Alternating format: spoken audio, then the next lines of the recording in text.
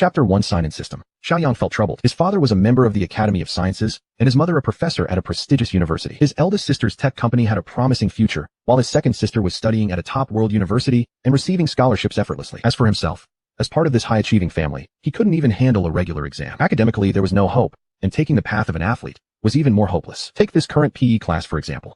Shiaoyang was nothing more than a background extra. Nowadays, the educational policy advocated for improved physical training standards. Even for seniors like them, there would be at least 2 PE classes every week. The activity for today's PE class was 100-meter sprint training. Not far away, PE teacher Zhang Miao took a timer from his shorts pocket and raised it to signal the other end. On the other side of the track stood a female PE teacher. She shook the synchronized timer at Zhang Miao to indicate that the sync function was on. Zhang Miao then turned his gaze toward the track. 8 students were getting into their starting positions. First group, take your marks. Ready. Although these students weren't professional athletes, their techniques were still quite standard. At the sound of the whistle, the 8 sprinted forward. One tall, thin guy with short hair stood out. Wow, Chen Yuan runs so fast. A real sprinter. The timer stopped at 12.93 seconds. For a student, this was an impressive result. Great job. Chen Yuan completed the 100 meters in 12.93 seconds. Many students couldn't help but show envious expressions. Having athletic talent could add points to the college entrance exam. Schools actively responded to the national initiative by selecting students specialized in sports to avoid last-minute scrambling for competitions. If one could reach the level of a national athlete, they could directly compete in national-level events. If they actually earned a position, they could choose any top university they wanted. Zhang Miao reset the timer. Second group, get ready. In the watching crowd, Xiaoyang's expression became odd. Right in his field of vision appeared a check-in panel. The panel was filled with question marks. A single tap each day would complete the daily check-in. Of course, Xiaoyang didn't hesitate in the slightest.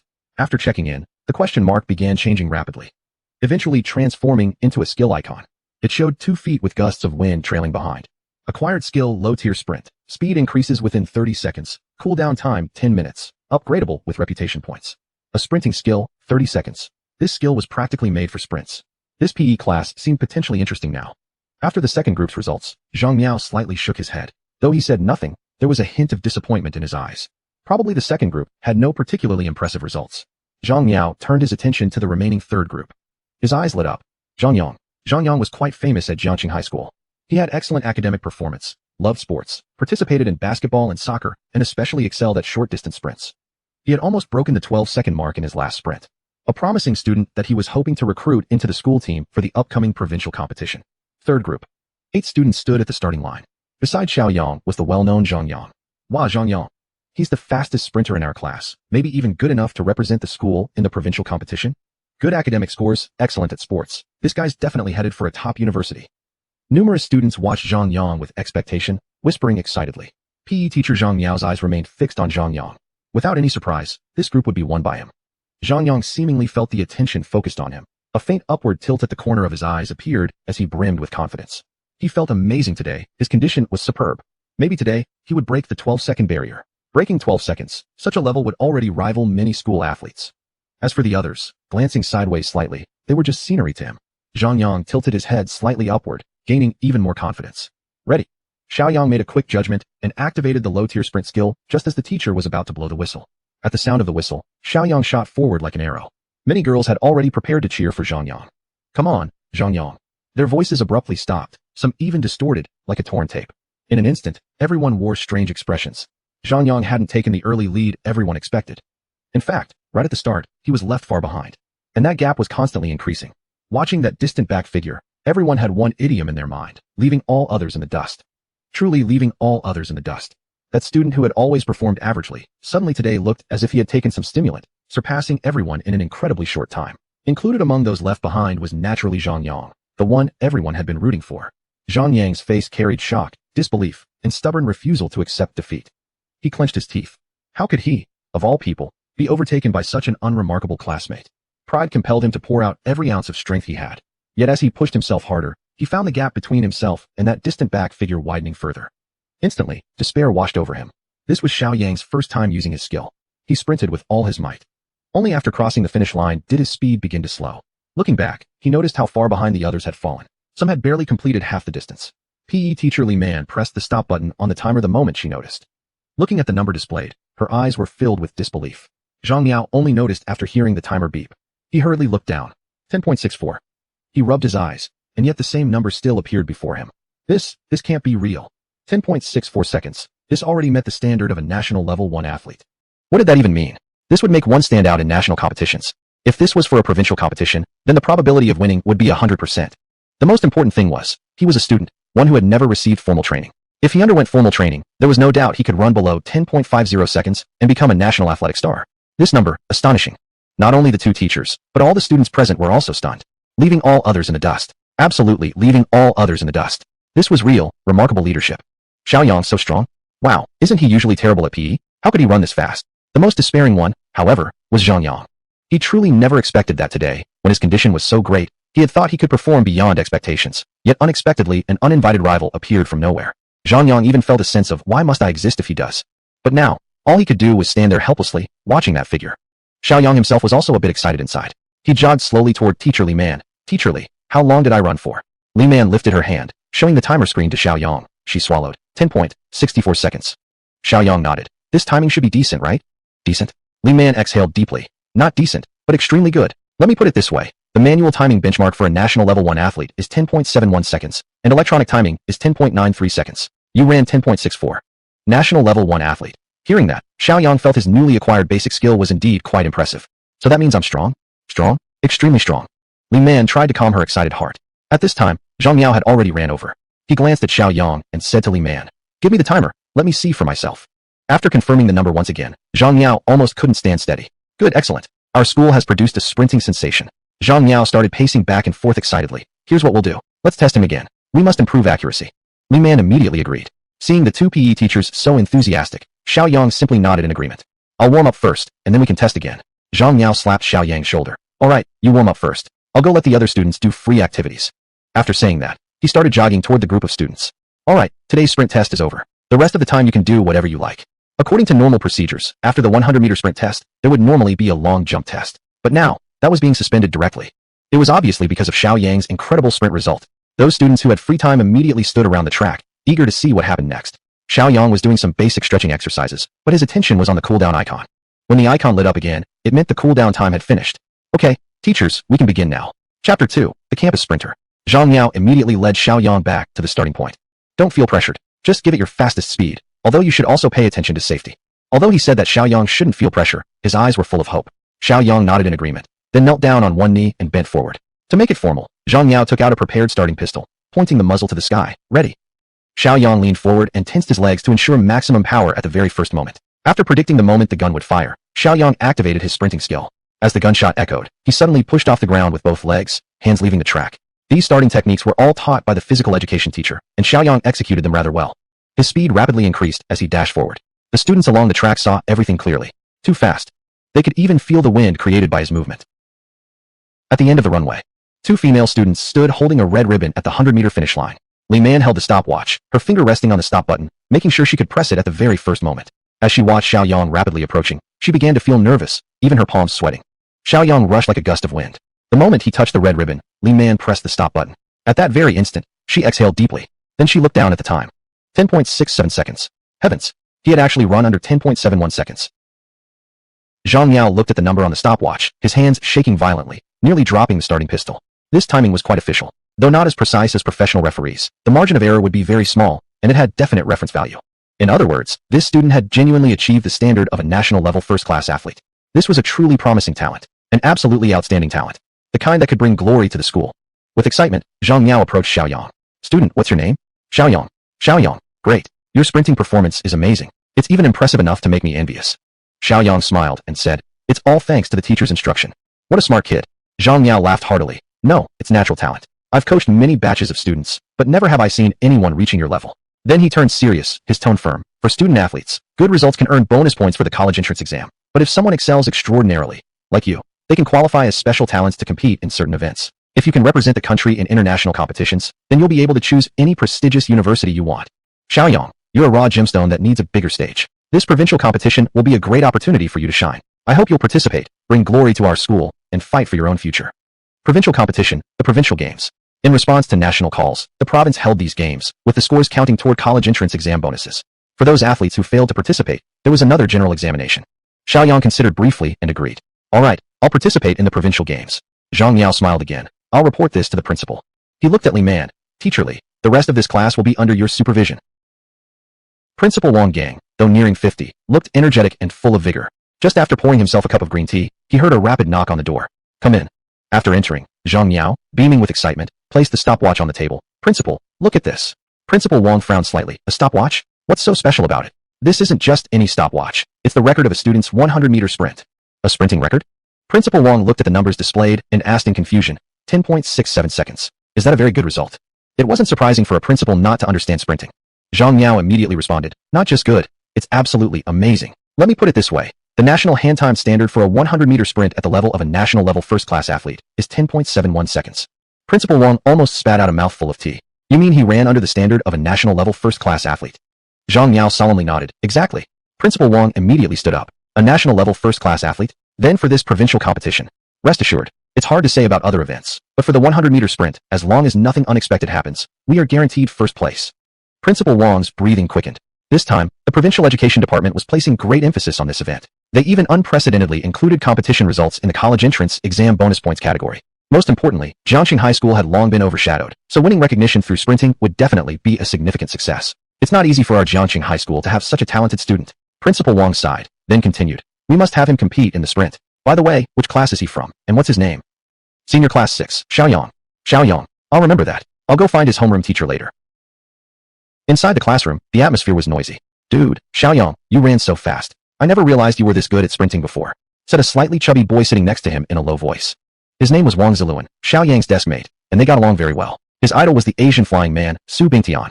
Xiaoyang looked at his desk mate and replied, I've always been strong. I just stayed low-key before. Wang Ziluan snorted. If you were really that low-key, you wouldn't have run that fast today. By the way, how many seconds did you run? 10.67.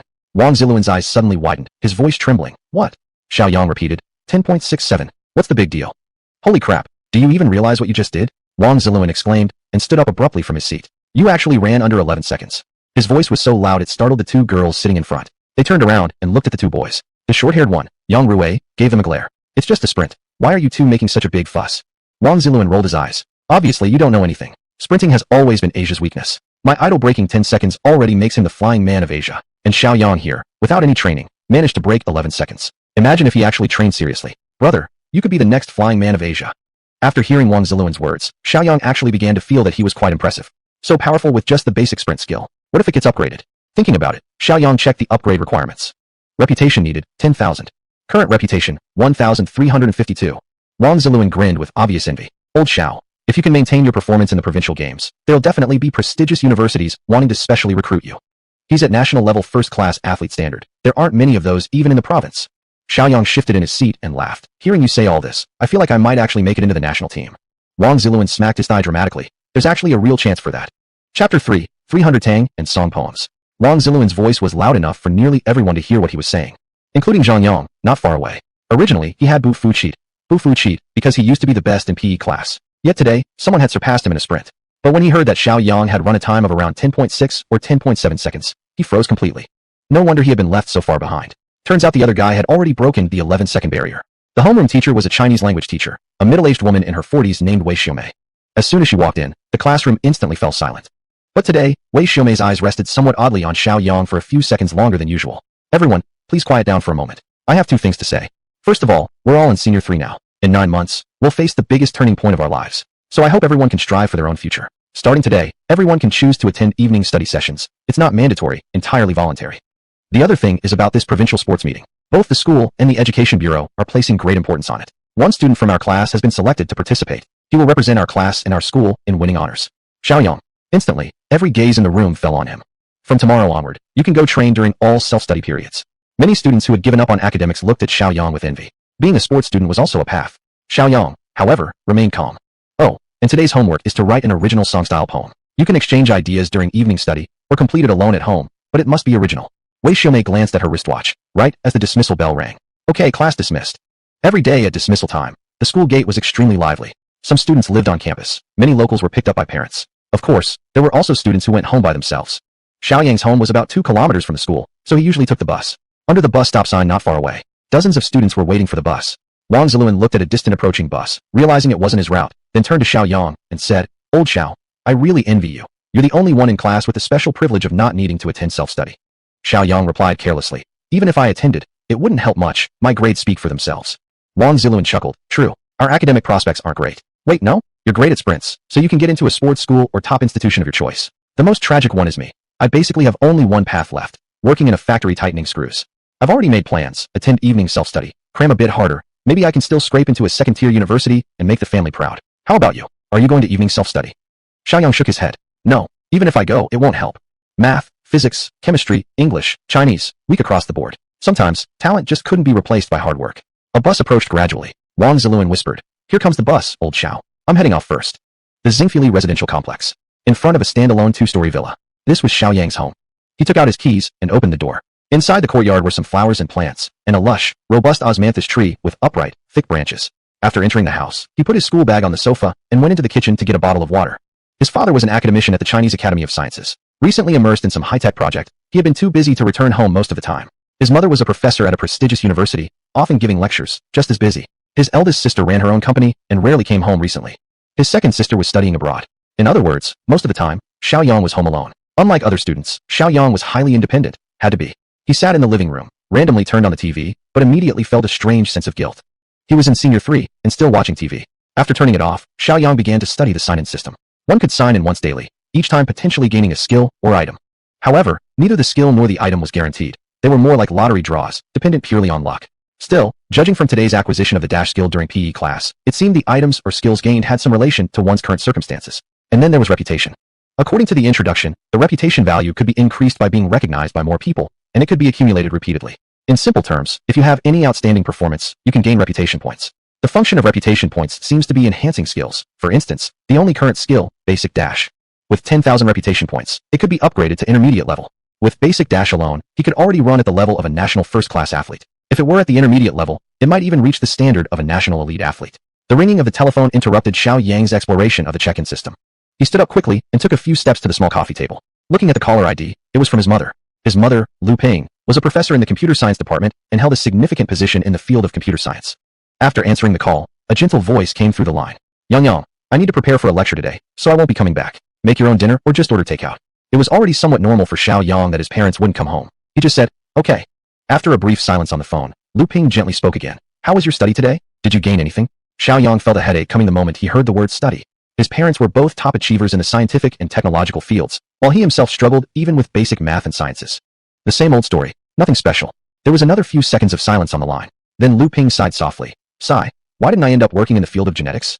"Xiaoyang, I feel slightly offended.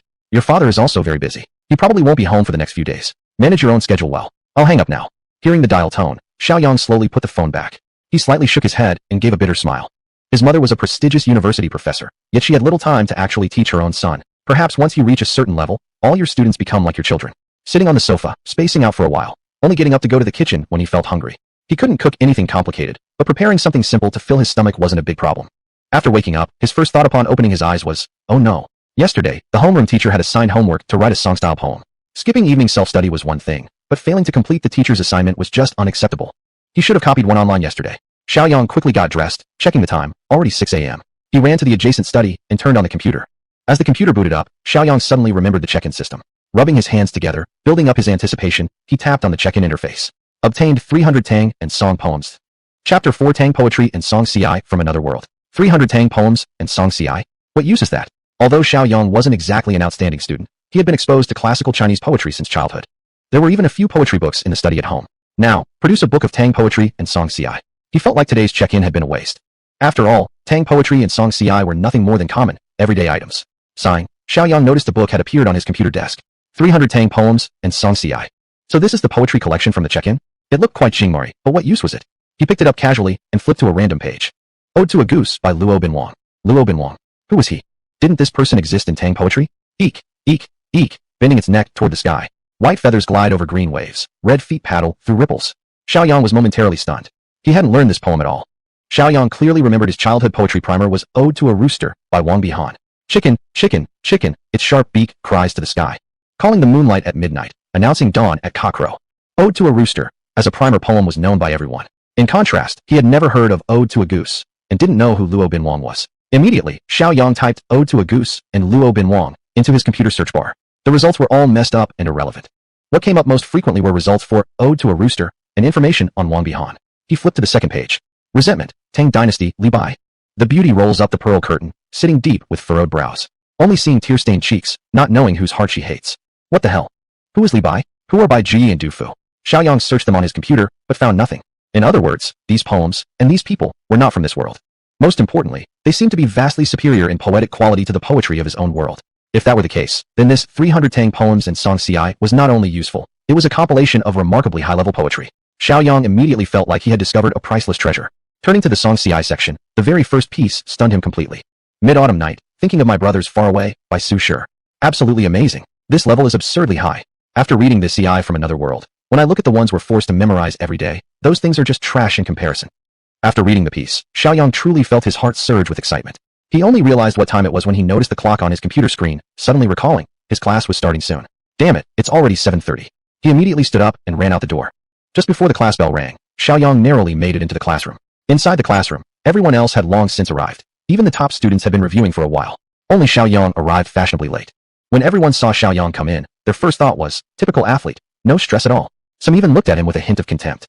All other pursuits are inferior. Only study leads to a bright future. From childhood onward, everyone had believed that only good grades and high academic achievement could bring the brightest future. Athletics? In the future, you'll just be laying bricks, at best becoming a physical education teacher after graduating from sports school. A dark future indeed. After sitting down, Wang Ziluan's chubby little hand slapped him on the back. You're really bold. Last night, you were the only one missing from self-study. Hearing this, Shiaoyang smiled slightly. Whether I come or not, it's all the same, right? Wang Ziluan immediately shook his head. That's not the same at all. Group brainstorming yesterday generated a lot of great lines. That's right, the assignment on Song Ci poetry. Shiaoyang smacked his head. Speaking of Song Ci, I completely forgot to do mine. Forgot to write it? You actually dare forget the head teacher's homework. Wang Ziluan shrank his neck slightly and muttered. But you've been getting a lot of attention lately, so maybe the teacher won't be too harsh on you. Shiaoyang ignored him and took out his notebook to start writing. Beside him, Wang Ziluan flipped open his textbook, looked sideways with a sneer in his eyes. Hard to tell if it was jealousy or mockery. Writing now? Big bro, aren't you late? If the quality isn't good enough, you'd be better off not writing it at all. Anyway, you're going to go down the athletics path anyway. The head teacher entered the classroom and sat at the podium. When her eyes landed on Shiaoyang, a hint of displeasure appeared in them. Although relevant authorities had repeatedly ordered that no extra burden be placed on students and that after-school tutoring classes be prohibited, emphasizing that self-study should be voluntary. Yet both teachers and students knew that the senior year was extremely stressful. Last night, the entire class had attended self-study, except for Shiaoyang. Even though Shiaoyang had been personally named by the principal to attend the provincial games, studying is your own responsibility. If you fail the academic requirements in the future, not even a sports university will accept you. In such an important year, Ms. Wei Xiaomei felt she should talk to Xiaoyang's parents, urging them to supervise him more and help correct Xiaoyang's lazy habits. She glanced at the clock. Alright, today's self-study session is over. Please turn in yesterday's Song Ci assignment. Papers were passed from the back to the front row, and soon all the notebooks were handed in. Wei Xiaomei picked up the thick stack of notebooks and walked out of the classroom. Inside the office, Wei Xiaomei placed all the notebooks on the desk. A male teacher sitting beside her smiled and asked, Teacher Wei, are these the assignments from yesterday? Yes. Yesterday, I had the students write Song Ci poetry. I'll grade them today. The male teacher's eyes lit up. Original Song Ci? Although I teach English, I'm also a poetry enthusiast. If you come across anything good, let me have a look. Ms. Wei nodded. Sure. After saying that, she opened the first notebook. Her eyebrows slightly furrowed. Untidy, and the wording is not up to standard. She immediately picked up the red pen and wrote D. D meant fail, C was pass, and for good ones, a plus symbol could be added. She opened the second notebook and glanced at the name. Bai Lan Lan. She was one of the top students in the class, especially strong in humanities subjects. Ms. Wei opened the notebook, and her previously tight frown loosened. Not bad. Although there are some signs of imitation, it's not obvious. Overall, it's still quite good. I'll show it to Teacher Lu later. She picked up the red pen and wrote A. Thinking for a moment, she added a plus sign to it, making it A+. A+ was already an excellent score. Originality better displayed personal talent and skill. It was also more difficult to do well, and Ms. Wei graded extremely fairly. Among the class of 46 students, more than half had failed. Ms. Wei rubbed her temples. Such a mixed group. She had to review both the good and the poor compositions. It was getting a bit tiring to read them all. She exhaled deeply, then reached for the next notebook. Seeing the name written on the cover, she frowned immediately. Xiaoyang. Xiaoyang's academic performance had always been mediocre, and his Chinese skills were particularly unremarkable. He hadn't even attended last night's self-study, and no one had discussed poetry with him. Given all these factors, what kind of good work could Xiaoyang possibly produce? Shaking her head slightly, she thought, I'll just take a quick look. Opening the notebook, she scanned the page, and suddenly her eyes widened. Chapter 5. A divine work that stuns everyone. This can't be. Wei Xiaomei's voice trembled slightly, her body involuntarily shaking. This unusual condition naturally caught the attention of the English teacher beside her. Ms. Wei, are you okay? What's wrong? Wei Xiaomei regained her composure and offered a smile to Teacher Lu. Nothing at all. She then lowered her head again, staring at Xiaoyang's notebook. The more she read, the more shocked she felt inside. As an experienced Chinese teacher, although her writing skills might be limited, her literary appreciation was absolutely solid. The poem on Xiaoyang's notebook couldn't be described merely as good. It was exquisitely beautiful. Incomprehensibly beautiful. The upper part of the poem questioned the heavens, reflecting an attachment to life. The lower part questioned the moon, revealing an ability to embrace life gracefully. The poetic conception was elegant and unrestrained, the emotions and scenes fused harmoniously, with deep thoughts and lofty realms. To put it frankly, even the great poets of the Song dynasty had never created anything comparable. Truly unprecedented and peerless. Teacher Lu, noticing the constant changes in Wei Xiaomei's expression, leaned over to take a look at the notebook. Once he saw it, his eyes were unable to look away. Marvelous, absolutely marvelous. Exquisite. Perhaps out of excitement, Teacher Lu's face turned red. This poem is wonderfully written with profound artistic conception and beautiful word choice. It's truly the best piece of poetry I've ever seen in my life. Ms. Wei, is this written by a student from your class? Wei Xiaomei felt an extremely complicated mix of emotions. She clearly knew what Shiaoyang's academic performance had typically been like as his homeroom teacher. Moreover, during the very first self-study session last night, he was the only one absent from the entire class. Since he was absent, obviously no one could have discussed or guided him. But if she had to believe Shiaoyang had written this, she still felt unconvinced inside. Hearing Teacher Lu's question, Wei Xiaomei thought for a moment before replying. This notebook belongs to Shiaoyang from our class. She didn't affirm that Shiaoyang had written it, yet she didn't deny anything either. Teacher Lu's eyes widened dramatically, filled completely with shock. Shiaoyang, the one with average academic performance, who was called out by the principal at yesterday's meeting because he needs to attend the provincial games. Wei Xiaomei nodded slightly. Upon receiving confirmation, Teacher Lu's first thought was that Shiaoyang must have copied it from the internet.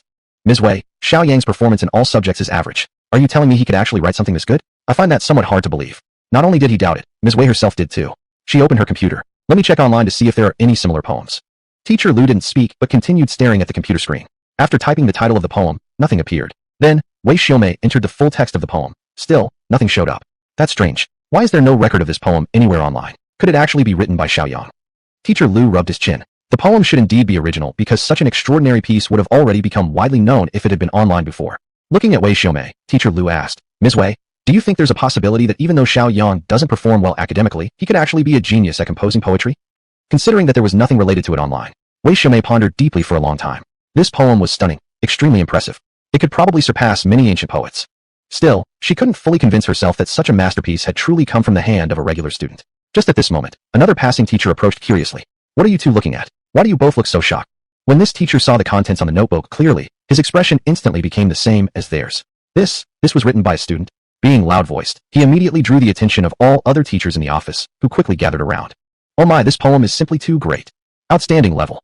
Wow, this kid's something else. If this poem were published, it would definitely create quite a stir. Is this written by one of your students? Virtually every teacher in the office crowded around. They kept passing the notebook around, continuously showering it with praises. Under the pressure of everyone's questions, Wei Xiaomei briefly explained Xiaoyang's academic record. Although she didn't explicitly say she didn't believe it, there was clearly a slight undertone of doubt in her tone. One bespectacled teacher adjusted his glasses. It's simple. Why don't you just call this Shiaoyang over here and ask him directly? The others all nodded eagerly, clearly extremely interested in both Shiaoyang and this poem. After a moment's thought, Wei Xiaomei stood up. Okay, I'll go get him. Shiaoyang, please come to the office for a moment. Ms. Wei pushed open the classroom door and said bluntly. Then she turned and left without another word. Xiaoyang stood up, and Wang Ziluan beside him whispered, Old Xiao, I have a feeling our head teacher wants to give you a hard time because she thinks your lyrics were carelessly written. Xiaoyang glanced at him. Carelessly written? If that were the case, then all the poetry in the world would be trash. This guy probably didn't even understand what he had written. Who knows? I'll go find out first. With that, he walked directly out of the classroom. The other students inside the classroom began whispering among themselves. Why did the head teacher call Xiaoyang to the office? I just heard from Prince Wang that it might be because Xiaoyang's lyrics were too bad, so the head teacher wants to scold him. Oh, I thought there was some big news. So it's just about homework? I thought Xiaoyang's academic performance has always been terrible anyway. Xiaoyang knocked on the office door. Moments later, the head teacher's voice came from inside. Come in. As Xiaoyang pushed the door open and entered, he was momentarily stunned. Inside the office, 7 pairs of eyes were staring at him, their gazes sparkling with excitement. Although Xiaoyang had nerves of steel, he still felt slightly uncomfortable in this situation. Teacher Wei, you called for me? Wei Xiaomei picked up the notebook from the desk. Xiaoyang, you've always been well-behaved, humble, low-key, and have never lied to a teacher. She held up the notebook and continued with a smile. Several of us teachers feel this lyric is of extremely high quality, and we want to know, did you really write this poem yourself? Xiaoyang thought to himself. This poem was written by a literary genius named Su Shi, but in another world. In this world, the poem is completely original. I was the one who brought it here. So technically speaking, saying I wrote it is also reasonable. Thinking this, Xiaoyang raised his head and nodded firmly. Yes, I wrote it. The teachers immediately looked at each other in astonishment. Wei Xiaomei's breathing quickened. Was it really written by him? Everyone in the room had a look of disbelief in their eyes. He was just an average student. How could he possibly write such a magnificent poem? Chapter 6 Shocking. This is a genius. Ms. Lu, the English teacher, supported her chin with her hand and said, Xiaoyang, I didn't expect you to have such talent as well, and to such an excellent degree. So, you must be someone who loves poetry deeply, right? Xiaoyang indeed loved poetry deeply. and he nodded indifferently. Ms. Lu continued, I wonder if you have any other poems from your daily life. If so, you could share them with us for appreciation. Everyone's eyes lit up at her words. This was a great idea. Someone who could reach such a level definitely wouldn't have only one piece of work. If there were other poems to present, then it could basically be confirmed that this was indeed written by Shiaoyang. But if he refused or couldn't produce any, then he had most likely plagiarized the work somehow. Wei Xiaomei felt a bit conflicted inside. On one hand, she also wanted to know whether Shiaoyang really had other works, and whether this poem was truly his. On the other hand, there was also the issue of her own reputation. If no other poems were produced, perhaps other teachers wouldn't say it outright, but would surely assume Shiaoyang had plagiarized, and in doing so, she'd lose face as his homeroom teacher. With so many teachers paying attention to this matter, she also felt as though she was riding a tiger and couldn't get off. Yet remaining silent wasn't an option either. Weighing things in her mind, Wei Xiaomei, with a complex expression, finally spoke. If there are, then bring them forward. If there aren't any other poems, that's fine too, and you can just go back to class. Shiaoyang saw the complicated look on his homeroom teacher's face and naturally understood her thoughts clearly. It's just poetry, right? He hadn't memorized many, though he'd seen a few. Firmly nodding, he said confidently, I do have a few other works. If the teachers are interested in listening, I'd be willing to share them, even if they're not of high quality. There really are more? Now let's see the level of his poetry. If it's ordinary. Everyone fell silent, staring at Shiaoyang, preparing to listen attentively. After thinking for a few seconds, Shiaoyang began casually. Last year, I once went on an excursion to Jingting Mountain, and out of sudden inspiration, I composed a poem titled Sitting Alone at Jingting Mountain. Jingting Mountain was a famous high mountain in Jiangxing, often visited by tourists. He adjusted his breath, his mind conjuring the sight of climbing the mountain.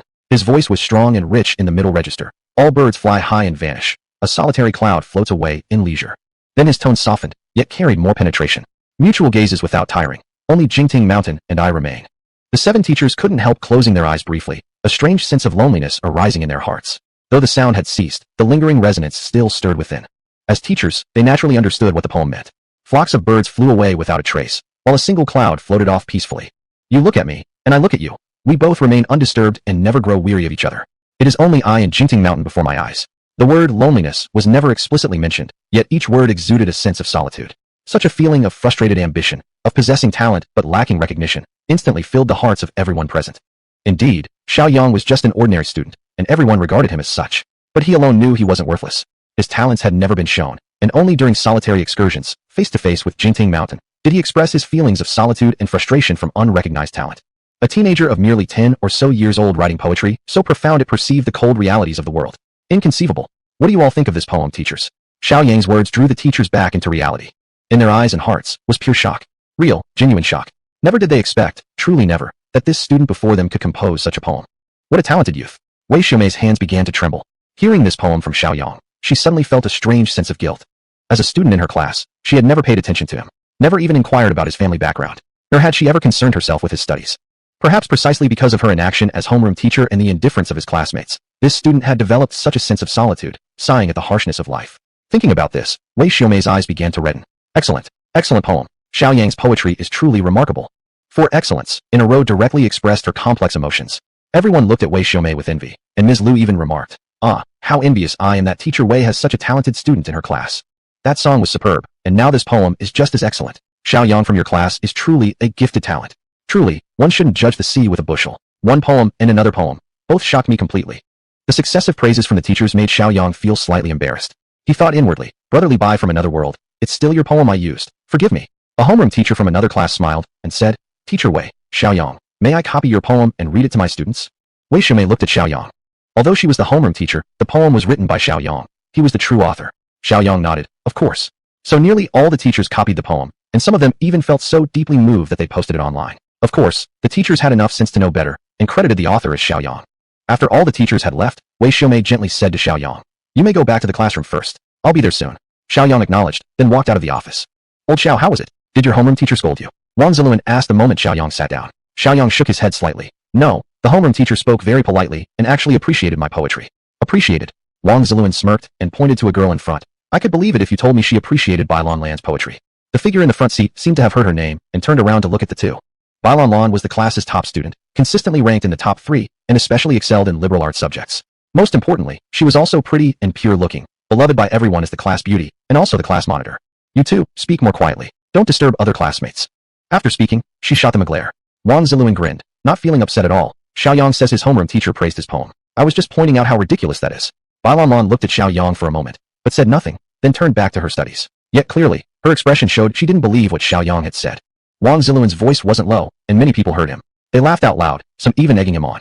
If Shiaoyang actually wrote a poem good enough to be praised by the homeroom teacher, I'll eat my textbook upside down. Ha ha ha. If he could write a decent poem, I'd call him a saint, an undisputed poetry master of this era. Just as everyone was laughing and mocking, the classroom door opened, and homeroom teacher Wei Xiaomei entered carrying a stack of exercise books. The room instantly fell silent. Chapter 7. A divine work. All the classmates are astonished. Head teacher Wei Xiaomei placed the exercise books on the lectern. Everyone, please stop for a moment. All the students lifted their heads to look at the head teacher. I finished grading yesterday's homework. Many of you didn't meet the standard, although a few did well. And worth mentioning is that today, one student received the highest score ever. I'd say this student's work was the best. I've given him an S+. What? S+? Teacher Wei was known for her strictness. Receiving an A+ on regular assignments was extremely rare. Now, someone had actually earned an S+. Everyone's gaze unconsciously turned toward Bai Lanlan. Who else could receive such a score, if not Bai Lanlan? It could only be her. Wang Ziluan nudged Xiaoyang's arm and whispered, "It's definitely Bai Lanlan. She's the best in poetry in our class." Xiaoyang smiled slightly, but didn't reply. Other students were whispering too. Wow, the teacher gave Bai Lanlan an S+. That's never happened before. How can you be so sure it's Bai Lanlan? Maybe it's someone else. It's absolutely impossible. Bai Lanlan is the peak of poetry in our class. Besides, didn't you see the teacher's eyes just now? She was constantly looking in Bai Lanlan's direction. Who else could it be? Could it possibly be Xiaoyang behind her? Huh. Bai Lanlan raised her head slightly and caught sight of the teacher's gaze. She really was looking at herself. And she even nodded slightly. Bai Lanlan suddenly felt a sense of lightness. Was the poem she had written truly that impressive? Could it really cause the teacher to award her an S+? It felt pretty good indeed. Teacher Wei tapped the eraser on the blackboard. The classroom quieted down again instantly.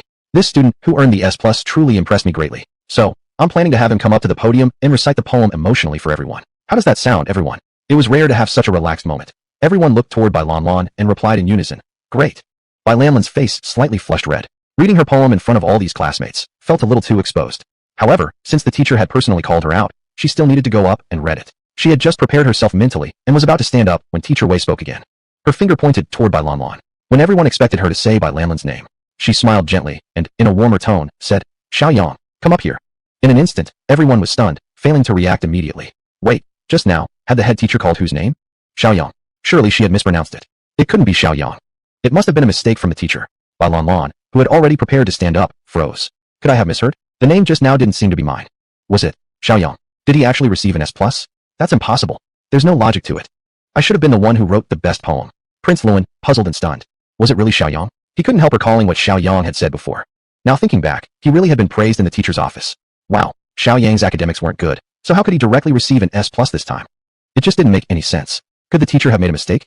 Everyone looked at Xiaoyang, assuming he wouldn't stand up, but Xiaoyang stood up and walked to the front of the classroom. The strangest part? Teacher Wei didn't correct herself at all. Could it really be him? Could the very first S+ in Teacher Wei's history of teaching Chinese really be given to Xiaoyang? Once Xiaoyang stood beside Teacher Wei, she clasped her hands together and said, "Xiaoyang's Song Ci poem this time was truly excellent. Let's all appreciate it now." She turned to Xiaoyang, smiling warmly. "Xiaoyang, read your poem aloud to everyone. Let them experience what real magnificent Song Ci poetry looks like." Since the teacher said that, it was certain. It was really Xiaoyang who earned the first ever S+.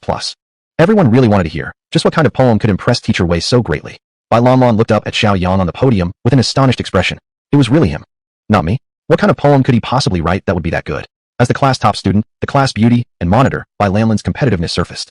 She definitely wanted to listen carefully. What kind of poem could Xiaoyang compose? Xiaoyang slightly nodded to Teacher Wei and then turned toward the classmates. "Shui, Jiao Gutu, when will the moon appear?" The background of this poem was the Mid-Autumn Festival last year. That Mid-Autumn was the first time in recent years that all the family members were reunited at home. Xiaoyang cleared his throat. His voice was slightly deep and resonant. "When will the moon appear? I raise my wine cup and ask the blue sky. I wonder in the celestial palaces above, what year is it tonight?" He looked toward the window and instinctively stepped closer to it. His voice grew louder. "I wish to ride the wind and return home. Yet I fear the jade palaces in the sky, for the cold up high is unbearable. Dancing, I play with my clear shadow. How can this compare to being in the human world?" Suddenly turning back, Xiaoyang swept his gaze across all the students in the classroom. His tone became more urgent, turning past red pavilions, descending through carved windows, shining upon the sleepless. There should be no resentment. So why does it always become full when we are apart? He gazed absent-mindedly in one direction, his tone growing soft once more. People experience sorrow and joy, parting and reunion. The moon waxes and wanes, bright and cloudy. Such things have always been hard to perfect. May all people endure for long, thousands of miles away, together beneath the same moonlight. After finishing, Xiaoyang returned his gaze and let out a long breath. The entire classroom fell silent, so quiet that even a pin drop could be heard. The words they had just heard wrapped around their souls endlessly. Bai Lanlan was truly impressed. At the same time, her face turned bright red. Because, when Xiaoyang recited the last line, his eyes were fixed on her direction.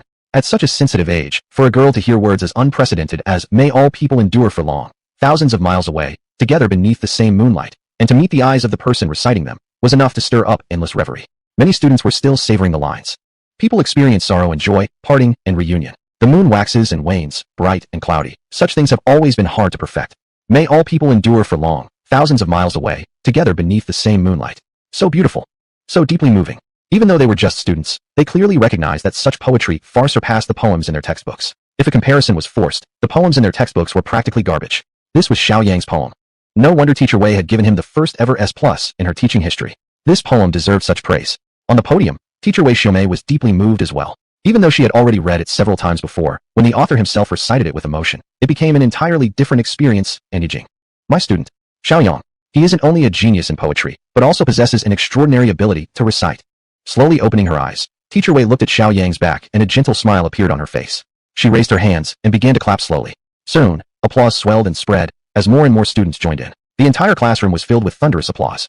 Wang Ziluan even clapped his hands until they turned red. So, Xiaoyang hadn't been boasting earlier. He really had been praised in the teacher's office. Chapter 8. The PE teacher comes in person. Unbelievable. That word, powerful. Even more powerful when read aloud. At the same time, many people had the same question stirring in their hearts. Wasn't Xiaoyang just an average student academically? How could he compose a poem with such insight and depth? Could he have copied it from somewhere? Probably not. Teacher Wei had always been known for being extremely rigorous. If she was so enthusiastic about praising Xiaoyang this time, then she must have been certain that the poem was truly his work. As everyone was thinking their own thoughts, Wei Xiaomei on the podium smiled again. Xiaoyang's poetry isn't limited to just one piece. Today, let him recite another 5-character poem he previously wrote called Sitting Alone on Jingting Mountain for us all to appreciate. Wow, there's more? One poem, and now another? Indeed, one should never judge a book by its cover. Who could have imagined that Xiaoyang, who previously seemed so ordinary, possessed such poetic talent? The students sat up straight. Xiaoyang once again recited his slightly modified version of Sitting Alone on Dinsong Mountain, with great emotion and expression. It was just as stunning. Again, that soul-stirring feeling. Xiaoyang is incredible. This time too, thunderous applause erupted, lasting a long time. After about a minute, Wei Xiaomei raised her hand to signal for silence. Gradually, the applause faded. All the students stared at Xiaoyang with glowing eyes. Those who had earlier harbored doubts now completely believed. One poem and one verse. What a remarkably talented individual Xiaoyang is. Wei Xiaomei said to class monitor Bai Lanlan. Lanlan, go ahead and distribute the notebooks. Then she glanced at the rest of the students. We'll continue with self-study class. After saying that, she walked out. Bai Lanlan stepped onto the platform. When she caught sight of Xiaoyang, for some reason, her heart began fluttering nervously, and her face flushed slightly red. Long classmate, let me help you. Xiaoyang smiled slightly toward her and reached out to take all the notebooks into his arms. You know, girls are usually weaker. Bai Lanlan didn't dare to look into his eyes, only lowered her head and began distributing the notebooks. Wang Ziluan clapped his hands, exclaiming, Wow, Xiao, you're just so talented. Bai Lanlan, sitting in the front, seemed to have been startled, visibly trembling. Xiaoyang looked at Bai Lanlan's back, then turned his head toward Wang Ziluan and smiled. Not really. Just SOSO. Wang Ziluan gave him a thumb up. Now that's what I call a real genius. How humble he is. Old Wang, you sure weren't saying this before. This seems a bit inconsistent. Xiaoyang shrugged, without saying anything. After the first 3 morning classes, Xiaoyang was idle. But on the playground, PE teacher Zhang Miao was growing increasingly anxious. Yesterday, they had clearly agreed that Xiaoyang would join his training to prepare for the upcoming provincial games. All the other students who had signed up for training had already shown up. Only Xiaoyang had not appeared until now. Unable to wait any longer for Xiaoyang, Zhang Miao went straight to the teaching building. The remaining students in training looked confusedly at his retreating figure. What's our coach doing now? Who knows? What big deal happened? Hold on, we're in the middle of training, and as a teacher he just leaves without a word. What's going on here? Xiaoyang was reviewing his studies during self-study class when he suddenly heard a sound from the window direction. He turned his head and saw PE teacher Zhang Miao waving at him. Xiaoyang slapped his head. The training. He'd forgotten. Yesterday, he had indeed promised to join the training for the provincial games. Never expected to forget about it only one day later. Thus, he quickly made an apologetic gesture and got up, leaving the classroom. Before exiting, he told the class monitor sitting in the front row, Bai Lanlan. Hey, teacher Zhang from PE class is looking for me to train. I'm going now. Bai Lanlan mumbled a faint HM, barely louder than a mosquito's buzz. Sorry, teacher Zhang. I actually forgot about the training. Zhang Miao was half annoyed, half amused, waving his hand. It's okay. You're new to the team, so it's understandable to forget something at first. The two talked as they walked toward the playground. The students casually training noticed the coach returning with a student and immediately understood. Wow, did Coach Zhang actually go to the classroom to fetch someone? Who's that? I've never seen him before. Don't know either, but Coach Zhang personally came to get him. That's not a treatment any of us have received before. Indeed, during PE training, attendance was voluntary. If anyone wanted to continue studying in the classroom, PE teacher Zhang Miao wouldn't personally call them out. But why go get a student who looked unfamiliar this time? A rather tall student spoke with a hint of bitterness in his tone. Teacher Zhang personally came to get him? This person must definitely have some special talent. A nearby student who was casually stretching shrugged and chuckled. Zhang Mingyuan, are you jealous? Zhang Mingyuan snorted coldly. Jealous? I was the first place in 3 events at the school sports day. How could I be jealous of someone who hasn't even participated in the school sports? The other person quickly pulled his head in, too afraid to say more. Zhang Mingyuan was indeed the champion in 3 school events, the 100 meters, 200 meters, and 400 meters. Especially the 100 meters, he could finish in under 12 seconds. With such achievements, it was almost certain he could get into a sports college. Precisely because he was among the best, he felt particularly annoyed when seeing Teacher Zhang actually go fetch an ordinary student for training. Even if he occasionally forgot to attend practice, Teacher Zhang had never once come looking for him. Zhang Miao clapped his hands. Come on, everybody gather around. The students from the PE training slowly came over. I'd like to introduce someone to you all. This is Shiaoyang. He will be training with all of you from now on. Since the provincial games are approaching, I hope everyone will do their best to support Shiaoyang. I will also make Shiaoyang the center of our training. The students nearly died of frustration. Well, look at this. We all came here to train, and now you want us to fully support a newcomer? If this guy were really that good, we wouldn't mind. But he's not even someone from our school sports team. Zhang Mingyuan stepped forward immediately. Teacher Zhang, I don't agree. We all came here to train, to bring honor to our school. Why should we assist someone who's just joining us now? Once the first person voiced objections, others began to express their dissatisfaction as well. Yeah, isn't this just wasting time? How can we waste time on a newbie? The situation quickly turned chaotic. Zhang Miao hesitated for a moment, but didn't rush to explain. Instead, he looked at Zhang Mingyuan. Zhang Mingyuan, if I recall correctly, your best time in the 200 meters should be 23.87 seconds. Zhang Mingyuan nodded. That was indeed his best time. It was already considered at the level of a second-grade national athlete. Pretty impressive indeed.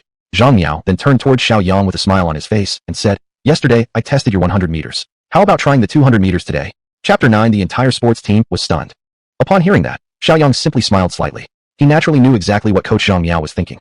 It was obvious. Zhang Miao wanted Shiaoyang to showcase his abilities so that everyone would willingly cooperate with him, and at the same time, test whether Xiaoyang's performance in the 200-meter race would be just as impressive as his 100-meter sprint.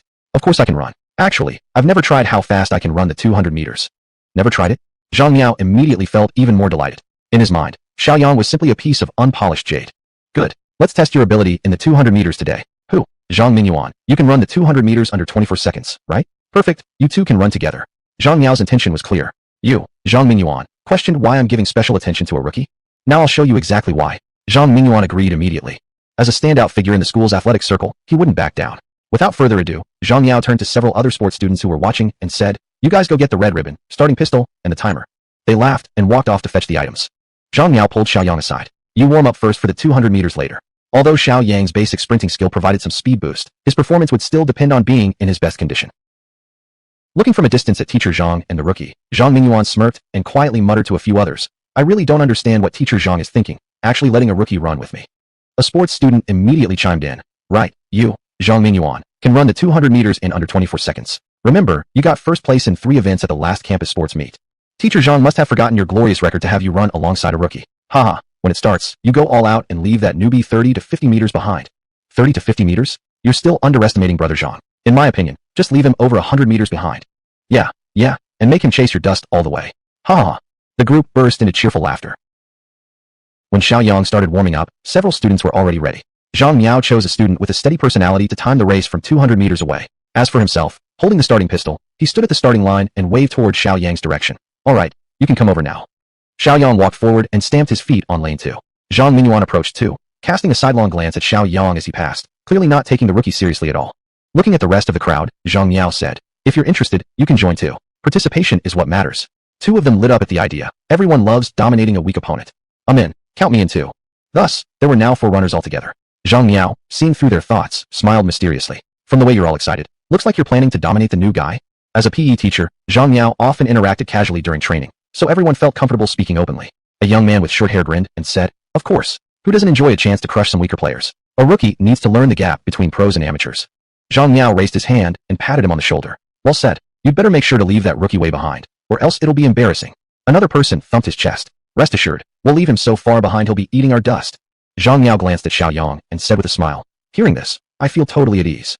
He raised the starting pistol, signaling the start. The 4 runners took their positions. Zhang Miao lifted the pistol. Ready. The 4 adopted their starting stances. Zhang Mingyuan even found time to glance sideways at Xiaoyang. Seeing Xiaoyang's somewhat stiff but technically correct stance, his contempt deepened even further. Looks like a rookie with style, but no substance. Indeed, compared to seasoned runners like them, Xiaoyang's stance appeared quite awkward. But then, he activated his sprinting skill. The next moment, the gunshot rang out. Xiaoyang exploded into motion. At the very beginning, Zhang Mingyuan, as a seasoned athlete, had the advantage. But within less than a second, he realized he had been overtaken. Overtaken by a rookie? Absolutely not. Zhang Mingyuan suddenly increased his effort. Yet he realized that no matter how hard he pushed, the distance between him and Xiaoyang only grew rapidly. This rookie is this powerful? Damn it. He gave it his absolute all, but found the distance widening further, until he could only eat Shiaoyang's dust. If even Zhang Minyuan, a specialist in sprinting, ended up like this, the other two runners were even worse off. They didn't even get a chance to taste the dust. Staring at the distant figure disappearing into the horizon, the two of them turned red in the face. They had previously boasted to Coach Zhang that they would make the rookie eat their dust, but they never imagined that not only did they fail to make the rookie eat dust, now they could only feed each other dirt.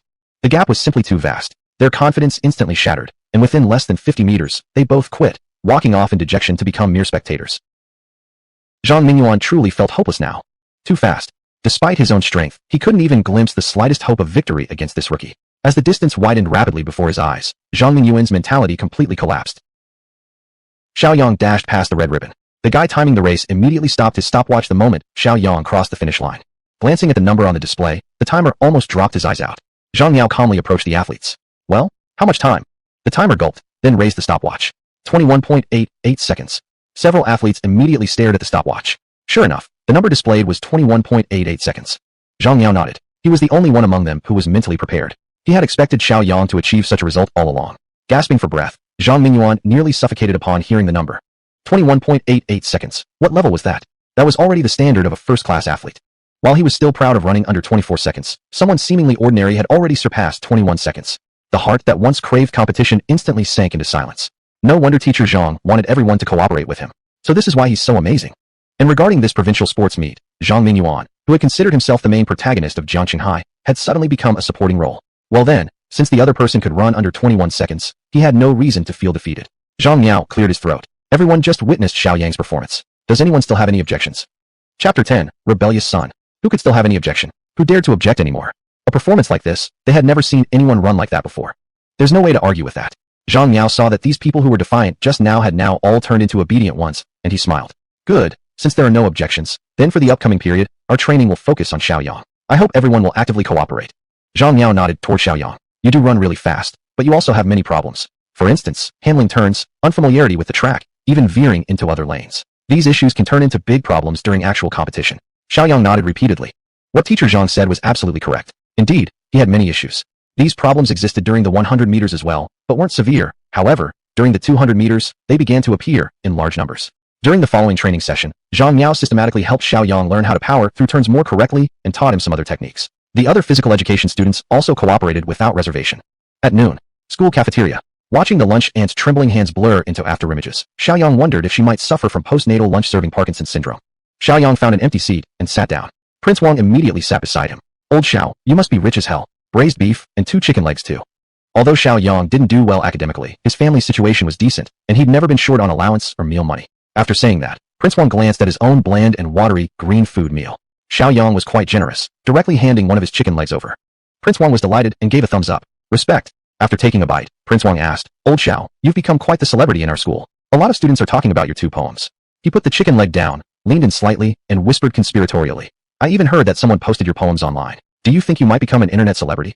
Become a net celebrity for just 1 or 2 poems. You're overthinking it. Prince Wang chuckled. Can't say it's impossible. With your talent, who knows, one day you might become a famous poet. It's just too bad your academic performance is SOSO. Otherwise, graduating from a key university would make you a dazzling contemporary poet. Shiaoyang shrugged helplessly. His studies truly were just too average. But learning, well, that required talent. Hard work without talent wouldn't amount to much. The first class in the afternoon was English. The English teacher was none other than Mr. Liu. Today, the first thing he did when entering the classroom was to look for Shiaoyang. As a poetry enthusiast, the 2 poems Shiaoyang had written had given him an immense shock. After reading Xiaoyang's poems, the classical Chinese poems in the textbook even seemed tasteless to him. Pity such a gifted student had only mediocre academic performance. In class, Mr. Liu began paying special attention to Shiaoyang. He even tried to stimulate Xiaoyang's participation by deliberately calling on him to answer questions from time to time. This left Shiaoyang rather distressed. Shiaoyang sat on the sofa at home, exhaling a breath. What a tiring day indeed. He not only attended athletic training during the self-study period, but also noticed all the teachers changing their attitudes toward him dramatically in class. It seemed like every teacher was desperate to cram all their knowledge into his head. Especially the English teacher, who even offered to tutor him during his free time. God, if he really was cut out for academics, would Shiaoyang have become the rebellious son at home? He had just taken a sip of water to relax his tense nerves when he heard the gate in the courtyard creak open. Standing on tiptoe, he saw a middle-aged woman in her 50s open the door and walk in. She was wearing a long dress and had big, wavy hair. She didn't look particularly fashionable or pretty, yet she exuded an elegant demeanor. It was his mother, Lu Ping. When someone else's mother came home, the first reaction would be to turn off the TV and open the textbooks. But Shiaoyang didn't do that, because there was no need. His poor academic performance was no secret, nor was it due to a lack of trying. Soon, Lu Ping pushed open the door and walked in. After scanning the living room briefly, she looked at her son. You kept the house quite tidy. Shiaoyang stood up and poured her a glass of water. I've always been neat. I just can't stand a messy room. Lu Ping smiled as she accepted the glass of water and sat down beside him. My son, you never seem to know modesty when praising yourself. After setting down the glass, she asked the most important question. How have you been doing at school lately? Shiaoyang sat down, placing his hands behind his head. Recently things have been okay. I joined the school athletics team. He turned to face his mother. What do you think about me pursuing athletics? Lu Ping was momentarily taken aback, then chuckled. Can you ever be serious? From childhood to now, I've never noticed any athletic talent in you. She must have thought he was joking. I'm serious. I've already joined the school team, and I'm preparing to attend the provincial competition. Really? Do I look like I'm joking with you? Lu Ping's expression gradually became complex. Well actually, as long as you study hard, whether you're the top or not isn't that important. Your father and I were thinking about sending you overseas in a few months. After staying there for a few years and coming back, you could at least claim to have gained some experience. But a sports career just doesn't suit you. Shiaoyang understood immediately. The old couple clearly knew Shiaoyang was no scholar material, so they were preparing to use their connections to send him abroad. Elegantly put, it was for gaining prestige. When he returned after several years overseas, he'd be nothing less than a Ritterny graduate. Then they could arrange a stable job for him. Naturally, everything would fall into place. This Dalu routine wasn't new by any means. Shiaoyang himself, however, had different ideas. What's the point of going abroad if it isn't a prestigious university? Besides a shiny surface, it wouldn't make much difference. This is the internet age now. Academic credentials are all verifiable. Upon returning, you might become a laughingstock. And as for athletics, as long as you're good enough, being specially recruited as an athlete student isn't unusual at all. Besides, with high enough skills, you could even bring honor to the country. Lu Ping laughed out of frustration. If you said this to your father, he'd surely point his finger at your nose and call you a rebellious son. Do you even know your own worth? Thinking of pursuing a sports career? Our family tradition is either scientific research or computer science. Where's the athletic talent in our genes? You're just being unrealistic. Bringing glory to the nation is easier said than done. Your eldest sister is pursuing her second doctorate and already has 3 master's degrees, and she hasn't struggled nearly as much as you do. And your second sister? She's a top student among world-renowned universities. Every year, her scholarship is almost equal to my salary. Chapter 11, Rebellious Son A2. The conversation was getting more and more tense. To put it bluntly, they simply didn't believe that Shiaoyang had any talent in sports, and even brought up his eldest and second sister for comparison. Same upbringing method, the 2 older girls turned out just fine. You aren't, and we're trying to give you a golden lining, but you won't even accept it. Seeing Shiaoyang fall silent, Lu Ping also realized that her previous words had been too harsh. Her tone softened as she earnestly said, Yang, your mom's only doing this for your own good. The path of a sports student isn't suitable for us. Just follow my suggestion. Several months later we'll go abroad. Shiaoyang rubbed his temples. Let's talk about it later. Please take a seat first. I'll prepare dinner. Don't be silly. Use that time to study more. Mom will cook. Lu Ping quickly interjected. Shiaoyang stood up, shaking his head slightly with a complicated smile on his face. What's the use of studying? Can I ever reach the level of my 2 sisters? Lu Ping froze, watching blankly as Shiaoyang walked into the kitchen. Shiaoyang wasn't particularly skilled in cooking, but the meals he made were decent enough. At the dinner table, Lu Ping resumed her roundabout tactics, still trying to convince Shiaoyang not to take the detour of becoming a sports student. Shiaoyang merely gave her perfunctory responses. After returning to his room, Shiaoyang dug out the book titled 300-Tong Poems and Song Lyrics, and started to appreciate the poetic culture of another world. At the end of the poetry anthology were introductions to poets from another realm. Li Bai, courtesy named Tai Bai, style named Qing Lian Zhu Shi, also known as the Exiled Immortal, was a great romanticist poet of the Tang dynasty. While he was enjoying the book, the phone on his bed rang. Putting down the book and walking over, he saw that the caller was his father, Xiao Rongxing. Shiaoyang hesitated slightly. Usually his father rarely called him. Calling today must be because his mother told him about his decision to become a sports student. With this thought in mind, Shiaoyang pressed the answer key. A rather stern voice came through. Shiaoyang, I'm here. After a brief silence, his father, ever to the point, got straight to the point. I heard from your mother that you want to take the sports student route. Here it comes. Yes. Before Shiaoyang could say more, his father began his barrage. Utter nonsense. Absolute nonsense. Do you really think you're cut out for this? How many people are there in sports schools? How few actually bring honor to the nation? Do you even know how hard it is for them to find work after graduating?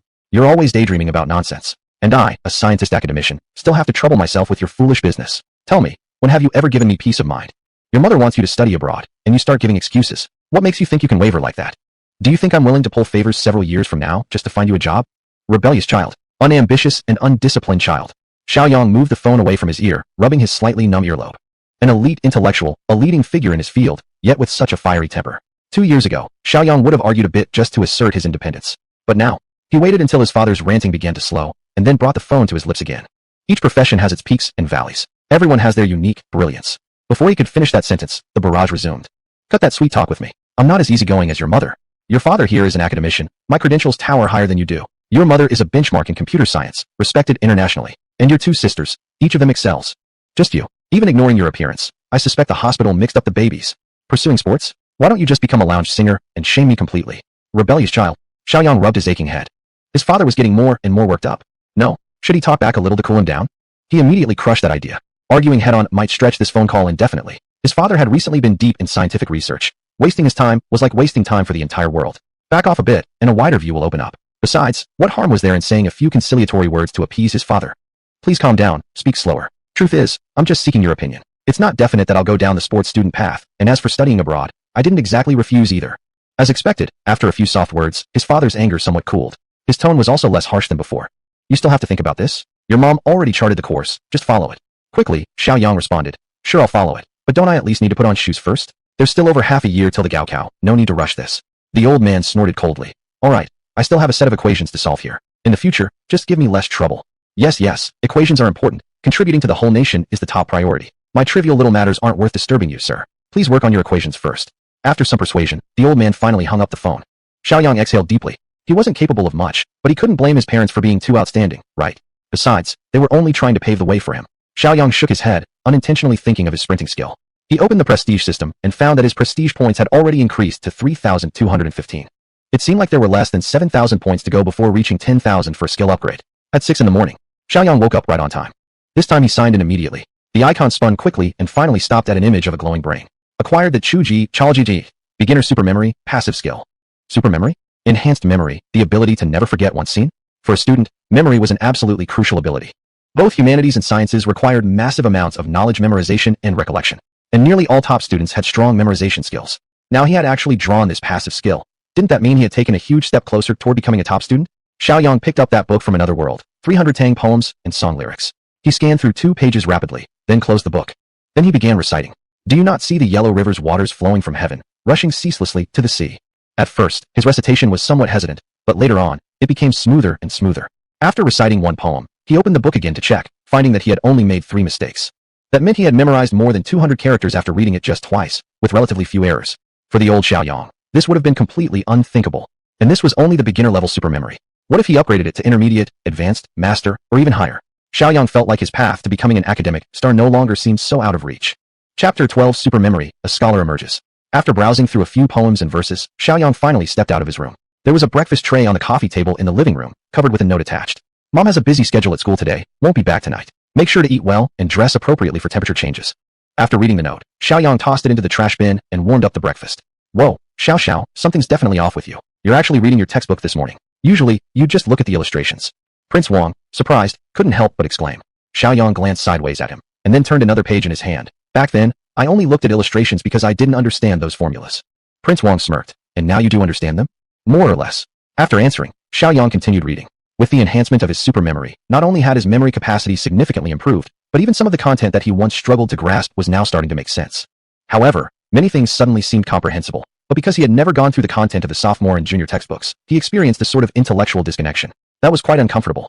Xiaoyang thought that when he got home, he must definitely review the textbooks from his freshman and sophomore years. During morning self-study, Xiaoyang was particularly focused, which caused Prince Wang sitting next to him to look surprised, and even afraid to chat or talk. During class, Xiaoyang sensed his cognitive abilities were clearly sharper than before. The content explained by the teacher could often branch out in his mind. And when the teachers called upon Xiaoyang to answer questions, he was always able to respond immediately, and the accuracy rate was pretty good. That caught everyone else a bit off guard. After all, previously Xiaoyang usually wore a look of complete confusion during class question and answer sessions. Eventually, teachers stopped calling on him. Only after his poems astonished both teachers and students yesterday did the teachers regain interest in Xiaoyang. The teacher at the podium kept nodding approvingly.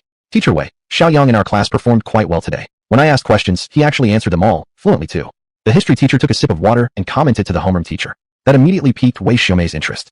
Xiaoyang is a prodigy in writing classical poetry. If indeed his academic performance could improve further, it would be absolutely wonderful. In reality, for cultural courses, he didn't need to perform exceptionally well to still have a bright future ahead. Is that so? We'll be very pleased if Xiaoyang can truly improve his attitude towards studying. Chinese class. As Wei Xiaomei entered the classroom, she cast a meaningful glance towards Xiaoyang's seat. Half a month ago, we covered Return Yi. This piece, let's see now if there are still students who remember it. Return Yi was a piece by the Eastern Jin Dynasty pastoral poet. Her eyes fell on Xiaoyang. Xiaoyang, you recite it. Other students turned to look at Xiaoyang. They were all classmates, familiar with each other's strengths and weaknesses. Although Xiaoyang was great at composing poetry, when it came to memorization, Xiaoyang had never even passed. Prince Wang beside him flipped directly to that page in his textbook, ready to give Xiaoyang a chance to peek when he struggled. Unexpectedly, Xiaoyang didn't even look at Prince Wang's book, but stood up and began reciting directly. The more he recited, the more fluently he spoke. As Xiaoyang recited, Wei Shumei nodded continuously. Good, quite good. Sit down. She pointed at Prince Wang. Prince Wang, you recite it now. Prince Wang was instantly dumbfounded. He stood up hesitantly and stammered out a few lines. It was obvious to everyone that he had completely forgotten the content they had learned half a month ago. With a helpless gesture to calm him down, Wei Shumei said, sit down. She then called on several other students consecutively, most of whom couldn't recite anymore. Now, Wei Shumei was certain that Shiaoyang had truly turned over a new leaf. It was not uncommon for previously average performing students to experience rapid improvement in senior year. She firmly believed that Shiaoyang belonged to the type who would achieve greatness late. Wei Shumei began to have higher and higher expectations of Shiaoyang. At the end of the class, Wei Shumei leaned against the podium. Tomorrow is Saturday, no class, of course. If there's nothing important, students can come to school to study by themselves or study at home. This is not mandatory. She emphasized the word mandatory. After speaking, she looked in Xiaoyang's direction. Xiaoyang, come out for a second. Standing in the corridor, seeing Xiaoyang come out, she softly asked, Xiaoyang, have you felt any study pressure recently? Why would the homeroom teacher suddenly bring this up? He thought for a moment, and honestly replied, more or less. I can clearly see the changes in you. Wei Shumei said softly with a slight shake of her head. You've definitely been putting in a lot of effort behind the scenes lately. That's a good thing. I admit I haven't paid enough attention to your studies before. I owe you an apology as your teacher. Xiaoyang quickly waved his hands in protest. That's going too far. Xiaoyang, you're a piece of gold hidden deep beneath the surface. You deserve to be discovered, not left to gather dust. Hard work is the most important thing. As for self-study sessions in the evening, Wei Shumei steered the conversation toward evening self-study. After all, during these past 2 days, Xiaoyang was the only student in the entire class who hadn't attended evening self-study. Moreover, this kind of voluntary study session was strictly monitored by the school authorities, so as homeroom teacher, she couldn't explicitly approve of skipping it. Xiaoyang forced himself to reply, there's the provincial sports meeting next week. If I don't maintain my physical condition. Lowering her voice, Wei Shumei continued, there's still over half a year until the college entrance exam. Although sports can add extra points, eventually whether you can get into a top university depends on academic scores. You have potential. You should focus your efforts properly instead of dedicating all your energy to athletics. If you agree, I can talk to the PE teacher and we can simply withdraw from his class. Wow. What she meant was essentially asking him to concentrate on academics and give up sports. Is the teaching profession this competitive these days?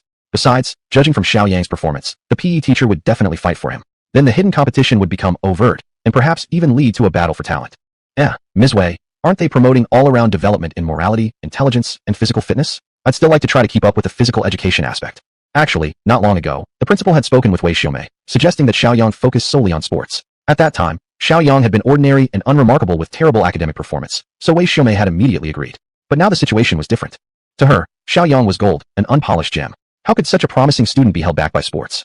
After hearing Xiaoyang's words, Wei Shumei continued persuading him. The school promotes all-around development, yes, but the path you choose is ultimately your own. As long as you show willingness, I'll take full responsibility for everything else. No one will have any say. Chapter 13. Familiarity with 300 masterpieces of the Tang and Song dynasties enables even the non-poet to compose verses. The head teacher's stance was quite clear. Xiaoyang could only adopt a circuitous tactic helplessly. Teacher Wei, the provincial sports meeting will only take 3 to 5 days. If I quit now, it would look bad for both the PE teacher and the principal. I know you can handle the pressure, but we might as well wait those few days. Let's discuss it after the provincial sports meeting. That's true. It's just a few days anyway. Forcibly stopping Xiaoyang from participating in the sports meeting would seem unreasonable. After a moment of thought, Wei Shumei said, all right, then we'll wait until after this sports meeting. Then I'll return to the classroom now. With a quick greeting, Xiaoyang hurried back to the classroom. Standing in the corridor, Wei Shumei waited until Xiaoyang entered the classroom before remembering that there was still the evening self-study session and tomorrow's self-study class, as well as her intention to tutor Xiaoyang. There's still the self-study class. Her hand, extended toward the classroom door, retracted. What a kid. Helplessly, Wei Shumei turned around and walked towards her office. Wang Ziluan leaned over. What did the head teacher want with you? Xiaoyang glanced at him and smiled. Nothing much. She was just planning to make me attend the evening self-study session.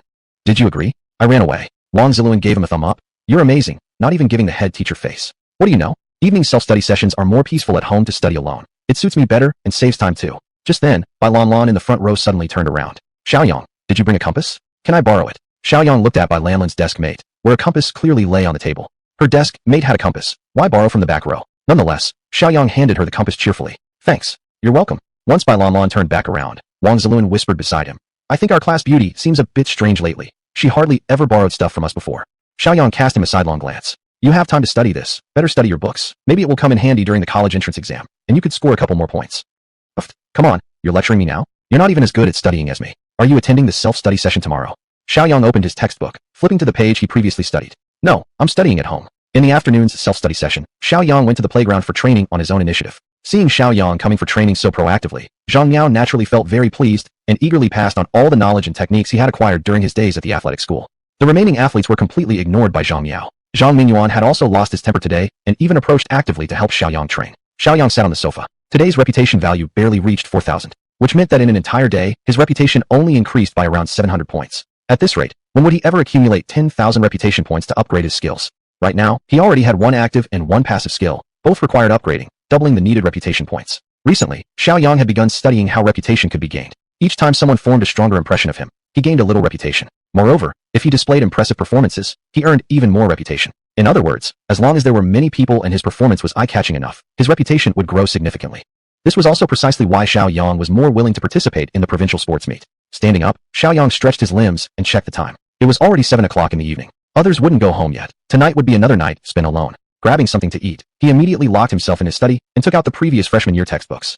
Reviewing knowledge was extremely easy for Shiaoyang, now equipped with super memory and enhanced thinking. He could literally read 10 lines at a glance. Stretching his arms and legs, his joints cracked audibly. Looking at the clock, he realized it was already 1 o'clock at night. Wow, no wonder I feel so tired. I've been sitting for over 4 hours straight. After returning to his room and lying on the bed, drowsiness still hadn't come, so he started the check-in process right away. Icons quickly flipped through before finally settling on an image, a human figure with various sized +1s above its head. Today's check-in, reputation plus 5,000. Reputation plus 5,000. Could he really get something like this? He checked his reputation and indeed saw that it had reached 9,000 already. It seemed that this check-in system actually had quite a chance of catering to his needs. If he wanted to become a billionaire, would checking in possibly give him cash? If he wished for a car, would he receive one then? Thinking about it like this, the check-in system suddenly became even more interesting. Today was Saturday. Perhaps other students had already gone to school for self-study, but Shiaoyang did not. Studying at home was just as good. He had set himself a small goal today, to review all of the freshman year material within one day, and most importantly, to memorize the 300 masterpieces of the Tang and Song dynasties so thoroughly that it became second nature. Why memorize it? Naturally, it was for greater assurance. Only when the entire poetry collection was firmly stored in his mind and then destroyed would it truly become his own possession. Originally, with his current super memory ability, memorizing a poetry book shouldn't have been very difficult, but after an entire morning, he already felt dizzy and overwhelmed. As he closed his eyes to rest, the verses danced like elves in his vision. I shouldn't just cram by rote memorization. To relax his mood, Shiaoyang went to the rooftop balcony and stood there gazing into the distance. The community landscaping was quite nice, not at all monotonous. Standing on the balcony, a cool breeze blowing gently, countless verses began to surface in his mind. A youth knows not the taste of sorrow. He falls in love with the upper floors. Falls in love with the upper floors. He only feigns sorrow to write a new verse. Now I know fully the bitterness of sorrow, yet I hesitate to speak. I hesitate to speak, and only say, what a fine autumn it is.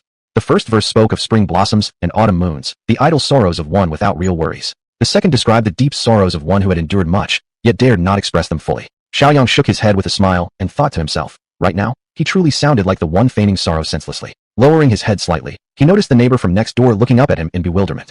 Although they were neighbors, the couple's parents were often away from home, and he himself was too lazy to go out, so they weren't very close. He only knew the family's surname was Wu. The man worked as a small bank official, and the woman was apparently a middle school teacher, with a son currently attending university. Shiaoyang gave an embarrassed smile, nodded briefly as a greeting, and stepped down from the balcony. After a brief moment of daze, the neighbor woman turned around and went back inside, quickly retrieving paper and pen to write down the poem she had just heard. After returning indoors, Shiaoyang's spirit was quite refreshed, and he began burying himself in memorization again. By evening, Shiaoyang exhaled deeply and walked out of the study room. His entire day's plan had been completely disrupted.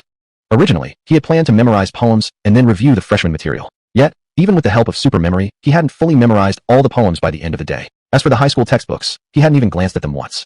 Chapter 14, Class President by. Rote memorization is definitely not the way to go. Rubbing his growling stomach, Shiaoyang turned around and headed to the kitchen. He opened the fridge, but it was completely empty. Oh come on, no food left. He slapped his head. No wonder he had felt like he forgot something when he saw his mom's note this morning. He forgot to ask for his allowance.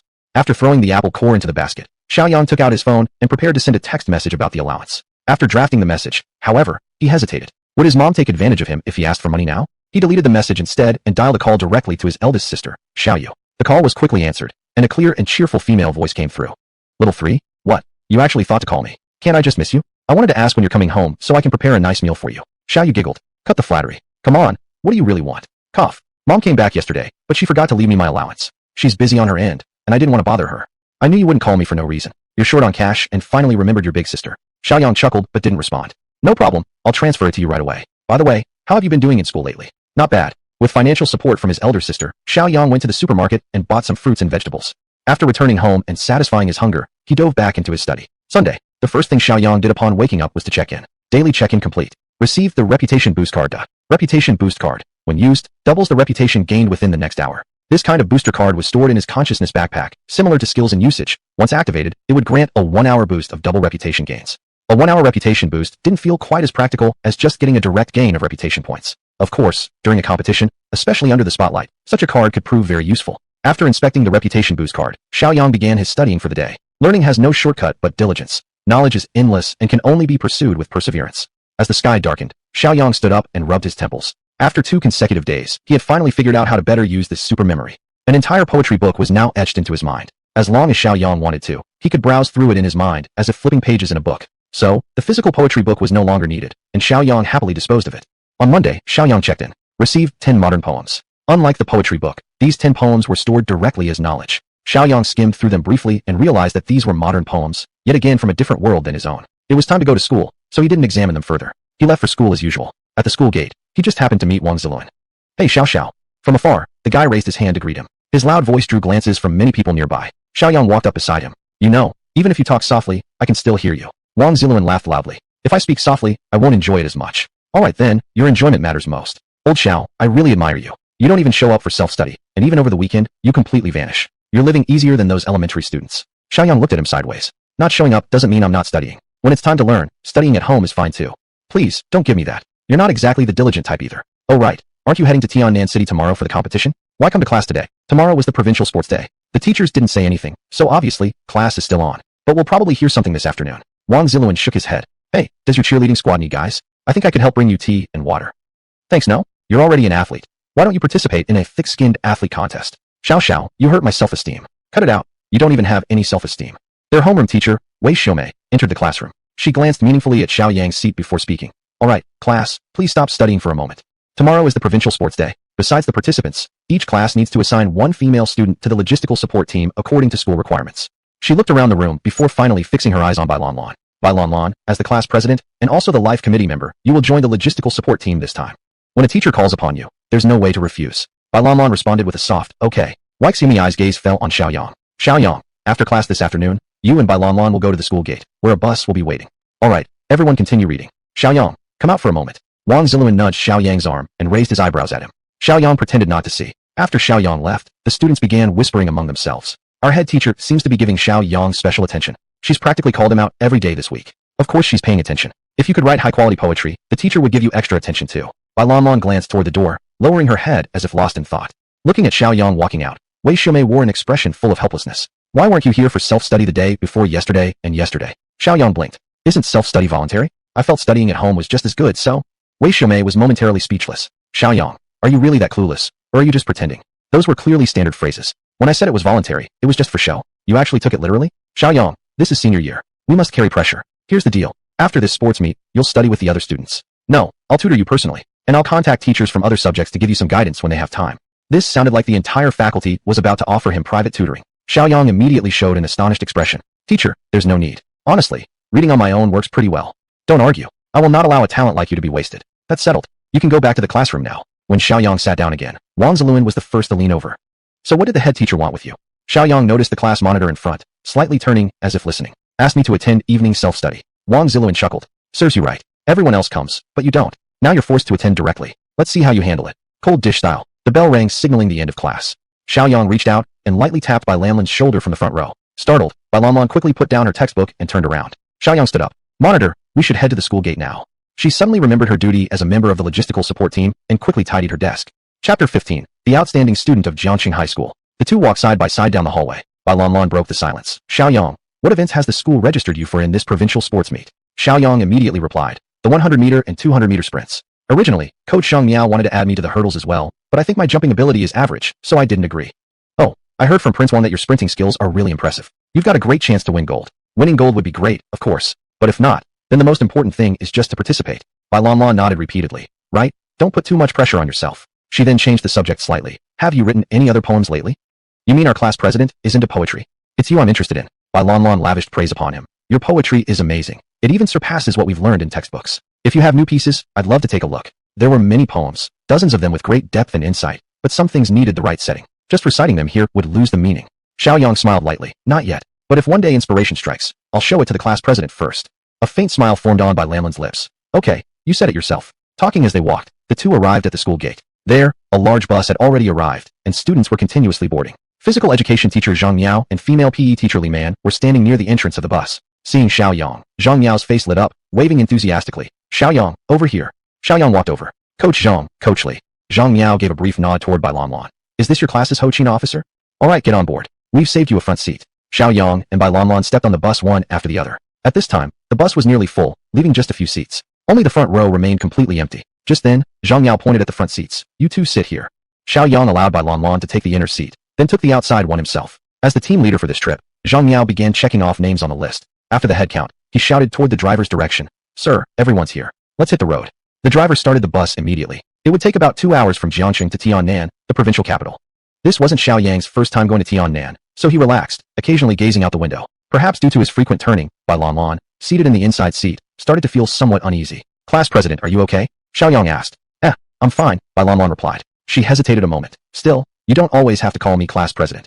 It's okay to call me by name. Xiaoyang chuckled. I'm used to calling you class president. At that moment, Zhang Yao in front turned back and asked Xiaoyang. Xiaoyang, have you been to Tiannan before? Just once before. I once visited number 1 high school of Tiannan. That wasn't just a visit. His parents had nearly left him there. Really? Many successful students come from Tiannan number 1. Indeed, Tiannan number 1 high school ranked extremely high across all of China, with an elite college enrollment rate every year. More importantly, they didn't only excel academically. Their sports program was also very strong. That's why his parents had once wanted him to study here. At that time, Xiaoyang himself had resolved to work hard at Tiannan number 1. But they wouldn't accept students like him no matter how many connections he tried. Zhang Yao became more enthusiastic and stood up to speak louder. We'll probably arrive by evening. The night view of Tiannan is beautiful, especially around the rivers near the campus. They're popular spots for influencers to check in. Tonight, let's all take a walk there, on the teacher's tab. The students immediately broke into loud cheers. Beside him, Li Man stood up and handed out school sports uniforms that had been prepared in advance. By evening, the bus pulled over by the roadside. Though still the suburbs of Tiannan, it was already bustling and vibrant. The main roads were crowded with cars, and neon lights on both sides flickered. Not far away was the venue for the upcoming competition, Tiannan number 1 high school. With a long and storied history, Zhang Yao pointed at the hotel behind him. The school has reserved rooms for us. Later, Coach Li Man will assign them, so please cooperate. Soon after, Li Man began assigning the dormitory rooms. Xiaoyang seemed to receive special treatment. He was assigned a room with Coach Zhang Yao. After placing their clothes in the room, Zhang Yao said to Xiaoyang, what I said on the bus still counts. Tonight we'll go stroll along Kanghe River. Now go get everyone together. Including the 2 teachers, the group didn't number even 20, and the other rooms were next door. A few minutes later, all the students had already gathered at the door. Some couldn't wait, and went inside to call teacher Zhang Yao out. Everyone's here. Alright, let's go. After leaving the hotel, Zhang Yao started repeating her instructions. Although we're a small group, no one should fall behind. Let me know if you have any issues. Tomorrow is the opening of the sports meet, so keep your mouth shut and your legs moving. No buying snacks. They were all young men and women, so naturally, Zhang Yao felt reassured. Alright, let's go stroll along Kanghe River. Led by Zhang Yao, the group quickly arrived at Kanghe River. Although it was nighttime, the area was brightly lit as if it were daytime. The entire Kanghe River took on an added sense of mystery atop its original beauty. Street vendors called out their wares, food stalls exuding enticing aromas, and tourists bustling back and forth. Every year during the sports meet, this place was always this lively. Small passenger boats, specifically for sightseeing, were docked along the shore. Zhang Yao turned to the students behind her and shouted, is there anyone who doesn't like taking the boat ride? Those who prefer not to, or can't, should follow teacher Li Man. She gets seasick anyway. Among the dozen or so students, there were actually a few who didn't like boat rides. These few then followed teacher Li Man in the direction of the night market. Zhang Yao waved to the remaining dozen or so students. Come on, get on board. The small passenger boat had a capacity of about 50 people. At that moment, there were quite a few students from other schools already on board. Once the boat started moving, most people gathered by the railings, admiring the scenic beauty of Kanghe River. Xiaoyang was naturally no exception. He lightly gripped the railing, watching the riverside scenery beneath the night sky, a gentle cool breeze blowing, making him feel unusually relaxed. After passing under a large bridge arch, the dazzling lights of the bridge gradually faded into the distance.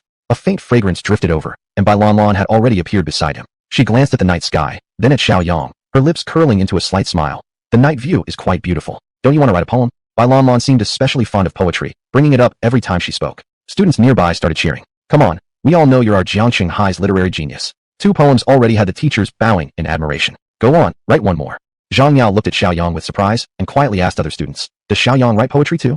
Absolutely. Many teachers say his poetic skills are extremely high. He even attracted quite a crowd online. Students and teachers from other schools also turned curious gazes toward him. Seeing the students were so enthusiastic, Zhang Yao smiled and said, Xiaoyang, it's rare that we're all relaxed like this. Just write a poem for everyone to appreciate. Chapter 16, a modern poem, shocking everyone. Even Zhang Yao, the PE teacher, joined in the clamoring, leaving Xiaoyang with no choice but to smile bitterly. You guys are really forcing me here. Alright then, I'll recite one. If it's not satisfying, please don't laugh at me. After saying that, Xiaoyang slightly closed his eyes, starting to search within his mind.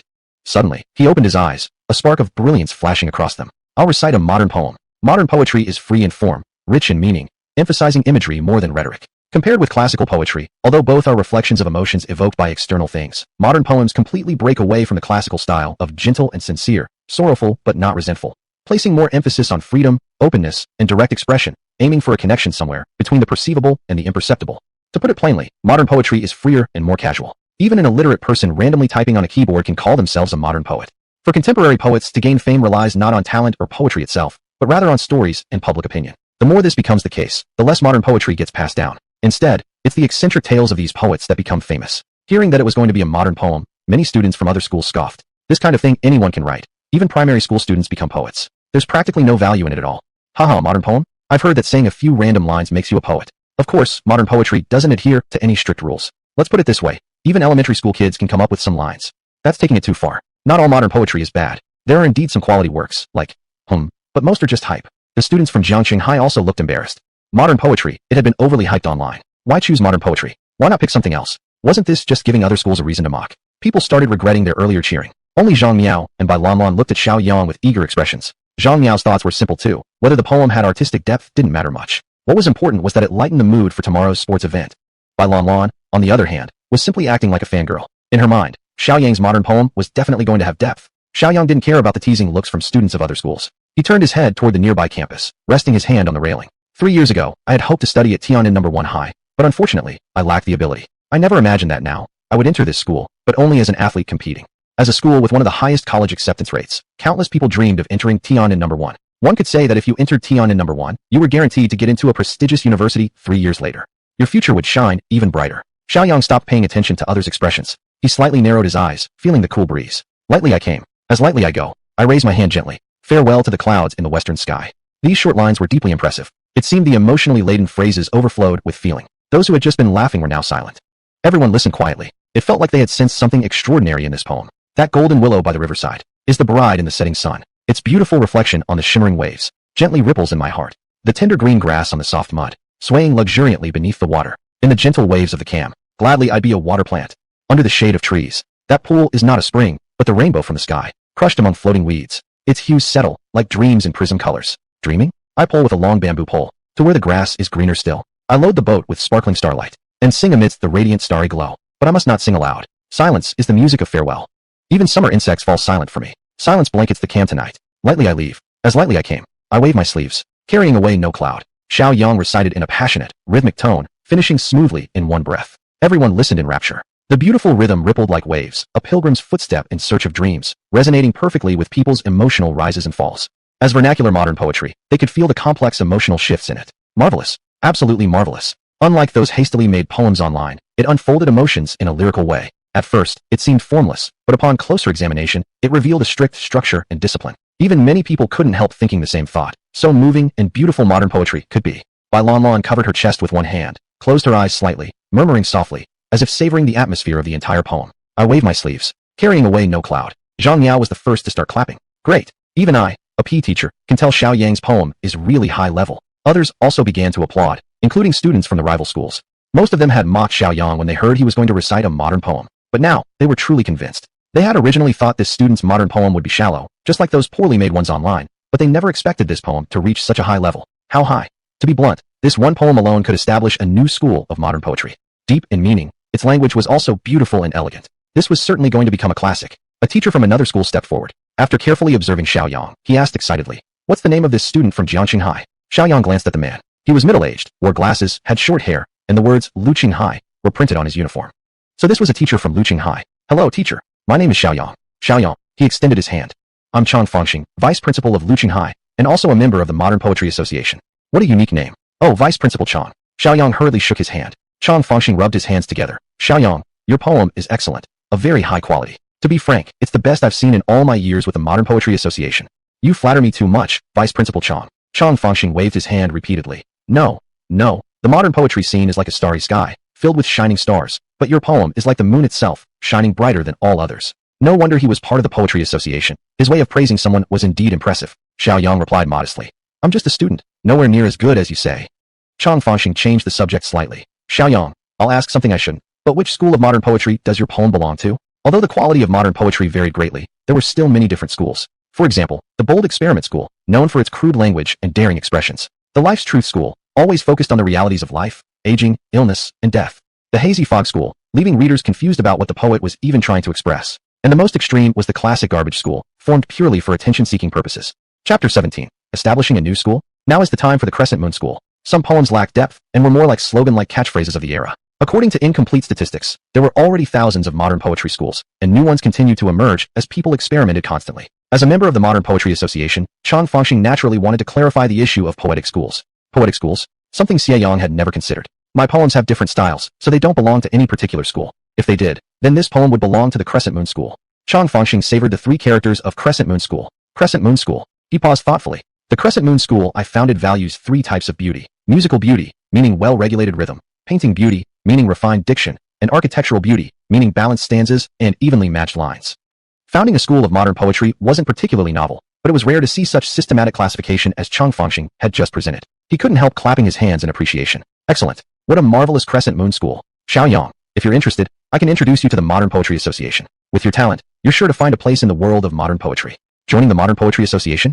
Modern poetry was already oversaturated. Just about anyone could call themselves a poet, a situation largely due to the association's inactivity. It was unlikely the internal structure there would be any better. Moreover, for Shiaoyang personally, joining the association wouldn't bring any real benefit or change. What would be the point? Shiaoyang politely declined, saying, I'm in my third year of high school now and have a lot of pressure. I don't have time to join right now.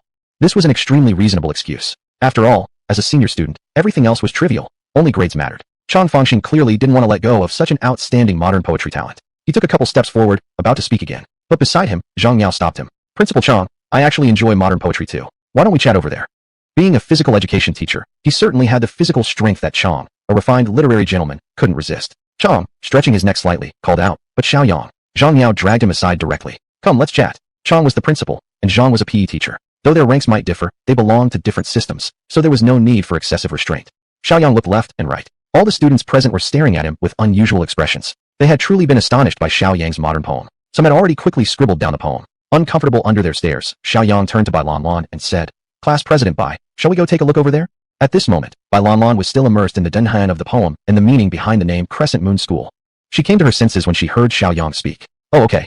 They both walked away from the railing. Among the crowd, a student wearing the uniform of Tian'an No. 1 High School looked down at his phone. Xiaoyang, your poem is amazing. It gives me a breathtaking feeling. Bai Lanlan gazed at the river, her face slightly flushed. Xiaoyang shrugged. It's nothing really, just something I came up with on the spur of the moment. For him, it indeed was trivial, considering he still had 9 world-class poems stored in his mind. Bai Lanlan bit her lip. You're just being humble. If this poem of yours is nothing, then all the modern poems online can be grouped into one poetic school. Xiaoyang turned his head slightly to look at her clean, natural face. What school would that be? The classic garbage school. Xiaoyang was taken aback before bursting into laughter. Didn't know the class president also likes to snatch Panda's food. So delicious. Bai Lanlan couldn't help smiling. It's just the effect of being around black ink too long. Wow, the class president does have a sense of humor after all. The small cruise ship docked. The students all eagerly jumped onto solid ground. All right, everyone follow me. Let's go find Teacher Li Man. The students responded and followed Zhang Yao away. When they found Teacher Li Man, they noticed something was off with her group. Zhang Yao hurried over. Teacher Li, what's going on? Li Man glanced at Zhang Minyuan beside her before explaining slowly. It turned out they had run into several PE students from Tian'an No. 1 High School during their visit to the night market. At a night market, running into students from any school wasn't unusual. But these particular students happened to have a slight grudge with Zhang Minyuan from the previous sports meet. Meeting them at the night market this time, the group had sneered and mocked a bit. They said that Jiangqing High School's attendance at the sports meet was purely for sightseeing. Zhang Minyuan, having a temper himself, had immediately argued with them. Although his athletic performance was probably top in his own school, compared to a prestigious school like Tian'an No. 1, it was somewhat underwhelming. As expected, the others left happily, leaving the Jiangqing High students to fume in silence. Zhang Yao could only sigh helplessly. Situations like this happened every year. After all, when it came to sports, Jiangqing High indeed lagged a bit behind. He could only change Yadao. Forget it. Let them say a few words. If we surpass them in athletic events, they'll naturally shut up. No one said anything at the scene. Surpassing them in sports. Easier said than done. Back in the room, Zhang Yao exchanged a few words with Xiaoyang before preparing to rest. Just as Xiaoyang was sleeping soundly, a knocking sound woke him. Zhang Yao stood up, rubbing his eyes, asking, Who is it? It's me, Zhang Minyuan. Hearing it was his own student, Zhang Yao hurriedly threw on some clothes and opened the door. What's wrong in the middle of the night? Zhang Minyuan had a pale face, his voice faintly teary. I have an upset stomach. An upset stomach in the middle of the night. Tomorrow was the sports meet. If this happened tonight, it was a big deal. Zhang Yao immediately asked, How are you feeling? Is it serious? Pretty serious. I won't talk anymore. I have to go first. Xiaoyang heard the door close, turned his head, and saw that Zhang Yao had already gone out. About an hour later, Zhang Yao walked back into the room. Now Xiaoyang couldn't sleep at all. Teacher Zhang, how is he? Zhang Yao looked toward Xiaoyang's direction, letting out a sigh. Quite serious. I got some medicine from the pharmacy for him and managed to control it, but participating in tomorrow's sports meet is probably impossible. The provincial sports meet required each school to compete in a minimum number of events. Sports students could not participate in fewer than 15 events. Zhang Minyuan alone was responsible for 3 events. If he couldn't compete, one of them, the 400-meter race, would go vacant. That was exactly what worried Zhang Yao. failing to meet even basic participation requirements. One could imagine what scolding the school principal would receive after the sports meet, and then the principal would surely pass that scolding down to him, the coach.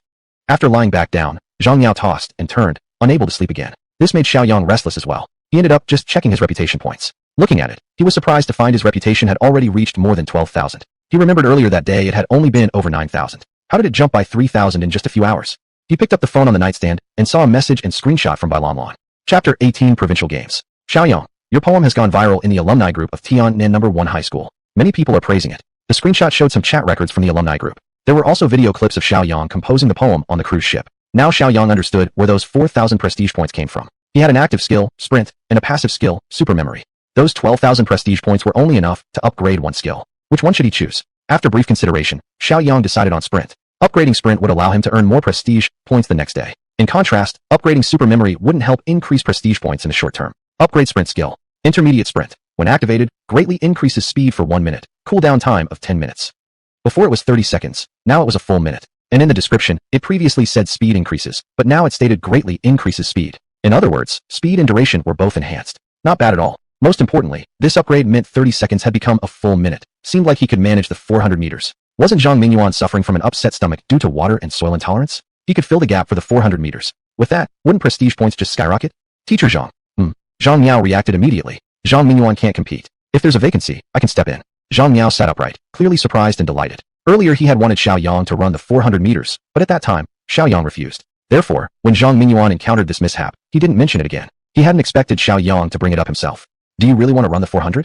Shiaoyang nodded. Yes, I can fill in for Zhang Mingyuan. Zhang Miao lay back down and said, the 400 meters is all about mastering the turns. With your speed, I don't think you'll do badly. Don't force yourself during the race. I'll revise the list tomorrow morning. After Zhang Miao agreed, neither of them felt any tension. Soon, the room once again became quiet.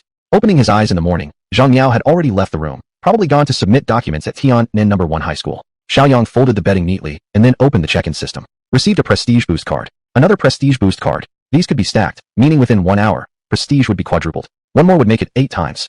Shiaoyang somehow felt like this thing was pretty good. As Shiaoyang was studying the prestige boost card, there was a knock on the door. Shiaoyang, it was Bai Lanlan calling. He opened the door and saw Bai Lanlan at the doorway holding a carton of milk and a piece of bread. Her eyes were smiling like crescent moons. This is breakfast prepared by Teacher Li Man. There's also a fried egg and a glucose ampoule inside. Shiaoyang reached out to take it. You guys as support staff shouldn't just take care of us. Have you eaten yourselves? Bai Lanlan smiled and said, we'll eat steamed buns downstairs after you finish. Thinking about the steaming buns, the milk and bread in Xiaoyang's hands suddenly didn't seem appealing anymore. Alright then. Shiaoyang turned and walked to the table to place it down, then picked up the small bread roll and took a few bites.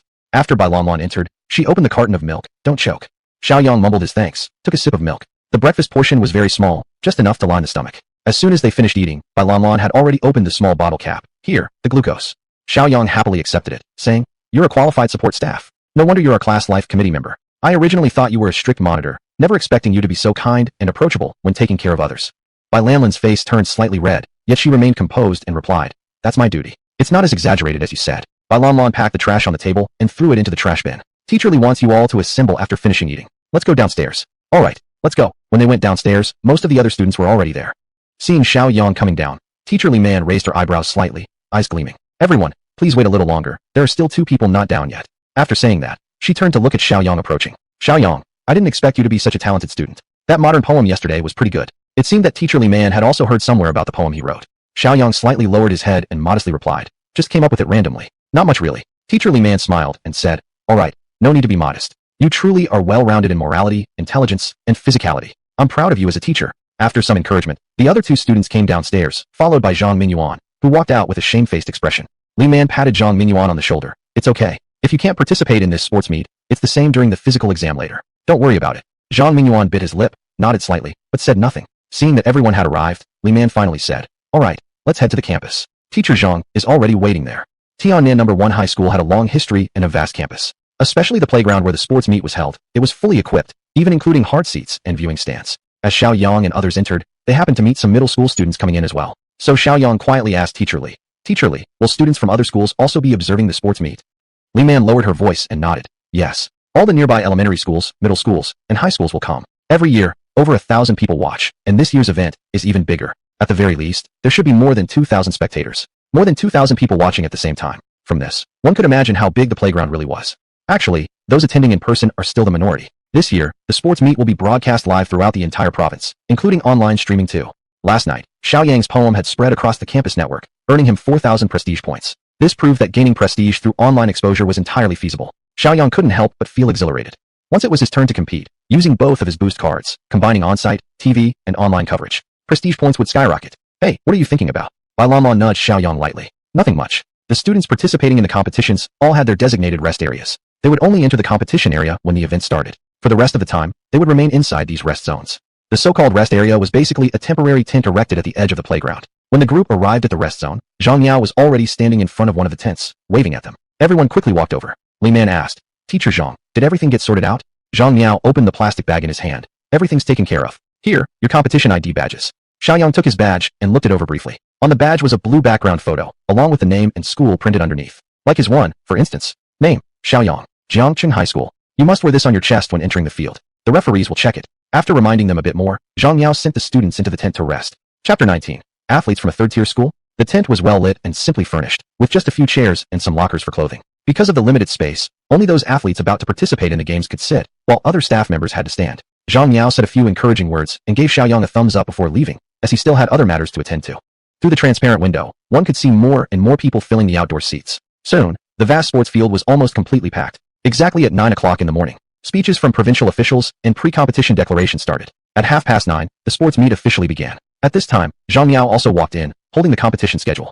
Wang Xingyan, Shiaoyang, get ready. You'll be competing in the preliminary 100-meter race in 5 minutes. After all, this was the university sports meet with limited participation, so the events were arranged in 3 rounds: preliminaries, advancement round, and final. The entire morning was mainly occupied with preliminaries and semifinals. The afternoon was reserved for the remaining semifinals and finals. After Zhang Miao left, Wang Xingyan started doing warm-up exercises, and Shiaoyang also stretched methodically. While warming up, his mind was already set on using both of his reputation-boosting cards during the finals. That was when attention would be at its highest. Also, if he gave his best performance too early, it might not yield the best results. Revealing his true strength in the finals would not only refresh people's perception, but also amaze the audience. And once he activated the cards, the effect would be maximum.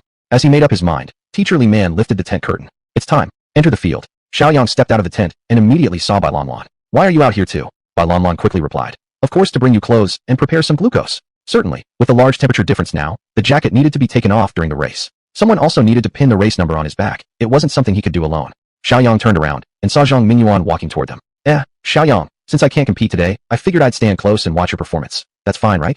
Zhang Minyuan was an old member of the school sports team, missing this opportunity due to accident, and next year he would no longer qualify. Quite a pity. Thus, he wanted to stand as close as possible to experience the excitement of competition firsthand. Shiaoyang nodded with a smile. Of course. Just as the three were chatting briefly, they met physical education teacher Zhang Miao near the track. Zhang Miao handed the number 6 tag to Bai Lanlan. Student, pin this on his back. He glanced at Zhang Minyuan and sighed, though he didn't say a word. Bai Lanlan took the tag and reached out to pull down Xiaoyang's zipper. I can do that myself. Avoiding her hand, Shiaoyang quickly took off his jacket. Bai Lanlan then pinned the race number on his back. Do you want to keep the jacket on? Or should I hold it for you? Feeling the temperature was comfortable, Shiaoyang took off the jacket. Thanks for the trouble. That's only appropriate. A teacher wearing a badge from Tiannan No. 1 High School led 2 students toward the track and just happened to meet Zhang Miao and others. Upon seeing Zhang Miao not far away, he smiled and approached. Isn't this teacher Zhang Miao from Jiangcheng High School? Zhang Miao turned and saw him, showing a brief surprise before knitting his brows. Guobin smiled. We meet once a year. Why are you still looking so surprised? Zhang Miao huffed slightly but didn't reply, indicating that there appeared to be some sort of tension between them. Guobin didn't mind Zhang Miao's attitude, but rather looked at Shiaoyang beside him. Fresh blood. TSK, your school's level isn't great, but you certainly rotate new faces quickly. After seeing the race number on Xiaoyang's back, Guobin smiled toward the 2 student athletes behind him. See that? Jiangcheng High is in lane 6. You 2 should keep an eye on him. Don't let him lose too badly. The 2 students snickered without responding. Guobin noticed Zhang Minyuan. This one from your school looks familiar. One of the students chuckled and reminded him. Teacher Gua. He came last year and placed 6th. Guobin slapped his forehead. Oh right. He was the one who boasted before the race last year, but cried afterward. Why aren't you wearing your athletic uniform this year? Lost your confidence and not participating. Zhang Minyuan was visibly furious. Zhang Miao hated seeing his student humiliated and directly pulled Guobin aside. Even though we are on your Tiannan No. 1's territory, you don't have to go overboard. Just because we beat you once last year, do you still hold a grudge until now? Guobin sneered. That's only because our student had a minor mishap. Do you really think you're Jiangcheng High, a 3rd-tier school, and a 3rd-tier teacher like you could actually get a ranking? Most of the gold medals in athletics were almost always claimed by Tiannan No. 1 High School. However, there had been one exception a few years back, when Jiangcheng High had remarkably broken Tiannan No. 1's dominance in sprinting and secured a 1st place. For that achievement, Zhang Miao had even received commendation from the Jiangcheng Education Bureau. Guobin's situation was just the opposite. Because of that incident, Tiannan No. 1 had lost face in one of their most prized events, and Guobin had been severely reprimanded. His position as head of the PE department was downgraded to deputy, and since then, he'd held a grudge against Zhang Miao. Every time the sports meet came around, He would come over just to throw a few taunts or show off. Being labeled as a third-tier school and a third-tier teacher, Zhang Miao was extremely angry. Tian'an #1 high school is indeed strong, but that doesn't mean other schools are garbage. Let's talk based on results. Results. Guobin grinned. I'd like to see what kind of results your Jiangcheng High can achieve. Look at my students, strong in academics and strong in sports. Now compare them to those you brought here. Calling yours third tier is actually flattering you. After delivering his mockery, Guobin finally waved his two students toward the track with satisfaction. Seeing that the other party had no intention of leaving, Zhang Miao sighed helplessly and patted Shiaoyang on the shoulder. All right, the referee signaled. It's time to enter. Remember your lane 6 assignment, and don't feel any pressure. Watching Xiaoyang's back as he walked onto the field, Bai Lanlan raised her left hand. Xiaoyang. He turned around to face her. Bai Lanlan bent her arm and made a come on gesture. Come on. Xiaoyang smiled slightly, brushed 2 fingers across his temple, and then turned to step onto the track. Zhang Mingyuan clearly had strong contempt for Guobin. After Xiaoyang entered the track, he and Bai Lanlan moved together to the side of the runway as support. Guobin stood with his hands behind his back, glancing sideways at Zhang Miao. Hee, teacher Zhang Miao, I envy Jiangcheng High so much. You always return home right after the preliminaries end. I guess this time will be no different, right? Zhang Miao snorted coldly, but didn't respond. Chapter 20 Victory with ease. Guobin continued nonchalantly. Completely eliminated in the preliminary round. You guys from Tian'an enjoyed a great day in Jiangcheng. How enviable. Zhang Miao turned his body slightly, not even bothering to look at the other person. Guobin sneered. High-ranking officials from the Provincial Sports Bureau and Education Bureau are all here. Your Jiangcheng High is sure to leave a deep impression on those leaders. Zhang Miao finally couldn't take it anymore. Teacher Gua, nothing is decided yet. How can you be so sure we'll be eliminated? Perhaps it's your team that gets eliminated. My team. Guobin almost choked from laughing. The 2 students I sent. One is the champion from last time, and the other is a sensational new dark horse. The 2 advancement spots are definitely theirs. Zhang Miao recalled Xiaoyang's previous performance and naturally felt confident. Suddenly, he smiled. Nothing is decided yet. Who the dark horse really is remains to be seen. Haha, I wonder who gave you the courage. On the rubberized track, the youth with number 7 on his back turned to glance at Xiaoyang, then said to his companion, I was wondering why this kid looked familiar. Isn't he that guy who wrote poetry on the cruise last night? Numbers 7 and 8 were indeed the 2 students from Tian'an #1 high school. Number 8 turned sideways to take a better look. Indeed, I saw it last night on the campus website too. Not bad actually. Number 7 smiled and said, that Jiangcheng High kid, do you have any other poems? Bring them out, and let us from Tian'an #1 grade them for you. Tian'an #1 is a national key high school, excelling both academically and athletically, so its students generally had a sense of superiority. Xiaoyang glanced at the 2 and suddenly smiled. You want me to write poetry? You think you qualify to ask me? The 2 changed expressions immediately. This competition ground belonged to Tian'an #1, meaning, on their own turf, they'd been openly disrespected by a student from an unknown school. Number 7 narrowed his eyes. Oh, how impressive. A student from a third-rate high school writes 1 poem and thinks he's all that. Xiaoyang just smiled and ignored them. Number 8 spoke lowly. The referee is entering. We'll deal with him later. The referee entered holding a starting pistol. The 8 competitors automatically stopped talking and started stretching their joints urgently. The referee glanced at his wristwatch, then shouted, on your marks. The athletes immediately took up crouching starting positions, 1 foot resting on the starting block. Get set. Positions were set for the explosive start. Xiaoyang activated his intermediate sprint skill. 2 seconds later, the starting gun fired. The 8 athletes reacted instantly. All of them gave their all in the 100-meter dash, except Xiaoyang. His upgraded sprint skill last night had no defined maximum speed yet. According to his plan, securing the top position in the preliminary and semifinals was enough. He would reserve his true strength until the final, when he'd unleash his full power to collect all the prestige points. Precisely because of this, Xiaoyang kept observing other runners during the race, particularly numbers 7 and 8. On the side of the track, because of tension, Bai Lanlan had turned red in the face. She clenched her arms tightly and shouted loudly, come on. Zhang Mingyuan wasn't any calmer. Staring hard in Xiaoyang's direction, he continuously clenched his fists. Faster, faster. Without a doubt, Zhang Miao was the most nervous. Standing at the end of the runway, his eyes showed extreme tension and expectation. Though only a few days had passed, inside his heart he had already regarded Xiaoyang as his prized pupil. Such a chance to show off himself, whether it could be seized depended on this one moment. Next to him, Guobin's face wore arrogance and disdain even before the race started. But when he realized the number 6 from Jiangcheng High remained at the front, his smile gradually faded and was replaced with shock and disbelief. What the? Is Jiangcheng High really the dark horse, which he had looked down on all this time? Unconsciously, he pinned all his hopes on number 8, Jiang Tsong. Jiang Tsong, give it all you've got. Just a bit more, quickly overtake him. Jiang Tsong was truly furious. He was last competition's champion. Never did he expect to be surpassed in just the preliminary round by a student from an unheard-of third-tier high school. Although there were also strong competitors from his own school, that was something for later. Failing to get first place in the preliminary round meant he, as a top athlete, had no face to show. When the race reached halfway, Jiang Tsong suddenly exerted himself, growling between clenched teeth. At that moment, he seemed to break past his own limit. Yet, ahead of him, Xiaoyang was always a body length ahead. When Jiang accelerated, Xiaoyang accelerated too. In the final 10 meters, Xiaoyang appeared to lose patience and directly increased his speed once more. During the final sprinting phase, Jiang Tsong felt desperate. In just 10 meters, the previous 1 body length gap had expanded to 3 meters. When Xiaoyang's body crossed the finishing line, the timer on the giant screen stopped. 11.23 seconds. Jiang Tsong crossed the finish line in second place. 11.89 seconds. Third place and fourth place no longer mattered, because this provincial games preliminary 100-meter race had only 2 advancement spots. On the observation stand, several people sitting in the middle nodded and whispered among themselves. Number 6 is pretty good. A time of 11.23 seconds is decent. He should make it to the final. This time's competition is more exciting than last time's. Number 8 was last time's champion, but this time in the preliminary race, he's only second place. I heard Tianin number 1 also has a 100-meter dash prodigy who can run under 10 seconds. That's truly promising talent. Our sports bureau is preparing a special recruitment for him to join the provincial team. When Bai Lanlan saw Shiaoyang crossing the line as the first, she cheered and ran toward him immediately. She held a white towel and wanted to wipe the sweat from Shiaoyang. Shiaoyang slightly turned his head. I can do it myself. Although it was just the preliminary round, Zhang Miao felt a great sense of vindication. He glanced sideways at Guobin. Teacher Gua, your number 8, Jiang Tsong, doesn't seem to have made much progress. Was it because he didn't train hard this past year, or is it your coaching? He didn't finish his sentence, but the meaning was clearly expressed. Guobin was momentarily speechless. He had just been mocking Jiang Qinghai, but Mei Shengdao it turned into a slap to his own face in an instant. A few seconds later, Guobin snorted coldly and said, it's just the preliminary round. He only ran 11 seconds. There's still a gap to winning the championship. He regained his earlier confidence and composure. Because Tianin number 1 still had a true sprinting genius, someone who could run under 11 seconds. That was Tianin number 1's real trump card. Zhang Miao had obviously also heard about that sprinting prodigy. He just smiled, saying nothing, and directly walked toward Xiaoyang's direction. Chapter 21, the final circle. Zhang Miao stood in front of Xiaoyang, reaching out and patting his shoulder. Your pace control was pretty good, keep it up. He knew Xiaoyang's true ability, and this act of holding back was a calculated strategy. After a few words of encouragement, Zhang Miao let Xiaoyang rest temporarily. In the 200-meter preliminary race, Xiaoyang repeated his strategy and successfully advanced to the next round as the top finisher. All these were specifically trained for, so Zhang Miao wasn't worried. But still, what worried him the most was the 400 meters. Before the start of the 400-meter preliminary round, Zhang Miao called Xiaoyang aside, wanting to relieve him of any pressure. Don't stress about the 400 meters, just run casually. Whether you qualify or not isn't important.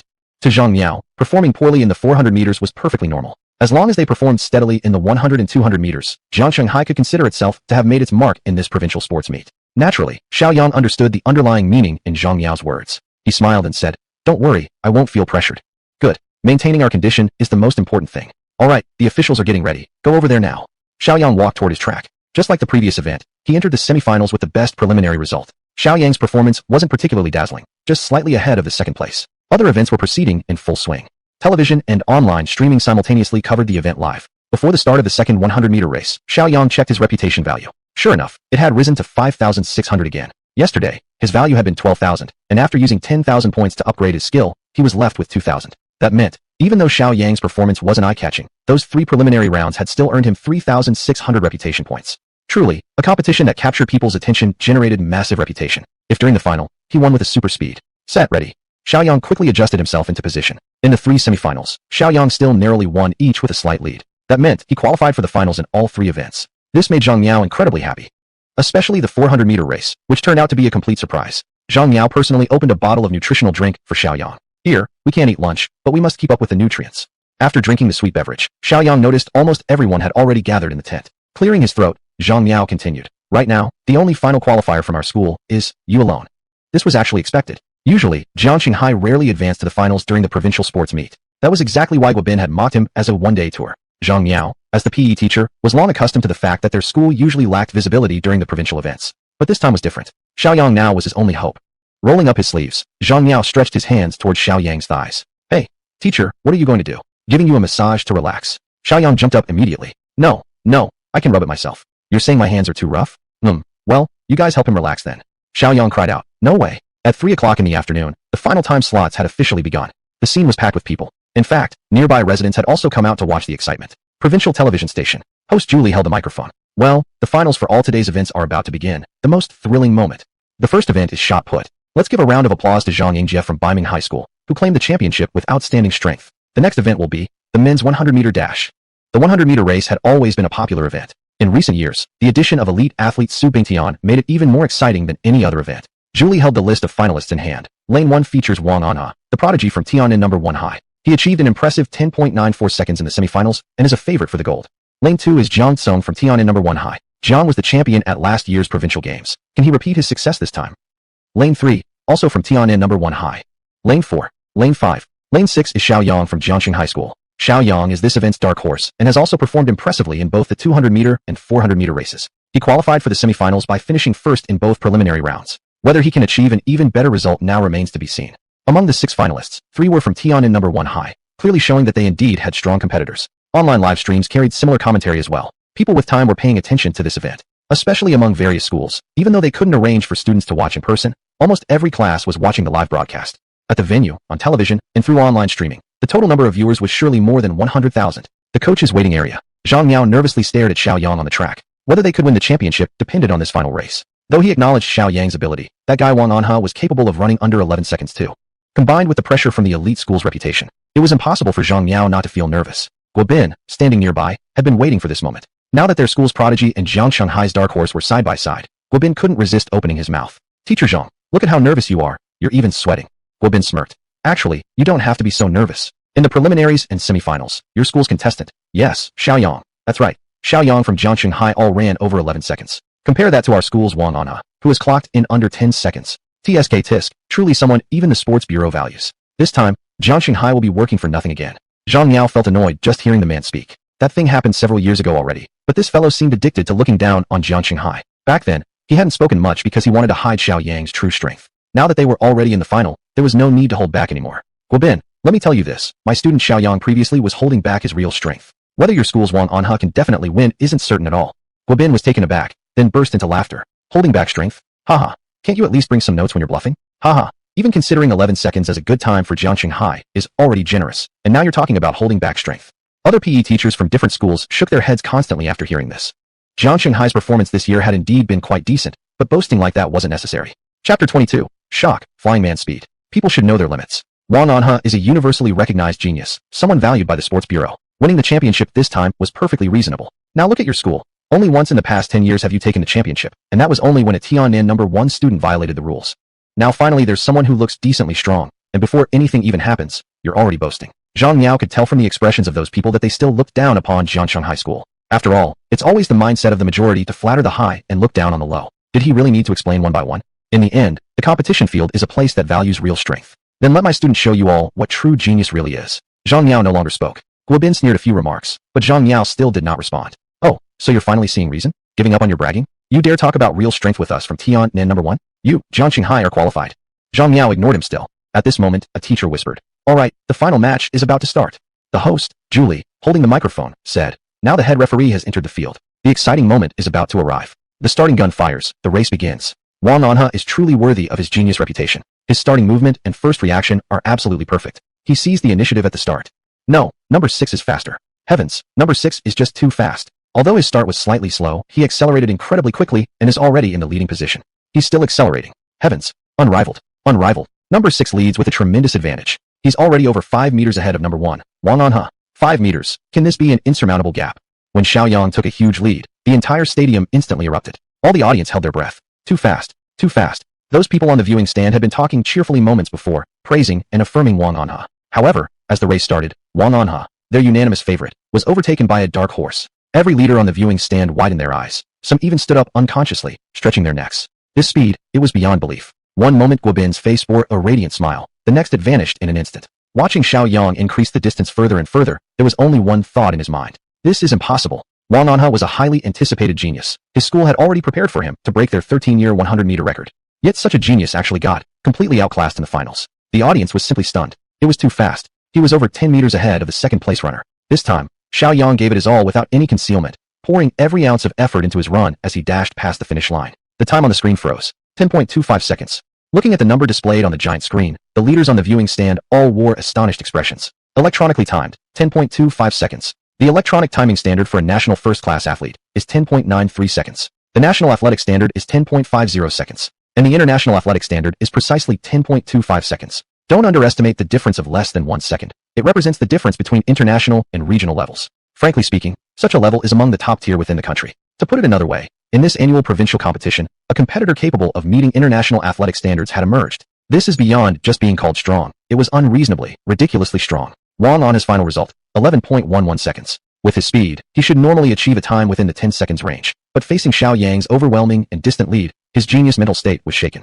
But none of it mattered anymore. What kind of genius could this be against Shiaoyang? It was just pathetic. The cameraman turned the lens toward the scoreboard. Julie held the microphone, shouting excitedly. Did you see it? Did you see it? 10.25 seconds. A result like this belongs solely to the ranks of international athletes. A school record that has stood for 13 years today has been broken, and I believe this will set a new provincial standard for many years to come. Remember his name. His name is Shiaoyang. He's from Jiangqing High School. Cheer for him. After a brief silence across the stadium, a thunderous wave of applause followed. The champion finishing nearly 10 meters ahead of second place. It's a rare scene in provincial competitions. Anyone who pays attention to this sport will enthusiastically give their applause without hesitation. Even some elementary school students in the audience stood up and clapped wildly, as if Shiaoyang were actually their classmate. It wasn't just the crowd that became excited. The leaders on the viewing stand could no longer remain seated. Quick, get me Xiaoyang's information. We want this kid for our sports school. Do you think your third-rate sports school is good enough for him? He'd be better off with us. A middle-aged man in sportswear had a strange glimmer in his eyes. He was the provincial team's head coach for the 100-meter race, Wu Feiyue. What a pleasant surprise. Originally, the provincial team had only come to evaluate Wang on his level, to see whether he had room for improvement, and if so, perhaps offer him training within the team. But who could have possibly imagined that halfway through, another even more impressive athlete would suddenly appear, Shiaoyang. This person had not only broken the high school record, but had won with a time of 10.25 seconds. Most importantly, Wu Feiyue saw great potential for improvement in Shiaoyang. This was exactly the kind of talent the provincial team truly needed. He stroked his chin slightly and said, Shiaoyang, excellent, extremely strong. Hero emerges from the youth. This young man is a rare talent. He should be trained by the provincial team and represent our country on the world stage in the future.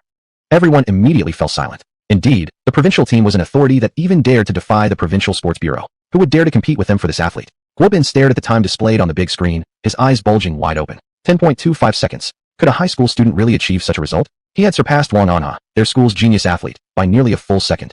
Though he refused to believe it in his heart, the huge numbers were clearly displayed right there. Zhang Yao hadn't been bluffing. That Xiaoyang had truly hidden his abilities. And not just slightly, he had concealed immense strength. Such a result would even make him a highly contested prospect among top sports academies. Now looking at Wang Anha from their own school, no one even cared. Guobin turned to glance at Zhang Miao from a distance, his face burning with shame. While the other side was still immersed in celebration, he might as well leave quietly. Thinking that, Guobin slowly turned around, preparing to leave. Mr. Gua, are you planning to leave without even saying goodbye? Guobin's face turned awkward as he turned around. The one who spoke was none other than Zhang Miao. Chapter 23. The entire audience is shocked. Records continue to be broken. Right now, Zhang Miao truly feels a sense of pride and vindication. All the frustrations and anger he had been holding in for the past few years seemed to be released in this single moment. You look down on my student in my school just because you're a teacher from a prestigious school. How about now? My student has run a time of 10.25 seconds. That kind of performance qualifies as an international level athlete. All of you take a good look. This is my student. This feeling is simply too satisfying. Zhang Miao felt so exhilarated that he wanted to scream in excitement. It was so satisfying it was almost unbelievable. He immediately noticed Guobin, who was quietly preparing to slip away. Guobin had mocked and looked down on him for years. Naturally, he couldn't let him leave now. So immediately, he spoke up to stop him. Guobin could only look awkwardly at him. Teacher Zhang. Zhang Miao raised his hand. No, just call me Zhang Miao. He casually dug at his ear. Teacher Guobin, if I recall correctly, you said earlier that our school Shiaoyang definitely couldn't win the championship. What do you have to say now? Also, that Wang Anha you're so proud of doesn't seem that impressive. Guobin forced a smile that looked more like a grimace. Congratulations, Teacher Zhang. Zhang Miao originally wanted to make a few more sarcastic remarks, but the words caught in his throat. Sigh. After all, he simply wasn't that kind of person. He shook his head slightly. Forget it. A group of physical education teachers gathered around him. Teacher Zhang, how exactly did you train this student? Yeah, tell us how you did it. These teachers were extremely enthusiastic, completely opposite to how indifferent they had been before. Guobin watched as people surrounded Zhang Miao, and couldn't help but feel a complicated emotion. Xiaoyang checked his popularity value immediately. Sure enough, under the fourfold effect of the two popularity cards, his popularity score began to soar rapidly. In just a few minutes, his popularity had already broken 10,000, and it was still climbing rapidly. This truly was a powerful item. Let me wipe your sweat for you. Bai Lanlan rushed over first, and without waiting for his response, began wiping Xiaoyang's sweat with a towel. Xiaoyang tried to dodge but failed, so he reached out and took the towel. I'll do it myself. No way, you're a champion who just broke a record. Wiping your sweat is a privilege for me. Fine, if I don't let you wipe, you won't let me be. Xiaoyang could only allow her. Bai Lanlan wiped carefully and meticulously, going over even the areas without sweat. Then she happily took out a bottle of glucose. Come on, replenish your energy. Without having eaten properly all day, even a steel man would be exhausted. Xiaoyang reached out and grabbed the bottle, drinking it all in one go. The sweet liquid entered his throat, making him feel even more refreshed. Thanks. You're welcome. Bai Lanlan glanced at the numbers on the big screen. Zhang Mingyuan just told me your speed has reached the international standard. Is it true? More or less. The record for the 100-meter dash at the school had been broken. Xiaoyang's name now appeared on the champion list. Zhang Miao came over with a wide grin. I knew you'd give me a surprise, but I didn't expect such a huge one. When Zhang Miao tested Xiaoyang's speed before, he usually ran between 10.7 and 10.8 seconds. But now, he had just broken 10.25 seconds to win the championship. With this alone, Jiangqing High School would shine brighter than ever. That's also thanks to your coaching. Upon hearing this, Zhang Miao laughed even more happily. You kid, you're just so good with words. Alright, Zhang Mingyuan, go get a chair for Xiaoyang to rest. Soon, Zhang Mingyuan dragged a chair over. After placing it down, he hurriedly pulled Xiaoyang to sit. Zhang Miao stepped forward, squatting and asking. In 10 minutes it'll be the 200-meter final. Xiaoyang, do you feel you're up to it? Can you perform to your fullest?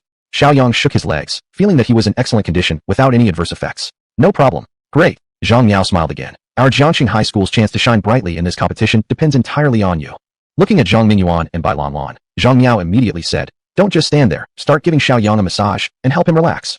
Shiaoyang instinctively pulled his legs back. Really, there's no need. On the 200-meter track, Shiaoyang once again gave it his all, pushing his speed to the limit. With his full burst of power, he left the others dozens of meters behind. Shiaoyang crossed the finish line, the time on the big screen freezing, 20.57 seconds. This achievement still placed him among the ranks of international-level athletes.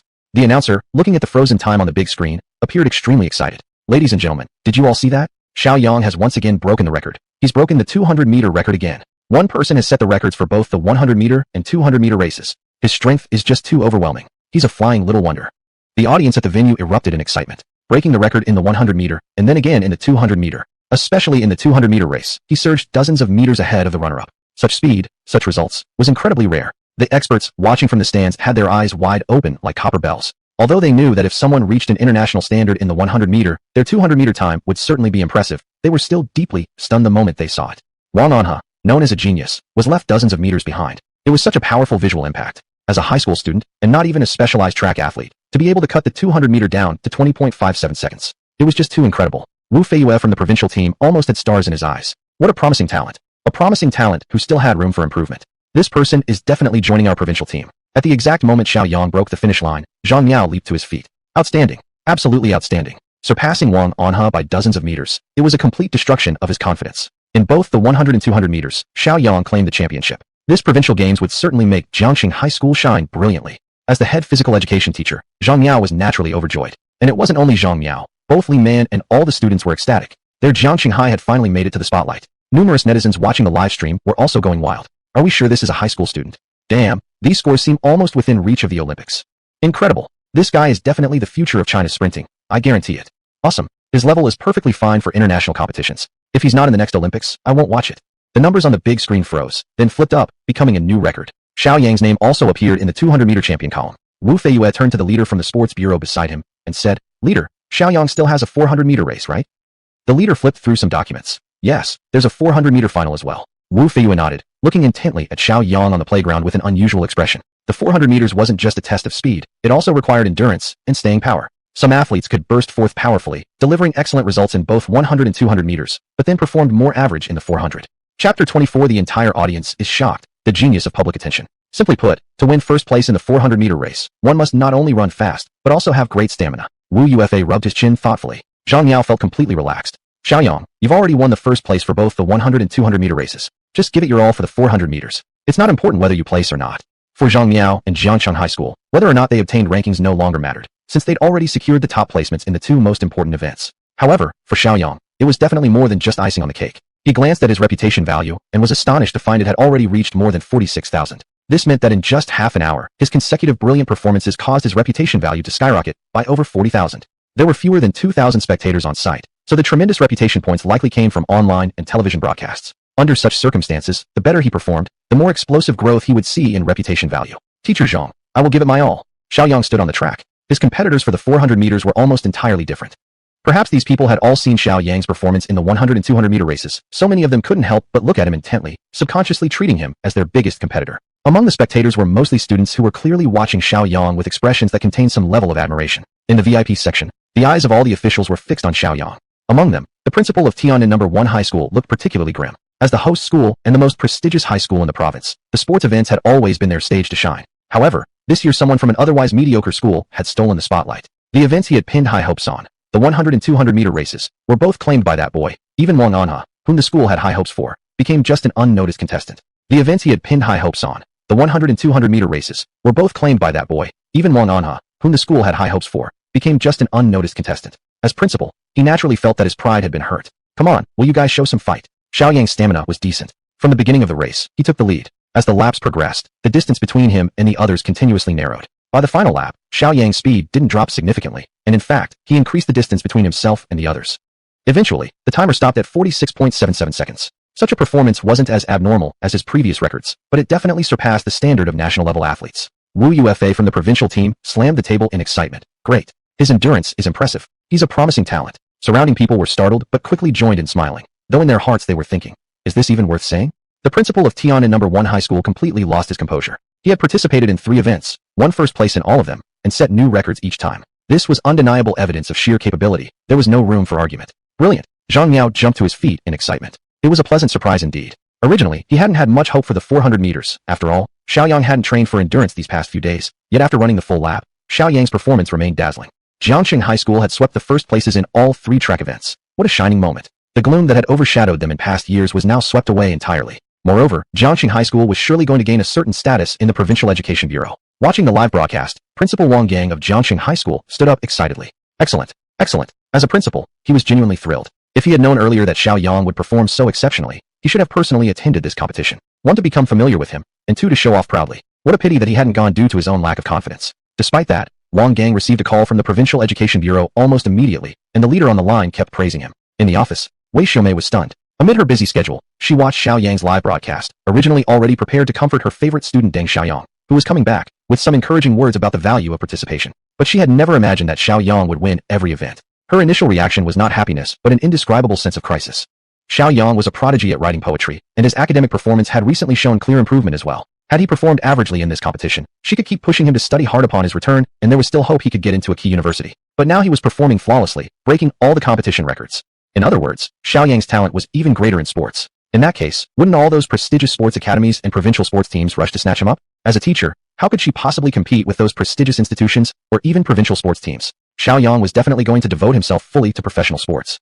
That was precisely the source of her anxiety. Congratulations, Teacher Wei. Your student Xiaoyang has broken records 3 times in a row. He's truly amazing. Faced with compliments from other teachers, Wei Xiaomei could only manage a forced smile to cope. The timing was just right. Not long after the race ended, the 2 stacked reputation value enhancement cards expired.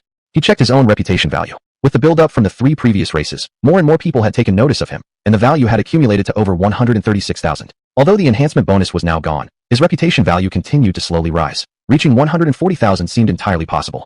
With the pressure gone, Zhang Miao naturally spent the remaining time watching other competitions. Standing beside him was Teacher Li Man. Teacher Li Man, during the award ceremony later, you should go up on stage. Li Man was taken aback, then smiled. No, it should definitely be you. You're the one who discovered Xiaoyang's potential, and you've been training him. How come when it's time to accept the award, you want to step back? Zhang Miao rubbed his hands together nervously. Well, I haven't gone up on stage to receive an award in years. I'm a bit out of practice. You should go instead. Li Man shook her head. I'm definitely not going. Before anyone realized, it was already 4:30 p.m. The school-wide award ceremony officially began. This event was jointly organized by the Provincial Sports Bureau and Provincial Education Bureau.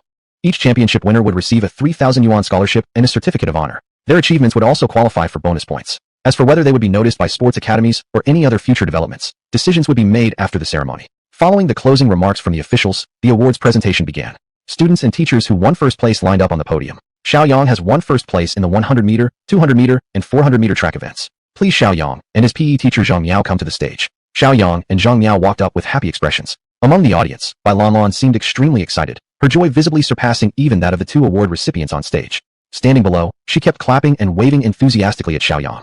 Chapter 25 Going Home, a huge amount of prestige points. The leader handed 3 honor certificates and 3 large red envelopes to Xiaoyang. Zhang Miao was also given a certificate of excellent teacher and a trophy. Eventually, the entire sports event came to an end with an impassioned speech by the leader. After stepping off the stage, Zhang Miao smiled and said to Xiaoyang, "It's the first time in recent years that our school waited until after the award ceremony was over before leaving."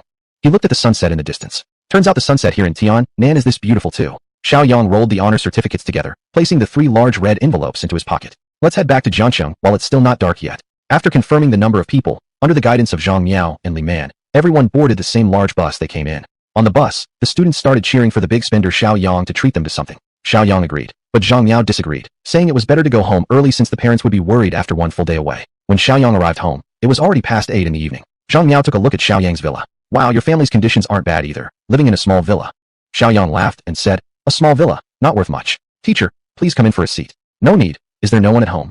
Xiaoyang shrugged. My parents have been busy with their work lately and haven't come home much. Teacher, please come in for a bit. I'll make you a pot of tea. Zhang Miao waved his hand repeatedly. No need. Dropping you off at your door is enough. Teacher Li and the driver are still waiting for me at the community entrance. I should head back now. Xiaoyang no longer insisted. After Zhang Miao left, Xiaoyang finally turned around and entered the villa. Zhang Miao walked a short distance away and turned back to look at Xiaoyang's house. The lights in the villa were on. Zhang Miao shook his head slightly and gradually walked away. Xiaoyang quickly filled his stomach with something and returned to his room, where he opened the 3 red envelopes. Each contained 3,000 yuan, making a total of 9,000 yuan. Since the time was not yet late, and he had nothing else to do, Xiaoyang deposited the money into his account outside the community. Then he immediately repaid the amount his older sister had previously transferred to him. Xiaoyu called immediately. Did mom give you money? Or has this kid finally struck gold?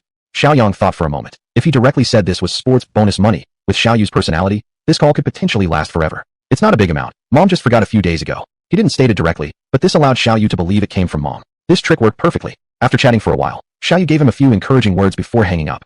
Lying on his bed, Shiaoyang checked his prestige points. 143,000. Upgrading a primary skill required 10,000 points, and leveling a mid-level skill to advanced required 100,000. In other words, these points were enough to elevate one of his active skills and one passive skill to an advanced level. The mid-level sprint skill was already very powerful. He already had world-class sprinting capabilities. If it reached the advanced level, it would most likely enable him to break the 10-second barrier in the 100-meter dash.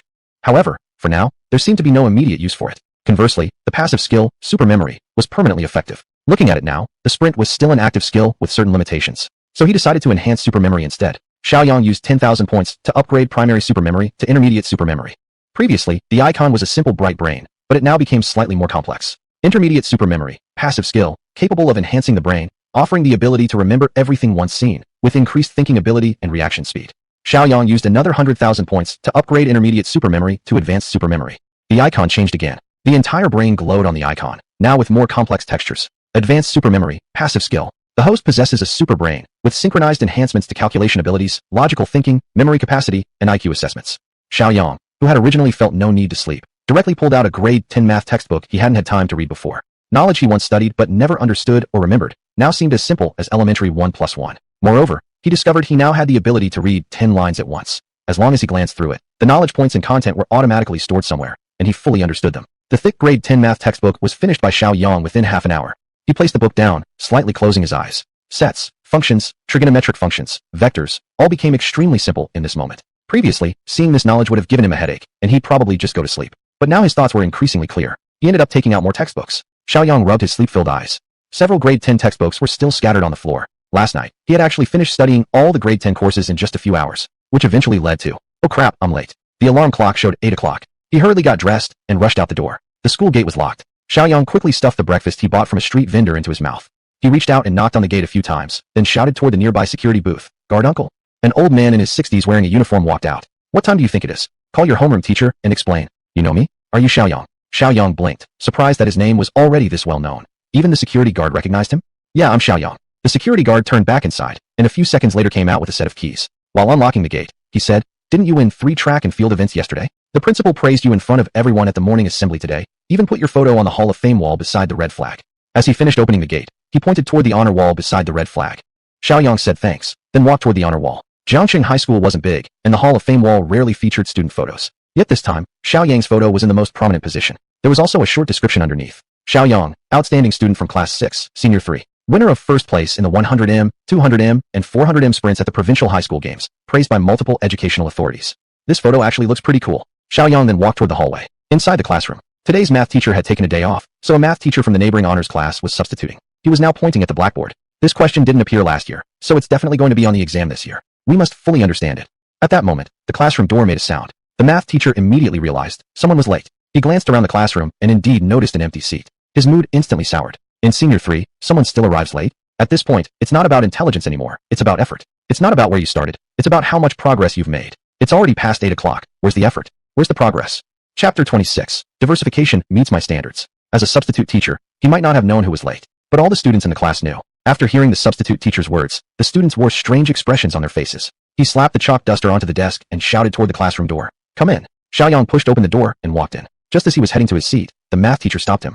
"This student, you're already in Senior 3. How can you still be late? Take a look at the students from Class 1 and Class 2. They study during class, after class, while eating. Even when going to the restroom, they're calculating trigonometric functions. That's the right attitude towards studying. That's what leads to a brighter future." The math teacher grew more and more furious. "What's your name? I'll report this to your homeroom teacher later." Shiaoyang replied crisply, "Shiaoyang." The teacher was taken aback. This name. Lately, he had heard it too often. A prodigy poet who quoted Tang and song poetry with ease. Yesterday, he'd even set a new athletics myth. During the morning flag-raising ceremony today, the principal personally hung Xiaoyang's photo in the Hall of Honor. "He is Shiaoyang?" The math teacher coughed once. "Well then, nothing to say. Go back and sit down. Let's continue class." He turned around, pretending nothing had happened just now. But the students sitting in the classroom barely held back their laughter. This substitute math teacher is quite amusing. Wang Ziluan gave a thumbs up. "Old Xiao, you're like a heifer flying on a plane. Unbelievably awesome. You broke the 100-meter race record with a time of 10.25 seconds. With your ability, you'd be top tier in the national team." As a dedicated track and field enthusiast, Wang Ziluan truly knew a lot. "If I had your talent, why bother with school? I'd head straight to Kyoto and get into a prestigious university next year. At my peak, I'd win a silver Olympic medal in the 100 meters and sign so many endorsement deals my hands would ache. Shiaoyang covered his forehead. You're flapping a cow's tail and sneezing. Wang Ziluan combed his hair back, puzzled. What do you mean by that? You're just showing off. Wang Ziluan was momentarily stunned. You stumped me with this proverb. Listen, I'm serious. I watched the entire live stream. You totally stood out this time. The school leaders were all shocked. I bet people will approach you soon. Shiaoyang had expected this, but he simply smiled without responding. At this moment, Bai Lanlan from the front row turned around and shot Wang Ziluan a sharp glare. This stare stunned Wang Ziluan. Hey class monitor, why are you giving me the evil eye? Bai Lanlan said. This school is for studying, not learning proverbs. Apparently, she had overheard their entire conversation. Wang Ziluan acted very wronged. But monitor, Shiaoyang also said. Bai Lanlan cut him off bluntly. But it was you who brought it up first. Wang Ziluan frowned. Wow, haven't you always been fair, and just as a monitor? I feel like you're being biased. Break time always passed quickly. Soon, the homeroom teacher, Wei Xiaomei, walked into the classroom. She placed the teaching materials on the lectern and glanced complexly toward Shiaoyang. After a moment of hesitation, she finally said, Shiaoyang, come out for a second. In recent days, the homeroom teacher had summoned Shiaoyang individually several times, so this wasn't particularly surprising. Once Shiaoyang arrived in the corridor, Wei Xiaomei spoke directly. I saw your race. It was excellent and brought great honor to our school. Just doing my duty, Shiaoyang replied modestly. Wei Xiaomei hesitated slightly before cautiously asking, have you ever considered going into professional sports? Given Xiaoyang's performance on the sports field, pursuing a professional athlete's path would be perfectly feasible. As a teacher, although she hoped Shiaoyang would continue focusing on academic studies under her guidance, judging by current circumstances, perhaps athletics suited him better now. If Shiaoyang truly chose athletics, she, as his homeroom teacher, would naturally offer her support. Upon hearing the teacher's question, Shiaoyang paused briefly to think. Athletics? His super memory had already reached an advanced level. Would focusing only on athletics waste that ability? Seemed like diversification suited him best. Teacher, currently, I don't have any plans to go fully into athletics. Wei Xiaomei blinked in shock, her eyes filled with disbelief. What did you just say? Shiaoyang repeated patiently. I don't intend to give up studying for athletics. After all, I'm still a student. Wei Xiaomei showed a delighted expression. Originally, she had thought Shiaoyang, with his impressive athletic results, would definitely choose to develop in sports, considering the evidence right before her. Even she had already prepared herself to support him in every way possible.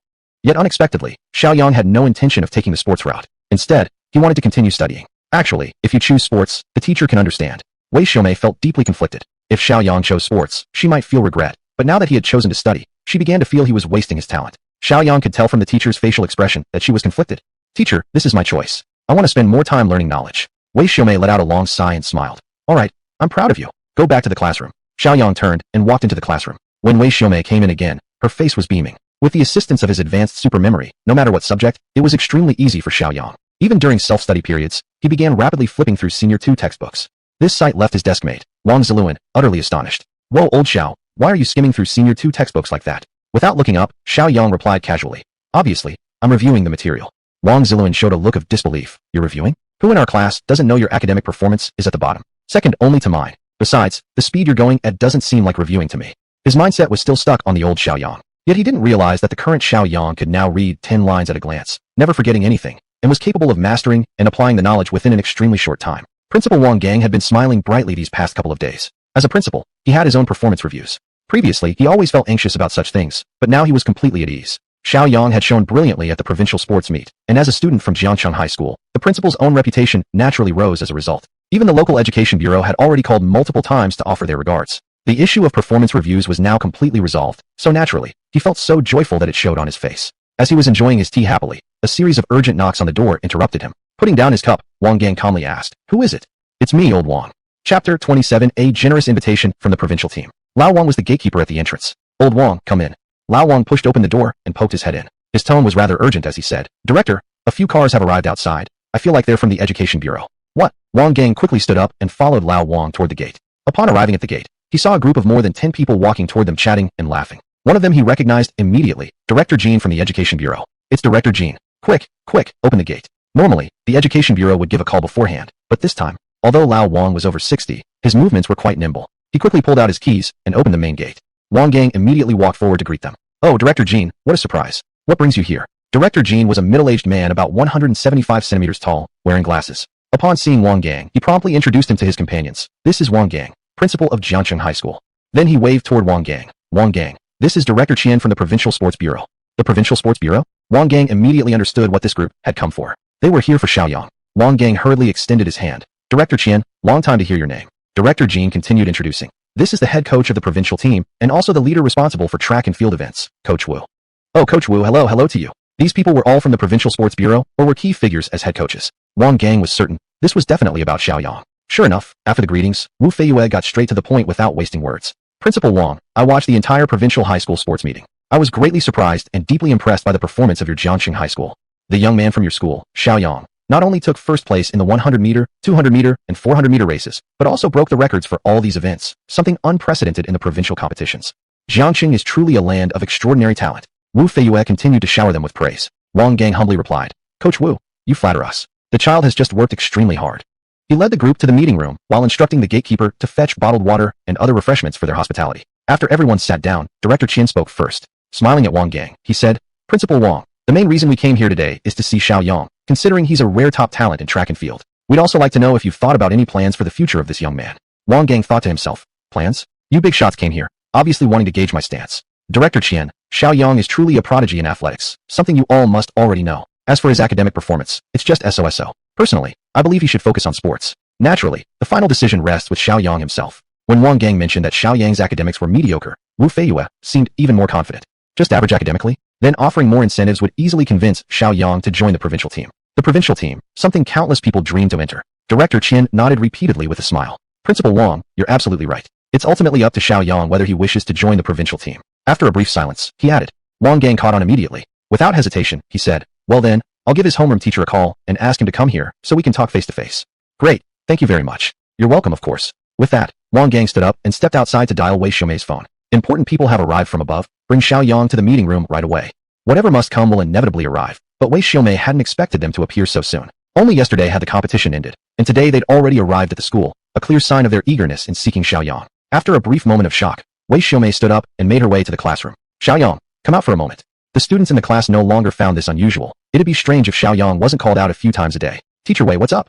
Wei Xiaomei smiled. The Provincial Sports Bureau and Provincial Team are here specifically to meet you. Please come with me. Shiaoyang nodded slightly. Given his performance at the provincial sports meeting, it would have been strange if no one showed up.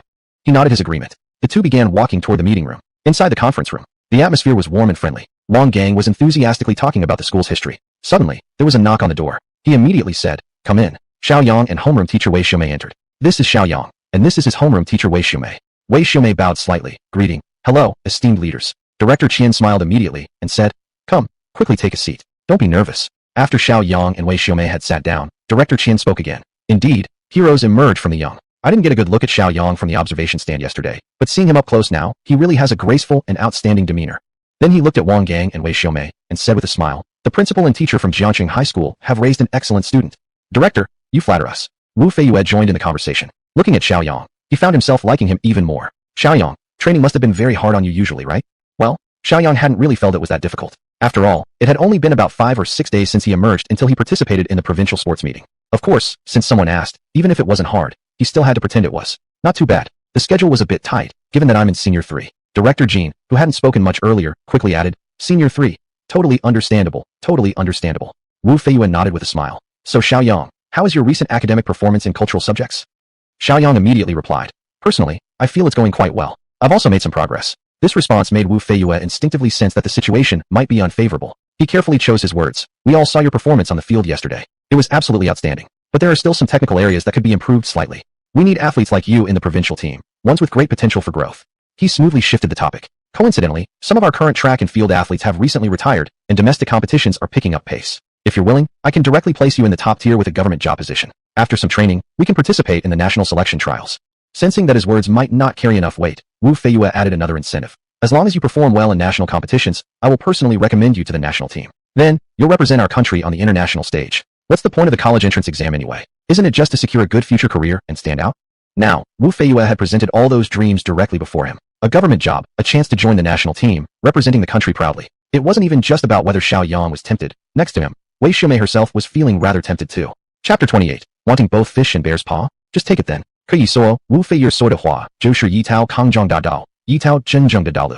Track and field sprinting, compared to other sports, is a discipline especially favored by the Chinese people. Based on Xiaoyang's performance, wanting to make a name for himself is by no means baseless. Not just Wei Xiaomei, everyone present felt the stakes were extremely high. Just a public sector job alone is something countless students from sports schools dream of obtaining. Not to mention a recommendation to the national team. Wu Feiyue showed sincerity this time, clearly demonstrating how much he appreciated Xiaoyang's talent. There was absolutely no reason to refuse. However, after thinking for a moment, Shiaoyang replied cleanly and decisively. Thank you, Coach Wu. for your appreciation, but I'm a student first, and my top priority right now is my studies. Expressions of disbelief appeared on everyone's faces. He declined such great conditions, and he actually refused them. Even Wu Feiyue was visibly taken aback. The conditions he offered were undeniably generous, including a promise of entry into the national team. Yet such favorable conditions had still been rejected. He definitely must not have understood how generous the offer was. There's no other explanation. Shiaoyang, when a talent appears in track and field sprinting, if truly successful, it can bring tremendous popularity. Bingshan is a great example. He is the only Asian to ever qualify for the finals at the Olympics. Now Bingshan has countless endorsements and advertisements every day. I truly believe that, given your talent, you absolutely have the potential to become the next Bingshan. What Wu Feiyue said was high praise, and offered Shiaoyang an extremely bright future. But this wasn't said solely to flatter Shiaoyang. It was part of careful calculation. Firstly, Shiaoyang performed decently at the sports meet, but far from perfect. There were still many techniques he could improve upon, which means Shiaoyang could absolutely shorten his time further. Also there's age. Shiaoyang was not yet in his prime. The golden age for track and field sprinting is around 25 years old, meaning Shiaoyang still had many years to train. In fact, Wu Feiyue was certain that even before his prime, Shiaoyang could break the 10-second barrier. If he qualified for the Olympics, as long as he could enter the finals, he would follow the same path to fame as Bingshan. It could be said that, once Shiaoyang joined the provincial team, his future would be shining bright. This was a highly tempting offer, one most people would probably be unable to refuse. Except Shiaoyang. He had the check-in system. He knew that if he accepted, he would completely step into the sports circle, which would definitely limit his development in other areas. Therefore, he would not accept. What you said, Coach Wu, makes me feel very enthusiastic, but I still hope to achieve something academically rather than pursue sports. What I mean is, I'll pursue sports, but not let go of my studies. Everyone present was stunned. It said that you can't have both fish and bear's paw. Most people who pursue sports are those whose academic performances are not so good. It's not necessarily because athletes lack the talent to study, but rather because they choose to invest more time into training. Because of that, naturally, their academic results become unremarkable.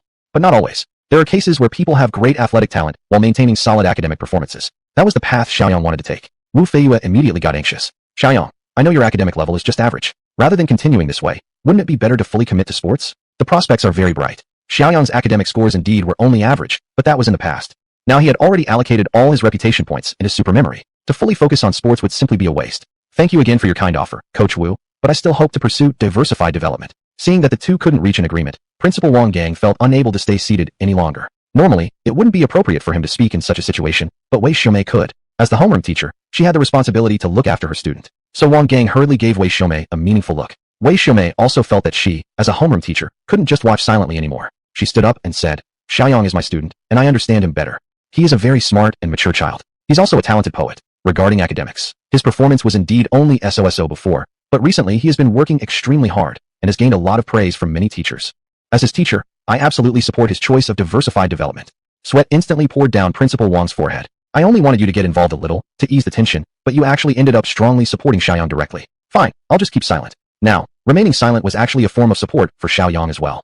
As the principal, there was little else he could do. The atmosphere became quiet once again. It was Qian Juzhua who finally spoke. Shiaoyang is undoubtedly a talented sprinter, which is beyond dispute. Right now, our sports industry genuinely needs talents like him.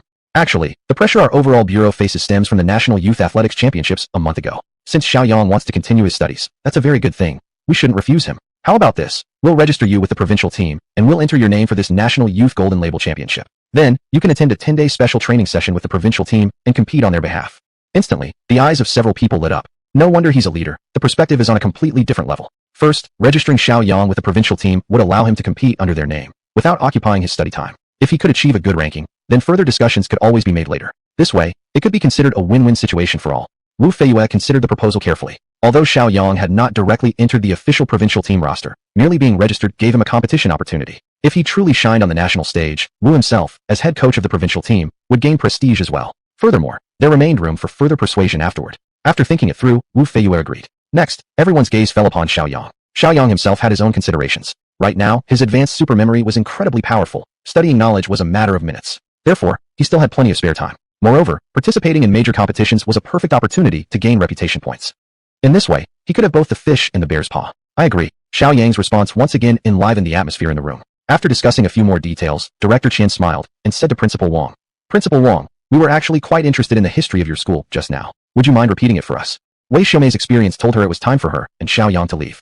Chapter 29, Check-in, Piano Master. On the way back, Wei Xiaomei said in a low voice, Shiaoyang, your choice still surprised me. After all, the conditions for joining the provincial team are very favorable. Shiaoyang smiled and replied, the conditions may be favorable, but it also means losing the opportunity to study. For me, learning is as important as sports or even writing poetry. There's nothing to give up.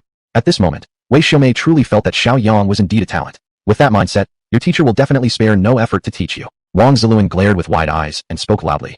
What do you mean you gave up the chance to enter the provincial team? Brother, that's the provincial team we're talking about. It comes with job security and the opportunity to participate in major competitions. How could you just give that up? His voice was loud enough and exaggerated, so that almost everyone in the classroom could hear. All the students looked at Shiaoyang in surprise. The provincial team, the dream destination for countless students from sports schools. And yet Shiaoyang actually turned down such a great opportunity. Even the girl in front, Bai Lanlan, turned around in astonishment to look at Shiaoyang.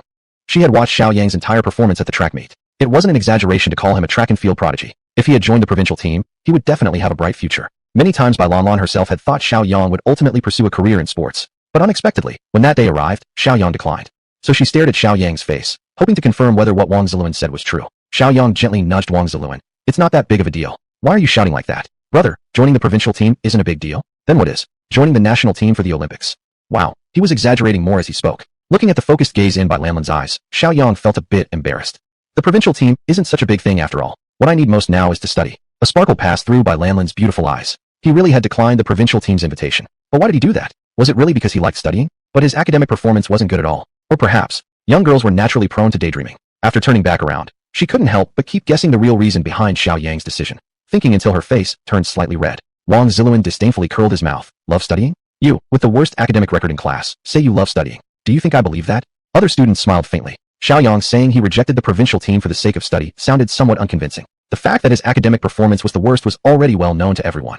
Could a poor student really choose to give up on a promising athletic career for the sake of studying? Some students started whispering to each other. Uffed. Shiaoyang gave up the provincial team for studying. Do you believe it? His grades are the worst. Haven't changed much in over 2 years. How could he suddenly give up the provincial team now for studying?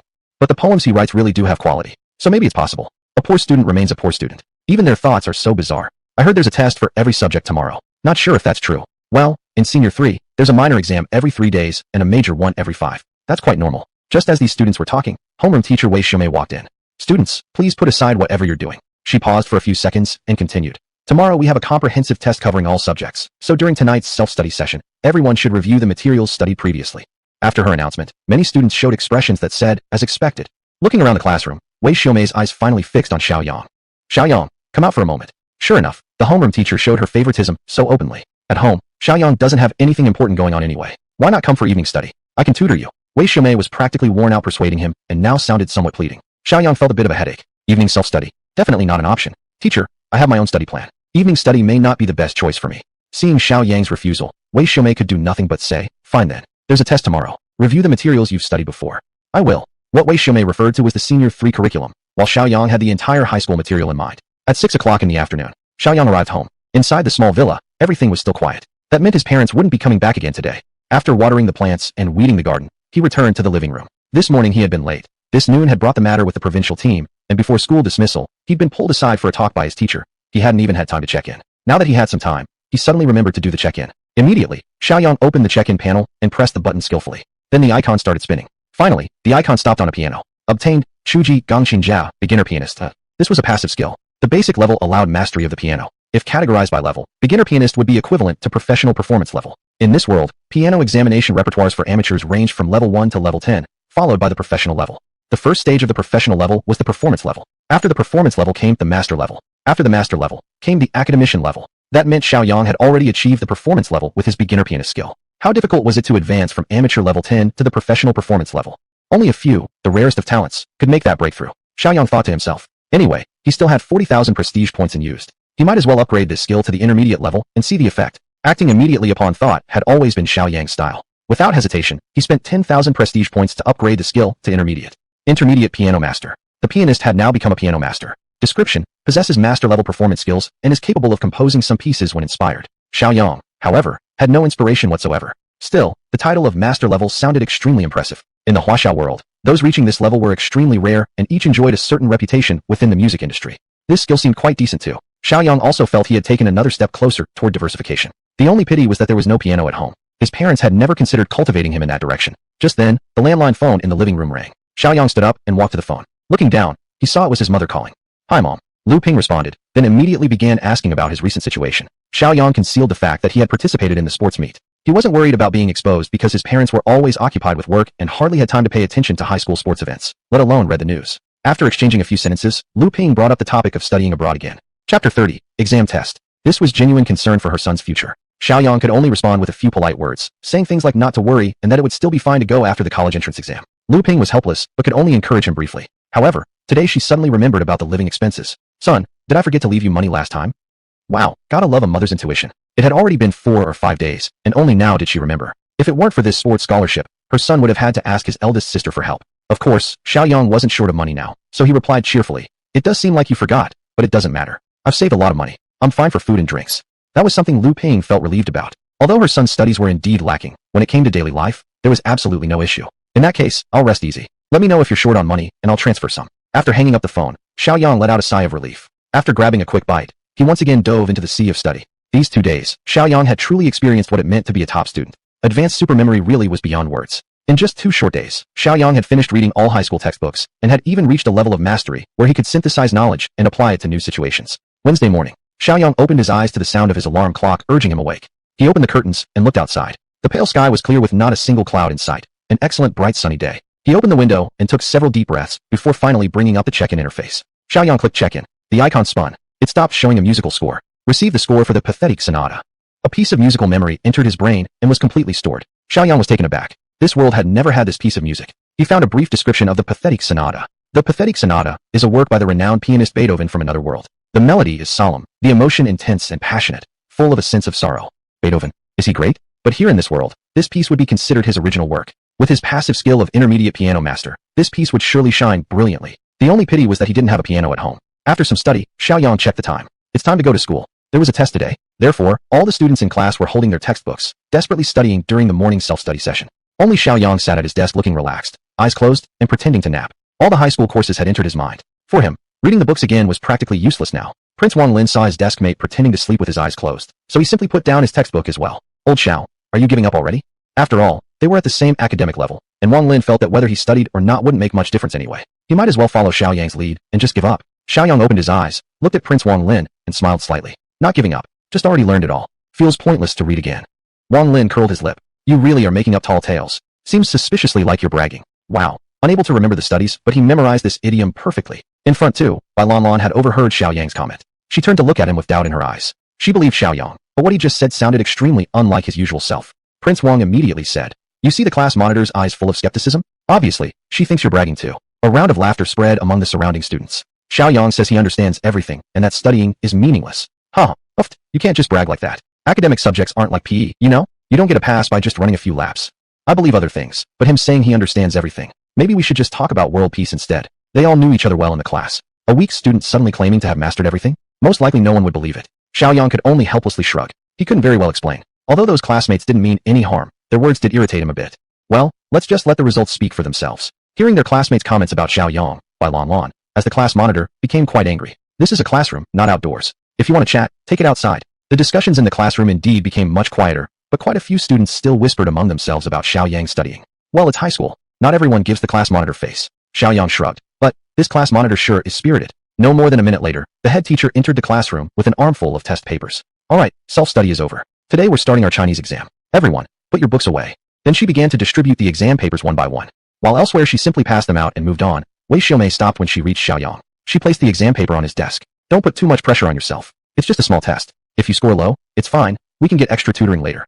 It was clear that Teacher Wei knew liberal arts were Xiaoyang's weak point. By giving up on the provincial team and choosing academic subjects, she was trying to ease his psychological burden.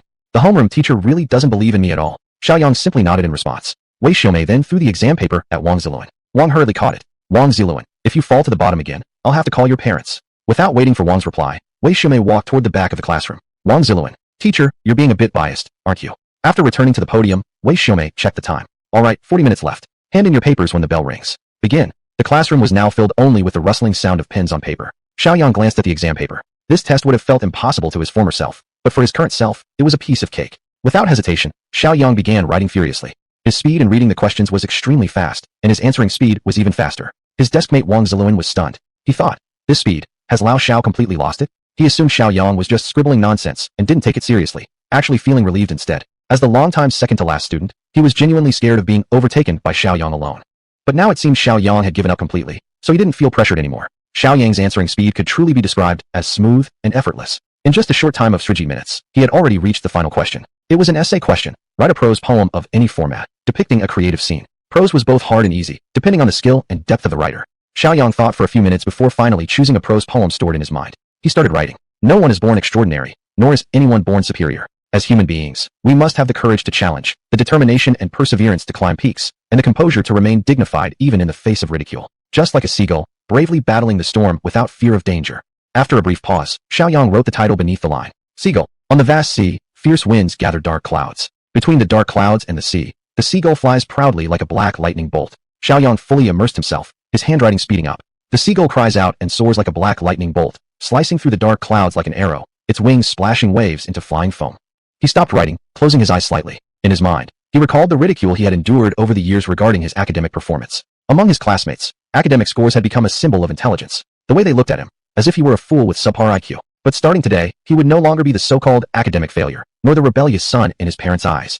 Everything had already changed. Shiaoyang suddenly opened his eyes and picked up his pen to write the final line. Storm. The storm is coming. This is the brave seagull, flying proudly between the roaring sea and flashing lightning. This is the prophet of victory, crying out. Let the storm come even fiercer. Let the storm rage even harder. I, Shiaoyang, am the seagull Ying judge the storm. Chapter 31. The head teacher is shocked. Again. Such a prose poem, when it finally appeared vividly on paper, made Shiaoyang feel his scalp tingling. But he felt great, truly great from the inside out. It was the kind of satisfaction you feel when a storm-piercing petrel finally sees the rainbow after the rain. All the questions were finished. In order to keep a low profile, Shiaoyang closed the test paper and began quietly examining his reputation points and several of his skills. On the podium, Wei Xiaomei never stopped watching Shiaoyang. Seeing Shiaoyang writing furiously at first, then later sitting motionless, she had nearly stood up several times to remind him, afraid he might fall asleep. But each time, the words died on her lips. In the middle of an exam, calling out Xiaoyang's name. Would that embarrass him? The homeroom teacher was actually considering the student's dignity. Looking at the clock, Wei Xiaomei noticed there were still over 10 minutes left, yet Shiaoyang continued to stare blankly. She could no longer sit still. Standing up, she approached Xiaoyang's desk. The exam will be ending soon. At that moment, all the students had the same thought. Since when did the head teacher become so considerate? Even reminding him about time was a little too much. Xiaoyang looked up at his homeroom teacher, Wei Xiaomei, before saying, I've already finished. What? Doubtful. Wei Xiaomei reached out and unfolded Xiaoyang's folded exam paper. The handwriting was neat, remarkably so, appearing as though it had been written smoothly in one breath. Well, maybe he had finished the exam. But as for the quality, Wei Xiaomei didn't press too hard. After all, Xiaoyang's past performance was well known. Anything needed time, step-by-step progress. Without a detailed look, she just walked past Xiaoyang. Soon the bell rang, signaling the end of class, and the students started submitting their papers in an orderly manner. After Xiaoyang turned in his exam, Wei Xiaomei glanced at him meaningfully a few times. This test seemed to be a coordinated effort among the teachers. One exam per subject had been arranged. Xiaoyang dealt with all exams the same way, with ease, and finished them in a short amount of time. Inside the office, Wei Xiaomei, who had finished invigilation first, began grading the papers. This Chinese exam had been quite difficult. Scoring a full mark in Chinese was practically impossible. Halfway through grading, the highest score in the class so far was by Lanlin's. Everything correct except for a 10-point deduction in the prose section. Shaking her head slightly, Wei Xiaomei did a quick eye exercise before continuing to grade. She picked up another test paper and looked at the name written on it. Xiaoyang. Just seeing the name Xiaoyang brought her wide awake. Her earlier fatigue instantly gone. Xiaoyang. The past poor academic record was unforgettable. She intended to carefully review Xiaoyang's paper this time to identify his weaknesses and devise a personal teaching plan. Red pen in hand, Wei Xiaomei started scanning through. Modern prose reading, neat, precise summary, all correct, full marks. She continued reading. Classical Chinese reading, insightful interpretation, clear structure, full marks. Oh, very good. Ancient poetry, no need to even discuss that section. The work belonged to a remarkably talented poet, full marks. Excellent. Wei Xiaomei was beginning to feel surprised. Famous quotes and excerpts, full marks. Wei Xiaomei's eyes sparkled with amazement, her astonishment growing. Language and writing application, full marks. Wei Xiaomei was astounded. She had reviewed all the answers, except for the final prose section, and Xiaoyang's accuracy rate was actually 100%. As the head teacher, in her memory, she had graded countless tests by Xiaoyang. But nothing like this had ever happened before. Cheating? This was a Chinese exam. Even if someone copied directly from the textbook, the accuracy rate wouldn't reach this level. Besides, she had been watching Xiaoyang extremely closely today, and everyone else in the room had been keeping an eye on him as well. It was simply impossible for him to cheat. This was Xiaoyang's true score. All questions were correct, except for the prose section. For some reason, in the midst of her astonishment, Wei Xiaomei felt a sense of anticipation. The prose. She glanced at the first sentence. I am a weak student. Academic subjects have always been my mocked weakness, but, starting today, it will no longer be the case. She felt an undeniable sense of frustration. It was not uncommon for students to mock those who performed poorly. Xiaoyang was once such a poor student and had endured endless ridicule. But from today on, everything would change. This was a declaration, a challenge to all humiliations and mocking. Unconsciously, Wei Xiaomei recalled all the perfectly answered questions Xiaoyang had previously completed. He truly did it. Next came the title, The Storm Petrel. It was a prose poem. She began to read carefully, word by word, sentence by sentence. From expectation to shock. Halfway through the reading, her shock grew so intense that her scalp tingled. And when she read the last sentence, let the storm come even more fiercely, It was as if she saw Shiaoyang roaring in defiance at the ridicule he had faced, and then standing tall with academic excellence. In this moment, the tingling sensation on her scalp told her that her soul seemed to have been elevated. Wei Xiaomei read through the poem again. The more she read, the more dang-edged she became. The power contained in this prose poem was just too great, so powerful that her excited heart couldn't calm down for a long time. She couldn't even bring herself to review other papers. I need to calm down. I need to calm down. Wei Xiaomei sat in her seat, breathing heavily. Finally, her emotions settled a little. She picked up her red pen. 150 points. Full marks. As a senior high school Chinese teacher, in all her memories, she had never given a full score before. But today she did, because this paper truly deserved it. Some teachers from other classes noticed that something was off with Wei Xiaomei. Ms. Wei, what's wrong with you? Wei Xiaomei smiled, holding up Xiaoyang's paper with evident admiration and joy. Her smile was filled with praise, happiness, and pride. The entire office became lively. Today had been packed with exams, and the schedule was tight. Right when he finished the last exam, it was time for school to end. After packing his things, Xiaoyang walked out of the classroom with Wang Ziluan. Old Xiao, how come you seem so relaxed? Indeed, Wang Ziluan had been doing test questions all day and now looked dazed and half asleep. But Xiaoyang remained energetic, as if the exams had not exhausted him at all. He smiled and said, it's just an exam, right? Do you think you're the only normal one acting like that? Wang Ziluan blinked. Bro, you used to be the dead last in our class. Isn't it weird to act this relaxed? He nudged Xiaoyang's arm. I'm not coming to evening self-study tonight. I just want to go home and have a good sleep. Xiaoyang shrugged indifferently. That's your choice. I'm not coming either. When he got home, Xiaoyang felt a bit bored. Before, he would sometimes read books. Now, though, he had already finished studying all the high school textbooks. There was no point in reading them again. Chapter 32, Piano Event. This is the power of advanced supermemory. It's incredibly effective. After all, previously, it was extremely difficult for him to learn and memorize anything. But now, just a single glance and his brain would go into overdrive, not only storing the information but also analyzing it. In fact, nowadays he could hardly find anything challenging to do. Once a student suddenly finds free time, he really feels a bit bored. After wandering around the house for a bit, Xiaoyang felt so restless that he couldn't stand it anymore. Rubbing his stomach, he decided, it's time to eat out at the street stalls. After all, he already had 9,000 yuan in prize money from the provincial sports games. Although he returned 1,000 to his older sister, 8,000 yuan was still a huge sum for a student. So why not spend some money to improve his lifestyle? Once he reached that conclusion, he stood up and walked out the door. About half a kilometer from the residential community lay a commercial street. The area was densely populated, lively, and bustling. Beside the commercial street was a night market filled with various street vendors. That was exactly where Xiaoyang was headed. Since half a kilometer was just a few hundred meters, he didn't need any transportation. Soon, he arrived at the night market. As usual, it was packed and loud. Vendors shouting, people chatting. It was nonstop. Xiaoyang quickly found a stall selling grilled squid. The squid at this stall was quite large. Boss, how much is the squid? The vendor was a woman in her 30s, with a sincere and warm smile on her face. 7 yuan each. Xiaoyang replied cheerfully. 2 then. Without hesitation, he pulled out his phone and scanned the QR code to pay. Now it was just a matter of waiting. Though the night market was lively and noisy, Xiaoyang could still distinguish something unusual from the cacophony. He leaned closer, listening carefully. It was piano music. Before, Xiaoyang might not have cared much about where piano music could come from, but things were different now. He was now a mid-level piano master. Since he had no piano at home and had barely touched one before, his curiosity only intensified. The woman at the squid stall was still busy working, so Xiaoyang started chatting with her. Big sister, how come there's piano music in the night market? Without looking up, the woman replied, still busy. I think a piano store over at the commercial street is hosting an event. There's some sort of competition. I just went there and saw, quite lively. A piano shop hosting an event? Your 2 grilled squids are ready. The female vendor handed him the neatly wrapped squid. He grabbed it and immediately smelled the delicious aroma. He took a bite right away. The squid was crispy, with a perfect level of spicy flavor. Tasty. He waved to the vendor and left the night market, walking toward the pedestrian commercial street. Piano, he was really interested. It wasn't hard to find where the event was taking place. Right in the central square, brightly lit, surrounded by layers of onlookers. On a temporary stage stood a piano, and a girl of about 14 or 15 years old dressed in a white dress was sitting there playing with skilled ease, showing both elegance and composure. Judging from her clothes and shoes, everything she wore was branded. Obviously, this was a gifted child from a wealthy family. As Xiaoyang chewed on his squid, he moved closer. After all, he himself was a master now. He could instantly tell that the girl's piano skill was about at the amateur grade 7 level. While grade 7 might not sound very impressive at first, reaching this level already required considerable talent. Her playing wasn't bad at all. Crunch went Xiaoyang's teeth. When the girl finished her performance, thunderous applause erupted.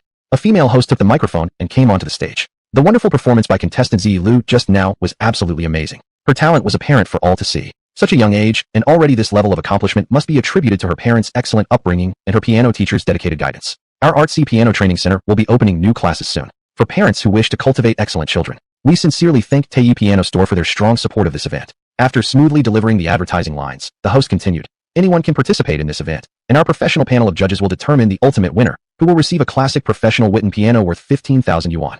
The prize was quite generous. Right in front of Xiaoyang, a mother quickly sent her child onto the stage. It was a young boy. When it comes to piano, either gender can excel, though in general, most successful players tended to be male, mainly due to the physical strength required. Don't ever think piano playing is effortless. Quite the opposite. Performing difficult pieces can be more exhausting than manual labor. However, At present, in China it's generally still more common for girls to learn piano.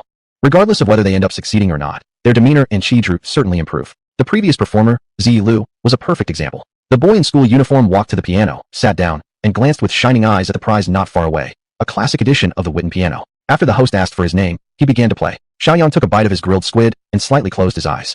This boy's skill was at the amateur grade 7 level, and he was playing an exam piece. Though the level was somewhat basic for Shiaoyang, the emotion behind his performance was full and strong. As a piano master, Shiaoyang could hear the boy's stubbornness and deep love for the piano. It was a very mysterious sensation, one that only someone at Shiaoyang's level could perceive, an emotional resonance in the music.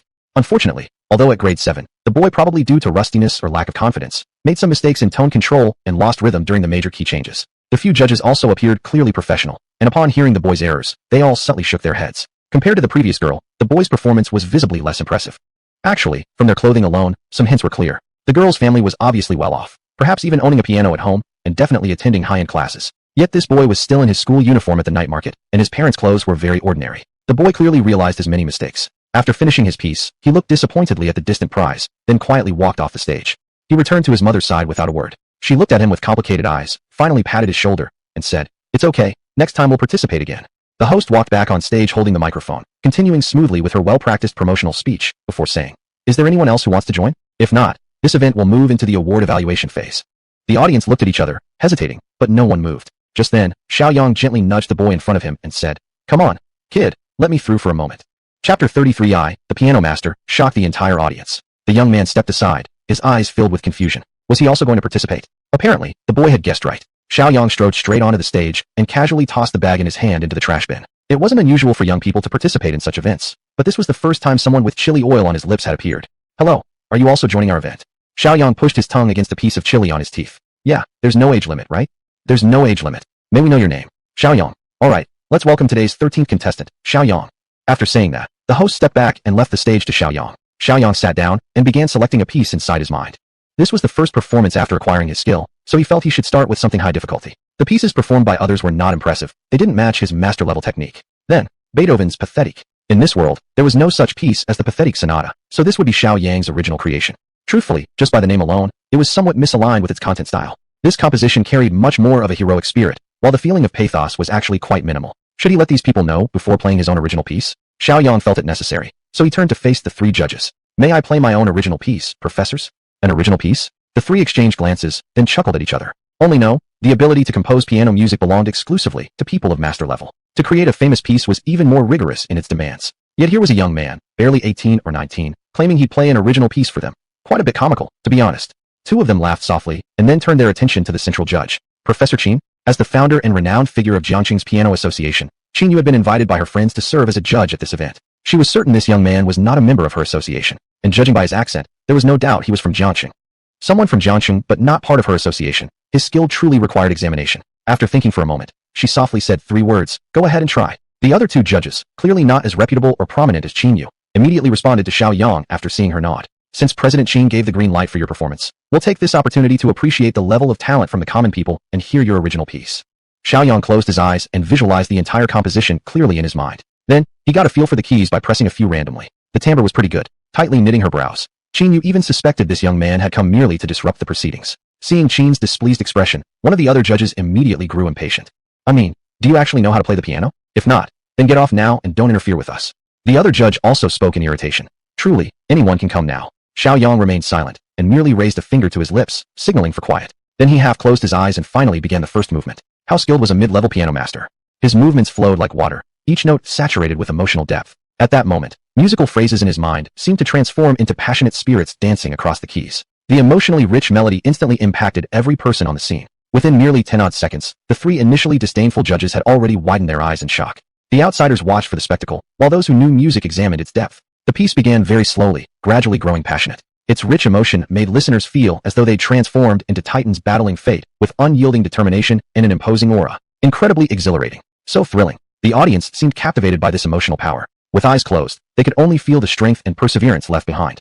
Those originally just passing by paused instinctively, all experiencing the enchantment of the music. More and more people gathered, completely enchanted by the melody. Suddenly, the rhythm changed. Warm and devout, it was like a lyrical song without words. As if the player's love for life and humanity shone brightly through every note like sunlight. The audience had long forgotten time itself. All they could do was listen, absorbing its emotions, perceiving the voice of life. This was the second movement. What followed? The third movement began abruptly with a cascade of notes, like falling raindrops. Technique and emotion were completely intertwined. Willpower, vitality, and life wove together into a dazzling tapestry of human existence. Finally, the whole piece came to an end amid Shiaoyang's confident and liberated interpretation.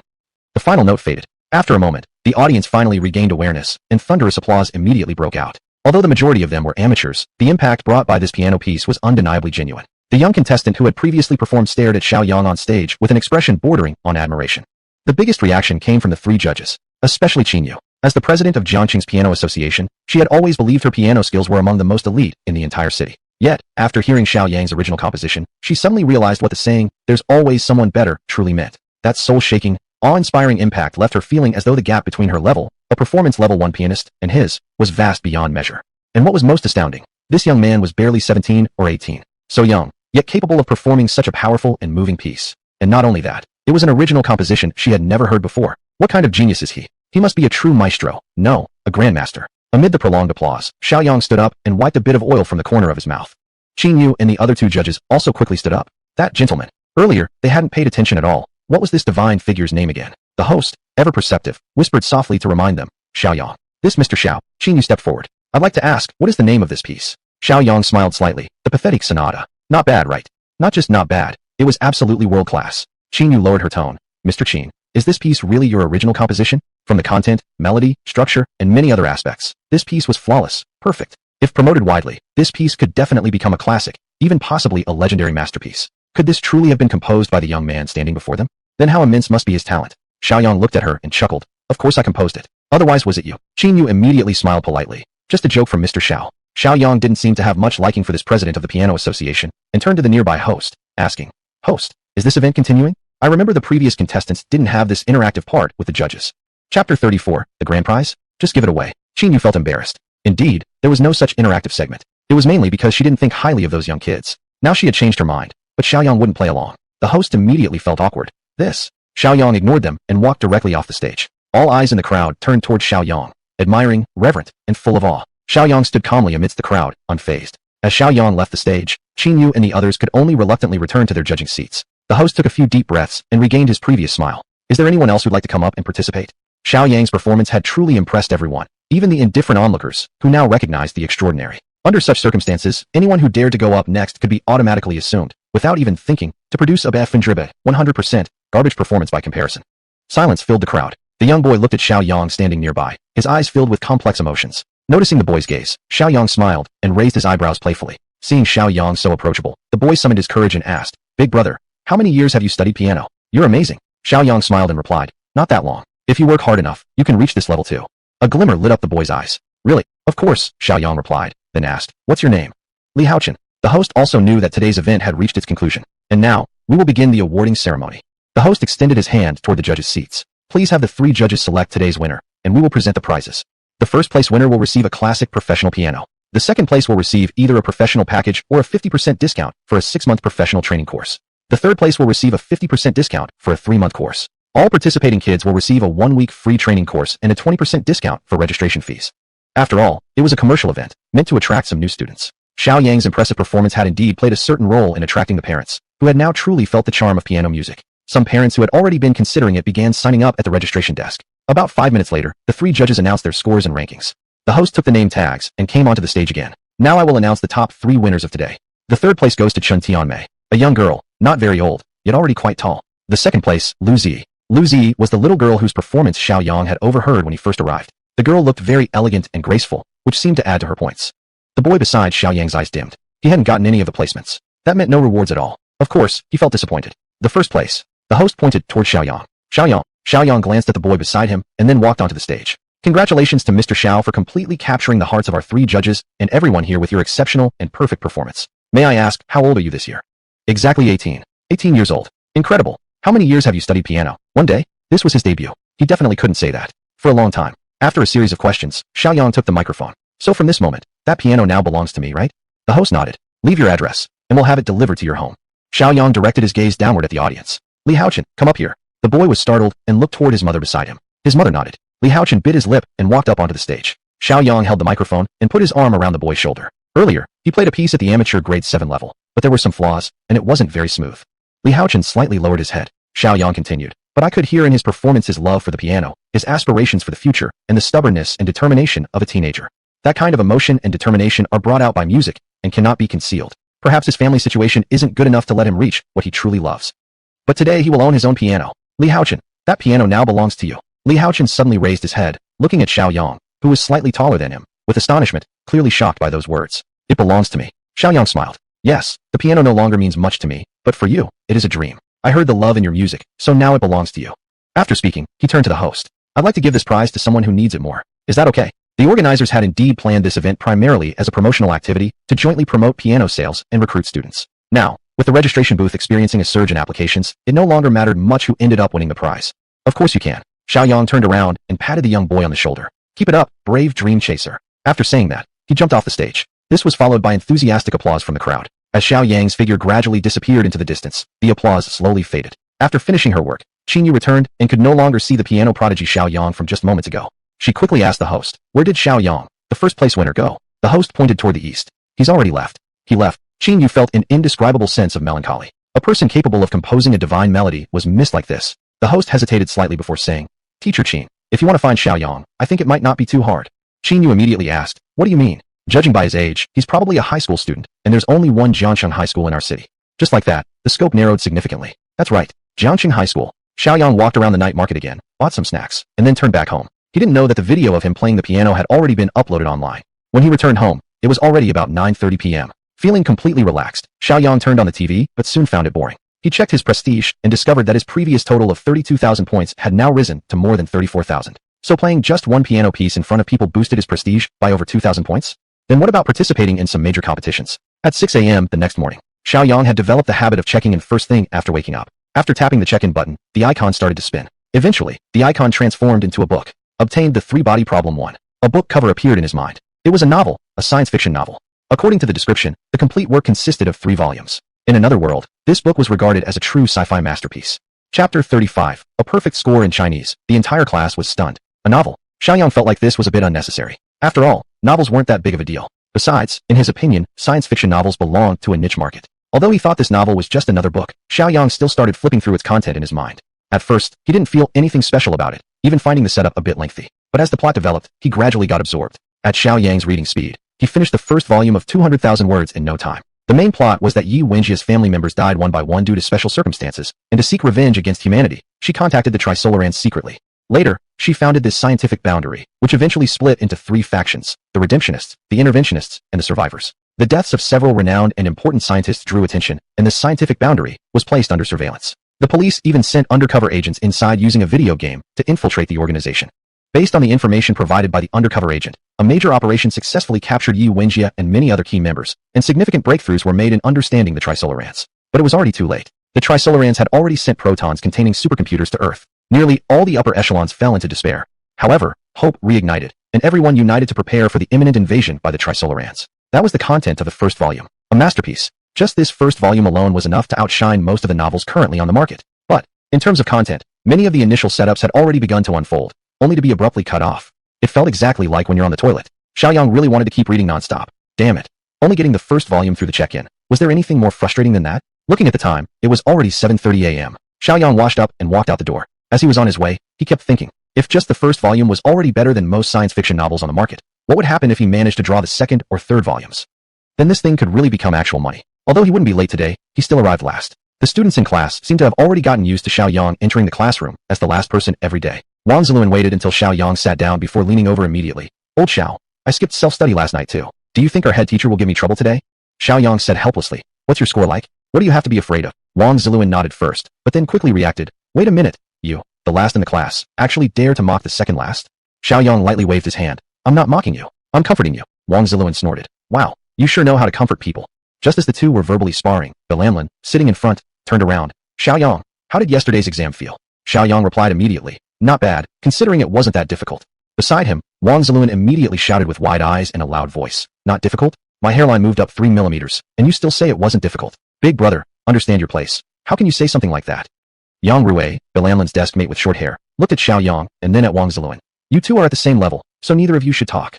A few nearby classmates laughed. Yang Rui actually made a fair point. Same level. The last and the second last. Of course, they're at the same level. Wang Ziluan shot a glare at those who were quietly laughing.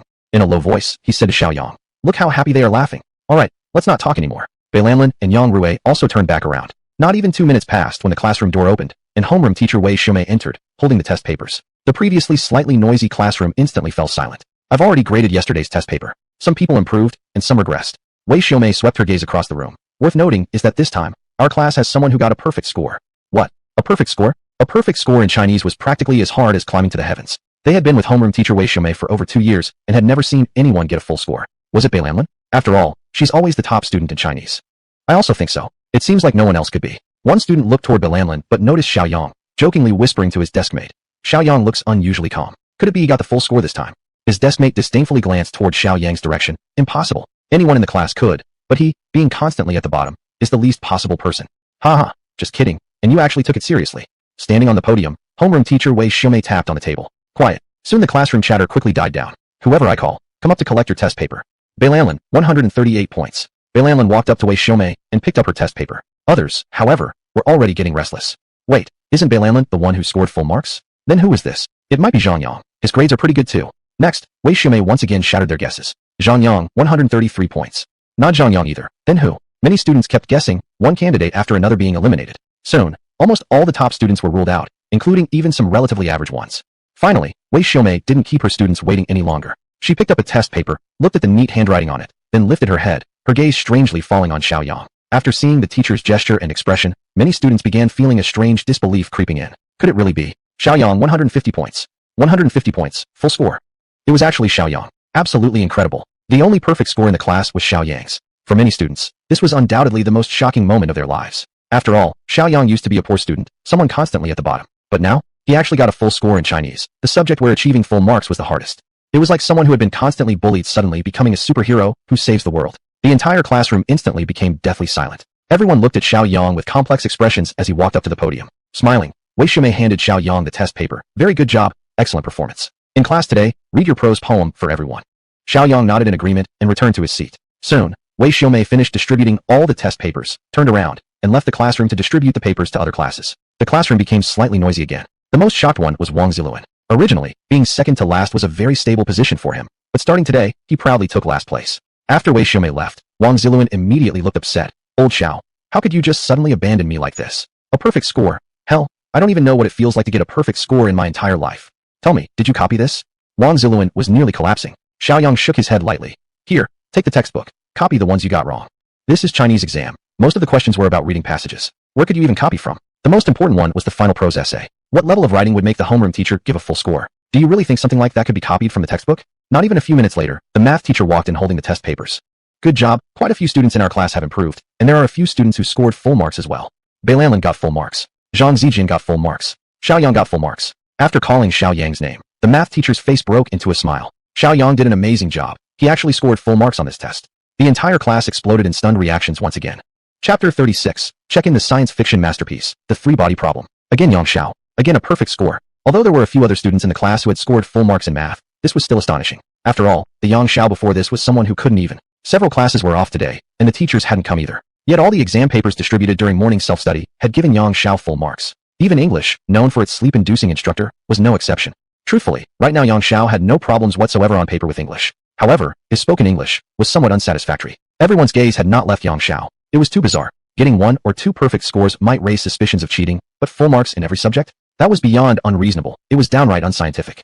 Everyone knew Yang Xiao had always been someone with little presence in academic subjects, even considered one of the class's underachievers. But today, everything changed. The former bottom dweller was now scoring full marks in every subject. Teachers couldn't stop praising him. Wang Ziluan was especially stunned. His own academic ranking wasn't bad, just a 1-point difference really, but starting today, Wang Ziluan would have nowhere else to drop.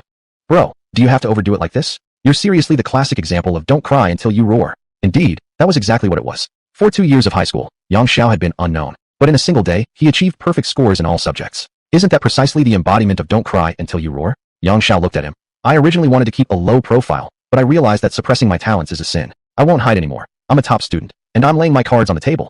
Wang Ziluan was instantly at a loss for words. Before, he thought Yang Xiao was just talking big, but now, seeing the full score papers before him, there was no stronger evidence than this. Rolling his eyes, he gave a thumbs up. Xiao Xiao, you pulled off a damn fine act. The first thing Wei Xiumei did upon entering class was to make Yang Xiao stand at the podium. I believe everyone is wondering why I gave Yang Xiao a full score for his writing. Certainly, everyone knew how strict Wei Xiaomei was about Chinese literature. Over 2 years of high school, no one had ever received a full score for writing. But today, she gave Yang Xiao a perfect score for writing. That naturally left everyone confused. Some even thought Wei Xiaomei had pulled strings for Yang Xiao. In order to dispel such doubts, Wei Xiaomei directly said to Yang Xiao beside her, "Go get your paper and read aloud the prose poem you wrote at the end. Let everyone hear it." Yang Xiao smiled. "No need. I've already memorized it completely." Wei Xiaomei nodded, stepped aside, and raised her hand gesturing for him to begin. Yang Xiao took a deep breath and started building his emotional state. After scanning the classroom, he began reciting the prose poem's preface. No one is born extraordinary, and no one is born superior. Being human means having the courage to challenge, to possess the determination and perseverance to climb the highest peaks, and to face ridicule with composure and dignity, like a seagull. Those who had once mocked Yang Xiao for being academically weak lowered their heads involuntarily. It felt like they were being put on trial. Yang Xiao paid no attention to their feelings. The seagull. Over the boundless sea, the raging wind gathers dark clouds. Between the clouds and sea, the seagull flies proudly like a streak of black lightning. Yang Xiao's voice was full of emotion and carried great strength. In his description, the classmates seemed to witness a fearless, free, and noble seagull soaring high. The seagull cries and flies, like a streak of black lightning, shooting like an arrow through storm clouds, its wings skimming up the sea spray. These qualities of unyielding perseverance gathered within the seagull. That was a power coming from deep within the soul. Let the storm rage more fiercely. Thunderous, truly deafening. No wonder such a prose poem earned a perfect score. It deserved even more than full marks. Especially when recited by Yang Xiao. It carried a piercing strength, as if emerging from the depth of one's spirit. They imagined themselves as fearless seagulls, soaring through the storm, free and courageous. Yes, let the storm rage more fiercely. We fear nothing. Those who had verbally attacked Yang Xiao before now felt inner torment, as if they had become the villains they despised the most on television. Some had even quietly started shedding tears, feeling regret. Yang Xiao slowly walked down from the podium. What welcomed him was a storm of applause. Almost everyone was clapping with all their strength, as if they wouldn't feel at peace unless they did. Bai Lanlin's eyes even gleamed with an indescribable brilliance. Her large eyes stared at Yang Xiao, as if trying to look right through him. Sports, literature, and even all academic subjects. There seemed to be nothing that could challenge Yang Xiao. How much more talent did he still possess? About a minute later, Wei Xiaomei returned to the podium. You might not all know this, but Yang Xiao is the one who turned down an invitation from the provincial team, yet insisted on staying at school to study academics. His performance today truly delights me. From sports to academic subjects, Yang Xiao's achievements are undeniable, and he is someone worth all of us learning from. As soon as she finished speaking, applause erupted again. All day long, Yang Xiao had been surrounded by praises. Even the way students looked at him had changed. It was almost reverent. Even Wang Ziluan had become quiet. After school, Yang Xiao was about to leave the campus when he ran into Wei Xiaomei in the hallway. Wei Xiaomei signaled him to follow her into the office. Yang Xiao, you still don't plan to attend tonight's self-study session? Of course not. He had never attended before, and now that he had basically completed learning everything there was to learn in high school, naturally he had even less desire to attend evening classes. However, facing his homeroom teacher, he needed to be more tactful. Yeah, in the evening I plan to read some extracurricular books or review past lessons. Coming to school would actually limit me. Wei Xiaomei shook her head slightly. Fine then. Although your test results this time are excellent, don't get complacent. You still need to keep striving. There are many more key points that will definitely appear on exams. Yang Xiao, actually I already know all of it. After leaving the office, Yang Xiao headed straight home. When he got home, everything was just as quiet as always. Needless to say, his parents hadn't returned yet. With nothing better to do, Yang Xiao decided to clean all the rooms thoroughly, then prepared a simple dinner. After finishing his meal, he was idle again. As a vibrant young man, once he had nothing to do, he always felt restless, seeking something to do. The housework was done, and the plants in the yard were neatly arranged. Suddenly, he remembered his copy of the science fiction novel, The Three-Body Problem. Now that he had nothing to do, why not just upload that novel online? Chapter 37, Sci-Tech Vanguard. In his own opinion, this novel was absolutely amazing, with a grand plot structure that stretched across the entire universe. The only pity was that currently only the first volume existed, and the story was cut off right at a crucial moment. But it didn't matter. If such an excellent science fiction novel wasn't published online for everyone to appreciate, it would truly be a regret. Appreciation aside, wouldn't it also be reasonable to put my own name on it? Perfectly reasonable. With this idea in mind, Shiaoyang immediately took action. Turning on his computer, he began searching for websites that specialized in publishing science fiction novels. After some searching, he actually found several. Among them, the most famous was a site called Sci-Tech Vanguard. On this website, anyone who registered with their personal information could publish their work. However, the submissions went through a back-end system, and only after being reviewed by the editors would the works be displayed publicly. After choosing the site, Shiaoyang started typing on his computer. For a young person like him, typing speed had never been an issue. Moreover, since the entire article was clearly formed in his mind, he only needed to input it directly, which allowed Shiaoyang to work at an incredible speed, even reaching up to 6,000 words per hour. Of course, for the prelude that needed to pass the editor's review, 200,000 or 300,000 words were sufficient. With full effort, Shiaoyang finished a 20,000-word manuscript before 10 o'clock at night.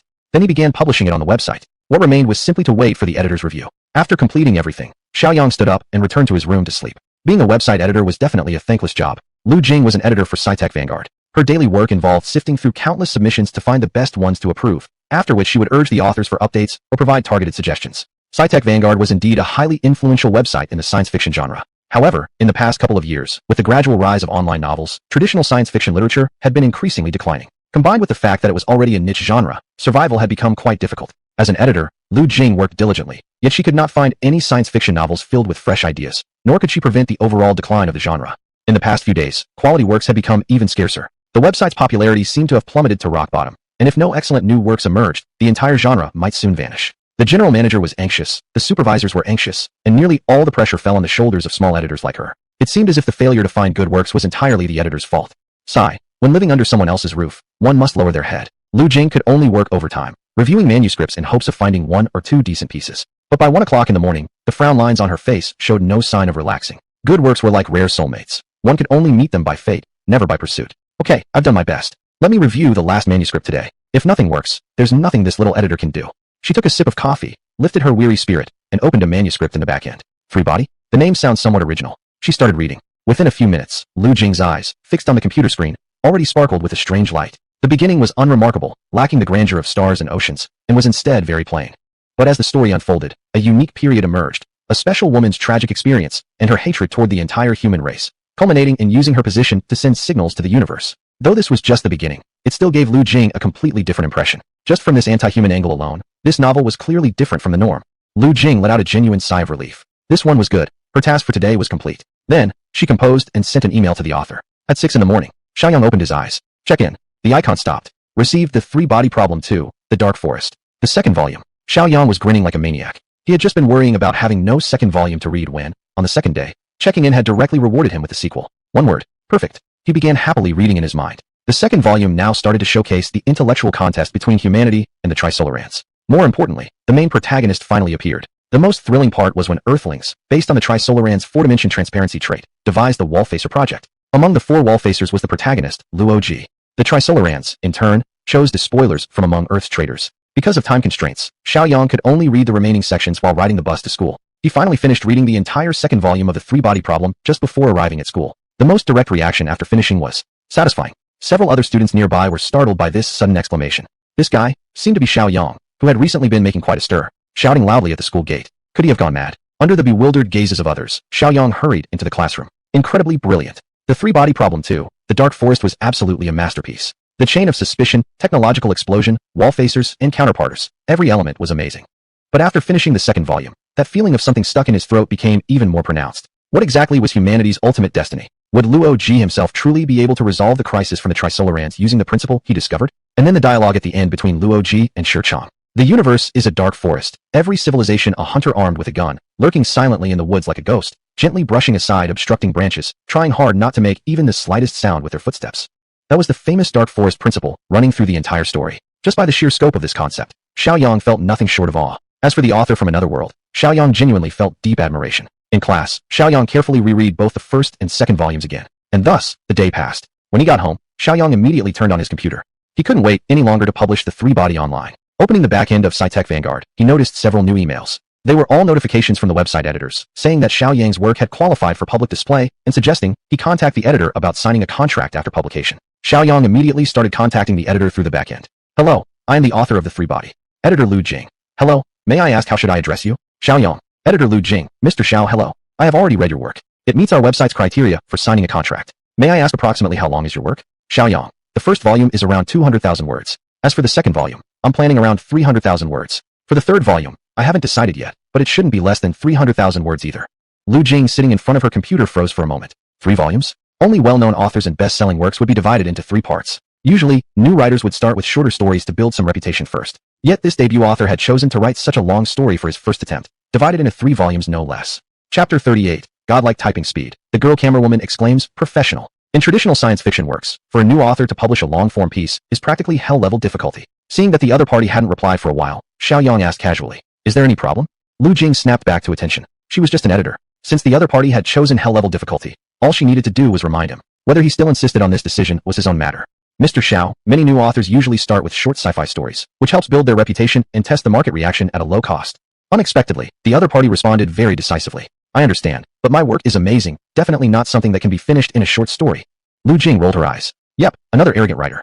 As an editor, encountering self-important authors was quite common. Anyway, it's their own choice. If you don't listen to my advice, that's fine. Editor Lu Jing. Well then, there are 2 types of contracts we usually offer. royalty sharing based on sales, or a one-time buyout. However, since yours is a long novel and you're a new author, according to the norm, you wouldn't qualify for the buyout option. Shiaoyang didn't even think about buyout at all. After all, he was well aware of this book's ability. Shiaoyang, got it. Then I'll go with the first option, revenue sharing. As for the copyright, editor Lu Jing, the copyright remains yours. Our platform merely provides a venue for exhibition. Of course, during the serialization period, you're not allowed to publish on other platforms simultaneously.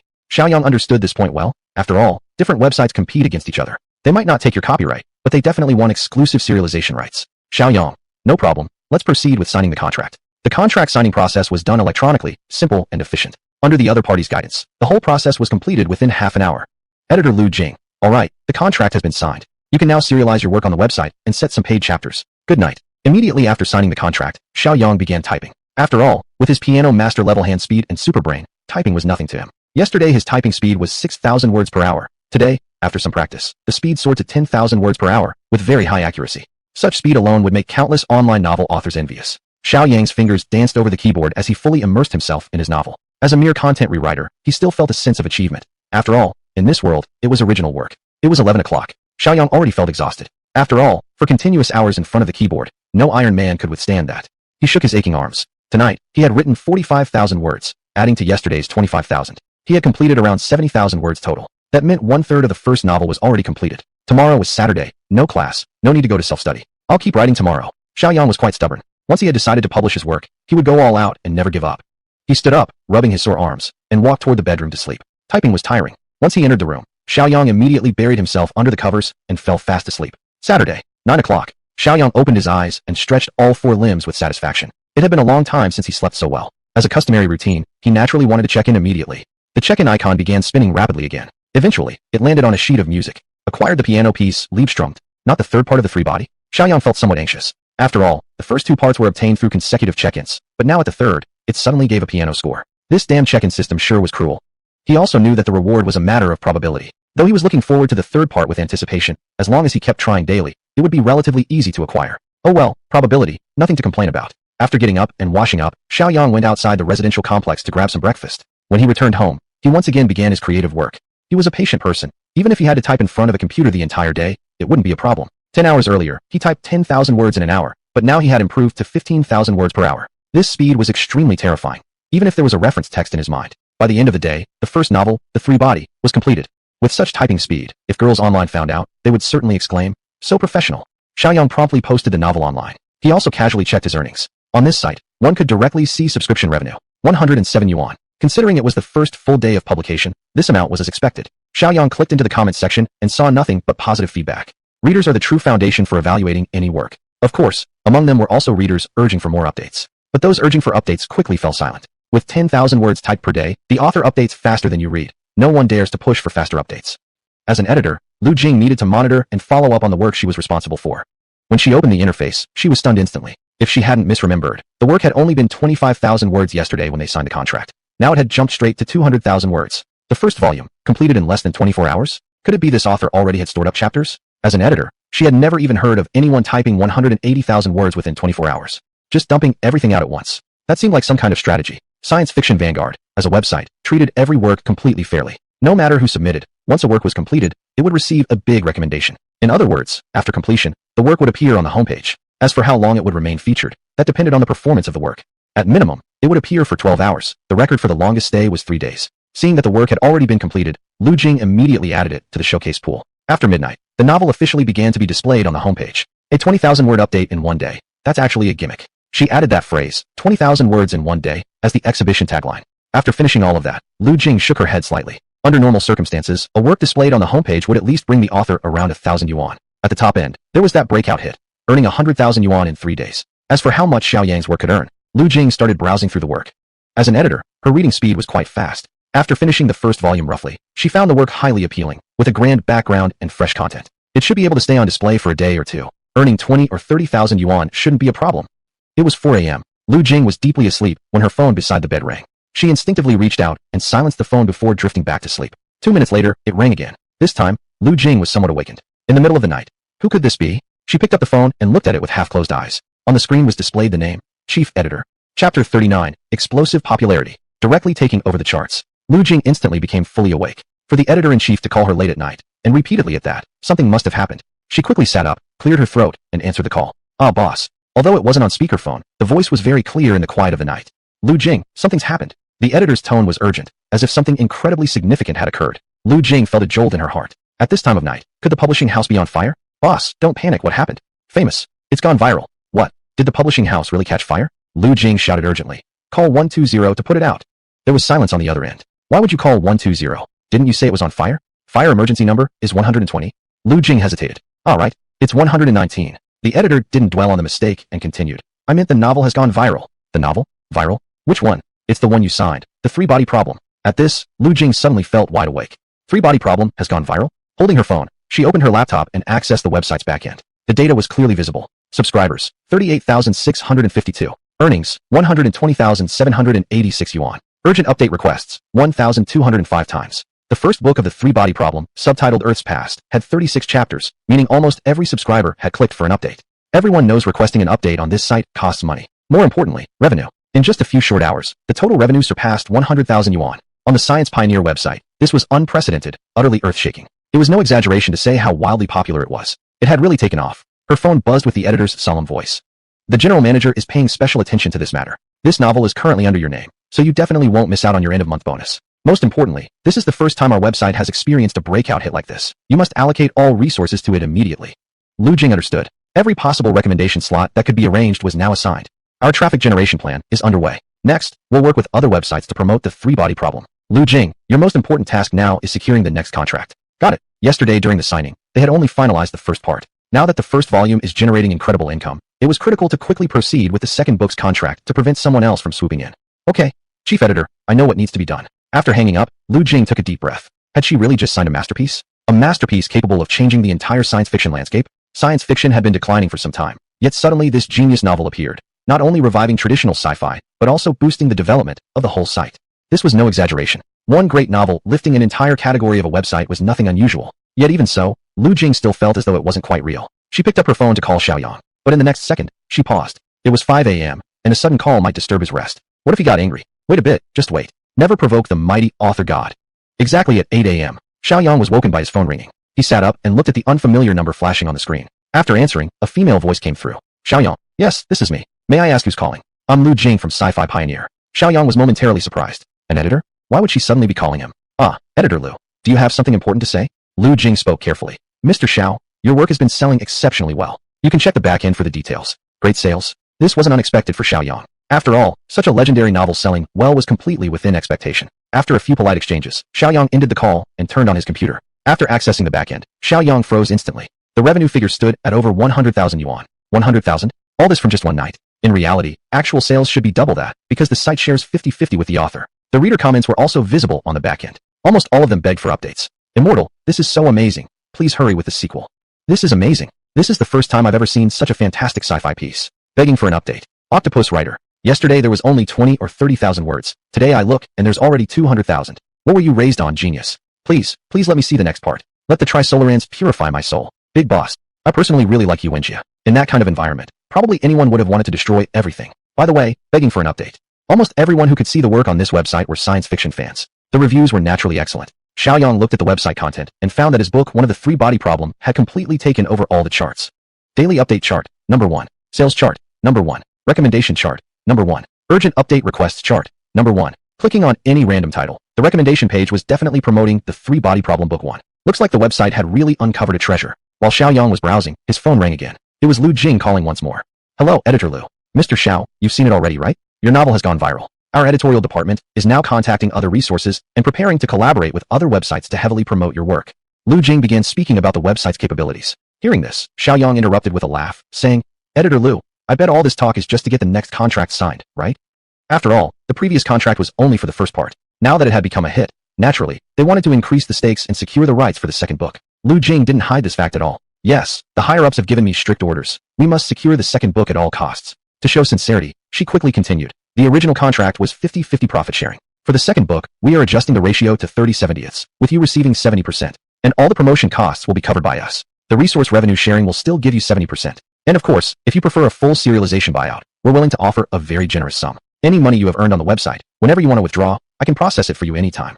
This time, Science Pioneer was truly going all out. After all, This was a masterpiece capable of revitalizing the entire traditional sci-fi genre. If it continued serialization on Science Pioneer, their website would surely gain both fame and fortune. That's why they had shown immense sincerity. Chapter 40. Earning a bucket of gold daily, a masterpiece under Shiaoyang's name. Shiaoyang gave it a little thought. This was definitely a win-win situation. Plus, with fame and profit as motivation, he didn't doubt their willingness to work hard. It would be rather inconvenient if he switched to another website. After some slight consideration, Shiaoyang smiled and said, "All right, the second part will also be serialized on your Tech Vanguard platform, and I've already started working on it."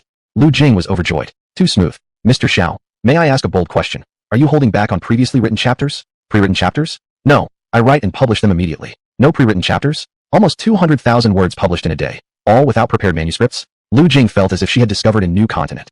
"Then how many words can you write in an hour?" As a professional editor, she knew that online novel writers generally wrote faster. The fastest among them could easily reach 100,000 words a day. Of course, this was assuming it was a genre of light online fiction without much depth. Traditional literature was far slower in writing speed. Shiaoyang thought for a moment. In an hour, maybe around 20,000 words. 20,000 words, only that much. At 20,000 per hour, reaching 200,000 in a day was completely possible. Then, how are you planning to update? Are you going to write a certain number first before publishing? Or do you have other plans?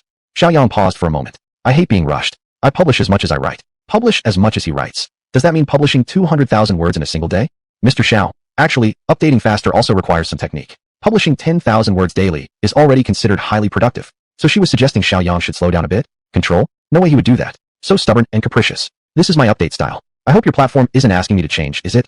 Lu Jing naturally understood the deeper meaning within his words. She quickly replied, "Please don't misunderstand. I was just speaking offhandedly. Actually, frequent updates have their own advantages. It entirely depends on the author himself." How dare she say otherwise? If she angered him and he moved to a different website, her job as an editor would be over. Next, they began signing the contract. This contract was clearly different from the last, and the welfare benefits were clearly outlined. After finishing the contract, Shiaoyang casually remarked, "I'm a bit short on cash lately." "I understand. I'll transfer it right away." The website had Xiaoyang's bank account information, and since Lu Jing handled it personally, Shiaoyang received the bank notification within just 10 minutes. Adding to the previous few thousand, he now had 130,000 yuan. And the profit brought by this book was constantly increasing like a printing press. Spurred on by financial incentives, Shiaoyang was even more motivated. On Sunday, he wasted not a single minute and immediately finished writing the entire second part. After finishing, Shiaoyang checked the time and realized it was already 2 a.m. Though young, the overload of writing left him extremely exhausted. He fought off sleepiness and opened the site's back-end forum. It was in an uproar. God, what's going on? Not a single update all day. Waiting with eyes sore from longing. A whole day has passed, and still no update. Come on, I came especially for it. And right when I was getting into it, the update suddenly stopped. Author, you owe me. Teasing us on purpose? Can we just skip the suspense and get straight to the point? Please, I beg you. After reading the comment section, Shiaoyang shook his head helplessly, then promptly uploaded the full content of the second part. By now, he didn't even have the mood to check the results, so he went directly to his room and fell fast asleep. For Lu Jing, and even the entire Tech Vanguard website, tonight would be another sleepless night. The second part was nothing short of a stunning arrival.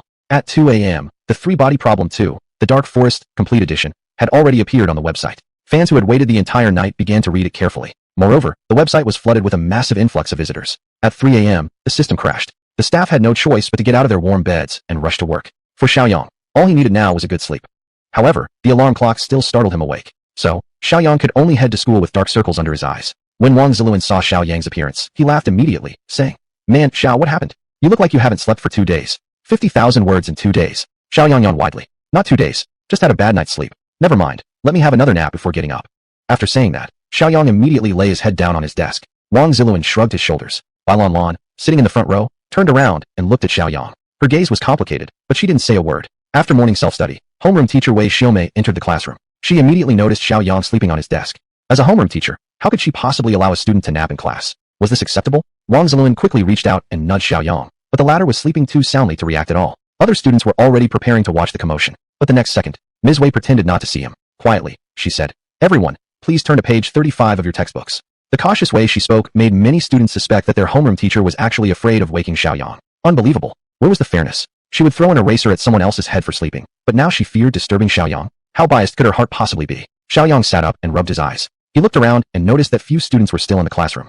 He stretched and asked Wang Ziluan beside him, "Is the Chinese class over? Is this the break time?" Wang Ziluan rolled his eyes. "Bro, Chinese class? All 4 morning classes are already over. Everyone else went to the cafeteria." Xiaoyang was stunned. He had slept the entire morning? Why didn't any teacher call me up? Wang Ziluan covered his forehead. "All the teachers were afraid of waking you up. How could they possibly disturb you? I guess this is a privilege for top students." Xiaoyang stood up, smiling. "Okay, stop complaining. Let's go get something to eat. My treat today." He still had 130,000 yuan on his card, and the website was still pouring money in like a printing press. Treating everyone to lunch at the cafeteria was practically nothing. Beside him, Wang Ziluan kept talking tough. Old Xiao, you got a 9,000 yuan scholarship not long ago for your track and field, and now your grades are outstanding again. The teacher's treatment of you. I'm seriously envious. So I must give you a proper haircut today.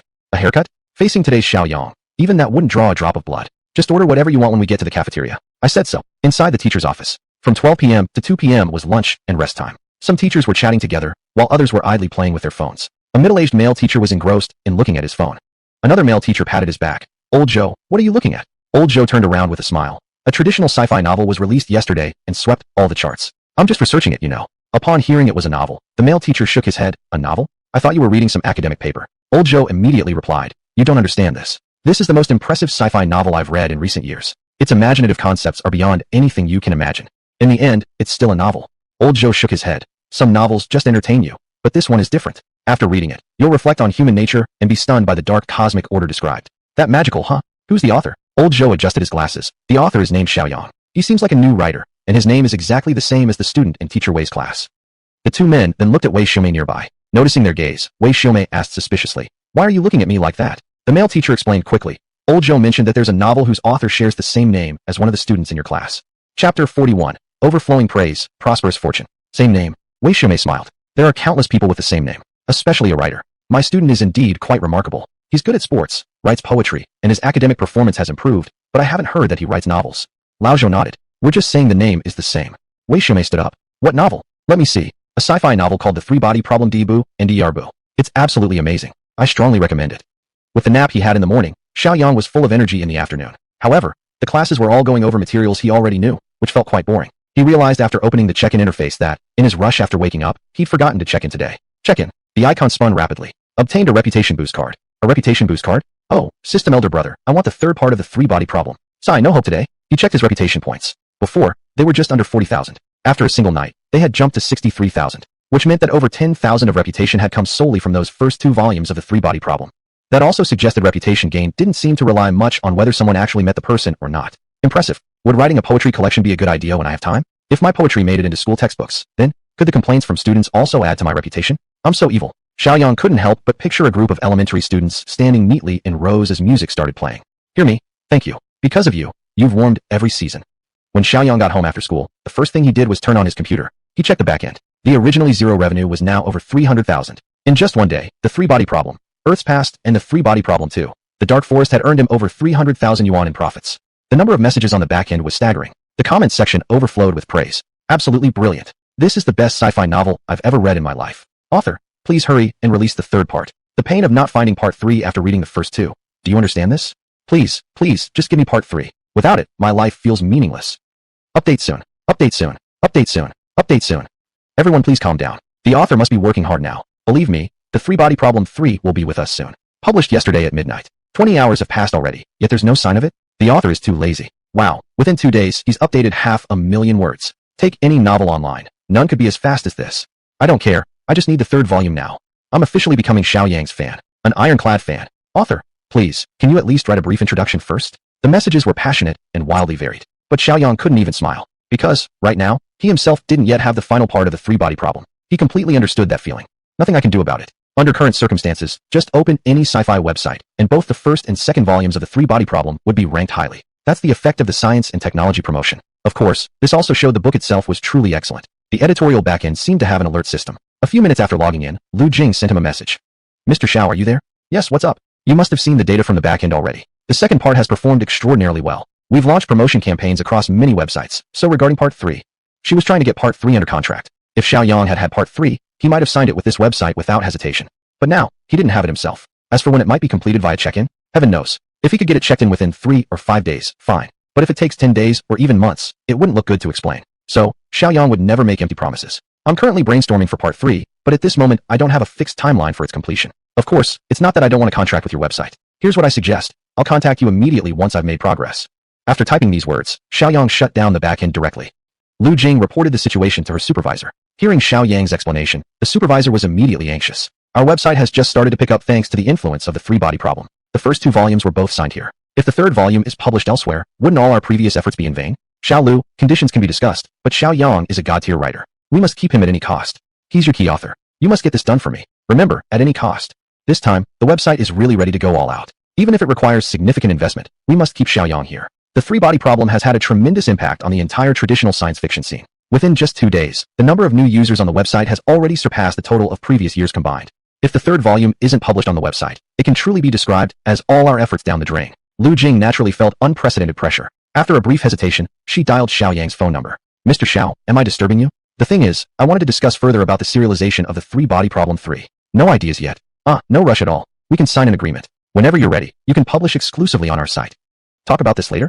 Mr. Xiao, we're very sincere. We can also change the previous 70 to 30 royalty agreement to 80 to 20. There's no need for any other conditions at all. Great, then it's settled this way. You want to make a withdrawal now? Sure, I'll process it for you immediately.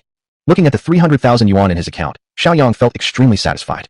In just 2 days, he had earned over 400,000 yuan. This was just from subscriptions alone. If he sold the copyright, or if he published physical books, Shiaoyang shook his head. In such a moment, if only he could play a piece of music, that would be perfect. Unfortunately, there was no piano at home. As a piano master, not having a piano at home did seem somewhat unreasonable. Well then, since he wasn't short on money anymore, he might as well go buy a piano. When he had free time, he could play a piece to cultivate his taste. With this thought, Shiaoyang picked up his phone to check the time. It was already 7 o'clock in the evening. Not too late at all. He decided he would go out and buy a piano right now.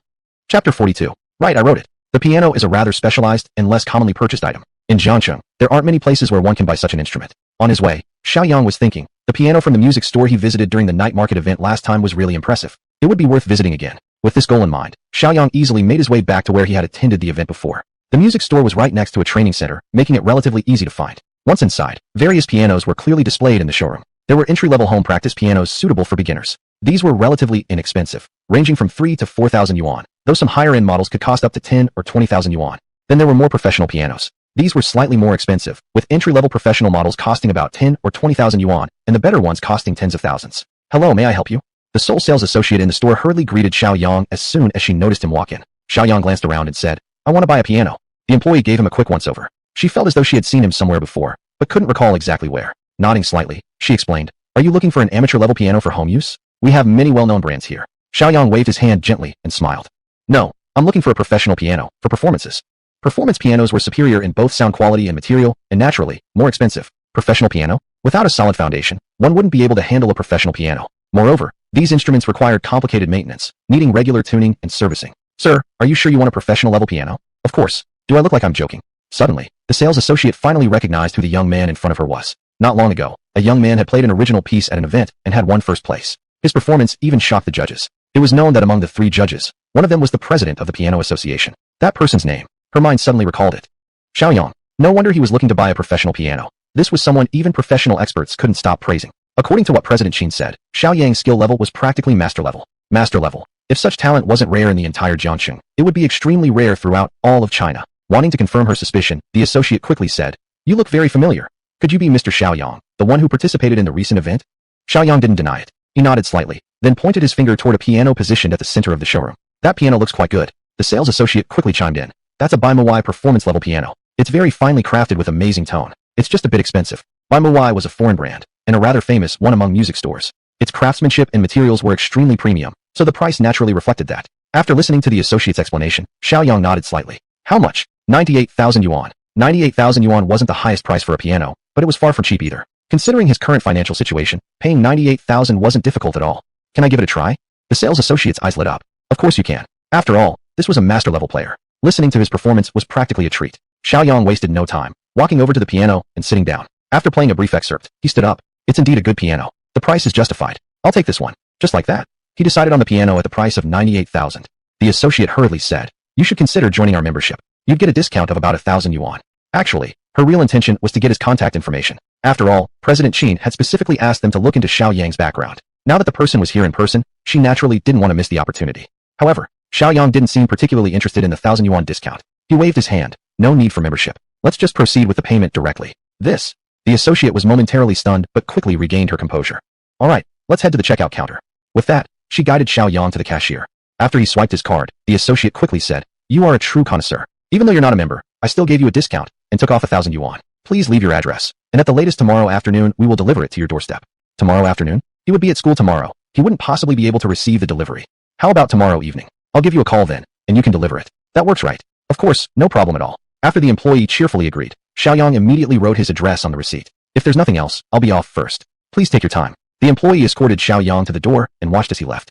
Achieved basic combat mastery. Basic combat mastery, combat instinct imprinted, granting some degree of fighting ability. Please use it cautiously. This isn't three-body problem. Shiaoyang wasn't disappointed by this ability at all. Even though it was a peaceful society, unexpected situations might still happen. Having an extra skill for self-defense didn't seem like a bad thing. The only pity was that today's check-in missed the final volume of the three-body series. It turned out this sort of thing was all about probability. After washing up, he headed to campus. Wang Ziluan nudged Xiaoyang's arm. Old Xiao, lately there's a novel online called The Three-Body Problem. It's getting pretty popular. Xiaoyang first looked slightly surprised, then smiled. Is that so? You don't know? The author's name is also Shiaoyang. Wang Ziluan glanced at him and joked. I even thought it might be you who wrote it. Xiaoyang simply nodded. Yeah, I did write it. You're really taking it seriously. That kind of wild imagination. Do you really think you could come up with it yourself? Wang Ziluan didn't believe it, and Xiaoyang had no intention of explaining further. He just shrugged. Have you read it? No, I haven't. If I dare to read it, my dad will beat me with a belt. You know, the whole belt flogging experience. Xiaoyang couldn't really relate. His own father, a scientist, had never laid a hand on him. I envy you. Your dad still uses a belt on you. Wang Ziluan scratched his head. You envy me getting beaten up? You want a round two? Man, you're asking for a beating. Makes me feel weird even saying it, and I'm already pretty weird. As the two were chatting quietly, Bai Lan, sitting in front of them, turned around and glanced at Xiaoyang before crisply asking, Xiaoyang, do you have any good new poems lately? The good poems she referred to were, of course, classical Chinese poetry. Bai Lan had a special love for poetry. Ever since she found out Xiaoyang was quite the poetry writer, she would ask every few days, as if afraid he might forget to tell her. There were many poems, world-famous pieces, Tang and Song dynasty poetry, etc. But something that was always available on demand wasn't really valuable. Xiaoyang shook his head. Not at the moment. Oh, Bai Lan seemed to remember something, and immediately added, actually, I recently came across a good poem online. Why don't I recite it for you? Chapter 43. Music class, can you handle it? Good words. Xiaoyang knew Bai Lanlin's level of appreciation for poetry. Though not overly picky, she wasn't easily impressed by ordinary poems. Seeing her so interested, Xiaoyang smiled and nodded. Alright then, I'll also listen to what good poetry you found online. Bai Lan thought for a moment, then began reciting. Young men know not the taste of sorrow, yet they seek the upper floors. Seek the upper floors, and force themselves to speak of grief for the sake of a new poem. Now I have tasted all the bitterness of sorrow, yet when I wish to speak, I hold back again, and simply say, what a cool autumn day this is. Bai Lan raised her eyebrows and asked, how is it? Isn't it quite profound? A strange expression appeared on Xiaoyang's face. Of course it was profound. He was very familiar with this poem, because it was among the 300 famous Tang and Song poems. He even remembered its name clearly. Cho Nuer, written on the wall along Bome Mountain Road. The author was a poet, general, and official from another world, Southern Song dynasty. His name was Xine Chiji. But Xiaoyang couldn't recall having ever revealed this poem. How had it already appeared online? Trying to hide his reaction, Xiaoyang asked, this poem truly is deep. By class monitor, where did you see this poem exactly? Bai Lan replied with a smile. On a university forum. This poem has already been hailed as a masterpiece there, and is quite popular too. A university forum? Xiaoyang rested his chin on his hand. Do you know the poem's title and author, by class monitor? Bai Lan, pleased that Xiaoyang showed interest, didn't hold back. The name seems to be Cho Nuer, Elegant Pavilion Preface. Well, Cho Nuer was the poetic form, so that part was correct. But the name, Elegant Pavilion Preface, sounded awkward to Xiaoyang no matter how he listened. He would need to look into it later at home. After all, Xiaoyang wanted to figure out whether his version of the 300 Tang and Song poems had somehow leaked, or if this was merely a coincidence. Seeing Xiaoyang lost in thought, Bai Lan turned back to review her lessons. Wei Xiumei walked in and, at first glance, looked toward Xiaoyang's direction. Then she said, this morning, we have music class. The first class of the day turned out to be music. At the senior year of high school, having music class was practically a luxury. Hearing the students whispering excitedly, Wei Xiumei frowned slightly and said, all right, hurry up and go to the music classroom. The students immediately stood up excitedly and headed out. Xiaoyang was no exception, but as he passed the podium, Wei Xiumei called him back. Xiaoyang, wait a second. Xiaoyang could only stop aside. Waiting until almost everyone had left, Wei Xiumei finally said, music class tends to be noisy. If you don't want to go, you can skip. In the past, Xiaoyang might have skipped, but now, he was a piano master. How could he not go? I actually enjoy the atmosphere of music. Hearing Xiaoyang's reply, Wei Xiumei nodded. All right then, go ahead and enjoy it. But today there will be observers from the Education Bureau. They might even be filming. Still, don't pressure yourself. They're just here for a casual visit. No wonder the head teacher had agreed to have music class today. It was because education officials were coming for inspection. All right then, let's go together. She's going to, of course, as a chaperone. The music classroom was very large. Inside were various musical instruments. Drum kit, cello, violin, piano, and even guzheng. Teaching the class was a female teacher in her mid-20s named Ji Xiao, who appeared quite elegant and had a strong artistic vibe. She was a specially hired teacher, and her specialty seemed to be piano. She also had a nice singing voice, often performing folk songs. At the back of the room sat several people, clearly the education officials. As class began, Ji Xiao started teaching basic vocal techniques. Sometimes, she would ask students to do some exercises. Before long, halfway through the class, Ji Xiao shifted her focus to the piano. After explaining a few concepts, she began calling students up to the stage to play a few notes. The girl in the third row, a female student named Hu Ningming, stood up accordingly. She seemed somewhat skilled. After playing a few tunes, Ji Xiao kept nodding approvingly. Nice, very good. The girl in the middle of the fourth row, come try. This was Bai Lan. Bai Lanlan immediately walked to the front. Her fingers danced across the keys. Her movements were smooth, her rhythm and sense of tempo well executed. Very good. This young lady clearly has a solid foundation and natural talent as well. Possibly because she had already called 2 girls, she shifted her gaze to a male student. That student with glasses in the 5th row, come up and try. Shiaoyang stood up, looking rather embarrassed. He approached the piano and, under the guidance of the music teacher, began to play. Goodness, the first note was off key, and what followed was an even greater mess. Miss G showed obvious helplessness and stopped him immediately. Asking a beginner to play the piano was simply a torture. To protect everyone's ears, Miss G quickly adjusted her strategy. Did anyone here study piano before? You can come up and play something, and we can all appreciate it. Only a few responded. With the education officials sitting at the back, what if no one volunteered? Miss G's gaze finally landed on Bai Lanlan, who had played before. Just as she was about to ask Bai Lanlan to come forward again, someone raised their hand from the back row. Teacher, let me try. Miss G turned to look. The speaker was a male student. He looked quite handsome, with good presence. Since someone had stepped forward voluntarily, Miss G naturally felt pleased. All right, this student, please come up. Everyone stared at Shiaoyang, who had just stood up. He's going to play the piano? Could it be that he's also an expert at piano? That's impossible, right? After all, a person's energy has its limits. Xiaoyang's academic performance had skyrocketed recently. A few days ago, he represented the school at the provincial sports meet and won multiple awards. He was also known for writing poetry. Now he wants to play piano too? Even Wei Xiaomei, sitting at the back, was stunned. Xiaoyang plays piano? He probably can't do it either. Well, participation matters most. Poor Xiaoyang has so much pressure. He studies well, participates in sports, and now this music class will just help him relax a little. The officials from the Education Bureau didn't seem particularly moved. They were here to monitor the implementation of education policies, and didn't care much who performed on stage. Xiaoyang walked on stage calmly. He looked at the piano in front of him. Teacher, may I sit down? Miss G nodded slightly, stepping aside and appearing as if she was already mentally preparing for the noise. Begin. Xiaoyang sat on the piano bench. He stretched out his hands and pressed a few keys, testing the piano's tone. In a low mutter, almost like self-talk, he said, slight flaws, but negligible. The voice was soft. Only Miss G could hear it. She was slightly taken aback. Could this student actually tune the piano? Or was he just pretending to act like that? Xiaoyang didn't seem to care about the music teacher's reaction. He closed his eyes slightly and started thinking about which piece to play. The day before yesterday's check-in reward was Liebstrom, actually a set of 3 lyrical piano pieces. All 3 songs had lyrics. The first one, The Noblest Love. The second, The Happy Death. The third, Love Passionately. Among them, the third, in A-flat major, was the most famous. So today he played the third one, Love Passionately. Seeing Xiaoyang fall into silence, some students thought he was just putting on a show. But since the education officials and the class teacher were sitting in the back, no one dared to make a commotion. Still, many started whispering. Can't Xiaoyang play? He's been closing his eyes for a minute, and hasn't started yet. Exactly. If he can't do it, just let Bai Lanlan go up. At least she studied piano before. When he stood up, I actually thought he could do anything. Now it seems even Xiaoyang isn't a master of everything. Miss G, the music teacher, also began feeling slightly impatient. Kid, do you even know how to play? Didn't you notice that the officials from the Education Bureau have already started frowning? Chapter 44. His skills were truly beyond belief. Everyone was left speechless. The few officials from the Education Bureau had indeed already started frowning. After all, the student had been sitting on the stage with his eyes closed for 2 minutes without making any sound. The most anxious one, naturally, was Ms. Wei Xiaomei. By now, she had already come to regard Xiaoyang as her prized pupil. Now that high-level officials were present, Xiaoyang suddenly stopped playing. This was concerning. Xiaoyang opened his eyes. Love's Dream, third piece, clearly surfaced in his mind. His fingers pressed down on the piano keys, and melodious piano notes spread throughout the classroom. The rhythm was distinct, filled with deep emotion. Music teacher Ji Xiao, who was originally preparing to cover her ears, slowly lowered her hands. Her eyes were full of shock. The emotional music contained romance, freedom, and a trace of madness. Every subtle change in strength and speed was perfectly executed, deeply resonating with powerful emotion, vibrant and alive. As a piano major, she could naturally tell Xiaoyang's skill was extremely high. How high exactly? Probably many times higher than her own amateur level 10 skills.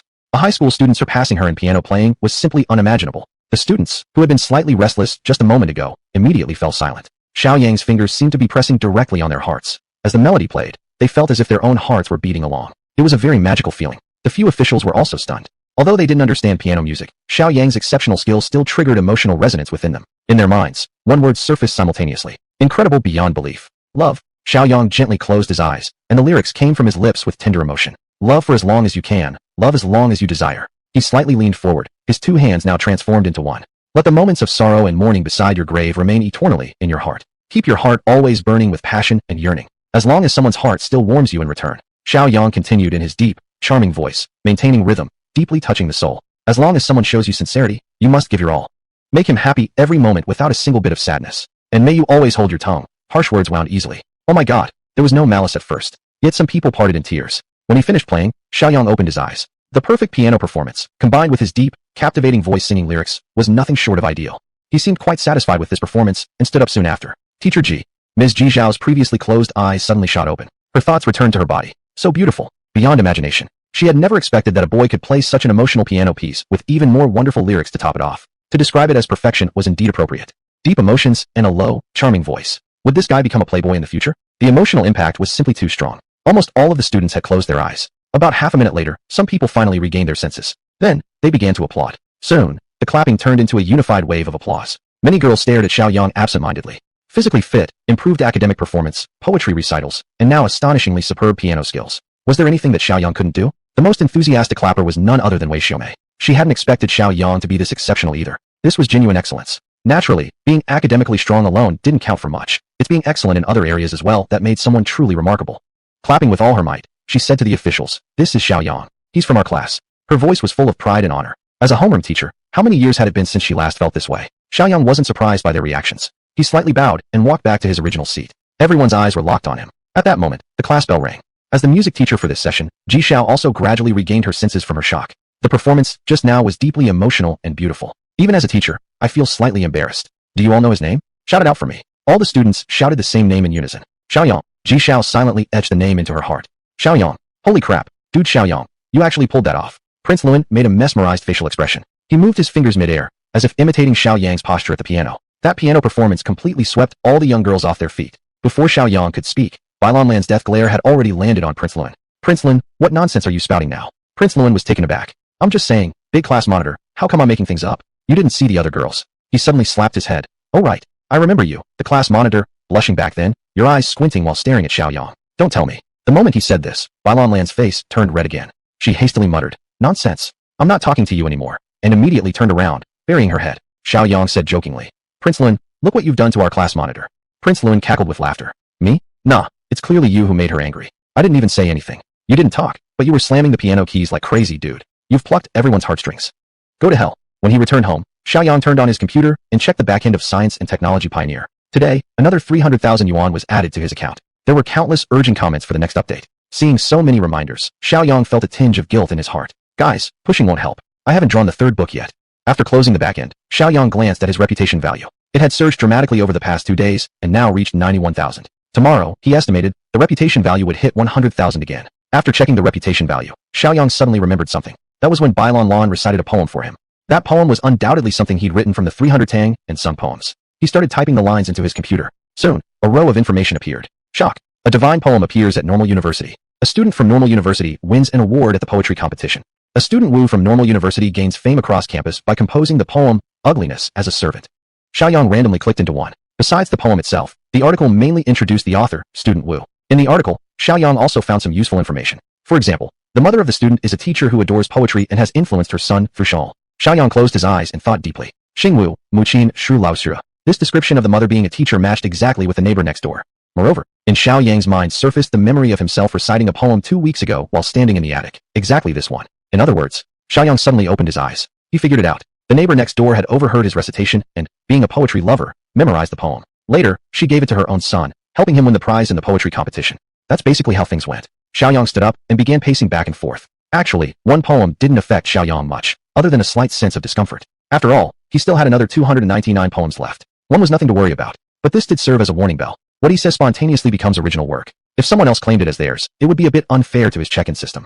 In the future, when composing poems, he must do so in public places more often, and he should gradually accumulate his strength. Then, when the time is right, he could publish an entire poetry anthology at once, leaving no room for plagiarism. Chapter 45. I need time off to compete. After locating the source, Xiaoyang fell into deep thought. First things first, this neighbor's days as a neighbor were numbered. Stealing his poetry? That couldn't just be left to fade away. If she enjoyed stealing so much and had already tasted the rewards, there was a very high chance she'd do it again. In that case, maybe he should set a trap for her next time. He glanced at the time. It was only 6:30 in the evening. Xiaoyang immediately called the music store and asked them to deliver the piano right away. The store readily agreed and assured him it wasn't far, promising delivery within 30 minutes. After hanging up, Xiaoyang picked up his phone and browsed some useful information while waiting patiently for the delivery.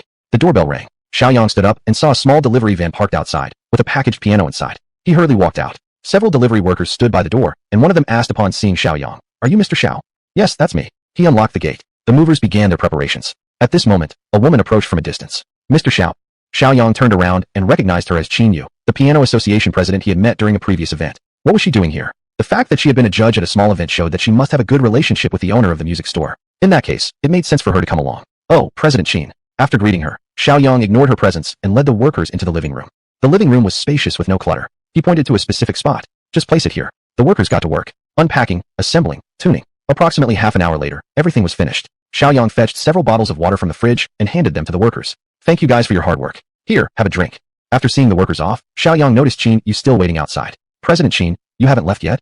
Qin Yu gave a bitter smile. Since I finally got the chance to meet Mr. Xiao, how could I leave so easily? Half an hour had passed, from piano delivery to chatting and drinking water. The night had already fallen, and she was still waiting. Shiaoyang gestured invitingly. If President Qin doesn't mind, please come in and have a chat. Of course, she had no objections. That was precisely why she came, to meet Shiaoyang. Please, have a seat. Water or tea? Qin Yu hesitated for a moment. Water is fine. Shiaoyang handed her a bottle of mineral water and smiled. The piano just arrived. Let me try out its tone. Then he sat down at the piano and casually played a short tune. Even such a simple melody seemed to come alive under Xiaoyang's fingers. Qin Yu nodded repeatedly. A true master. Even an improvised tune was enough to captivate listeners. Mr. Xiao, what amazing skill. Qin Yu clapped.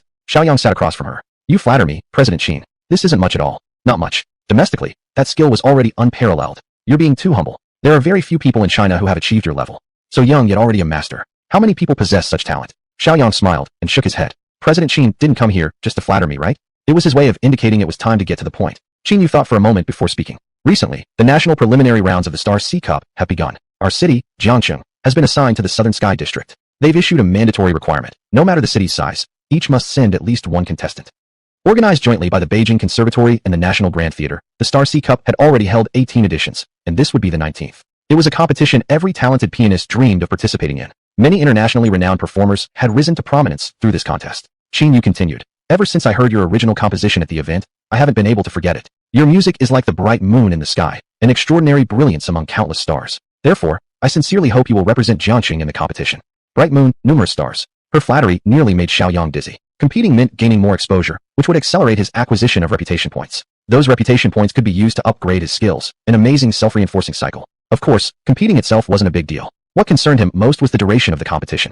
If it only lasted 1 or 2 days, it would be manageable. But if it lasted longer, and by any chance his parents returned home and found him missing, when does this competition start? How many people will be participating? And how long will it last? Hearing Xiaoyang's interest, Qin Yu immediately said, the competition starts the day after tomorrow. Each city sends one participant, and there's no music school in Tiannan, so the total number of participants won't exceed 20. 20 people can decide the provincial champion in just one day. After that, the provincial champion will represent Tiannan in the final national competition, though that will be a month later. One day? That was manageable. He could go there and come back quickly, no problem. Right now, he hadn't yet claimed the 3-body problem through check-in and online. Netizens' comments were becoming increasingly intense. Some influential figures had even publicly urged for updates in the media. If things kept going like this, he might be tracked down and exposed by the omnipotent netizens before he could even obtain the 3-body problem through check-in. If he wanted to obtain the 3-body problem, there was only one last method left. Exchange using reputation points. Just like using reputation points to upgrade skills, future content could also be unlocked through reputation point exchanges. However, it required a total of 150,000 points. Right now, he barely had 100,000 points. If luck was on his side, another 50,000 points could come in 3 to 5 days. If not, it might take 10. Plain and simple, it was urgent. Alright then, sign me up. I'll participate. After leaving contact information, the two discussed some details, then Qin Yu left. The competition would be the day after tomorrow, so he needed to remember to ask for leave tomorrow. Ask for leave. Xiaoyang couldn't help but recall his head teacher's previous words. That girl from the neighboring class studies even while receiving intravenous drips and running a fever.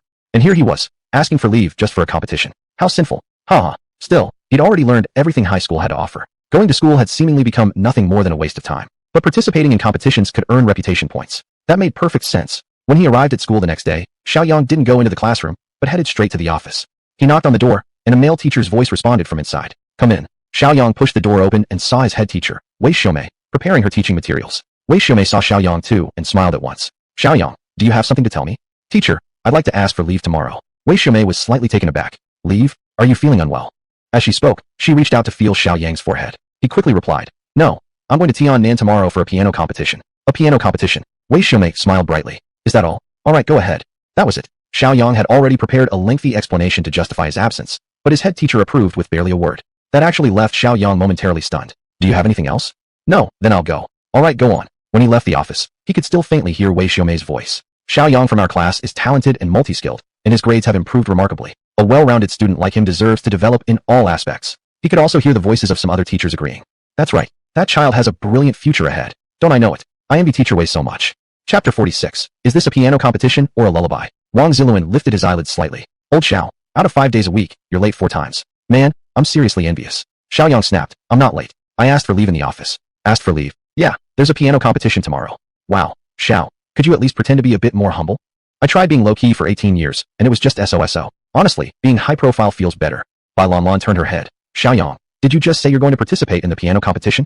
Yeah, I'm heading to Tiannan. Bai Lanlan bit her lip, feeling complicated. She, too, had been learning piano since childhood and had some talent.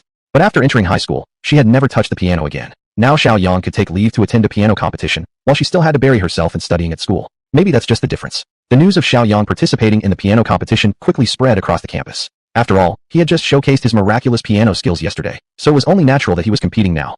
But naturally, more and more people started feeling envious. Winning awards in sports at the provincial level, academic performance suddenly improving, every poem and verse becoming a classic. It's now his turn at the piano competition? Good grief. Are you opening too many doors for Shiaoyang? Why not even leave me with a tiny air vent? By now, Shiaoyang was widely known throughout the entire school. When school was dismissed, quite a few people pointed at him and whispered, whether out of admiration or jealousy was unclear. But Shiaoyang didn't take it to heart. After all, wasn't the criticism he received when he was ordinary no less harsh? Editor Lu Jing called. Mr. Xiao, several media companies are contacting us about the copyright, and one of them is offering 1.3 million for the entire audiovisual rights of the three-body problem. 1.3 million? At the moment, the first 2 books of the three-body problem had become a big hit in traditional sci-fi circles, but within the broader publishing industry, they were nothing extraordinary. So theoretically, 1.3 million was quite a decent offer. But Shiaoyang clearly understood just how extraordinary this masterpiece truly was. Once the 3rd book came out and the story was complete, 1.3 million wouldn't even compare to 13 million. Shiaoyang didn't hesitate even a moment. I'm not selling the copyright, and I mean any rights. Just reject them if they contact you again. Understood. Lu Jing added. Oh, the company has also prepared some small gifts for you. They should arrive home soon. You may want to check on them. After hanging up, Lu Jing shook her head toward the department director. Mr. Xiao was very clear. He's not selling any rights. The director's expression noticeably dimmed. If the copyright was sold, Sci-Fi Vanguard would earn a significant profit as well. But if it wasn't sold, they could only earn money through subscription fees. If only they had added copyright clauses when signing the contract. Fine, the director sighed heavily. You just take care of matters regarding Mr. Xiao. Handle them properly. Not long after Shiaoyang hung up the phone, the doorbell rang. Walking out, he saw a deliverman holding a box. No need to think. It must be the small gift from Sci-Fi Vanguard. He signed for it and picked up the box. It was quite heavy. Back inside, he opened the box. Inside was a trophy. Sci-Fi Vanguard Creation Award. Not a bad-looking trophy, quite exquisite. Shiaoyang placed it on the table where 3 previous trophies from his provincial awards and some certificates were already placed. External possessions, just for show. There were some other items in the box as well, but none were valuable, just commemorative souvenirs. At 9 o'clock in the morning, while Shiaoyang was cleaning the room, his phone rang. It was a call from Qinyu. Mr. Xiao, I'm already waiting outside your housing complex. Okay, I'm coming out right away. After hanging up, Shiaoyang stepped out. Arriving outside the housing complex, he immediately saw Qinyu waving beside a luxury car. Today, Qinyu wore a white shirt and trendy flared pants, making her figure look graceful and shapely. As Shiaoyang came closer, Qinyu smiled. I'll drive you there, if you don't mind. Thanks for the trouble. Not at all, just hop in. She pointed at the front passenger seat. Front passenger seat? Shiaoyang opened the back door. I think I'd better sit in the back. Qinyu paused. Isn't the front seat better? I get thirsty too easily there. While driving toward Tiannan, Qinyu also asked him about some piano music knowledge. Xiaoyang's skills were absolutely perfect. He not only possessed superb piano techniques, but had also acquired all the relevant knowledge. So for Xiaoyang, the questions that came his way were no longer problems at all. Moreover, Xiaoyang spoke in a rather witty and humorous manner, which kept Qinyu giggling throughout the journey. This competition will be held in a closed concert hall, and there will be no live audience. No audience. Xiaoyang felt as if he had just lost a huge chunk of reputation points. But it will be broadcast live on television. That's good then. Television broadcast was actually quite nice. When they arrived at the concert hall, they showed their credentials and were allowed through the entrance by the guards. Inside, they entered a vast concert hall. At the center stood the stage, with a piano placed on it. In front of the stage was the judges' seating. Behind the judges' area was the waiting zone for the participants. Qinyu seemed to be quite familiar with many people inside, and she kept waving and greeting everyone. After the two sat down near the back, a staff member handed Xiaoyang his contestant number. Number 6. The competition will start in half an hour. Don't feel nervous. As long as you play at half your usual level, the championship will be yours. Qinyu looked extremely confident.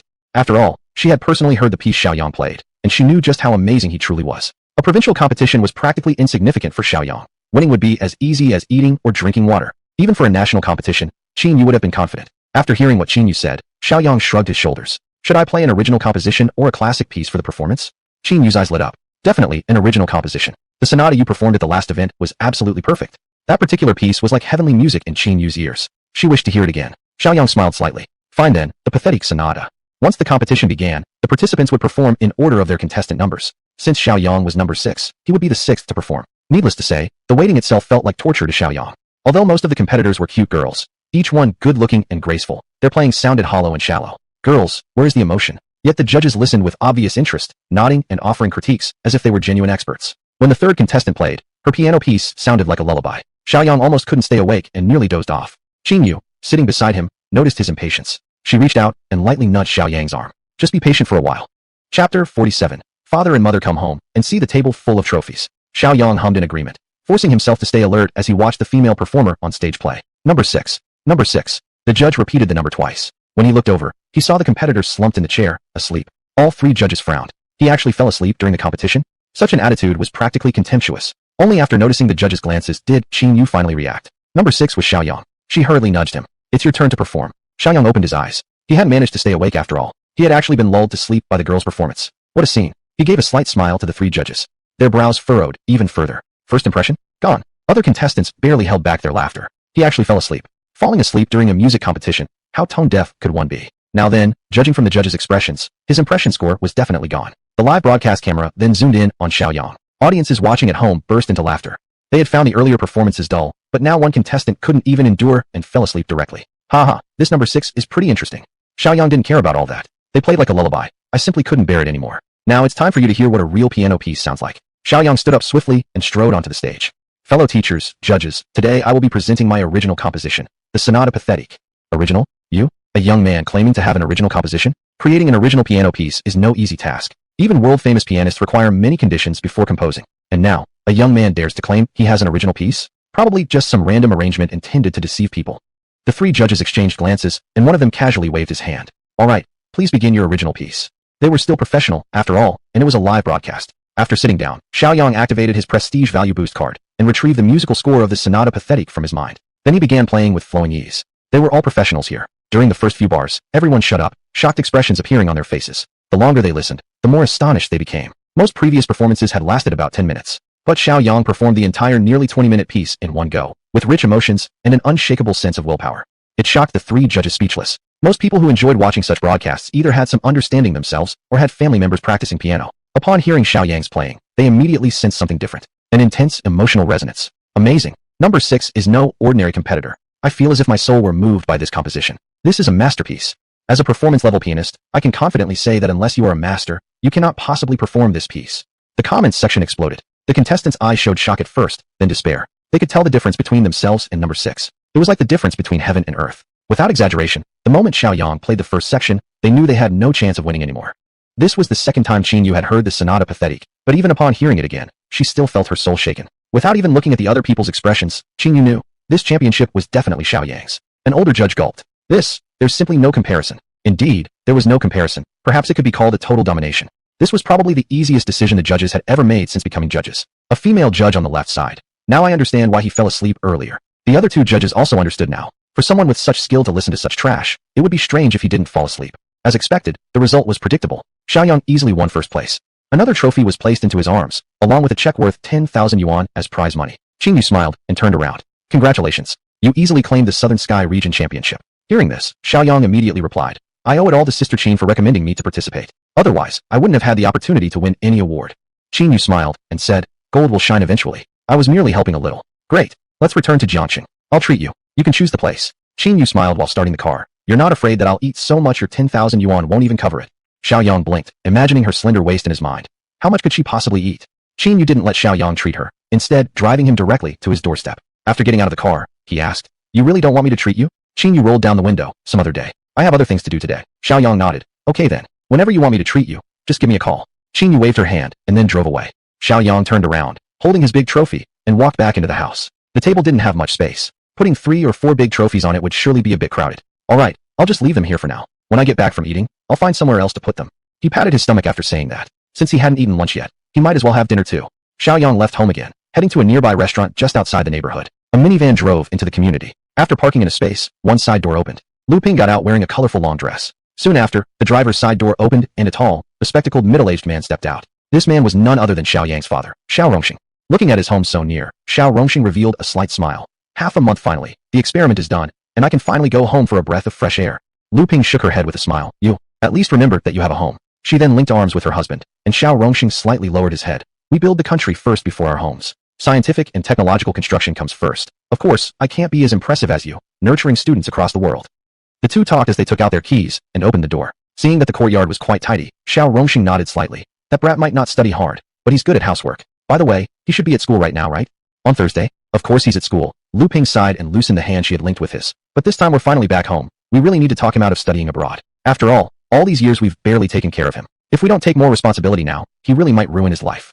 Xiao Rongxing muttered unhappily. That's because the boy has no talent. Wasn't it the same with the older two kids? Only this disobedient son does nothing successfully. Lu Ping pulled Xiao Rongxing toward the house. Alright, stop calling him a disobedient son all the time. You'd make him rebellious even if he wasn't naturally. Driving was pretty tiring. You should rest for a while first.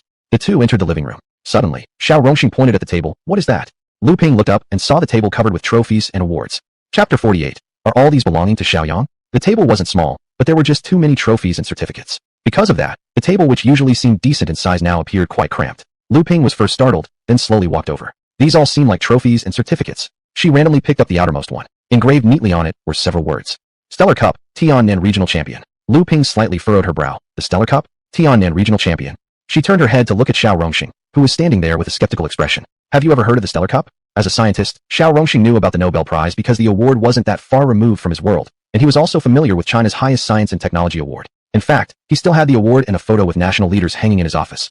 As for the Stellar Cup, Xiao Rongxing pulled out his phone and did a quick search. What came up were things related to elementary school poetry conferences, cultural arts, and piano competitions. Xiao Rongxing closed his phone and took the trophy from Lu Ping's hand. It's pretty delicate. Isn't this something you bought for decoration? Lu Ping gave him a sharp look. If I knew, would I need to ask you? Research turned you dumb, didn't it? Xiao Rongxing just shrank his neck and didn't dare say anything else. He placed the trophy back on the table. Lu Ping then picked up another one. Science Pioneer Creative Award. This seems related to science. You should know about this, right? Xiao Rongxing shook his head again. Just because it has science in the name doesn't necessarily mean it is science. Let me search again, wait. This time, after searching, the first thing that popped up was a novel website. It looks like a traditional sci-fi novel site. He showed the screen to Lu Ping as he spoke. Lu Ping touched the screen gently with her finger and entered the site. What came into view were two books titled, The Three-Body Problem I, Remembrance of Earth's Past, The Three-Body Problem II, The Dark Forest. Lu Ping nodded. So it really is a novel site. Let me see. The Three-Body Problem I/II. I think my students mentioned these before. Xiao Rongxing, who didn't have much interest in novels, said with a dismissive tone, novels are mostly pseudoscience anyway. Lu Ping wasn't fond of her scientist husband's attitude. Hearing him say that, she immediately retorted, you say it's pseudoscience, so it is? Have you even read it? Xiao Rongxing muttered unhappily. I'll read it later just to show you where the pseudoscience is. Lu Ping ignored him, murmuring softly, how did awards from a novel site end up in our house? She raised her head and looked at Xiao Rongxing. Could it be that kid writes novels? Xiao Rongxing quickly said, come on now, he struggles to write even compositions, let alone novels. Lu Ping thought about her son's academic level. Indeed, it seemed quite unlikely. She casually handed the trophy back to Xiao Rongxing and picked up another one. This one was more straightforward and obvious. Tiannan Provincial High School Track and Field 400-meter champion. Under the trophy was a certificate, which she also picked up and opened. New track and field 400-meter record holder, Shiaoyang. Underneath was the recorded time, 46.77 seconds. Since it's a record, Lu Ping looked at her husband. Aren't there mandatory physical exercises in your academy every day? How long would you take to run 400 meters? Xiao Rongxing thought for a second. Probably 2 or 3 minutes. What about it? Comparatively. Scientist, you're slower than a frantic turtle. What kind of metaphor is that? What do you mean by that? What did she mean? Not much. This is the record certificate. You take a look. After saying that, Lu Ping handed the certificate to Xiao Rongxing. Xiao Rongxing looked through it and decisively declared, fake. The seal's corner is missing, didn't you notice? Besides, your good son has athletic talent. A 40-something second record. I believe 2 minutes. Lu Ping paused for a moment, as if realizing Shiaoyang really didn't have much in terms of athletic talent. She gave Xiao Rongxing a sharp glare. Athletic talent? Like you. Tall legs with a belly, and your navel is split open. Xiao Rongxing grinned sheepishly but didn't speak. Lu Ping picked up the next trophy. Tiannan Provincial High School Track and Field 200-meter champion. Underneath was another record certificate, once again signed by Shiaoyang. After Xiao Rongxing glanced at it, he immediately said, this kid, faking awards, and a complete set too. One wasn't enough, so he made another. Before he finished speaking, he saw a third trophy and certificate. Tiannan High School Track and Field 100-meter champion. 3. Each one a champion? Lu Ping shook her head. Did I give him too much allowance? So he can afford to buy these. Exactly. I say we shouldn't treat this kid the same hands-off way as we treated the oldest and the second one. Xiao Rongxing was quite angry. Poor academic performance might be slightly embarrassing in such a family, but creating all these fancy fake things was definitely unacceptable. All fake? What use was that? Xiao Rongxing snorted. Thank goodness we came back suddenly. Otherwise, if that disobedient kid had hidden all these away and then pulled them out one by one, we might have actually believed them. Lu Ping also felt somewhat troubled. There might be some situation we don't know about. Although Yang Yang's academic performance isn't great, he hasn't given us much trouble all these years. Xiao Rongxing stamped his foot. He's growing up, thinking too much, becoming impetuous. Don't you get it yet? Lu Ping curled her lips and reached out to grab another certificate, mumbling sarcastically. Understand what? You're good at analyzing data, but when it comes to understanding your son, you're basically illiterate. Years of experience told him he wouldn't win this argument. Besides, what the professor said did make somewhat sense. Xiao Rongxing sulkily shut up. By now, Lu Ping had already unfolded another certificate. To student Shiaoyang, for outstanding performance in the second semester senior year comprehensive subject competition, achieving first place, hereby commended. The date, the homeroom teacher Wei Xiaomei's signature, and the school's embossed seal were all there. Normally, Xiao Rongxing had intended to stay silent, but seeing this, he couldn't hold back anymore. Just look at this, look at this. First place? Who would believe it? Lu Ping was momentarily speechless. Other things could be explained. As parents they might have overlooked something, but academic performance had always been their main concern. From childhood up until now, he'd never even placed close to top. Nowhere near first place, not even in the bottom 10. Suddenly discovering a certificate for first place? If it were genuine, even his own parents wouldn't believe it. The more Xiao Rongxing thought, the angrier he became. He unbuttoned his shirt and rolled up his sleeves. 18 years without a beating. He's forgotten what pain feels like. Trophies, certificates, awards. This kid wants to mock his father's intelligence and spit on it too. Lu Ping knew exactly what kind of person her husband was. All bark and no bite. Even when Shiaoyang was little and naughty enough to tear up his research materials, Xiao Rongxing had only shouted and scolded him. Now that he's 18, there's no way he would actually hit him. Chapter 49. Mom and Dad are back? Then I've got no choice but to reveal my hand. Besides academic performance and this one particular incident, everything else Yang did was actually quite satisfactory in their eyes. The old man would probably just lecture him a bit and slam the table, then call it quits. Lu Ping shot him a glance. If you really beat him up, maybe a single hit could inspire another theory of gravity out of him. Xiao Rongxing gritted his teeth. I'm definitely going to beat him. Don't you try to stop me. I wouldn't bother stopping you at all. When Lu Ping turned around, her eyes fell upon the piano in the corner, causing her to freeze instantly. Xiao Rongxing, did you buy a piano for the house? Turning as well, Xiao Rongxing saw the piano too. It looked very new, probably bought not long ago. No, I haven't even been back for half a month. When would I have time to buy a piano? You didn't buy it either? Lu Ping slightly shook her head. Not bought by the old man, not by herself either. Then who? This wasn't exactly a small item. As university professors, they had seen quite a few musical instruments before, and this piano clearly wasn't cheap. It must have cost at least several 10,000 yuan. Could it be Xiaoya who bought it? After all, the second child was studying abroad, while the third's allowance was generous, yet nowhere near enough to justify purchasing a piano. As she was thinking, she heard Xiao Rongxing say, maybe it's Xiaoya who bought it. The girl's got her own company. These past few years she must have made a little money. I'll give her a call to confirm. So saying, he dialed Xiaoyu's number. The previously stern and frowning face instantly switched to a cheerful, smiling expression, as he hunched slightly with excitement. My girl? Xiaoyu's voice came through the phone. Dad, can we please change your way of addressing me? I'm all grown up, yet you still call me my girl. What kind of talk is that? Even when you're 80, I'm still your dad. I know. You don't have to assert your authority like that. Lu Ping coughed lightly and shot him a sharp look. Xiao Rongxing immediately straightened his tone. Honey, I just want to ask you something. Are you the one who recently bought a piano for the house? It's kind of expensive, and you're running a startup now, which needs financial support. A puzzled voice came from the phone. No, I'm not. Although I really like piano music, I've never even learned to play. Why would I buy a piano? Not her either? Then who could it be? They exchanged glances. Xiao Rongxing quickly continued. Oh, well, maybe your mother bought it. Take care of yourself at work. Keep warm. Don't get too caught up in your work. Relax once in a while. Balance work and rest. So much for being a stern father. Under Lu Ping's gaze, Xiao Rongxing hung up. It wasn't her. Lu Ping frowned. Not her. Not the old man. Not Xiaoya or the second child either. Then who could possibly have bought it? Xiao Rongxing waved his hand. Forget it. No use thinking about it. Wait until that kid gets back. Once we question him thoroughly, everything will be clear. When Shiaoyang reached the restaurant, he ordered 2 dishes and a bowl of rice. While waiting, he checked his reputation points. Yesterday's 100,000 points had now grown to 170,000 and kept steadily increasing. That should be enough. The third book of 3 body required only 150,000 points for redemption. Even after exchanging, there would still be over 20,000 points left. Since his meal hadn't arrived yet, Shiaoyang directly went to the check-in panel and made the exchange. Soon enough, the 3 body problem 3 appeared in his mind. He had been yearning for the 3rd volume for quite some time. Now that it was available, he started reading immediately within his mind. The 3rd book was also the one where the plot advanced the fastest. The most controversial character in the entire series was about to start displaying their miraculous luck. Once Chung Xian's halo activated, the entire battlefield collapsed. Big names like Wade, Luo Ji, Yin Tianming. All the experts cried out, can't handle this. Just as Xiaoyang was immersed in the fascinating story, he suddenly felt his arm brushed by someone. Snapping back to reality, he noticed the restaurant owner standing in front of him. Kid, you better eat up while it's still hot. Otherwise, your meal's going to get cold. Lowering his head slightly, Xiaoyang saw the 2 dishes and rice already placed on the table. He hadn't even noticed them being served while he was so engrossed in reading. He quickly nodded. Thanks, I'll start eating now. After the meal, Xiaoyang paid the bill and walked out of the restaurant. The distance from the restaurant to his residential complex was just a few hundred meters. However, Xiaoyang was just too eager to continue reading the 3 body problem 3, so he sat down in a pavilion nearby and continued reading. Yun Tianming, knowing his time was short, had once purchased a star and gifted it to Chung Xian. But right after, Chung Xian started convincing Yun Tianming to abandon euthanasia, suggesting instead that he should donate his brain. Yun Tianming agreed, and his brain was launched into space. But of course, this was merely the tip of the iceberg of Chung Xian's series of controversial moves. So captivating was this legendary masterpiece that Xiaoyang read with total enchantment. By the time he finished reading the entire trilogy of 3 body and snapped back to reality, he suddenly realized that several elderly people had gathered around him, pointing and whispering. An old man immediately said, "See, he's awake. I told you he was just asleep, but none of you believed me. You even wanted to call 120. Xiaoyang quickly stood up. Looks like he should avoid reading outside from now on. It could easily cause misunderstandings. He took out his phone to check the time and found it was already 5 in the afternoon. Better head home first.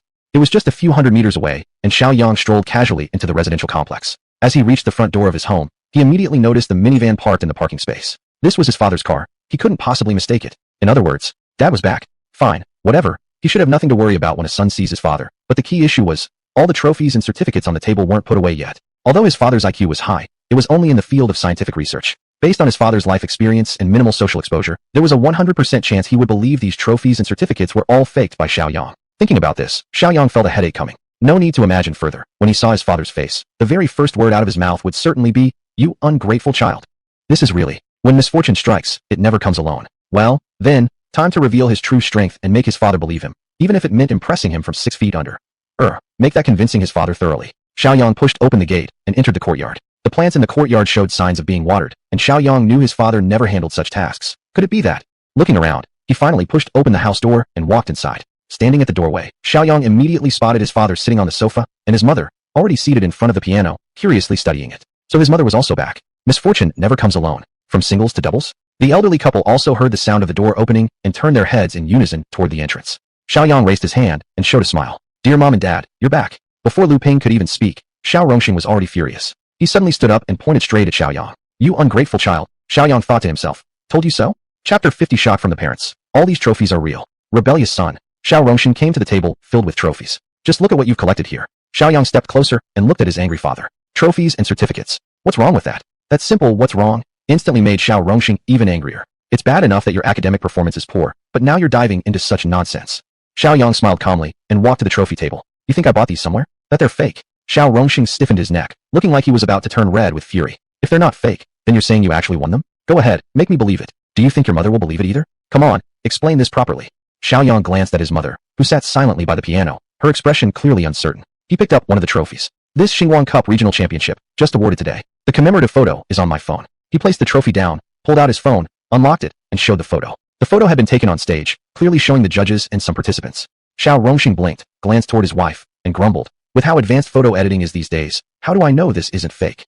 He even knew about photo editing. Xiaoyang didn't respond, but pointed to another trophy instead. "I won this at the provincial sports competition, set a new record. 3 trophies and 3 certificates. If you don't believe me, call any of the teachers, any teacher at our school, and they'll tell you the truth."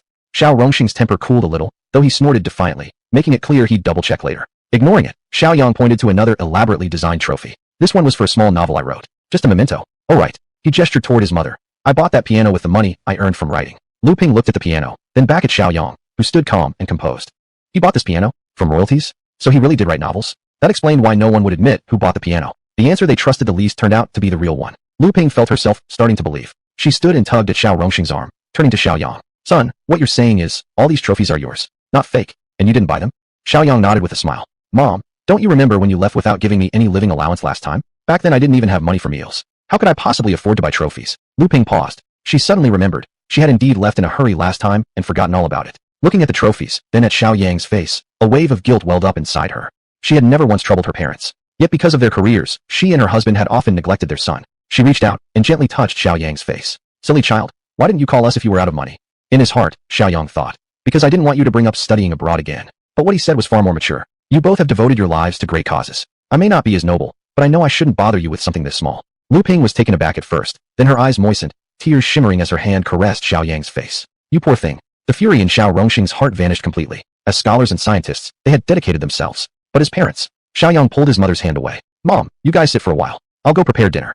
Lu Ping, already feeling deeply guilty, refused. "No way, I'll cook dinner. You sit here and rest." No matter how Xiaoyang tried to reason with her, she wouldn't budge. She put on an apron and went into the kitchen. Only father and son remained in the living room. Xiao Rongxing was still brooding. He muttered, "You're a student, so why write novels? And of all things, science fiction? Do you even understand science?" Right now, Xiaoyang didn't know as much as his father. Of course, he had won national awards. Well, writing does require some knowledge. Mom's cooking wasn't great. Xiaoyang had just eaten at a restaurant not long ago. He praised her food enthusiastically but didn't touch his chopsticks. In his room, Xiao Rongxing was sitting with his phone, eyeing the 3-body problem critically. Yet the book's content had scientific basis, insightful descriptions of human nature, and bold cosmic speculations. Unknowingly, this scientist father became completely absorbed in it. Lu Ping, holding her phone, hesitated for a moment before turning to ask, "Do you think I should call his homeroom teacher?" Xiao Rongxing put down his phone immediately. "Of course you should. Let's see if that brat is lying, and also, ask about his recent academic performance." Nodding, Lu Ping proceeded to dial the number from her contact list. The call was answered after just a few seconds, and a female voice came through. Indeed, the homeroom teacher, Wei Shumei. "Hello? Good evening. May I ask who is calling?" Lu Ping adjusted her tone and replied politely. Hello, are you Teacher Wei? This is Yang Zhao's mother. As soon as she said this, a noticeable trace of joy emerged in Wei Xiaomei's voice. Mrs. Lu, I'm so sorry, I had a lost contact incident before. How about Yang Xiao? Did the competition go well today? Lu Ping blurted out in confusion. What competition? The piano competition, don't you know? Xiao Rongxing, sitting beside her, stiffened. So that brat actually went to compete. Then, the photo is real. The trophies are real too. He even has a talent for this. Incredulity appeared in Xiao Rongxing's eyes as he placed the phone down and leaned closer. Lu Ping didn't avoid him and immediately said, Oh, the piano competition. Yang Xiao came back with a trophy. Thank you so much for your efforts, teacher. No effort at all. That kid is smart and responsible, and he behaves well at school. I, as his homeroom teacher, have very little to worry about. Then, Wei Xiaomei launched into full-on praise mode, elaborating how Shiaoyang was clever and considerate, how effortless it was to manage him, how talented he was academically, that he excelled at classical poetry, and even had athletic strengths. Lu Ping could only listen, astonished by everything she heard. Teacher Wei, how did Shiaoyang perform at the provincial sports meet? She didn't even get to finish the question. Without needing to ask, Wei Xiaomei immediately began vividly recounting details she hadn't even seen for herself. After hanging up, the couple stared at each other, eyes wide. Xiao Rongxing swallowed hard, unable to mask the shock in his eyes. So, all that brat's trophies are real. In his mind, that kid was just average, his academic performance was SOSO, and he had never displayed any talent before. Now, he just walked away with a prize in the piano competition. At the provincial track and field meet, he got first place in 3 events and broke 3 records. Even his previously mediocre academic performance surged suddenly to first place in the entire school. Chapter 51. A poem, and Mom burst into tears directly. Xiaoyang might lie, and items could be forged, but there was absolutely no chance that he could collude with the homeroom teacher to fabricate stories. In other words, everything was real, exactly as Wei Xiaomei described over the phone. Certificates, trophies, and awards. All were earned purely through his own merit.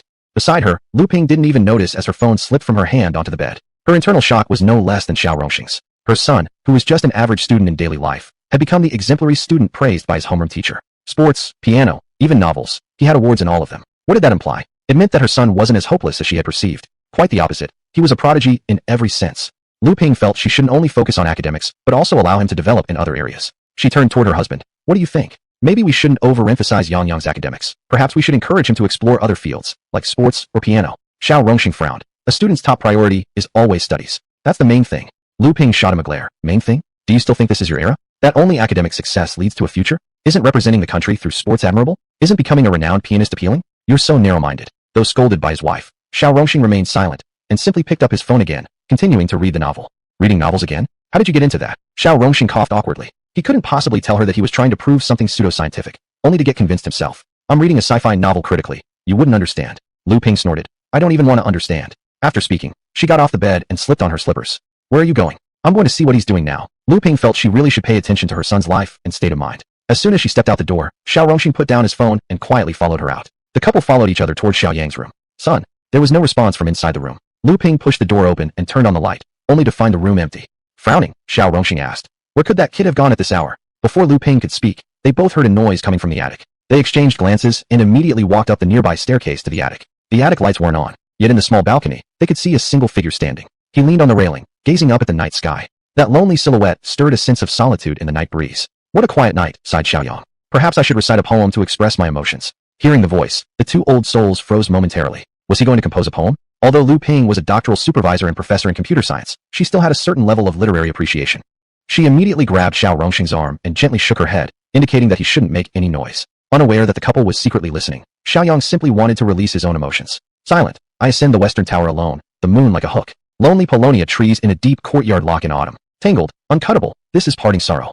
Truly a unique bitterness in one's heart. Standing with his hands clasped behind him, his back appeared even more desolate. Xiao Rongxing thought it was decent, seemed quite good. But Lu Ping, at this moment, was already stunned. This poem was extremely high in quality. How high? The kind that, the more you savored it, the more profound its flavor. Even she, a professor, had never heard of any poem, even those passed down through generations, that could rival this. One could say that, even though she was a professor, she couldn't begin to compare herself to her own son in terms of literary talent.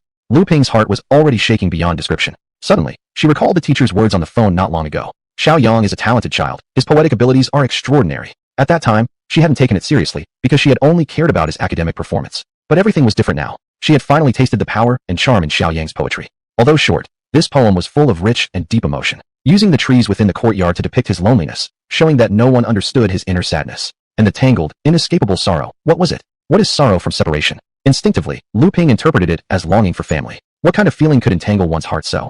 Unconsciously, she recalled Xiaoyang's pitiful eyes watching them leave over the years. Thinking of that moment, Lu Ping's heart ached. Over the years, the two of them had achieved a great deal academically, one benefiting humanity, the other cultivating countless students. But unfortunately, their own children bore the cost. While other families enjoyed happiness and togetherness, they were busy. While others traveled and played, they remained busy. The power of that poem was fermenting and intensifying in Lu Ping's heart, to the point of becoming uncontrollable. Lu Ping covered her face with her hands and turned to head downstairs. Xiao Rongxing was momentarily stunned. He could feel his wife's emotional shift, even sensing it slipping slightly out of control. It was just a poem, right? Was it really that big of a deal? The insensitive Xiao Rongxing failed to grasp the depth. Still, he followed her upstairs. Xiaoyang heard the noise and turned his head, immediately spotting the figures of his parents leaving. He swallowed the greeting he had been about to say and scratched his nose, muttering, "So scientists like eavesdropping too?" And they even ran away after listening.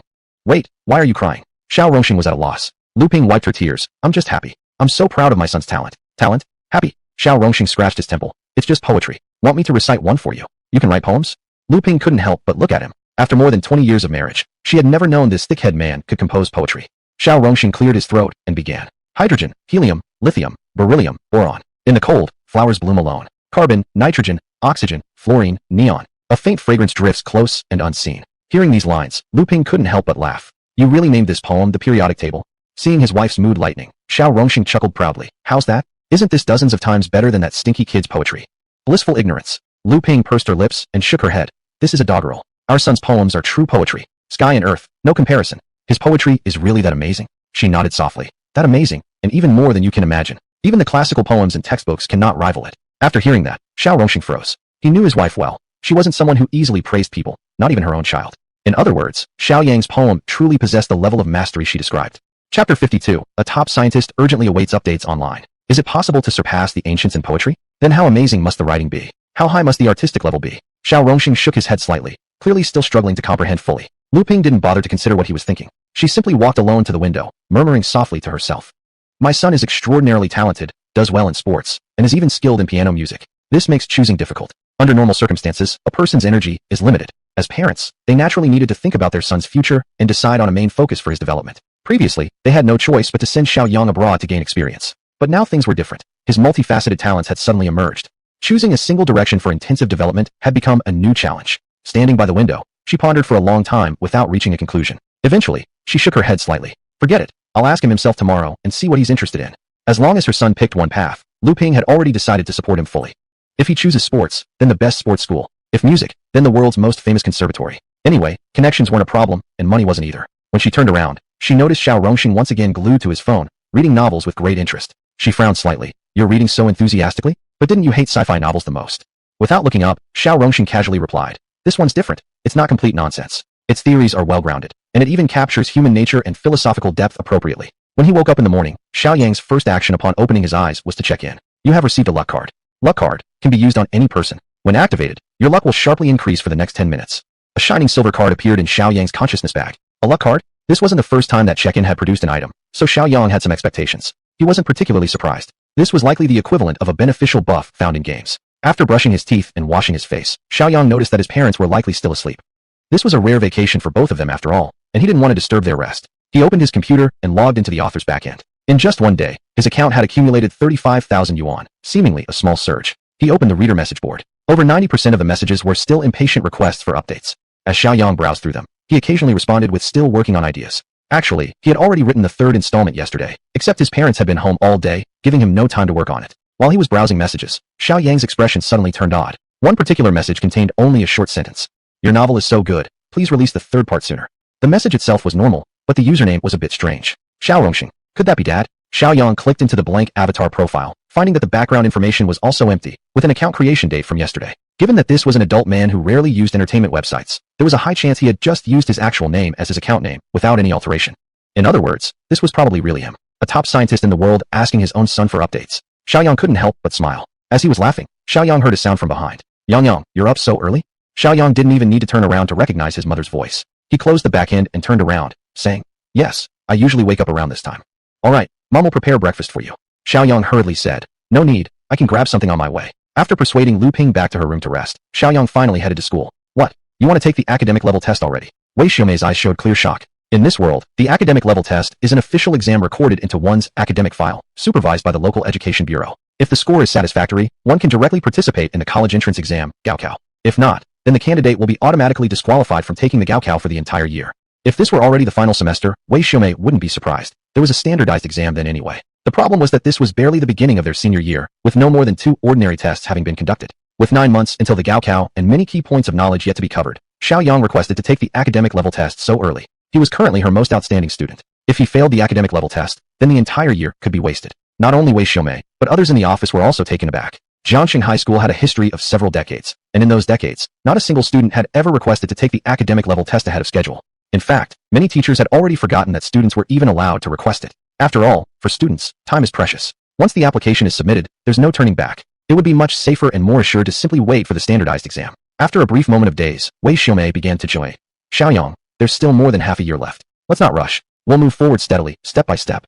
Shiaoyang had obviously already made up his mind. He had already self-studied all the high school courses and had a firm grasp of them. To put it more bluntly, staying in school now was simply a waste of time. It would be better to directly take the academic level test and free up all his time for other things. Teacher Wei, I've thought it through clearly. In fact, I've already mastered all the courses in these past few days. All the key points are stored in my head.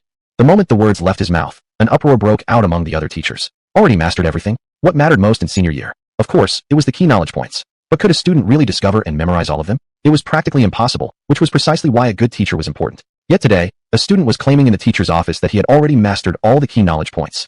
Especially considering this student had recently been someone who couldn't even pass regular tests. Even if he had done well once, that absolutely didn't mean he could pass the test. Wei Xiaomei also felt it was a difficult situation. She could tell Shiaoyang was very confident, but the academic level test would be supervised and graded by officials from the local education bureau. If he passed, that would be fine. But if he failed, Wei Xiaomei rubbed her hands together. Shiaoyang, this is a big decision. Why don't you think it over again? Have your parents agreed to this?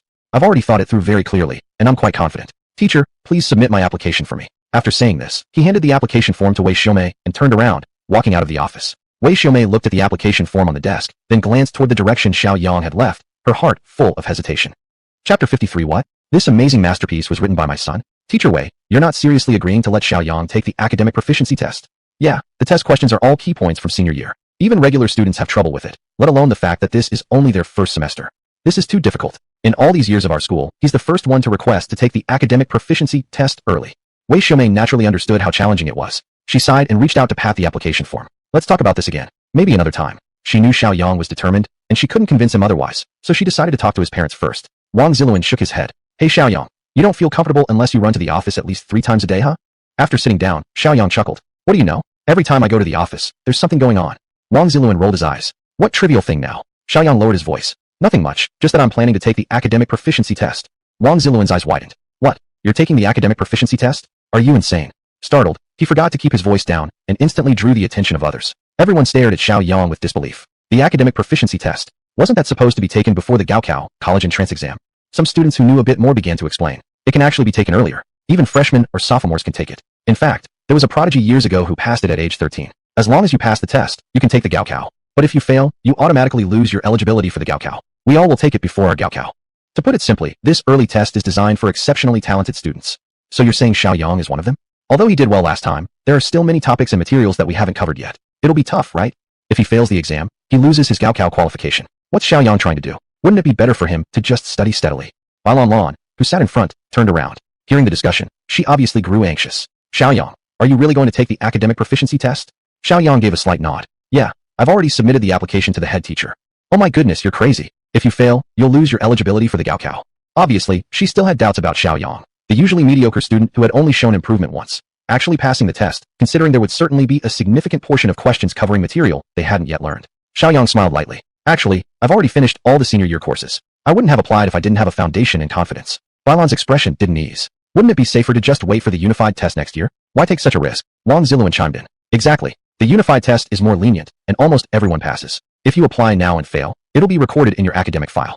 You guys just don't understand. For Shiaoyang, the timing of the test made no difference. If he could complete it earlier, he would have time to do other things, boost his reputation value, instead of being stuck in school forever. For me, there is absolutely no risk in taking the test, and I need time for other things.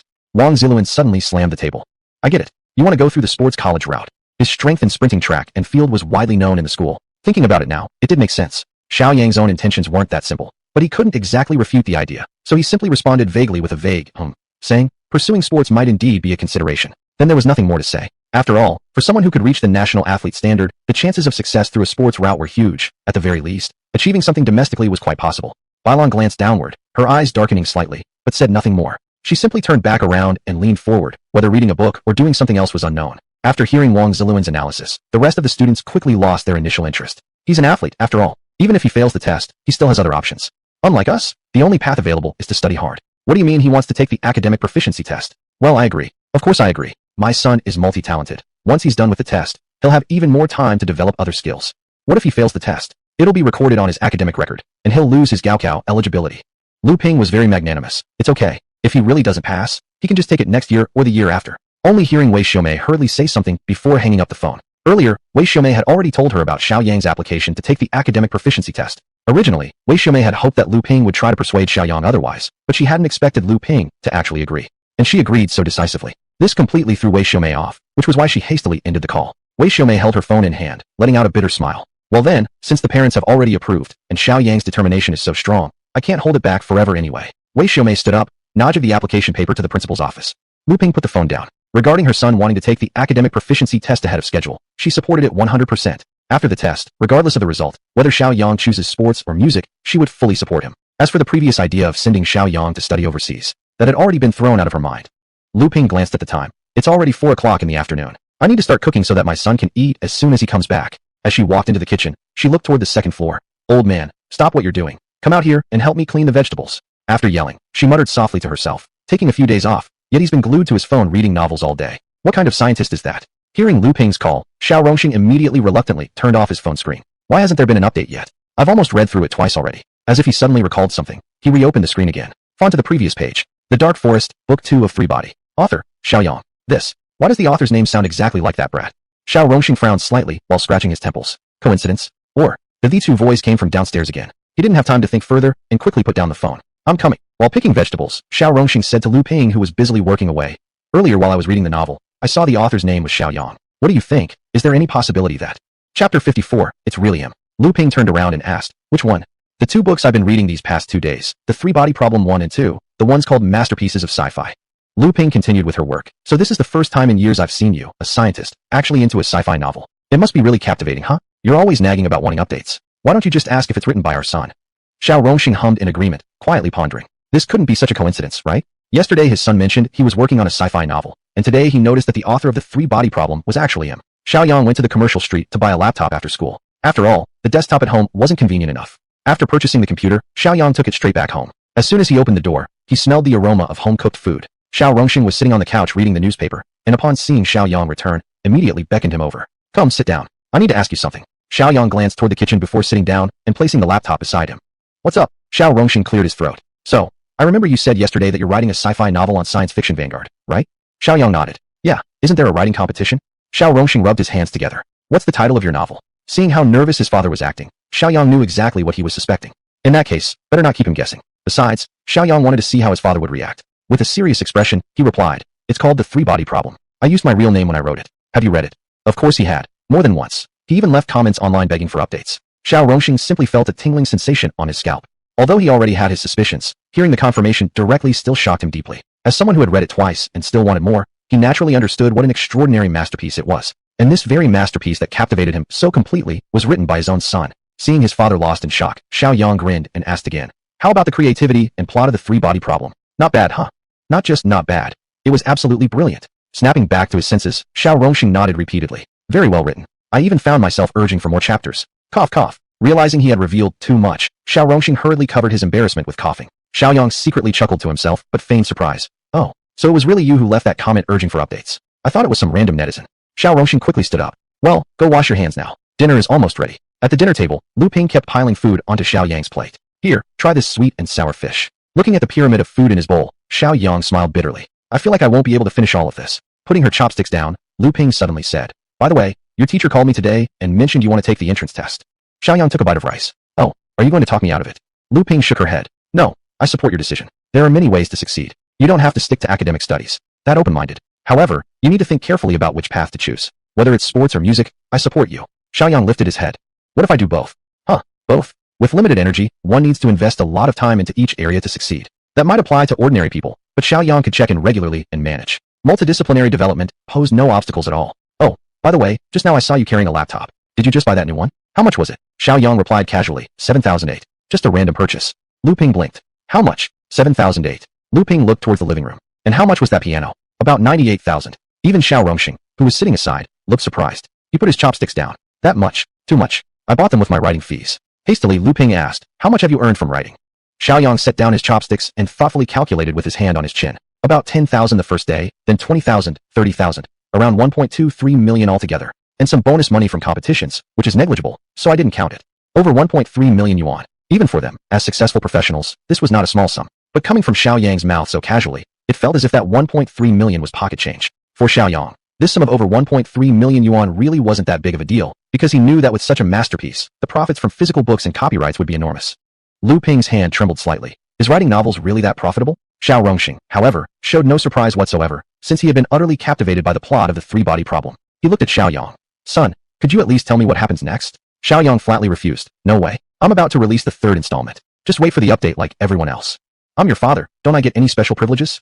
Not a chance. After dinner, Xiaoyang went into his room, messed around with the computer for a while, then began typing furiously. Xiao Rongxing opened the door and saw Xiaoyang typing rapidly, said nothing, and then exited with a look of expectation on his face. What's your son doing in his room? Curious, Lu Ping wanted to open the door to check, but Xiao Rongxing stopped her with one hand. He's writing, don't disturb him. Lu Ping frowned slightly. I can't even take a quick peek. There's nothing to see, just typing on a keyboard. Lu Ping hummed disapprovingly. I get the feeling you've suddenly become very protective of him. The temptation of the three-body problem was immeasurable for Xiao Rongxing. He really wanted to read the next part as soon as possible. So he gritted his teeth and firmly declared, I'm returning to the lab in 2 days. I must see the third installment before that. In the early hours of the morning, book readers monitoring the site discovered that the three-body problem 3, Deaths Eternal, had updated by a full 100,000 words. This was a huge event. The discussion forum quickly became extremely lively. Haha, finally an update. 100,000 words in one go. This is love at first sight. So excited. Tonight will definitely be another sleepless night. Xiao Rongxing also received the update notification and immediately opened his phone to start reading it with great enthusiasm. Xiaoyang was woken up by the alarm clock. He rubbed his sleepy eyes and sat up in bed. Check-in. He tapped the check-in button on the interface, and then the icon screen began to animate.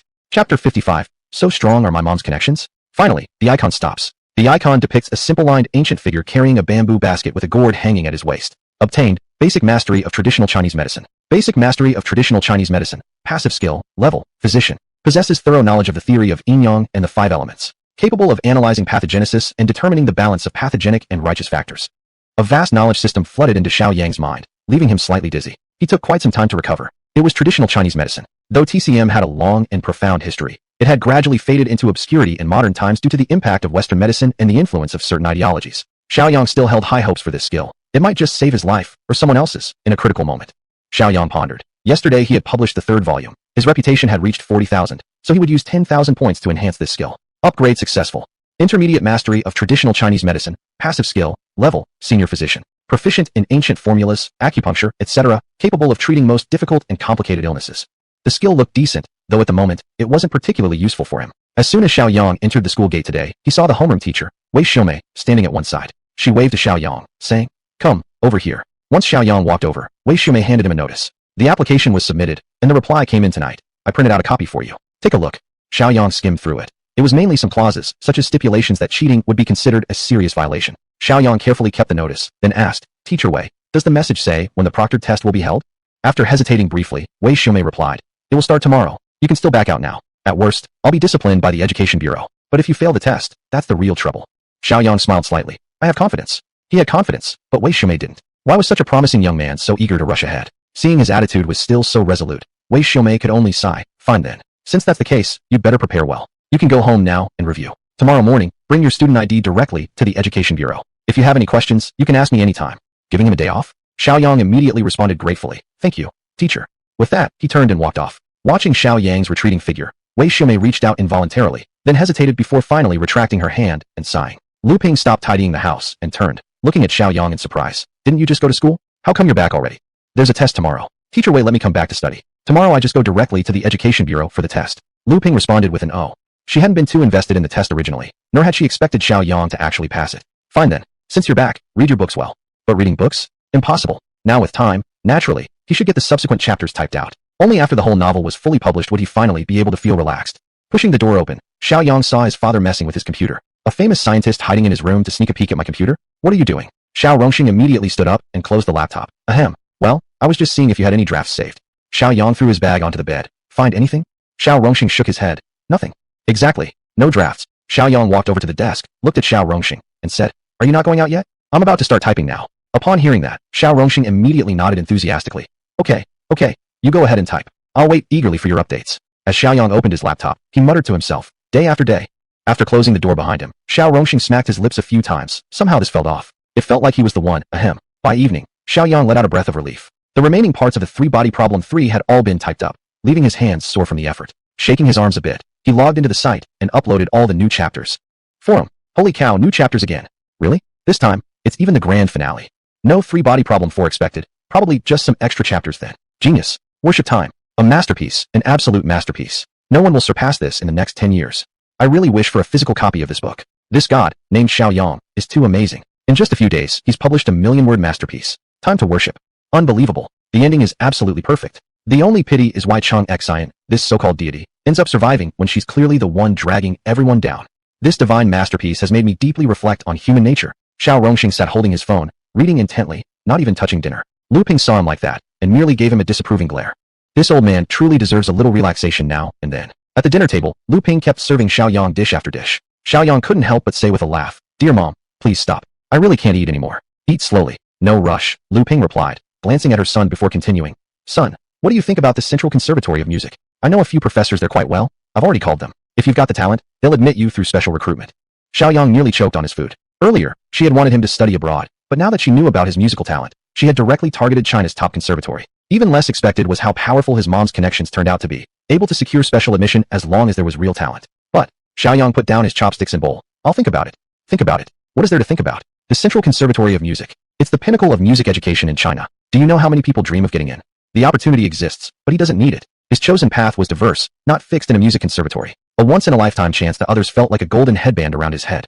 Xiaoyang once again put down his chopsticks. "But I've got the test tomorrow." "Even better. Take the test, and you can go straight to the conservatory."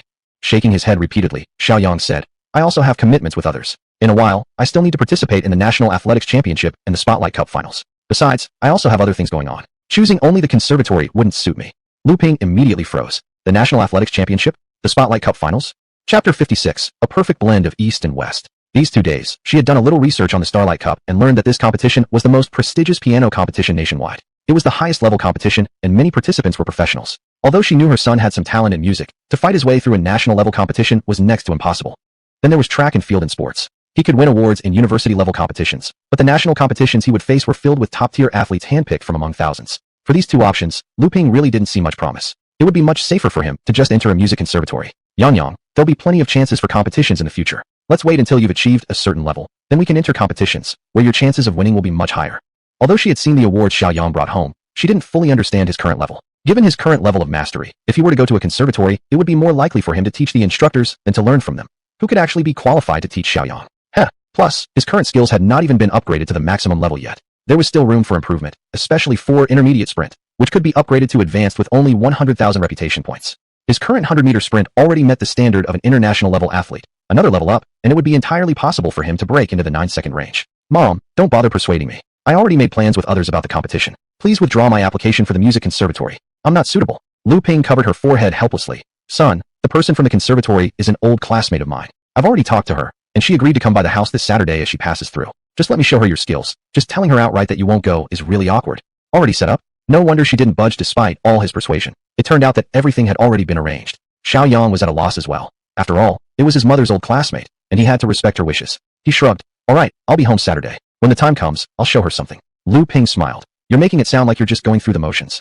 "Oh right. What level is your classmate at in the conservatory?" "She's a PhD, professor, doctoral supervisor, Department of Music Education Director, Keyboard Instruments Department Director, and Vice Director of Vocal Education. Does that level work for you?" That was one long title. Xiaoyang picked up his chopsticks. "Sounds like she must be really good then." Lu Ping thought for a few seconds. "Extremely good at piano. Otherwise I wouldn't have approached her. When Auntie comes, you need to give it your best." Xiaoyang hummed in agreement. In his heart he mused. The best way to make the other party give up was to show them an even stronger version of himself. After dinner, Xiaoyang returned to his room to rest. Just as he was about to lie down, his phone on the bedside table rang. Picking it up, he saw it was a call from Lu Jing, the editor from Sci-Fi Pioneer. "Hello, Mr. Xiao. Am I disturbing you?" There was a cautious tone in her voice. Xiaoyang chuckled, crossing one leg over the other. "Not at all. Is there something, Editor Lu?" There was a brief pause on the line. "Book 3 is finished. I just wanted to ask if you're planning to write book 4. Wow, that was clearly an attempt to stretch the series. Xiaoyang's writing skill had indeed improved greatly after writing 3 volumes. His creativity and imagination were fine, but forcing the continuation would only ruin this great work and could even impact the overall income. So he didn't even think twice before declining directly. No more book 4. The entire series has been completely concluded. The other end of the line fell silent for about 10 seconds. Then, will you start a new work? Right now, Shiaoyang was too busy to consider a new project. We'll talk about that later. In the near future, I probably won't start any new works.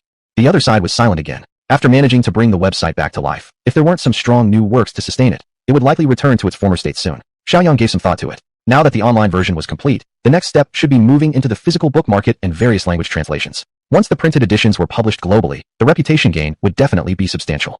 That would require coordination, and Shiaoyang currently didn't have the time. But Sci-Fi Pioneer, being an established and reputable website, was perfectly suited for the job. Editor Liu, although the online version has been completely concluded, I still need some commercial collaboration to promote the printed editions and related matters. Your website has a great reputation and wide connections. If you're interested in cooperating with me, we could discuss it on this matter. After saying this, Shiaoyang could hear the other person's breathing becoming faster. As an editor, Lu Jing knew very well how influential the three-body problem was. The sales figures of a printed version wouldn't possibly be low. The author, who held the copyright, could naturally choose to cooperate with anyone, but now he wanted to work with their website. This was simply a golden opportunity for them. We must seize it. Without even thinking, Lu Jing said eagerly, no problem at all. Our website will definitely put all resources to maximum use to promote your printed edition. I need to discuss this with my superiors. After Lu Jing thanked him repeatedly and hung up the phone, she rushed directly into the chief editor's office. The chief editor, who was tidying up his belongings to leave work, got quite a shock, but immediately smiled with relief when he saw who had come in. Xiao Lu still not off work yet. Lu Jing gasped for breath. Chief editor, great news. The chief editor paused mid-sose, his eyes lighting up. You don't mean Shiaoyang is planning to release book 4? No. The chief editor's face fell, but the next moment, Shiaoyang has the idea for a printed version and wants to cooperate with us to manage it. What? The chief editor quickly raised his head, almost flinging his glasses off. Xiao Lu, you nearly gave me a heart attack. Tell me the details. Lu Jing recounted the contents of the earlier phone conversation. The chief editor's face displayed increasing delight. A printed edition was a big prize. Now Shiaoyang was willing to let them share a little profit. 2 words. Perfect. This matter didn't even need to be discussed with the general manager. The chief editor immediately made the decision himself. Xiao Lu, from now on, you will be fully responsible for all communications and matters regarding the printed edition with Shiaoyang. Don't bother handling anything else on the website.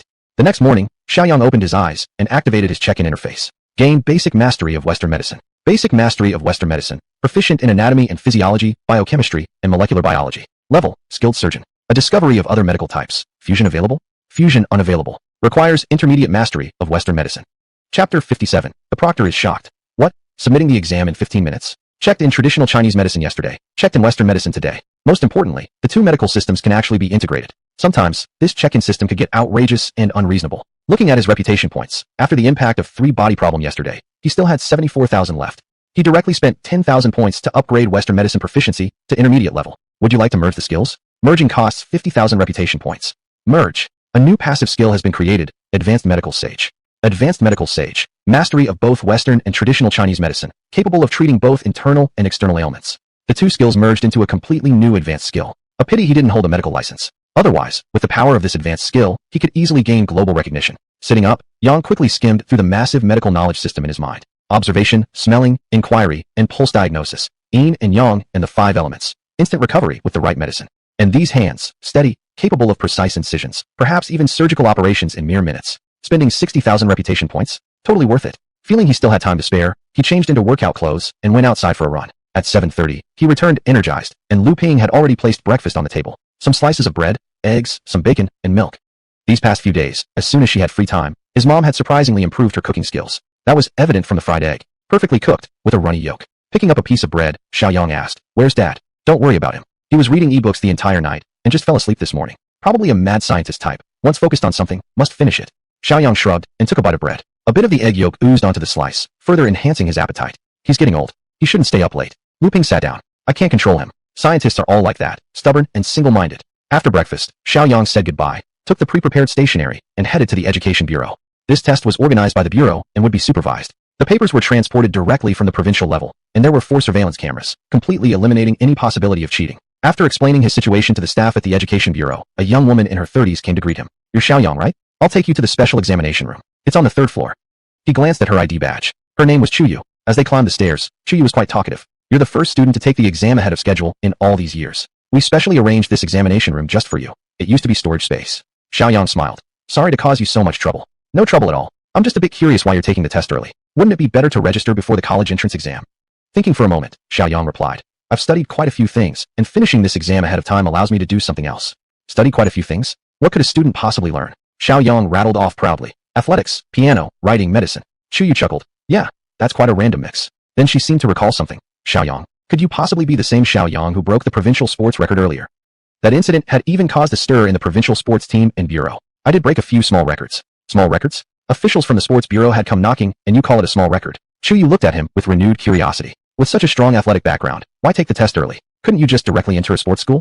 Alright, here we are. All exam papers are sealed. Students are required to open them under surveillance. I will monitor the entire process, and you also must follow the procedures strictly. Shiaoyang entered the examination room. It was a large room with only a table and a chair in the center, and 3 meters away, there was another chair for the proctor. Nothing else. Shiaoyang turned around and asked, "Is there a time limit?"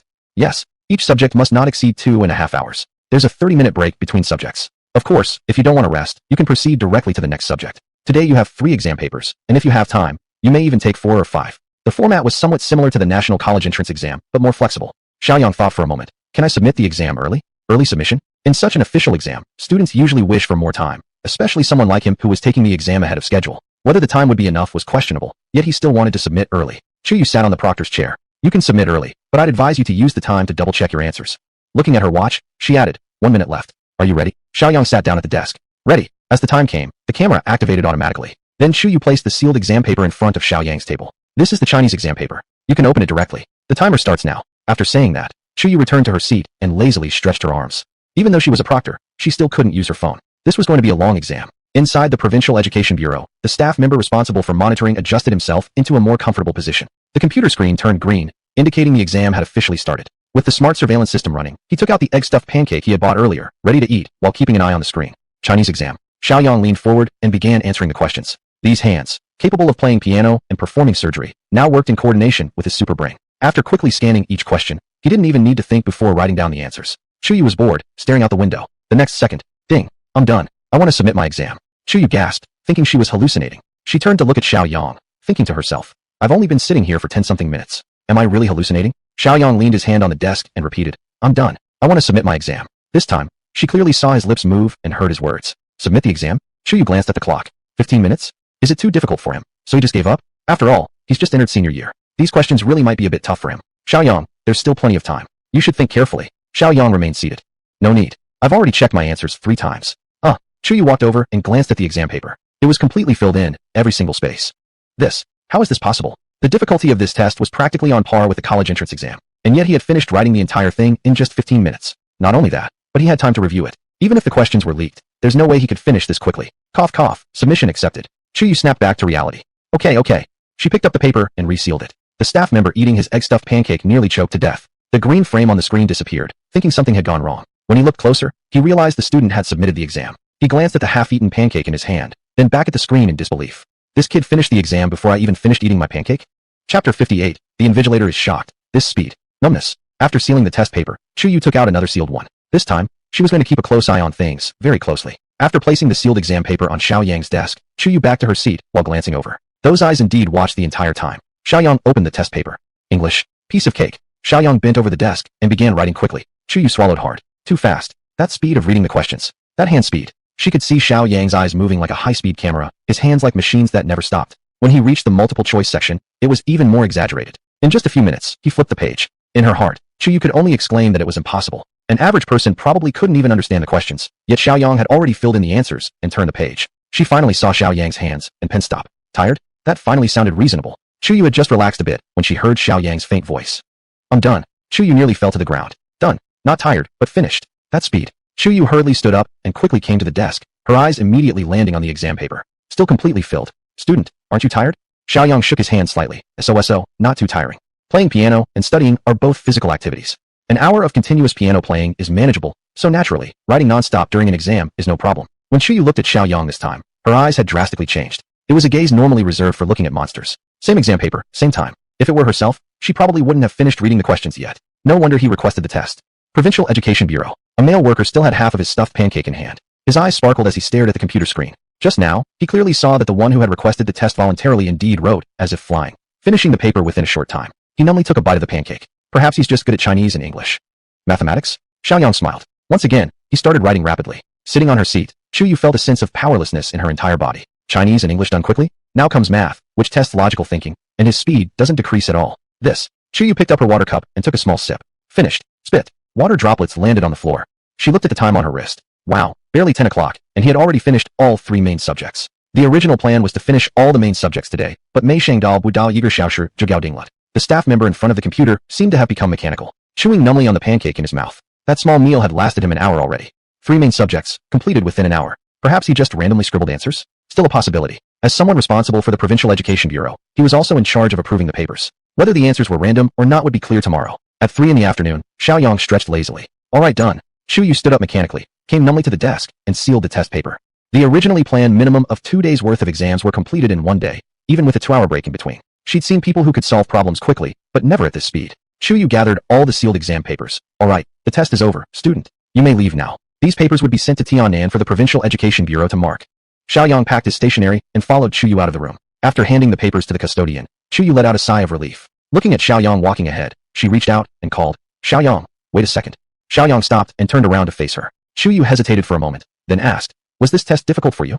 A bit puzzled in her heart, she wanted to know whether Xiaoyang was taking the test seriously or not. Xiaoyang thought for a moment, then honestly replied, not really difficult. Anyone could do it with 2 hands. With 2 hands. Chu Yu looked at his departing figure, standing alone in the hallway feeling disoriented. Back so early? Lu Ping was quite surprised when she saw her son walk into the living room. Didn't you say it ended at 6 this evening? I was even preparing to ask your dad to pick you up. Xiaoyang put down his backpack. I wrote fast, so I finished a bit earlier. Lu Ping hadn't been particularly concerned about this test, so she didn't ask further and instead said, my old classmate called me just now. She finished her work at the institute early today, and on her way back to our hometown tonight. She'll be passing through, so she might come to our house tonight.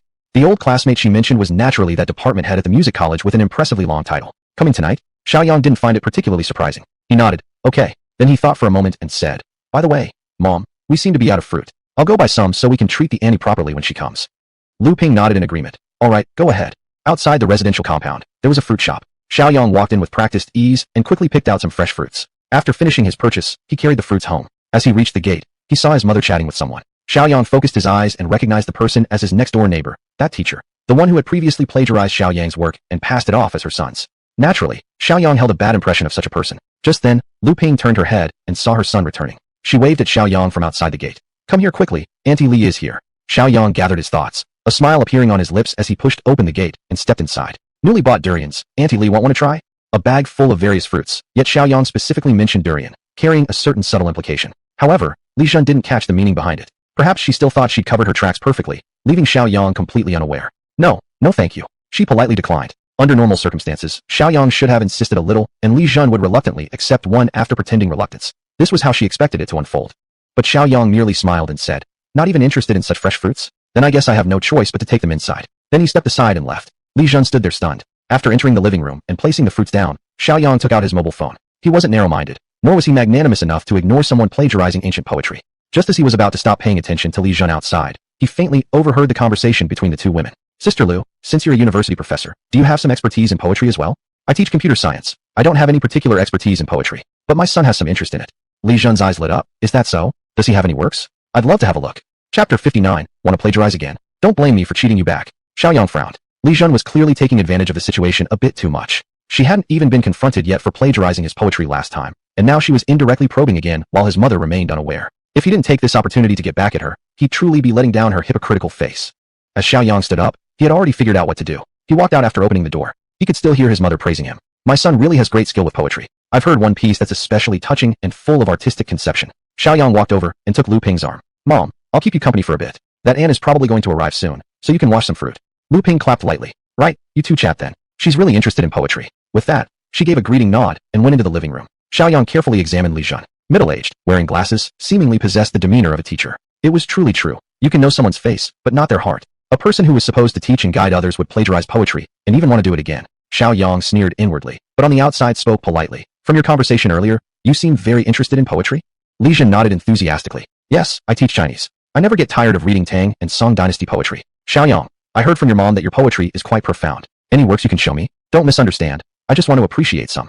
Appreciate? Appreciate it enough to make it your son's, right? He didn't expose her, but simply nodded. I do have some poems. For instance, a recent one I wrote, Ugly Slave Boy inscribed on the wall by the Bow Mountain Road. Xiaoyang started reciting slowly. When I was young, I knew not the taste of sorrow. I loved climbing to high places. Climbing to high places. I forced myself to speak of woes while composing new poems. This was exactly the poem that had been plagiarized by her son last time. Xiaoyang kept watching Li Zhen's expression. Surprised, clearly not expecting him to recite this one. Suddenly enlightened, realizing now it was the same poem. Panicked, worried Xiaoyang knew something. Once Xiaoyang had finished reciting, Li Zhen cautiously asked, This is such a beautiful poem. Have you considered posting it online? Xiaoyang smiled calmly. I write poetry just for fun, not for fame or profit, and I've never considered posting it. It's purely for enjoyment. He noticed that she visibly relaxed, probably reassured she wasn't exposed yet. Li Zhen's tone turned light. Any other new pieces besides this one? Xiaoyang countered. Don't you also like poetry? Don't you have any works of your own? Li Zhen's face stiffened awkwardly. I enjoy appreciating and analyzing poetry, but my own skills are limited. I can't produce anything particularly good. Oh, said Xiaoyang. Actually, I do have another poem. Would you like to hear it?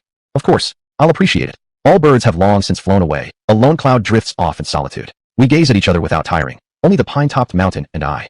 As a Chinese teacher, Li Zhen naturally recognized the brilliance within. Her eyes lit up and her breath quickened slightly. What's the title of this poem? Xiaoyang smiled slightly. Sitting alone on Mount Song. Sitting alone on Mount Song. She memorized the 4 lines firmly in her heart. Xiaoyang didn't rush, waiting until she had completely relaxed and memorized it before saying, Sorry, there are guests coming later. You know. Li Zhen quickly caught on. Oh, you two must be busy. Feel free to visit us anytime. With a delighted expression, she took her leave. Xiaoyang watched her retreating figure and let out a cold chuckle. Don't like copying so much. I'll let you copy. He turned and walked back into the living room. His mother was already in the kitchen washing fruit. Xiaoyang turned on the computer and searched for the school attended by that son.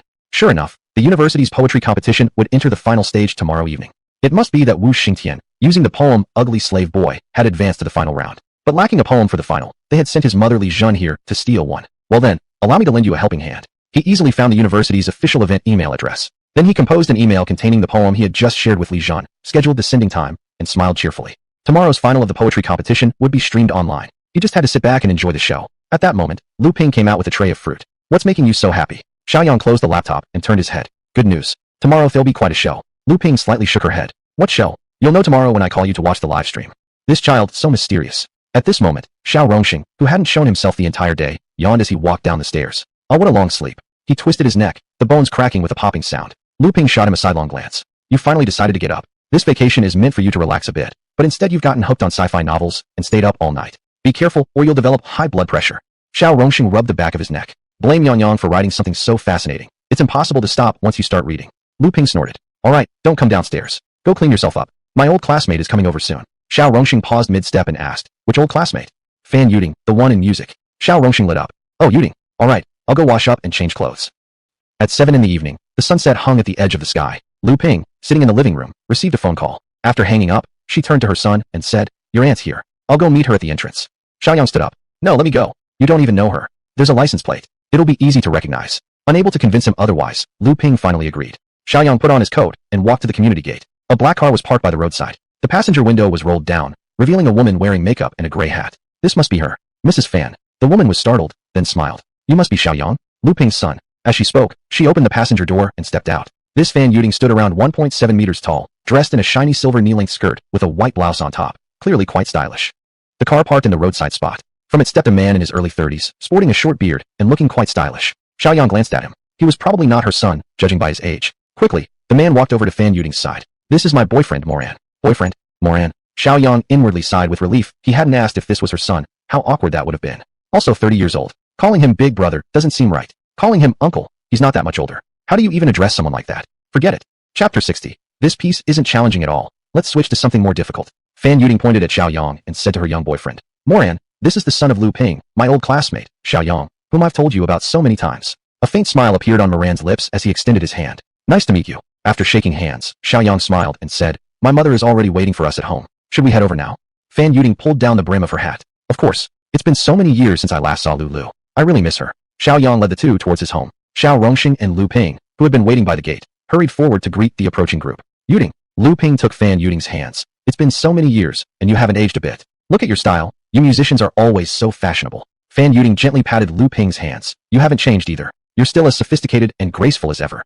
Xiao Rongxing rubbed his hands together and looked sideways at Moran. Xiaoyang's heart jumped to his throat. His dad, the eccentric scientist, never held back. He desperately hoped that he wouldn't blurt out that Moran was his son. Xiao Rongxing nodded and said, You're Xiaofan's younger brother? You look really young. Moran, slightly embarrassed, stretched out his hand. I'm her boyfriend, Liao Mo, but you can call me Moran. Xiao Rongxing quickly shook his hand and softly muttered an apology. Lu Ping turned her head slightly and whispered, Yuding, impressive. This young boyfriend of yours looks quite attractive. How did you two meet? Really? Moran and I met at a bar. Beside them, Xiao Rongxing seemed to have nothing in common with Liao Mo and awkwardly suggested, Well, why don't we all go inside and talk? Lu Ping caught on immediately. Right, let's go inside. After the four entered the courtyard, Xiaoyang followed them inside. As a professional musician, Fan Yuding noticed the piano in the living room at first glance. This is a good piano. Then she showed a slightly surprised expression. A professional edition? Lu Ping turned her head and asked, Do pianos come in different types? Fan Yuding smiled slightly. They are categorized into different levels, like Home Edition, Performance Edition, and Professional Edition. I just didn't expect your piano to be a professional one. She had thought that Lu Ping might have been talked into buying it by a salesman, so she didn't pursue the topic further. After sitting down, Fan Yuding took off the hat on her head and asked, Lulu, you're a senior computer science professor, and your husband is a respected scientist. Why did you decide to have your child learn music? Lu Ping looked at Shiaoyang, who was sitting across from her, and replied helplessly, this kid has no talent for science, and as for sports. She changed her tone quickly, shifting the conversation to music, but he's actually quite passionate about music. That's why I wanted you to evaluate him and see if he has any potential in this field. Fan Yuding smiled gently. The admission standards of the Central Conservatory of Music are very strict. Normally, kids need to go through several layers of selection. But Lulu, this is the first time you've asked me for help in all these years. No matter how hard it is, I will definitely get this done for you. Lu Ping's eyes lit up. With your word, that's all I need. You stay here and have some fruit. I'll go get some water. After speaking, she stood up and headed toward the kitchen. Fan Yuding looked at Xiaoyang again, then turned to Xiao Rongxing and said, brother-in-law, how's the progress of your academy lately? More or less the same as usual. Wow, what a conversation killer. Fan Yuding was briefly taken aback, helplessly turning her gaze toward Xiaoyang. I heard from your mom that you won an award in piano. Xiaoyang nodded. Yes, I participated in a piano competition a few days ago and got first place. As for competitions, unless it was a major one, winning first place wasn't all that significant and couldn't really be used as a reference. What competition was that? The Starlight Cup, Southern Division. The Starlight Cup? Fan Yuding naturally knew about it. It was among the highest level competitions in China. In fact, she might even be a judge during the final rounds. If it was the Beijing division, then winning first place would be a truly impressive achievement. But the Southern Division? There were no music conservatories in the entire Southern region, meaning that even winning first place didn't necessarily mean he had a particularly high level of piano skills. Still, this did show that Xiaoyang had some talent. Taking a bottle of water from Lu Ping, Fan Yuding said, first place in the Southern Division, very good. How many years has your son been learning piano? Lu Ping actually didn't know the answer. Quickly stepping in, Xiaoyang replied, just a few months. As soon as he said it, Xiaoyang felt a wave of guilt. He was lying. From the moment he first touched the piano, it had only been about 10 days. Was he being too modest? Fan Yuding was taken aback, then shook her head with a slight smile. Only a few months. So this is how you joke with your auntie. Xiaoyang thought inwardly. See, I shouldn't have lied. Several years would sound more believable, Fan Yuding said. Reaching this level after years of study is already quite decent. It must take tremendous natural talent and effort to win a prize in the Southern Division. You, why do you always exaggerate? Exaggerate? So she meant he was bragging? Xiaoyang also felt helpless. Wow, I tried so hard to stay modest by saying it was only a few months, but I'm still accused of bragging. Fine. Xiaoyang vaguely nodded. Yeah. Fan Yuding handed the bottle of water to her young boyfriend, waiting until he unscrewed the cap before taking it back again. Music is no ordinary thing. Natural talent and hard work are both essential, especially piano. You need not only delicate emotions, but also certain physical conditions. To achieve anything, every aspect must meet the standard. She took a sip of water and turned to Lu Ping. Yuding, this path is much harder than you two imagine. Lu Ping nodded continuously. I know. Then how about this? Let him play something for you on the piano. Hear for yourself whether this kid has any talent. Whether he can get into a music conservatory, we'll follow your advice. Fan Yuding looked toward Xiaoyang sitting across. She also wanted to hear how someone capable of winning first place in the Southern Division sounded. That way, she could make a more comprehensive judgment. If Xiaoyang indeed had some talent, then it wouldn't be too hard for her to pull a few strings and help him get into the conservatory. Thinking thus, Fan Yuding nodded and said, all right then, Xiaoyang, why don't you play a piece? Let's go with Etude number 10. Etude number 10 was a piece used for the grade 10 amateur piano examination. For an 18-year-old young man with no formal training to handle this piece already meant he possessed extraordinary talent. It also served well to determine whether Xiaoyang had actually reached grade 10 level. Xiaoyang paused slightly, looking at her with a faint smile. This piece isn't challenging at all. How about we switch to something more difficult? Chapter 61. When the song ends, surprise sweeps like a tidal wave. Fan Yuding hesitated slightly at the words spoken. No difficulty at all. For a true piano master, the level 10 exam was naturally not difficult. But could this young man in his late teens really say it's not challenging? That was just overconfidence without real skill. Fan Yuding's expression darkened slightly.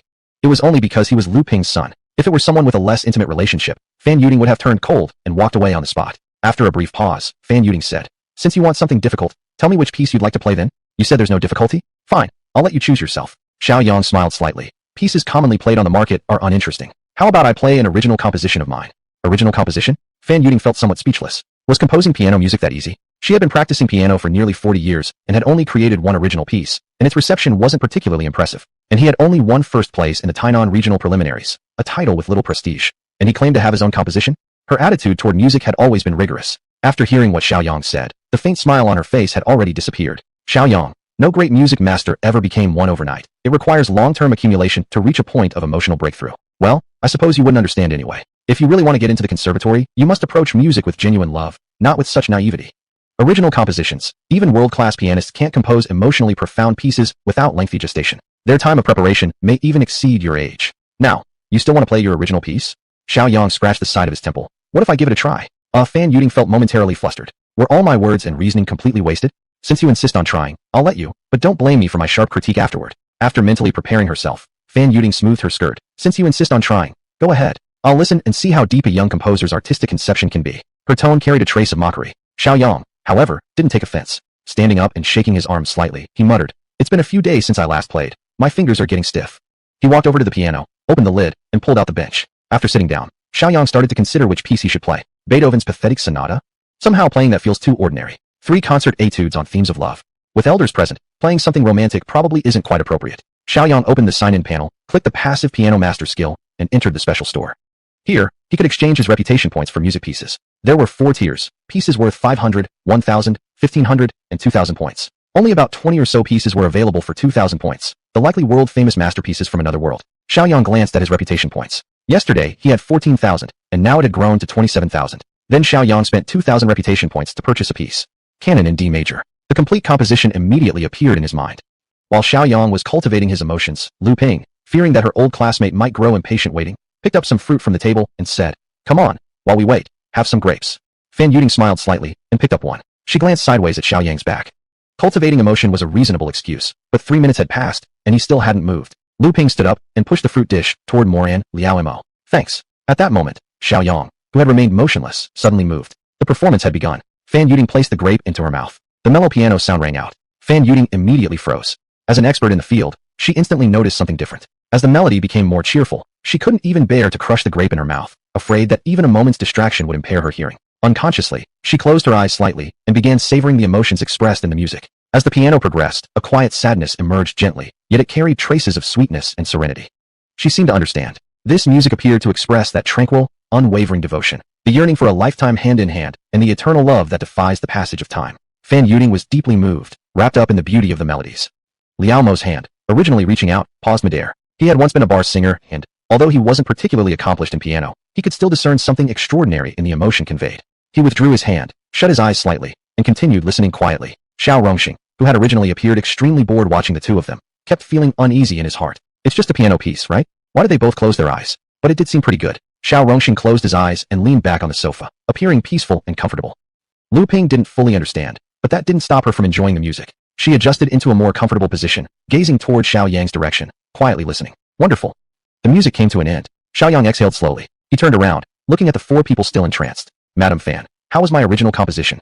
Fan Yuding finally snapped out of her trance. Not just good, this was exceptional. Beyond superb, beyond words. Especially the final part. It pulled her into a kind of sacred, transcendent realm. Whether it was this piece, something she had never heard before but which would undoubtedly become a classic, or the incredibly profound artistic mastery and deep emotional investment, everything surpassed the ordinary.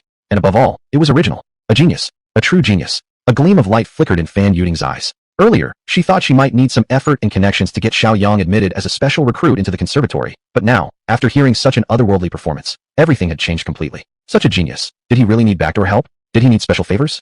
Getting directly into the conservatory would make the president so ecstatic he'd laugh out snot. This was a discovery of true treasure. An absolute gem. In fact, Fan Yuding felt like she could hand him a diploma right now and send him to international competitions to gain global acclaim. And at that point, the conservatory's reputation would rise accordingly. She finally bit into the grape she had been holding in her mouth for 7 minutes. The sweet juice burst forth, just like the piano music moments ago. Excellent. Absolutely amazing. I've never heard anything as beautiful as this piece before. Fan Yuding appeared visibly excited, spontaneously standing up to face Xiaoyang. "What's the name of this piece?" Xiaoyang smiled slightly. "Canon in D major. This is the most beautiful piece I've ever heard in my entire life. Words can't describe its beauty." Lu Ping glanced at her old classmate whose mouth was practically stretched to her ears, feeling slightly confused. She herself had listened to her son's playing. It really was outstanding, filled with artistic expression that drew one irresistibly into its world. But could it really be as incredible as Fan Yuding claimed? The most beautiful piece of her life. That was a bit exaggerated, wasn't it? She couldn't help but ask, "Yuding, is it really that good?" Chapter 62, Recognition by Professionals. This is a genius. Fan Yuding turned sideways to look at her old classmate and nodded firmly. "Yes, and it's a feeling I can't even articulate. Overall, whether it's the repertoire or Xiaoyang's playing techniques and emotional expression, everything is flawless. Actually, even better than what I described. Xiaoyang is simply a genius." Fan Yuding became more and more excited, even reaching out to tightly grasp Lu Ping's hands. "Lulu, there won't be any issues with the special recruitment process. I can decide right now. This student will be admitted to the Central Conservatory of Music." Only moments ago she had been trying her best to assist, and now she was insisting on accepting him directly. The change in attitude couldn't have been clearer. Lu Ping looked at her old classmate, then turned her head to look at Xiaoyang. Could it really be that good, as Fan described? Even better than what she had described. Lu Ping immediately felt a tightness on her scalp. Her old classmate indeed had over 40 years of musical experience and was an unquestionable authority in the domestic piano world. For her to praise her son so highly meant that her son had truly reached that level, had truly attained that height. Her own son was actually a piano genius, and not just any genius, one of the absolute highest caliber. Previously, she had only thought her son had a bit of talent, which was why she had tried to pull some strings to get him into a music school. Never had she imagined his mastery of piano would be this high. It had even reached the point where Fan Yuding described it as impossibly extraordinary. Lu Ping's expression instantly turned incredibly complex. Joy, disbelief, and even a hint of self-reproach all showed on her face. Beside her, Liao Mo quietly stood up, his face filled with intense shock, no less intense than his girlfriend's. Today has truly broadened my horizons. At such a young age, he's already reached this level. His future is limitless. A faint trace of self-mockery appeared on the corner of his mouth. If I could possess even a fifth of Shiaoyang's skill, I probably wouldn't have to perform at bars. Today had truly let him realize what it meant to discover an unrecognized master in the ordinary world. Xiao Rongxing felt somewhat dazed. He could clearly hear the high praises these two were giving his son. Could this little brat actually be a musical prodigy? Thinking this, he even turned his head to look toward Xiaoyang. Xiaoyang glanced at everyone, smiling slightly. Your praises are undeserved. I'm nowhere near as good as everyone is saying. Fan Yuding slightly shook her head. Xiaoyang, you're too modest. Give me a photocopy of your ID. I'll finalize your enrollment tonight. So urgent? Xiaoyang rubbed his hands together. Truthfully, he hadn't even considered entering a conservatory. After reaching this level, he wouldn't really learn anything useful there. Only an additional diploma would result. Of course, directly refusing in front of them wasn't an option. After a moment's thought, Xiaoyang interlocked his fingers, appearing eager, nodding repeatedly. Entering the conservatory sounds great. The mentors there must be excellent, and I can also learn much more inside the academy. Instantly, Fan Yuding froze. Learn things? Forget about the academy's instructors. Even her level as a doctoral supervisor and professor couldn't match Xiaoyang's. Could he actually learn anything once enrolled? Previously, she had only been so amazed by Xiaoyang's talent that she was eager to get him into the conservatory. But now, after thinking more clearly, she suddenly woke up to reality. If entering the conservatory wouldn't lead to anything truly beneficial, under different circumstances, she might harbor personal desires, but this was the son of a friend of 20 years. After a few seconds of silence, Fan Yuding gave Lu Ping a bitter smile. Lulu, to speak frankly, Xiaoyang's level is just too high. It exceeds mine, and definitely exceeds all the instructors in the conservatory. If he enters the academy, it'll only be about obtaining a few certificates, which aren't really significant anyway. What I mean is, for Xiaoyang to further develop, it's no longer something that conservatories or famous mentors can help with. He should participate in some competitions to increase his visibility. After reaching a world-class level, he could even become a renowned master. Once he becomes a renowned master, degrees and diplomas would be willingly awarded to him by institutions, not to mention the endorsements and performance opportunities. Lu Ping recalled Xiaoyang's previous mention of not wanting to enter the conservatory. Thinking back on it now, having reached this level, he truly no longer needed to go to a conservatory. Testing the waters, Lu Ping cautiously asked, You mean, temporarily not entering the conservatory? Fan Yuding nodded with a smile. There's no need. Isn't he participating in the Starlight Cup? With his strength, winning the overall championship will be effortless. Then we can arrange for him to enter the world's most prestigious international piano competitions. This will undoubtedly lead him to fame and global recognition. When Lu Ping heard the phrase worldwide acclaim, her body trembled slightly, and her eyes sparkled with an indescribable light. Next, Fan Yuding began explaining various matters related to the international examples in the piano world to Lu Ping. Liao Mo approached Xiaoyang, starting to ask him questions regarding artistic conception and piano music, while Xiao Rongxing was left alone, standing aside helplessly. Outside the residential complex, Xiaoyang placed the prepared gifts into the car trunk. These were gifts from Lu Ping to Fan Yuding. After all, they had hoped to pull some strings through her connections, though things hadn't gone quite as expected in the end. Even though Xiaoyang wouldn't be attending the music conservatory for now, Lu Ping wasn't stingy when it came to giving the appropriate gifts. Fan Yuding tried to stop Xiaoyang. Don't put them in. I didn't really do anything helpful anyway. Lu Ping held on to Fan Yuding's hand tightly. That's not how you talk. You came all this way specially to see me. Wouldn't it be normal for you to take some things back with you when you leave? After placing everything properly, Xiaoyang shut the trunk. At that moment, Lu Ping said, There's a 3-star hotel just across the street. It's very convenient for us to have dinner there. You should stay for dinner before leaving. No need for dinner. My family in Moran's hometown is waiting for us. If we stay too long, it won't be good. Maybe next time, and then we can truly enjoy ourselves with drinks. Lu Ping smiled and said, Since it's such an important matter, I won't keep you then. Be careful on the way. Bye. Fan Yuding waved goodbye with a cheerful hand gesture. They got into the car, exchanged a few words of good wishes, and gradually merged into the flow of traffic.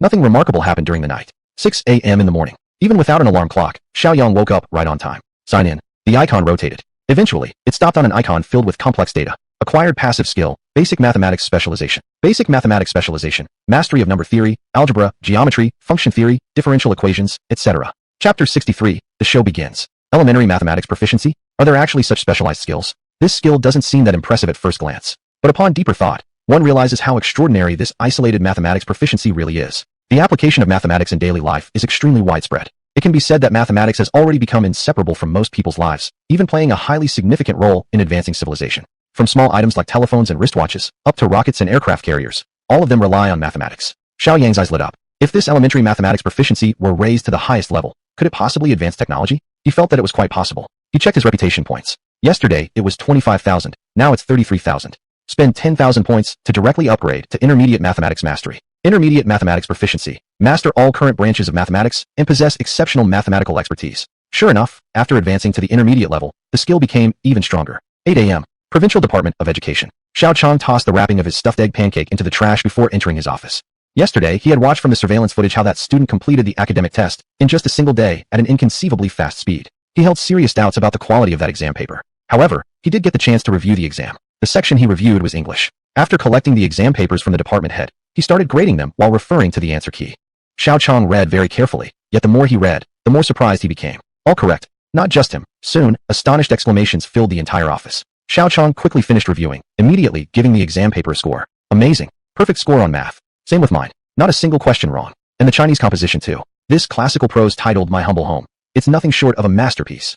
Hearing that, Shiaoyang hurriedly approached to take a look at the prose. It doesn't matter if the mountain is high, a deity will give it fame. It doesn't matter if the water is deep, a dragon will bring it to life. This is a humble home, but my virtue fills it. Moss creeps up the green steps. No wonder the Chinese test was finished so quickly. The classical prose was barely over 80 characters. Though short, it was definitely a gem. The composition was worth 60 points, and the reviewing teacher hesitated for quite some time. Eventually, he still marked the score in red ink. 60. A full score essay. Just dozens of characters in my humble home, instantly earning a perfect score. The reviewing teacher let out a long breath and murmured, my hesitation wasn't over whether it deserved a full mark, but because the composition score maxes out at 60. Soon, all the scores were compiled. Such tests could not display the direct results, so they used grades to inform the results. Then, the grade reports were sent to the local education bureau. Chuyu froze when she received the report. S+. According to the regulations, a score of C is considered passing, granting the qualification to take the National College Entrance Exam. Yet Xiaoyang's score was an S+. This was the highest possible grade, meaning Xiaoyang's result had reached the top tier. Chuyu rubbed her eyes. The file still clearly displayed the S+. It was indeed S+.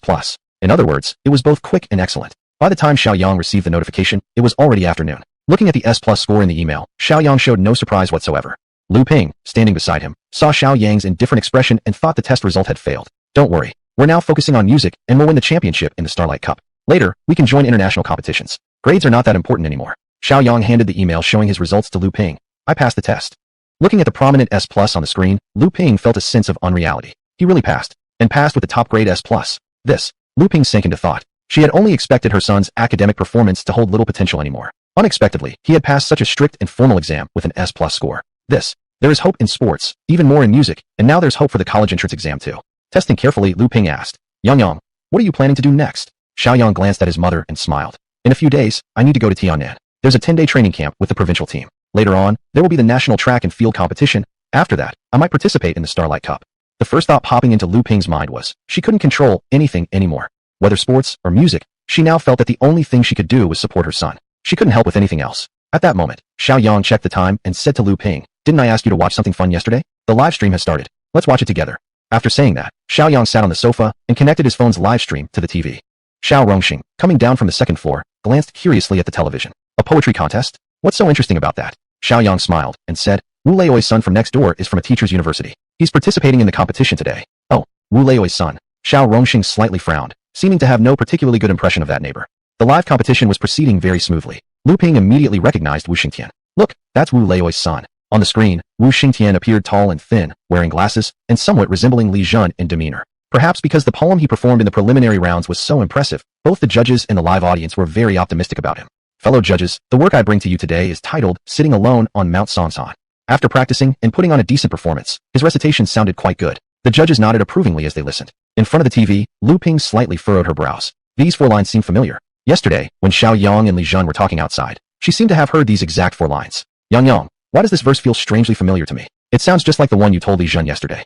Lu Ping had already begun to suspect. Xiaoyang smiled faintly. Keep watching. You'll understand soon enough. Seeing that Xiaoyang wouldn't explain, Lu Ping suppressed her doubts and continued watching. The judges took turns praising how artistic the work was and how outstanding Wu Xingtian was. Some judges even declared Wu Xingtian would definitely win the entire poetry contest.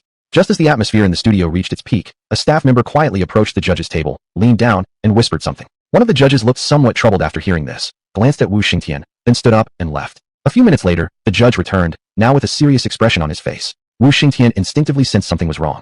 Sure enough, the judges briefly exchanged words. Then one of them stood up and walked to the microphone on the stage. Wu Xingtian is suspected of plagiarizing poetry and is hereby disqualified from the competition. Chapter 64. The show begins too. As soon as these words were spoken, an uproar broke out. It was plagiarism. Wu Xingtian's legs started trembling. Could it have been discovered? That didn't make sense. Mom had told me yesterday it was perfectly fine, and the previous poem had no problems either. Why was this one exposed in just a single day? The judge's face remained serious as he continued. Just now, we received an email from a concerned netizen. The content is exactly the poem Sitting Alone on Mount Song. Wu Xingtian suddenly shouted. Someone must have leaked my poem. A poem being leaked and used by others wasn't impossible. However, the judge snorted coldly. With a click on the email link, he navigated to a small forum. On this small forum, there were 2 pinned poems, one of which was Sitting Alone on Mount Song. This small forum has a date stamp showing it was posted a week ago, yet you claimed this poem was written only 2 days before your competition entry. Wu Xingtian, do you have anything to say now? The evidence was ironclad. Wu Xingtian's face immediately turned deathly pale. Impossible. I searched online myself and couldn't find this poem. Could it be? This forum is too obscure for search engines to have indexed? Faced with solid evidence, there was nothing more to say. This poetry competition was hosted by the school. With the incident exposed, their reputation was practically ruined. In serious cases, expulsion was even a possibility. Lu Ping snorted. Actually stealing my son's poem to enter the competition. Never would have thought that the Wu family would sink this low. Xiao Rongxing, being a researcher, hated most of all the theft of someone else's research achievements. Stealing poetry was no different from stealing someone else's work, especially when it targeted his own family. From now on, minimize all dealings with that family. Xiao Rongxing angrily stood up, threw down those words, then turned and left. Lu Ping was equally furious. She had even been warm and friendly to them yesterday. She even encouraged her son to discuss poetry with them. Never had she imagined they were capable of such a thing. Absolute thieves. Feeling down, Lu Ping stood up. People like that should be expelled from the normal university immediately. Shiaoyang smiled but didn't respond. Once might be overlooked, but not twice. After one stolen poem had gone unnoticed, they had dared attempt a second one. Dinner was particularly extravagant, though Lu Ping knew her cooking was limited, so most of it was ordered from a restaurant. Lu Ping placed a chicken leg on Xiaoyang's plate. Yang, your father and I have to return to work tomorrow. Who knows how many days we'll be gone. You must take good care of yourself. Xiaoyang smiled. Haven't I been fine all these years? You both go without worry. Lu Ping beamed. After all, her son had lived independently for so long now. Oh, right, you're heading to the provincial sports team in Tiannan, aren't you? Xiaoyang nodded. Yes, I made arrangements with Coach Wu there. I'll undergo 10 days of special training in Tiannan. Oh, Lu Ping responded, then continued. Your sister's company is also in Tiannan. When you go this time, bring her some things. Xiaoyang immediately asked, what kind of things? Documents. A while back, your sister asked for some papers on software development. I searched for days and only found some printed copies. Originally, I was planning to make a detour to Tiannan, but since you're going anyway, you can take them for her. Xiaoyang nodded. Sure, no problem. I haven't seen her for a long time. I'll stop by for a couple of meals and relax a bit before the training starts. You rascal. Xiao Rongxing beside them shook his head. Your sister's company is in its initial growth stage. Don't you dare go and cause any trouble. Lu Ping shot him a glare. What trouble? If you don't know how to speak nicely, just eat your food. Xiao Rongxing sulked and picked up his chopsticks. He turned to Xiaoyang with a smile. Eat up quickly, before it gets cold. Carefree and with a clear mind, his sleep quality even improved. Opening his eyes in the morning, Xiaoyang signed in again. Reputation plus 5,000. Today's sign-in reward was reputation points. Looking at his accumulated points, they had already reached more than 33,000. It seemed the influence of the website's books on reputation points was gradually decreasing. To achieve another surge, he would wait until the physical books are launched. The matter of physical books had already been entrusted to the science fiction Vanguard website. Probably, there would be news soon. Xiaoyang got up and tidied the room before preparing to wash up. When he came downstairs, he saw his mother and father already packing things. They had to go to their respective workplaces today, a journey of over 2 hours, so they woke up earlier. Seeing their son come downstairs, Lu Ping smiled. Yang, the documents your sister asked for are on the coffee table. Remember to take them when you go out. Xiaoyang made an okay gesture with his hand. Rest assured, I'll take care of it. Lu Ping adjusted her clothes. Of course I'm reassured. Xiao Rongxing had already come downstairs holding a small bag. Are you two ready? It's time to head out. Upon hearing this, Xiaoyang took the 2 bags. Let me carry them. Mom isn't old yet. Xiaoyang dodged her hand. Shouldn't I be the one carrying your bags? Besides, I'm young and strong. Xiao Rongxing took the keys off the wall. Let him carry them. A man should handle such things. After putting the bags into the trunk, the 2 got into the car. Drive safely and have a smooth journey. Xiaoyang closed the car door and teased slightly. Dad, the development of humanity depends on you. His words immediately made the mad scientist laugh. You brat. The car started slowly and drove toward the community entrance. Only after the car had completely disappeared from sight did Xiaoyang turn back inside. After cleaning the house thoroughly, he came to the living room and picked up the documents on the coffee table. Since he had nothing better to do at home anyway, he might as well go visit his elder sister's company for a few days and relax his mind. He tossed the folder into the air, caught it with his hand, and then turned to walk out the door. It's inconvenient without a car. Now he had over 1,000,000 yuan in his bank account. Once he got his driver's license, he must definitely get himself a car. Thinking about it, he hailed a taxi. Driver, are you heading to Tiannan? For a taxi driver, getting such a big fare at 9 in the morning was pure luck. Without hesitation, the taxi driver nodded repeatedly. Sure. Xiaoyang opened the car door and got in. The taxi merged into the traffic. Xiaoyang looked up at the office building before him, over 20 floors high. This was the place. Not knowing the exact floor, Xiaoyang took out his phone and dialed Xiaoyu's number. Hello? You brat, why are you calling your big sister again? Her voice was normal, but Xiaoyang made ly sensed a hint of fatigue in her tone. I missed you, so I came to Tiannan to visit you. Her voice became slightly surprised and confused. You're in Tiannan already? Chapter 65. The 3 soul-shaking questions from a younger brother. Xiaoyang swung the documents in his hand while squinting at the reflective glass of the building's upper floors. To be precise, I've already arrived downstairs at your company. At my company already? You brat didn't even call ahead. Alright, wait for me 5 minutes. I'll come right down. Xiaoyang shrugged and slipped his phone into his pocket as he heard the dial tone. He smiled at the 2 security guards standing by the entrance. They nodded briefly in response. Waiting was boring, so Xiaoyang looked around. This office building was located in the city center, and the surrounding streets were quite bustling. However, due to the time of day, the streets had relatively few pedestrians. As he was scanning the area, he heard the door open. Turning around, he saw his older sister step out wearing a black business suit. Xiaoyu, 25 years old, had glossy black, smooth straight hair bouncing gently as she walked. Her fresh oval face featured a high nose bridge, finisser lips, and delicate double eyelids accentuated by long lashes that slightly lowered over her deep brown eyes, glowing with strength as if you could see into her steadfast soul. Yet she appeared somewhat tired, as though she hadn't been sleeping well recently. Upon seeing Xiaoyang, a very pleasing smile curved her finisser lips. You little brat, over here. Xiaoyang smiled faintly and walked over. My big sis is naturally beautiful, graceful, and stunning as ever, still so pretty. Xiaoyu glared at him. You start with flattery the moment you see me. No flattery, I'm stating facts. Okay, I know you're good with words. Xiaoyu glanced left and right. The sun's out. Don't stand here and roast yourself. Let's go to my office. Great. I get to visit my big sis's company then. Xiaoyu turned to the 2 guards. This is my younger brother. He can go in, right? The guards naturally knew Xiaoyu and replied immediately, of course.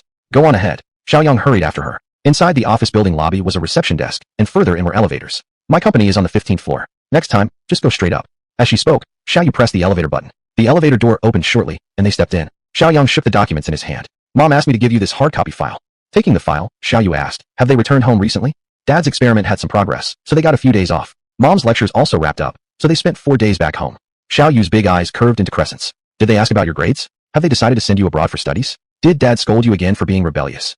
Wow, this was a full-on ambush. A sister's love truly started with brutal attacks. Back in the past, each of those questions would have pierced his heart like daggers. But now, Xiaoyang smiled helplessly. It's okay. They didn't mention studying abroad either, and they're basically hands-off with academics. What's the point of studying abroad when he already had academic excellence, physical fitness, and top-notch piano talent?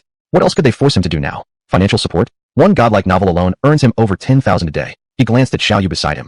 Dear older sister, your questions were pretty ruthless. I've got 3 questions for you too. Is anyone pursuing you? Any special someone? Got a boyfriend? Xiaoyu went. Being the younger brother, of course he wanted his sister to understand the meaning of sweet sibling love. She felt like she was dodging an axe to the head. The 3 soul-piercing questions. I've been busy with work. Xiaoyang scoffed. Excuse. It's true. I have all sorts of issues to handle every day. When would I even have time to think about anything else? The elevator doors opened then, and Xiaoyu let out a quiet sigh of relief. Alright, we're here. Let's go in. Xiaoyang immediately saw the prominent company name printed on the wall. Starlink Tech Limited. This floor is our office area. Want me to show you around? Xiaoyang nodded with a smile. Since we're already here, I should definitely check out my sister's tech company. After all, you're my idol. Maybe I can take some inspiration if I ever start my own business. Xiaoyu pursed her lips smiling. You. As soon as they entered, staff members immediately stood up to greet them. Director Xiao. After taking a quick tour, Xiaoyu brought Xiaoyang to her office. The interior decor of the office was fairly simple. Xiaoyang sat down on the sofa. I thought this was a tech company. Why don't I see any R&D teams or something? Xiaoyu smiled slightly. This is an office building, mainly for basic development, design, and customer reception. Our actual research takes place in the science park on the outskirts. We've also rented a small lab over there. She gently tapped the file folder on the table. I'll have this delivered later. If you're interested, I can take you over to see it.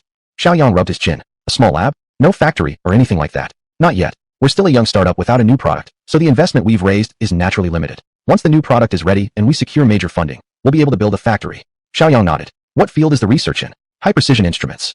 Xiaoyu stood up. There's water and drinks. Help yourself. I need to take care of something, and later I'll come get you for lunch. After speaking, Xiaoyu walked out of the office. Xiaoyang stood, poured himself a glass of water, and wandered casually around the office while drinking. It seemed like his older sister didn't plan to stay in this office building for long. The decoration was extremely minimal.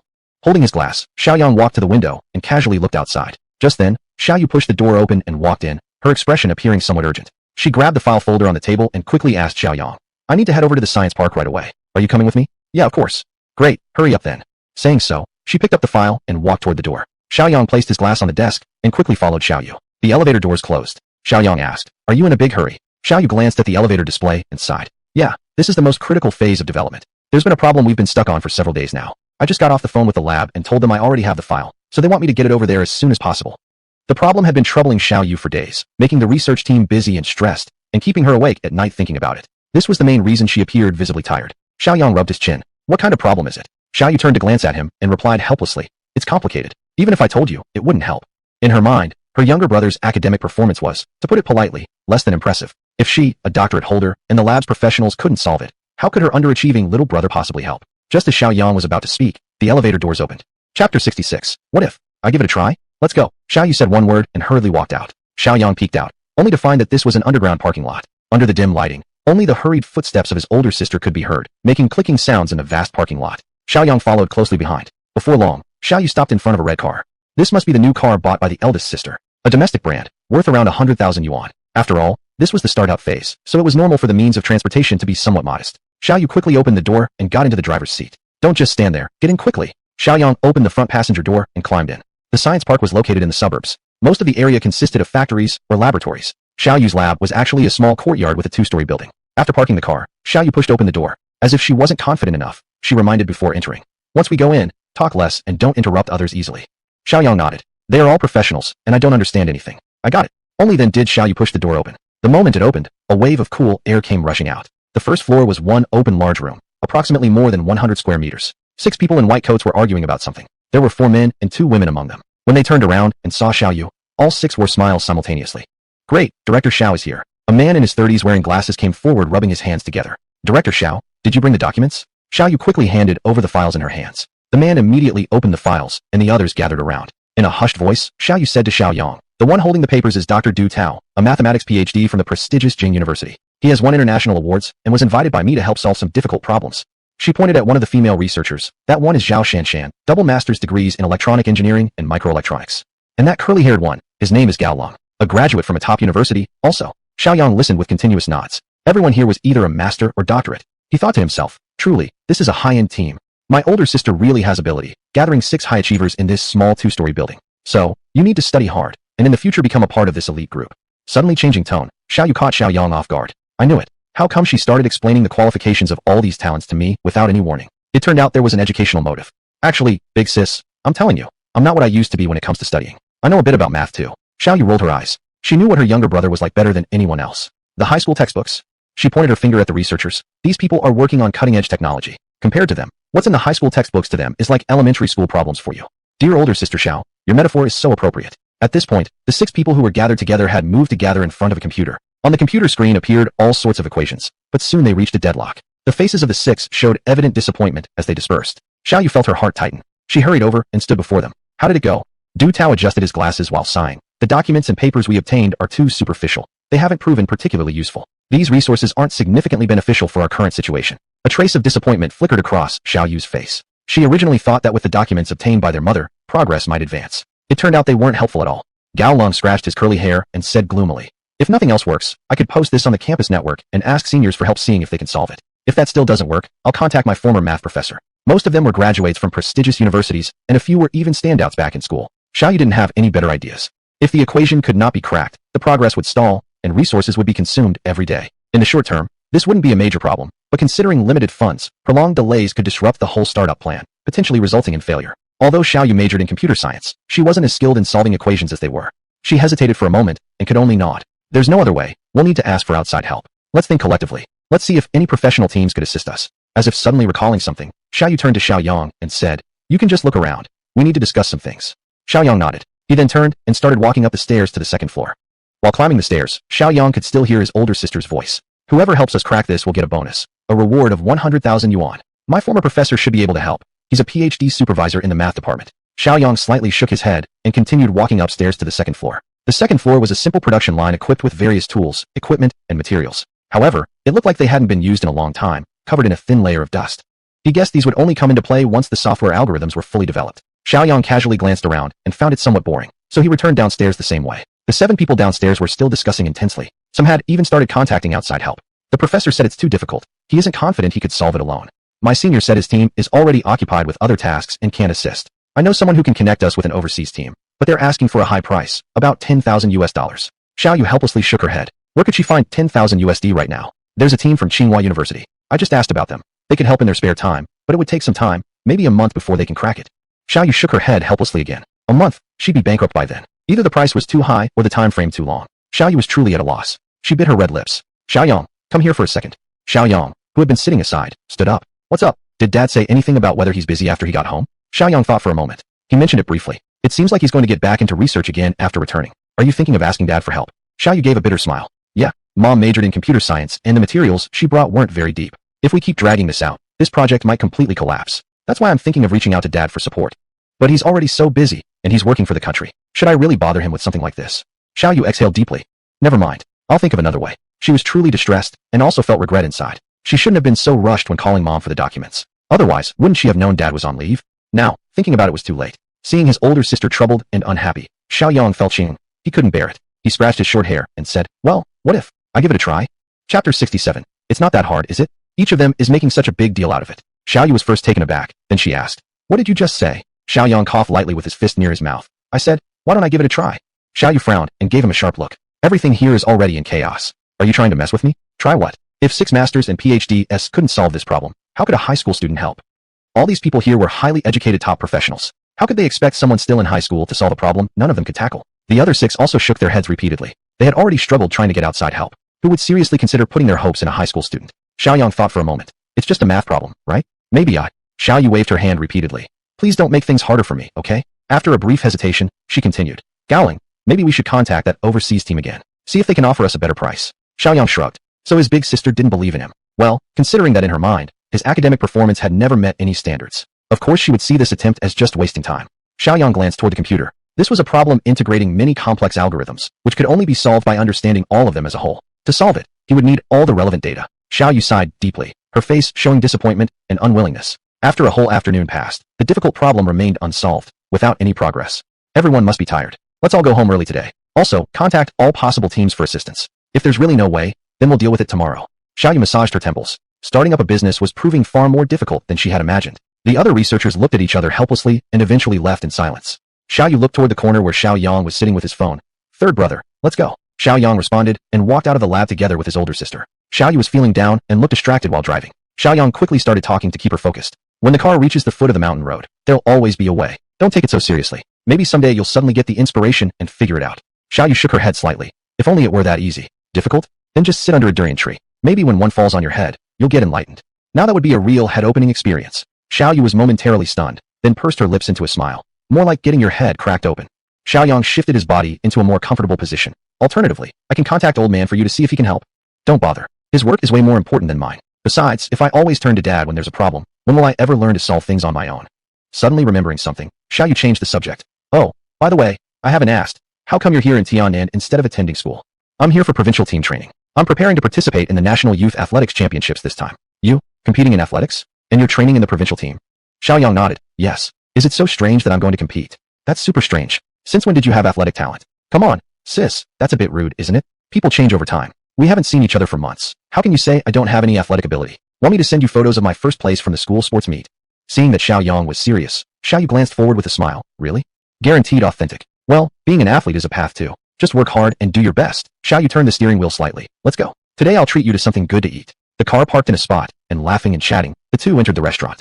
After ordering several specialty dishes and finishing their meal, Xiaoyu stood up and approached the cashier's counter. Table 88, check please, she said, taking her shoulder bag. The cashier replied politely. The gentleman just now already paid it. Paid. Xiaoyu turned around and looked at Xiaoyang, who was packing leftovers. Ah, thanks. When the two walked out of the restaurant, Xiaoyu said somewhat unhappily. Why would you spend money like that? I'll transfer you back later.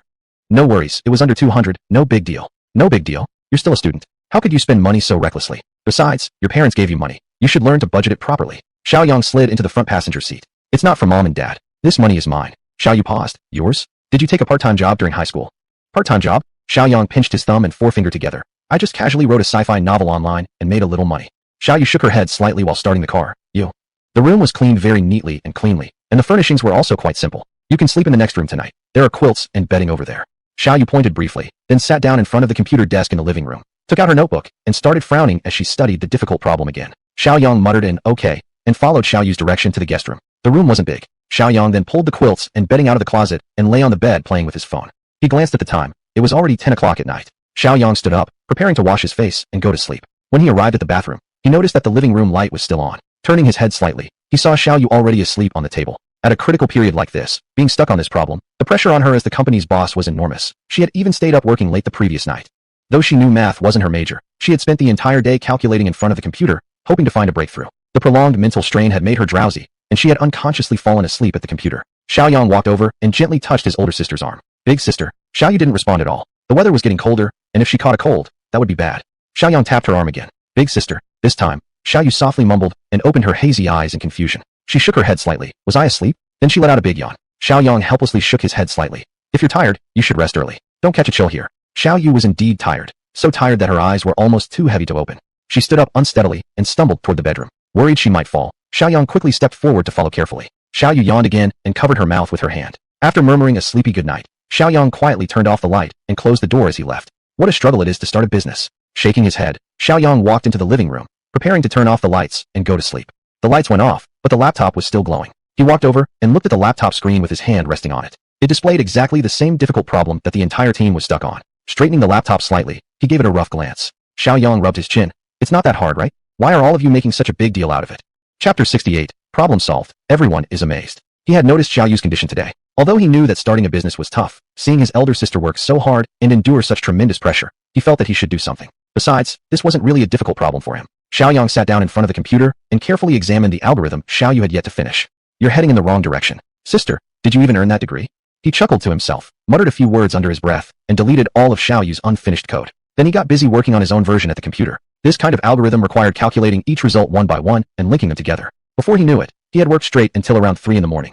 Feeling drowsy, Xiaoyang saved his work and went to bed. Morning came. Xiaoyu reached out and turned off her phone alarm. As she slightly frowned and turned over in bed, she suddenly sat upright. She grabbed her phone to check the time. 7:30 a.m. Oh well, another day. Xiaoyu knocked gently on Xiaoyang's bedroom door. Number 3. Receiving no reply, she opened the door slightly. Seeing what was inside, her face flushed slightly red as she pulled her head back out. Mumbling softly, she said, "That brat, doesn't he even cover himself with a blanket while sleeping?" Xiaoyu left a note in the living room and grabbed the notebook on the table before walking out. First, she stopped by the company for a quick round before driving to the Science and Technology Park. Inside the lab, the 6 of them were gathered around the computer, each voicing their own opinions and sharing the new ideas they had had the previous night. Xiaoyu walked in and placed her notebook on the desk. "How's it going? Made any progress?" Du Tao waved his hand dismissively. "How much progress can we make in one night? We have some new ideas, but after trying them all, none of them work." Xiaoyu's expression dimmed. Indeed, how much progress could one expect in a single night? She shook her head helplessly, slightly defeated, and exhaled deeply. "If there's really no way around it, we'll have to ask some overseas teams for help. Try contacting them. I'll arrange the money as soon as possible." $10,000. For Xiaoyu right now, this was a sum she couldn't afford. But currently, she had no better alternative. Seeking help was the only option left. She gritted her teeth slightly. If needed, she would go to the bank for a loan. If that failed, then she already had invested so much time and money into this project. She definitely couldn't give up at this critical moment, even if it required some sacrifice. Zhao Shanshan smacked the keyboard in front of her. "My computer keeps crashing today. I need to find a technician to check it later." Xiaoyu nodded and sat down beside Zhao Shanshan. "All right, I'll make the call right away." So saying, she took out her phone to contact the computer repair service. Zhao Shanshan smiled and said, "Can I borrow your notebook for a bit?" Xiaoyu placed the phone next to her ear and nodded toward Zhao Shanshan. "Hello, is this Master Lu?" "Yes, I'm from the Science and Technology Park. I have a computer." Zhao Shanshan opened the notebook and as it booted, she glanced at the others. All of them were sitting at their computers, scratching their heads and sighing helplessly. Zhao Shanshan slightly shook her head. "Sigh too hard." After finishing the call, Xiaoyu sat back in her seat, lost in thought. All kinds of possibilities were running through her mind. The more she thought, the more confused she became, until even her head began to ache faintly. "Sisu, where's the executable file? I can't find it." Snapping back to reality, Xiaoyu answered. "Third row, 6th one from the left on the desktop." "Yeah, that one." Zhao Shanshan opened the file and placed her fingers on the keyboard, ready to work. When the file fully opened, she was momentarily stunned. Looking closer, she realized that many of the equations seemed to have already been solved, with complete verification steps. Did I just hallucinate? Zhao Shanshan rubbed her eyes and looked at the screen again. As her eyes swept across the screen, her mouth dropped wider and wider. Even some strange, gurgling sounds came out from her throat. Next to her, Xiaoyu noticed Zhao Shanshan's strange reaction and asked, "What's wrong?" Inside, Zhao Shanshan was already in a whirlwind of shock. Suddenly, she slapped the table. "Oh my god, so that's it." Normally a quiet girl, Zhao Shanshan's sudden reaction startled everyone in the room. Others quickly gathered around. "What's wrong with you? Are you okay? If it's too stressful, maybe let you give you a couple of days off." Xiaoyu was also looking at Zhao Shanshan with great concern. At this crucial moment, they already had slim hopes. If someone else took a break, Zhao Shanshan suddenly turned around and placed both hands on Xiaoyu's shoulders. "Come on, Sisu. You've hidden this well." "Hidden? What did I hide?" Xiaoyu was completely baffled. The others who had gathered around asked curiously, "What's going on? Would you just explain yourself?"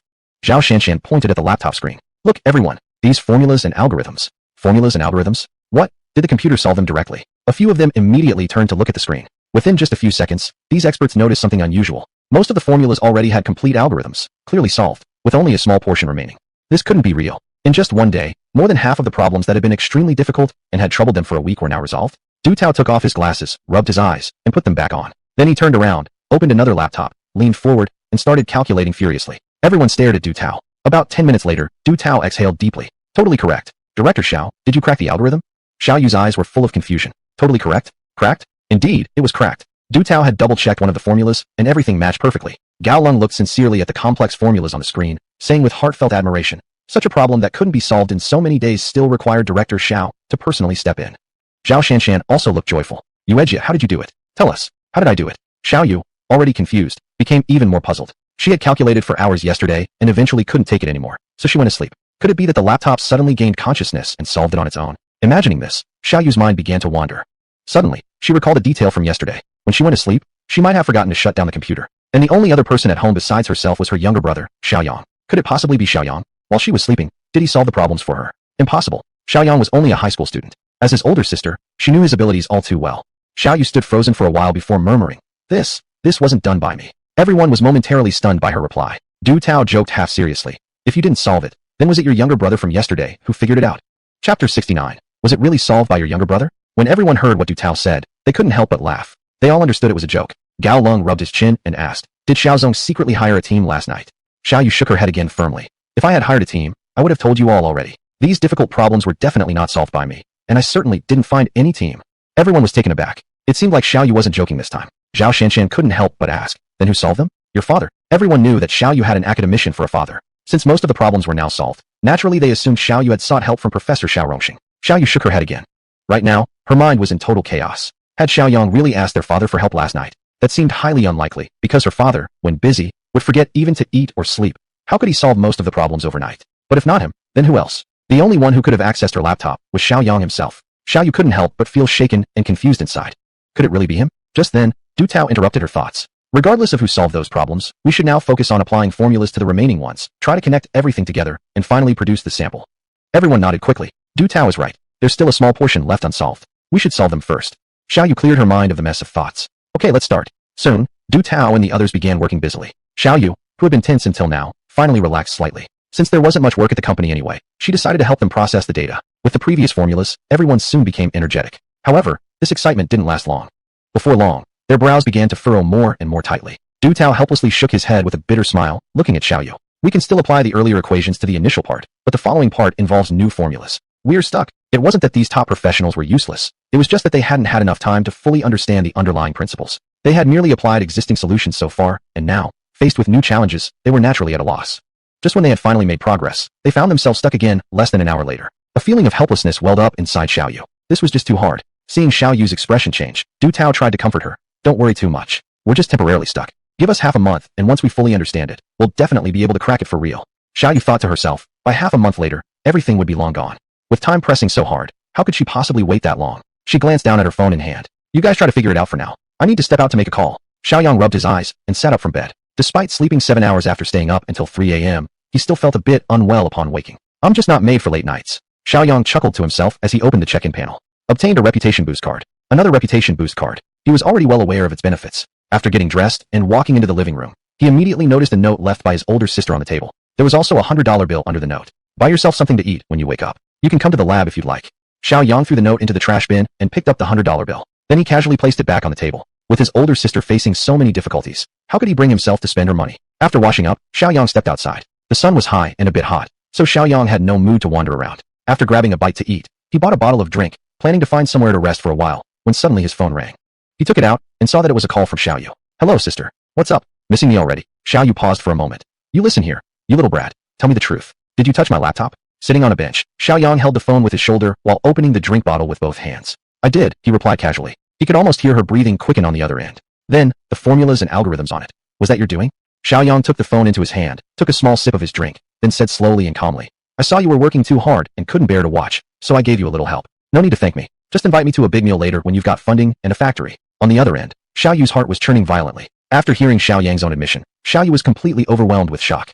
She had considered countless possibilities, even thinking about aliens climbing through the window. Yet the most unbelievable one turned out to be the correct answer. She even felt the image of her younger brother in her mind for over a decade was beginning to blur. Hearing nothing from the other end for a while, Xiaoyang held the phone in front of his face to check.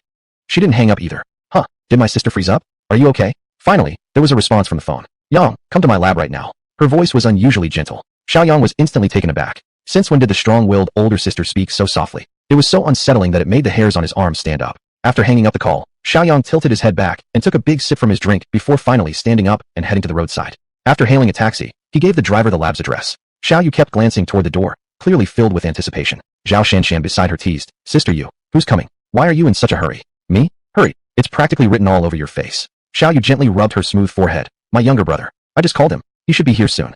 Zhao Shanshan laughed. Oh, the handsome guy from yesterday. So what if he's coming? Why be so excited? Xiaoyu let out a long breath. Actually, it was him who cracked the laptop. Oh.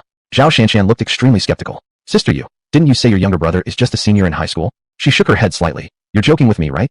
Who said he wasn't just a student? But the truth was, she had already called to confirm. It was indeed him. Xiaoyu glanced toward the door once more. When have I ever joked with you? Indeed, Xiaoyu had never cracked a joke with any of them. Zhao Shanshan's face now bore even more doubt. Are you saying, it was really your younger brother who solved everything? Beside them, Du Tao also slightly shook his head. How could a high school senior possibly solve challenges that even their elite group had found impossible to crack? Chapter 70. It's him, it's really him. Xiaoyu nodded slightly. Although she didn't continue speaking, her gesture indicated that it indeed was him. Gaolin flipped his curly hair back. Isn't he coming soon? We'll know once he gets here. True enough, whether it was him who solved it or not would become clear once he arrived. Just as the group fell into silence, Xiaoyu glanced sideways toward the outside. Her voice brimmed with pleasant surprise. He's here. They turned to look as Xiaoyang walked into the courtyard carrying a drink. After opening the door and stepping in, he immediately noticed everyone's strange expressions. He reached up and touched his cheek. Is something wrong? Why are you all staring like that? Xiaoyu stepped forward and grabbed Xiaoyang's arm tightly, as if afraid he might run away. You little brat, there are so many people here. Tell me the truth. Did you solve the problem on my notebook?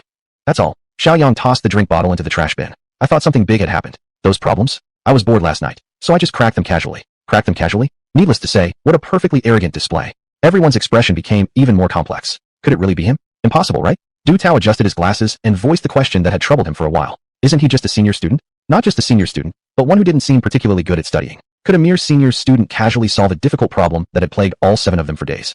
This skepticism was the normal reaction. Clearing her throat, Xiaoyu said, Yang, there are still some problems left here. How about giving them a try? Everyone's eyes lit up. That was perfect. They could immediately verify if he was really the one who solved the previous ones. Xiaoyang grunted, scanning the group. I remember most of them have already been solved, right? The few remaining shouldn't be too difficult for you guys. Everyone flushed red instantly. That statement carried more than a touch of mockery. Zhao Shanshan muttered somewhat embarrassedly. Let's not talk about that right now. Let's just solve the last 2 first. Avoiding the issue? More like too embarrassed to talk about it. Xiaoyang didn't push further, merely smiling. Sure thing. It won't take long anyway. Won't take long. Xiaoyang swept his gaze around the room and finally landed on Xiaoyu's notebook. Your notebook looks nice. I'll work it out here. Zhao Shanshan hurriedly made space for him. You sit here. Xiaoyang thanked her and sat down in front of the notebook. He glanced at the stubborn problems that had been troubling them, and immediately his mind began calculations. About 5 minutes later, his eyes brightened. I got it. Then he started typing rapidly. The solving process quickly appeared on the notebook screen. In moments, various equations filled the screen. The 7 of them stood around him, each wearing expressions of sudden realization. So that's how it works. Why didn't I think of that? Xiaoyang pressed the enter key, completing the calculation flawlessly. Done. He stood up and turned around. 7 faces, all stunned. It was actually solved. A difficult problem that had occupied their time for days without progress. One that a senior high school student effortlessly solved. And they'd all watched him complete it with their own eyes. It hadn't even taken half an hour. Mathematics was an absolutely rigorous discipline, meaning the depth of this young man's mathematical mastery was immeasurable. What was certain was that he was far superior to all of them, including these doctoral and master's degree holders. From initial disbelief to sheer shock, their previous doubts were now completely gone. The feeling was as if a grade school student had actually saved the earth. Especially Xiaoyu. Her surprise had now turned to pure joy, a bright smile across her face. She felt that her emotions of the past few days had been anything but ordinary. From despair yesterday to the glimmer of hope today, then finally to the elation of seeing the problem resolved. Such emotional roller coasters were exhilarating beyond words. Zhao Shanshan turned her stiff neck toward Xiaoyu. Sis, are you sure your brother is just a senior student? Others nodded and turned their eyes toward Xiaoyu. They hoped she would reveal some information they were eager to hear. Like, he's actually a prodigy and already enrolled in a prestigious university. If that were the case, they could at least feel slightly less humiliated. Xiaoyu looked at Xiaoyang, smiling. He's just an ordinary senior student, truly no pretense about it. The group managed bitter smiles, feeling their cheeks burning with embarrassment. They weren't even as capable as a high school senior. Zhao Shanshan's eyes lit with excitement. Xiaoyang, how did you manage to solve it? These problems have plagued us for over a week. How did you do it? How should he answer that? Xiaoyang slightly lowered his head. Maybe I have just a bit of talent. Just a bit of talent. Those words were perfect. If this was considered only a bit of talent, then they, the so-called elite students, truly had none at all. So humble. Du Tao gave Xiaoyang a long glance, then said to the others, all right, the hardest part is solved. Let's continue with the rest now. Xiaoyu's face was practically glowing with joy. The problem was fixed, and in a few days, the prototype would definitely be ready. Attracting investors would naturally follow. Come on, come outside with me. Saying that, Xiaoyu pulled her brother outside. She carefully studied Xiaoyang. He was still her same brother, yet somehow he seemed more spirited than before. Third brother, you tell me honestly, how did you manage that? A few months ago, this brat's grades were terrible. Now he had solved a problem that all 7 of them, the high achievers, had struggled with helplessly. Xiaoyang tilted his head. Are you my big sister or my mom? Why should I tell you? Just be happy I helped. Xiaoyu raised an eyebrow, looking ready to explode in anger. You little brat. Xiaoyang chuckled. If you're going to hit me, think carefully. He was no longer that younger brother she could boss around back in the day, after she had made a fool of herself in the lab. Xiaoyu snorted. Fine, don't say anything then. I don't care to know anyway. Shiaoyang checked the time. Almost lunchtime. Want to go out and eat? She waved him off. Go ahead. I've already ordered takeout. I need to eat quickly and deal with the sample stuff. I can't get away right now. Shiaoyang shrugged, then walked off by himself. Just as he reached the main gate, he heard Xiao Yu's voice. Thanks. Turning his head, he saw Xiao Yu had already walked back inside. Shiaoyang shouted. What did you say? I didn't hear. Seeing Xiao Yu approach, Zhao Shanshan quickly asked. So what's the real story with your brother then? Chapter 71, Mastering the Wheel. Xiao Yu looked at her and laughed. Any background? He's just a regular Senior 3 student. Zhao Shanshan shook her head repeatedly. Are Senior 3 students this impressive now? I just finished my studies and already feel like an old wave beaten onto the beach by the new one. As if remembering something, she quickly asked, shouldn't high school seniors be studying day and night right now? How did he end up in Tian'an? Xiao Yu opened her laptop and said, it seems the provincial sports team is giving him special training. She raised her eyebrows. Why suddenly so interested in my brother's business? Zhao Shanshan. Just curious, asking around. Zhao Shanshan cracked her fingers. A math genius who's also training with the provincial sports team. You've got quite a special little brother there. Xiao Yu was momentarily stunned. Thinking about it again, he indeed seemed rather special. The provincial sports team, a place with official posts, had invited a high school student for special training. In other words, her little brother had athletic talent, and not just ordinary talent. Xiao Yu looked at Zhao Shanshan, narrowing her eyes slightly as she asked with a smile, you're asking in such detail. Could there be some ulterior motive? Zhao Shanshan covered her forehead, looking speechlessly helpless. Although your brother is handsome and capable, he's just a student. What ulterior motive could I possibly have? Xiaoyang was idly wandering around outside. There were only a few places to play around Tian'an, and all of them were quite far away. Too inconvenient. What if he got himself a car to play with? To get a car, he needed a driver's license first. He looked toward the nearby driving school and walked straight in without hesitation. A woman in her early 20s approached and sized Xiaoyang up. Generally, people applying for driver's licenses at his age were either university students or fresh graduates entering society. Applying for a license? We have a promotion now, 20% off. Registration costs only 3,800 yuan, and we guarantee teaching and passing. All fees are included, absolutely no additional charges. After rattling off the usual sales pitch, she fixed her gaze on Xiaoyang, waiting for his reply. Xiaoyang glanced around. Through the glass window leading to the back area, he could see a large practice field where some students were practicing driving. There were many trainees, and everything was well organized. It seemed this driving school had a good reputation. Xiaoyang turned around and nodded to the woman. I've practiced the question bank several times already. When's the earliest I can take the theory test after registering? The earliest possible. About a week. You'll need to submit the documents, get your fingerprints scanned, attend a day of theory class, and pass a medical checkup. All necessary steps, no shortcuts. Xiaoyang pondered briefly. Tomorrow he would head to the provincial team's stadium, where the training period would last about half a month. A half-month special training program that promised to be dull and boring. This could be a perfect opportunity to conveniently obtain a driver's license to kill some time. Thinking thus, Xiaoyang directly said, all right, let's proceed with payment.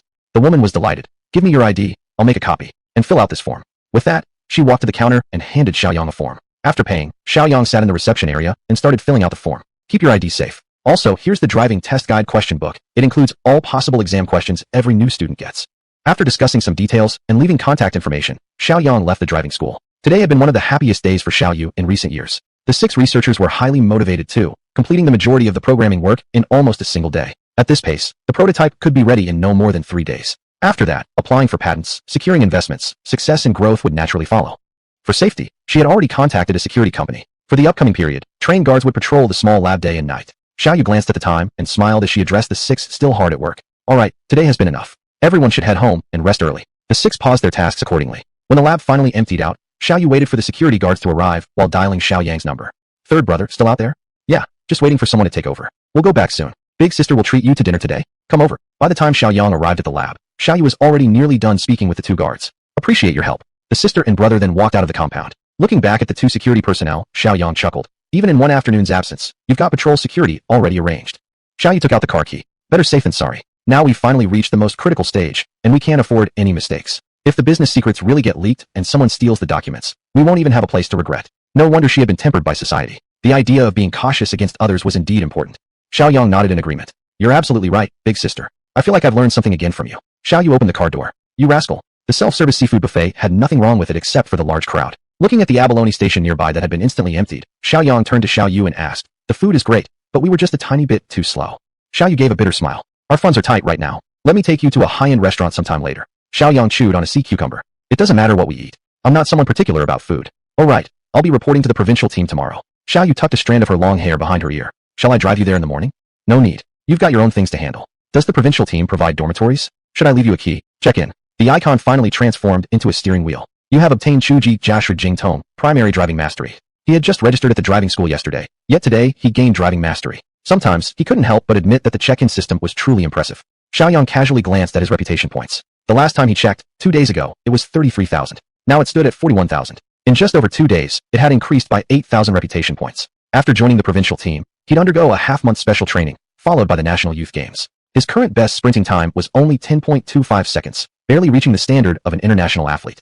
At this level, he was among the best in the province, but certainly not exceptional nationally. To stand out, he needed to upgrade his intermediate sprint to advanced. Upgrading intermediate to advanced required 100,000 reputation points. Right now, he already had 41,000 points, still needing another 59,000. The reputation points earned from the three-body project decreased daily, so even reaching 100,000 within half a month was uncertain. In other words, if there were any opportunities, he must seize them to gain more reputation points. Shiaoyang sat up from his bed and shook his head. Reputation points, reputation points. How can I possibly get you? Chapter 72, Provincial Gymnasium. After having a light breakfast, Shiaoyang sent a text message to Xiaoyu, letting her know he was heading to the gymnasium. Then he called Coach Wu Feiyue. After hanging up, he immediately hailed a taxi and headed straight to the gymnasium. Right next to the gymnasium was Tiannan Foreign Language College. After getting off the taxi, Shiaoyang immediately spotted Coach Wu Feiyue waiting there. When Wu Feiyue saw Shiaoyang, he hurriedly walked over. Why didn't you call ahead? I would have sent someone to pick you up from Jiangqing. What a reception. No words needed. Shiaoyang smiled and said, I was visiting my sister in Tiannan for a couple of days. Let's not just stand here talking. Come on, let's go inside. With that, he led Shiaoyang into the gymnasium.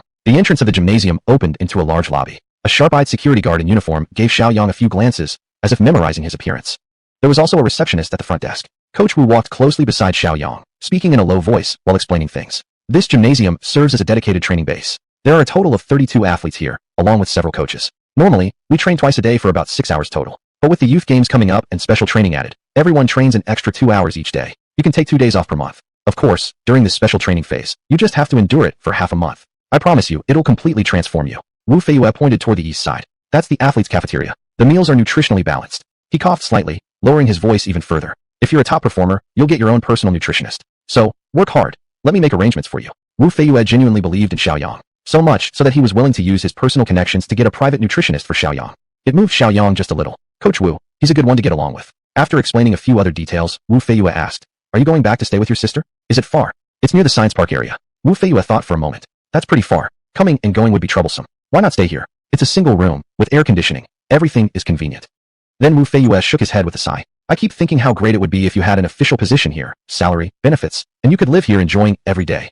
Xiaoyang smiled faintly, but didn't respond. The athlete's dormitory was right next to the stadium. Xiaoyang pushed open the door and took a look around. The room was bright and spacious, with a water dispenser, air conditioning, a TV, and other basic appliances. A few potted green plants even added some life, making the space less dull. Not bad, right? The room is cleaned daily. So, just one thing. Train well, and don't worry about anything else.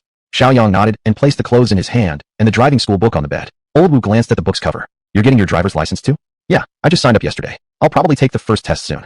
Don't mess around. We're doing serious training here. But I do get some vacation time, right?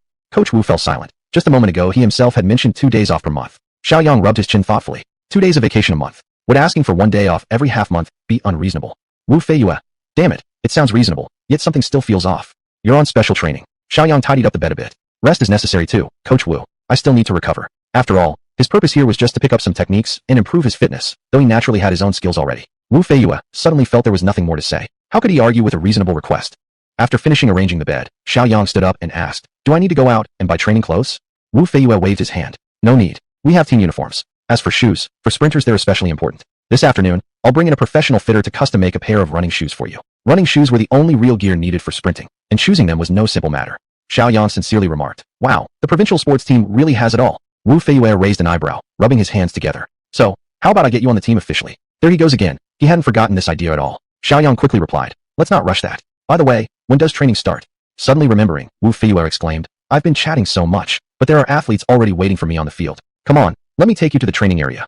The training field was an open space. Without surrounding walls, one could see the basketball court and football field of Tiannan Foreign Language College. However, there was no one there at this hour. A few athletes were stretching and chatting on the field. As Xiaoyang followed Wu Feiyue, he asked, Coach Wu, aren't we training indoors? Normally outdoors, but we move indoors when the weather's bad. It's easier to get distracted indoors. Distracted? How exactly does that happen? Wu Feiyue glanced toward the few athletes on the field and spoke in a low voice. Indoors, right beside us are the female swimmers and the table tennis team. What do you think? Xiaoyang couldn't help but smile slightly. Well, athletes are young and full of energy. In that kind of environment, distraction really is understandable.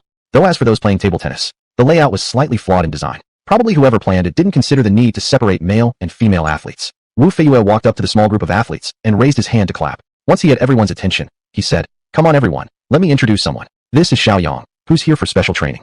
He pointed toward a tanned young man. This is Yuhan Hai, a a sprinter like you, specializing in the 100 and 200 meters.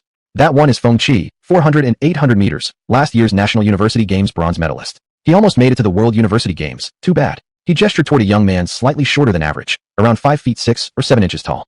The National University Games referred to the national competition for university students. Winning third place there meant a person was genuinely talented. The rest of the group included sprinters, long-distance runners, and hurdlers, but they weren't considered first string. Of course, after all, this was only the provincial team. There wasn't even a third-tier bench. After the introductions, Wu Feiyue instructed everyone to continue training and pulled Shiaoyang aside separately. Today, since it's your first day, we'll keep it simple. We'll start by stretching out your lazy muscles. Because short-distance running demanded tremendous leg explosive power, Shiaoyang's first day focused on coordination exercises, sprinting drills, and elastic runs. Since Wu Feiyue hadn't assigned much intensity to the workout, Shiaoyang managed quite well. Chapter 73 Daily Life at the Gym. He arrived a bit late, and before he knew it, he had already trained for nearly 2 hours straight when noon came around. The sun had become rather harsh. Shiaoyang, already drenched in sweat from continuous physical activity, looked up at the sky. Wu Feiyue glanced at his watch and announced, "All right, that's the end of the morning training. Take the afternoon off, and we'll continue later. Everyone, go have lunch." Shiaoyang let out a heavy sigh of relief. Wu Feiyue whispered, "I've applied for a nutritionist for you. Today you can make do with the food at the main canteen, but starting tomorrow you'll get your own customized meals." Such treatment. Shiaoyang saw no reason to decline. The two of them then walked towards the athletes' dining hall. During the entire morning, he hadn't realized how many people were in the provincial gym, but the moment they stepped into the dining hall, it became apparent just how crowded the place was. There were quite a few women as well, some of whom were particularly pretty and fresh-looking. He heard that diving athletes, due to their constant exposure to water, tend to be especially fresh and beautiful. Those girls must be from the diving team. After glancing briefly at a few pretty faces, Shiaoyang focused his attention on the food. It was a buffet-style canteen where the athletes could eat freely, as long as they watched their portions. The coach's dining area was next door, separated by a transparent glass partition. Although it was possible to see what they were having on the other side, the variety was clearly much less. Shiaoyang glanced toward the coach's side. Their dining table paled in comparison to the athlete's side, which was brimming with a wide variety of dishes. He picked up a tray, grabbed a little of this and that, and went to sit at a quiet spot with few people. Before he even started eating, someone came and sat across from him. Shiaoyang lifted his head and saw Feng Qi, the shorter one. "Shiaoyang, are you the one who broke 3 records at the high school sports meet?" Shiaoyang nodded slightly. "Just got lucky. I performed beyond my expectations." Feng Qi chuckled. "Come on, no such thing as luck when you're an athlete. If you've got the strength, you've got the strength. No need to be modest." Wu coach's judgment is pretty sharp, and he never misses when selecting talent. Feng Qi couldn't hide his curiosity. "Tell me, back at the high school sports meet, how many seconds did you clock for the 100-meter dash?" Shiaoyang thought for a moment and replied, 10.25 seconds. Feng Qi nodded. "No wonder. 10.25, that's a pretty solid result." He pointed to someone nearby. Yu Hanhai, the one with a wheat-colored complexion. His personal best in official competitions is 10.11 seconds, and just a few months ago, he clocked 10.09 once. 10.09 seconds. Although the difference seemed minimal, on the field that could easily equate to being several body lengths ahead. That truly was a great score. If Shiaoyang upgraded his intermediate sprint ability, would he also be able to break the 10-second mark? Amazing. Shiaoyang glanced at Yu Hanhai in the distance, and then asked, "If he's this good, doesn't he get his own nutritionist too?" Feng Qi hesitated, then gave a faint, bitter smile. "A nutritionist? Having a personal nutritionist costs a lot extra, more expensive than our salaries, really. Except for table tennis and the swimming team, which each have one. The rest of us don't even dream about it." His words left Shiaoyang momentarily stunned. So having a dedicated nutritionist wasn't actually common practice. His performance wasn't even better than Yu Hanhai's yet Coach Wu had arranged one for him. That showed a bit too much confidence in him. Feng Qi seemed extremely talkative. After eating a few bites, he continued, "As a newcomer, you might be thinking that our daily life is pretty dull, right? Was being an athlete not dull? Outside of training, there didn't seem to be anything else to do." Feng Qi shook his head slightly, continuing, "Actually, we're free to go out whenever we want. The only real restriction is that we're not allowed to eat food from outside places. No restrictions otherwise. So is it pretty lively at night here then?" Feng Qi raised his eyebrows mysteriously. "Have you forgotten what's right next door? The Southern University for Foreign Languages." Just moments ago, he was an open, cheerful athlete. But the moment he turned to talking about the campus next door, that grin. Watching Feng Qi's mischievous smirk, Shiaoyang remained silent. Thinking he might have said something inappropriate, Feng Qi hurriedly asked, "You're not underage, right?"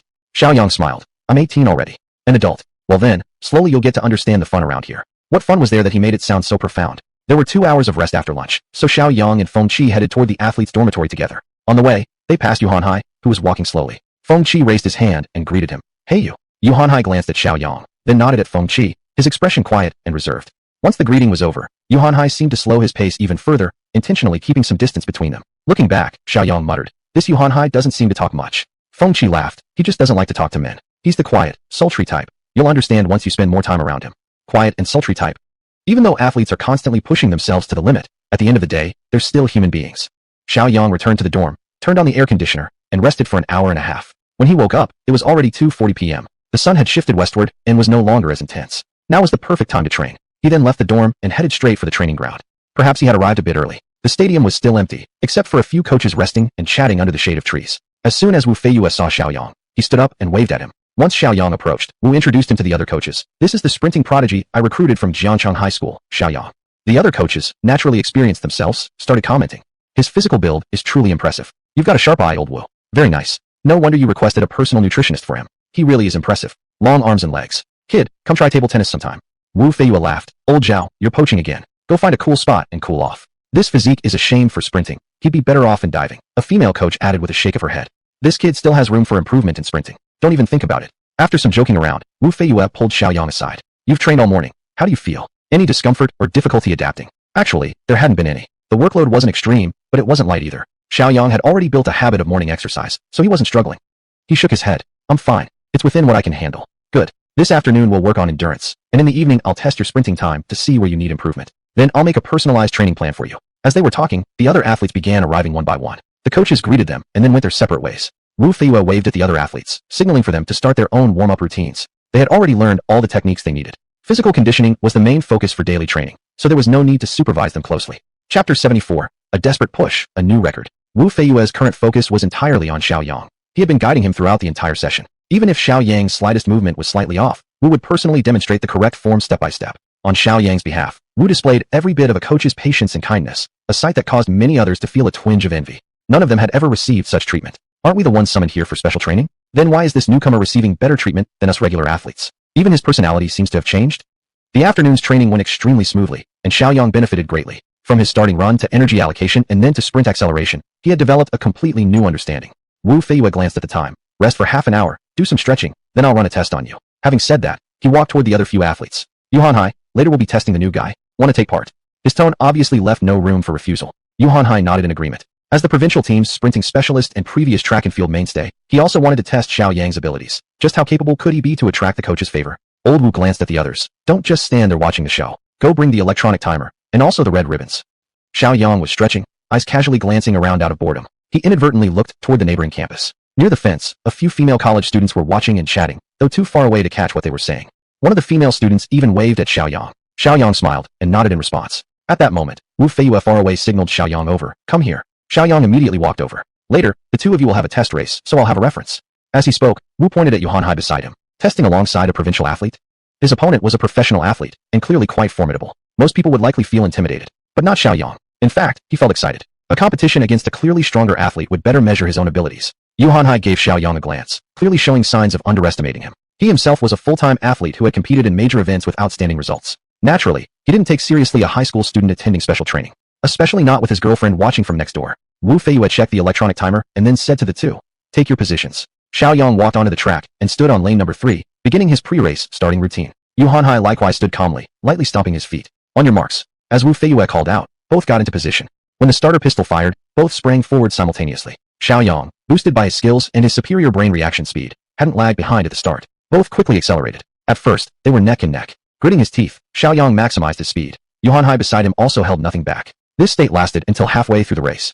Wu Feiyue was inwardly a bit stunned. Xiaoyang actually kept up with Yuhanhai's pace. After all, Yuhanhai was an experienced veteran with rich competition experience. As for Xiaoyang, whether in experience or physical condition, he shouldn't be at his peak. Wasn't it only yesterday he had clocked at 10.25 seconds at the high school athletic meet? Could he really improve in a single day?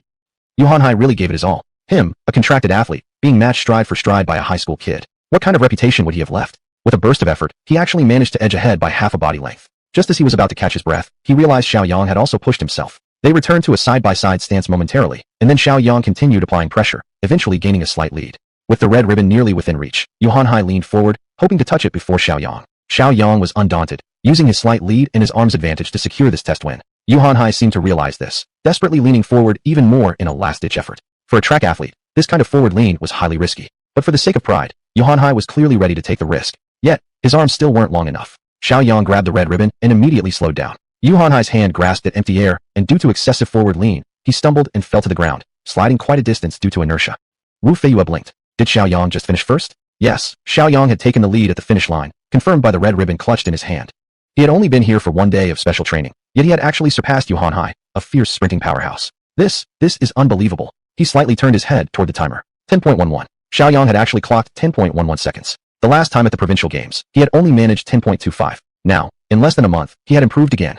Wu Feiyue immediately felt like he had discovered a hidden treasure. He had expected Shiaoyang to improve, because back at the competition, there had been room for growth in his movements, his explosive power, his starting technique, and so on. But he had never imagined such a massive improvement in just one single day of intensive training. 10.11. Such a result justified all of Wu Feiyue's special attention towards him. The other athletes nearby were also quietly taken aback. Holy moly, sprinting is really cutthroat these days. A newbie trained for just one day and already outperformed an elite runner. Damn it, better that we don't do sprinting. The several female students watching from the neighboring campus wore complex expressions. Especially one of them. Ajin, your boyfriend fell down. Ajin herself was clearly anxious and concerned. For a sprinter, a fall could carry significant consequences. If it was merely a minor scrape, then it wasn't a big deal, but what if? Yu Hanhai forced himself to sit up slowly, hands resting on his knees, his face filled with despair. His performance today wasn't necessarily his absolute best, but it had been solid. And even so, he was still overtaken. He actually felt a bit defeated. Overtaken by a newcomer. Yu Hanhai shook his head bitterly for a moment, then tried to stand up, only to be met with sharp pain from his ankle. He could only sit back down and glance sideways at his injured ankle. It already showed signs of swelling. Had he sprained it? Yu Hanhai sucked in a sharp breath, feeling like the pain was getting worse. Feng Qi noticed Yu Hanhai sitting back down and ran over. Lao Yu, are you okay? What happened? His eyes immediately fell on the swollen ankle. Whoa, it swelled up so fast.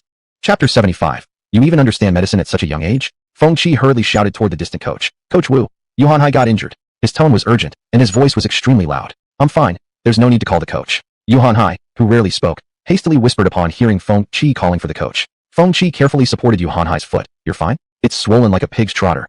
A few others who were nearby quickly gathered around. Upon seeing Yu Hanhai's ankle, all of them looked extremely concerned. The swelling had occurred far too quickly. Did it dislocate? We should carry him to the clinic immediately. Yeah, there are ice packs and things like that over there. Shiaoyang tossed the red ribbon in his hand onto the track and swiftly walked over. He squatted down, examined the other person's ankle, and gently pressed on it. Yu Hanhai immediately grimaced in pain. Don't touch it. Shiaoyang had already formed a rough diagnosis in his mind. At this moment, Wu Feiyue had also run over. Athletes suffering bruises and sprains was quite common, but clearly this time Yu Hanhai's injury was more severe. Let's carry him to the clinic first. Inside the clinic, there was a cabinet containing some medicine for bruises and sprains, along with bandages and similar items. In a corner sat a refrigerator. Normally, the athletes' cold drinks and bottled water were stored inside. One athlete took out a bottle of iced mineral water and placed it on Yu Hanhai's ankle. Feng Qi, meanwhile, retrieved some medicine for bruises and sprains from the cabinet and squatted down to apply it. Shiaoyang stopped him. Don't apply any medicine for resolving blood stasis yet. Feng Qi was momentarily taken aback, but whenever we get hurt, we always use this kind of medicine. As athletes, they had seen such situations countless times. Whenever anyone sprained something, this was the medicine used. At fastest, it healed within a week, at worst, within half a month. Feng Qi turned his gaze to their mainstay, the coach. Wu Feiyue hesitated in silence. Yu Hanhai's condition was indeed unusual. The swelling speed was clearly far beyond that of a simple sprain. He turned his gaze to Shiaoyang, obviously wanting to hear what Shiaoyang would say. Shiaoyang held Yu Hanhai's foot, pointing to the joint area. This is an acute dislocation. Also, when the bone twisted, it punctured some capillaries. Applying blood stasis medicine won't help. It will only worsen the condition. Because the swelling is already quite severe, it makes dislocation difficult to diagnose. Everyone looked at each other, puzzled. Xiaoyang's words made perfect sense, and indeed, Yu Hanhai's foot appeared slightly off angle. Coach Wu furrowed his brows and asked, then what should we do? Xiaoyang paused briefly, recalling his medical knowledge. Reposition the dislocation. Feng Qi glanced at the foot, which looked just as thick from top to bottom. It looks like a pig's trotter. How can you reposition it? Wu Feiyue gave Xiaoyang a long, scrutinizing look. You can do this? Xiaoyang smiled slightly. I understand the basics. At least repositioning a dislocated joint shouldn't be a problem. Feng Qi, hold his leg to keep him from moving. Feng Qi immediately embraced the knee area. Yu Hanhai's voice was somewhat trembling. Will it hurt? Xiaoyang flashed a row of snow-white teeth, smiling. When others are eating, does your mouth hurt? Yu Hanhai was taken aback. No, how could someone's mouth hurt? Exactly, it won't hurt. Yu Hanhai felt as if there was an important point he had missed in the conversation, but upon hearing won't hurt, he instinctively relaxed a bit. The next second, Xiaoyang gripped his lower leg and firmly held his foot, twisting suddenly with a loud crack. I won't hurt you. Damn it. Yu Hanhai's face twisted painfully, large beads of sweat clearly forming and rapidly covering his entire face. The searing pain felt like his soul was tearing apart, and the air itself felt scorching hot. Won't hurt, yeah right. Not a bit painful at all. It's repositioned now. Now we need to let out some blood, to drain the blood stasis. It'll significantly speed up the recovery. Let out blood? Upon hearing those words, Yu Hanhai's face immediately turned pale. Will it hurt? Xiaoyang once again showed his teeth in a grin. That part truly won't hurt. Yu Hanhai shot him a pained look. Then how come I just don't believe you? Wu Feiyue, being cautious, suggested. What if we wait for the ambulance to arrive? Needle and blood letting were enough to make anyone shudder. Yu Hanhai quickly nodded. Xiaoyang replied. It's fine to wait for the ambulance, but if we don't drain the blood stasis now, your recovery period will definitely last over 3 months. As the saying goes, a broken bone requires 100 days of rest. 3 months later, the youth games would have long passed. If we use acupuncture to drain the stasis now, I can assure you with full responsibility that as long as he rests properly, he will fully recover in about a month. Xiaoyang looked from Yu Hanhai to Wu Feiyue. The decision is yours. The underlying meaning of his words had already been made very clear. If you trust me, he can recover in about a month. If you don't trust me, I won't force you. As the saying goes, for broken bones, you rest 100 days, you can just wait. Wu Feiyue was momentarily stunned. Acupuncture. Shiaoyang even understood acupuncture. At his age, Wu Feiyue felt there was still some risk involved. If there had been a traditional Chinese medicine doctor here, he wouldn't have had any doubts. But Shiaoyang had only been in school a few days ago. If he didn't let him try, Wu Feiyue feared Yu Hanhai would likely miss the youth games. After thinking it through, he decided to pass the decision to the person directly involved. Little Yu, since Shiaoyang said that, there should be some certainty. As for whether to let him try or not, it's up to you personally. Yu Hanhai himself also felt very conflicted. First of all, the pain Shiaoyang had caused him just now was an unforgettable memory. He said it wouldn't hurt, but it hurt like a butchered pig, cough cough. Secondly, this youth games was significant. For this event, he had been training hard for nearly a year. Missing it would be a real shame. An athlete's career is short-lived, who has several years to spare. Might as well trust him, even if I don't have a choice. Yu Hanhai clenched his teeth and tilted his head back. Go ahead. Looking at the other person's expression of impending suffering, Shiaoyang nearly burst into laughter. Just now I saw a box of acupuncture needles in the corner of the medicine cabinet. Can you bring it over? Feng Qi immediately stood up, and sure enough, he found a long plastic box in the medicine cabinet. Inside were acupuncture needles, covered with a layer of dust, as if no one had touched them in a long time. And some medical alcohol. Feng Qi picked up disinfectant cotton and wiped the needle box before handing it over. Shiaoyang reached out and accepted it, picking up one needle to examine. It was a commonly available type, slightly thick and long. There were 3 sizes available: normal, thick, and thin. Wu Feiyue kept his eyes tightly fixed on Shiaoyang's hands. As a middle-aged man, he had quite a bit of knowledge about acupuncture. Locating acupoints, determining depth and angle, all were very important and required years of dedicated study. Just like how goalkeepers in football improve with age, the older the Chinese medicine practitioner, the more skilled they became. Chapter 76. Gazing into each other's eyes, exchanging smiles. Where is Shiaoyang? 18 years old. Totally defying the traditional belief that TCM doctors get better with age. What Wu Feiyue secretly hoped for right now was one thing. It was okay if the treatment didn't work, just don't mess up the body with those needles. The rest of the athletes also gathered around in a circle, staring in shock. Shiaoyang didn't pay any attention to the crowd watching. After quickly disinfecting the area, he inserted a slightly thicker needle into the ankle. He worked fast, so fast that everyone barely saw what happened before 4 silver needles were already embedded in the ankle. Next came the Zusanli acupoint, where he used standard-sized needles. Finally, he left a few small needles on his middle finger. Keep still. After several minutes, Shiaoyang leaned forward and removed the needles from the ankle, and dark brown blood appeared at the puncture sites. He wiped several times with prepared disinfectant cotton swabs, and the blood gradually became lighter. After another wipe, the bleeding slowed significantly. That meant the blood stasis had been expelled.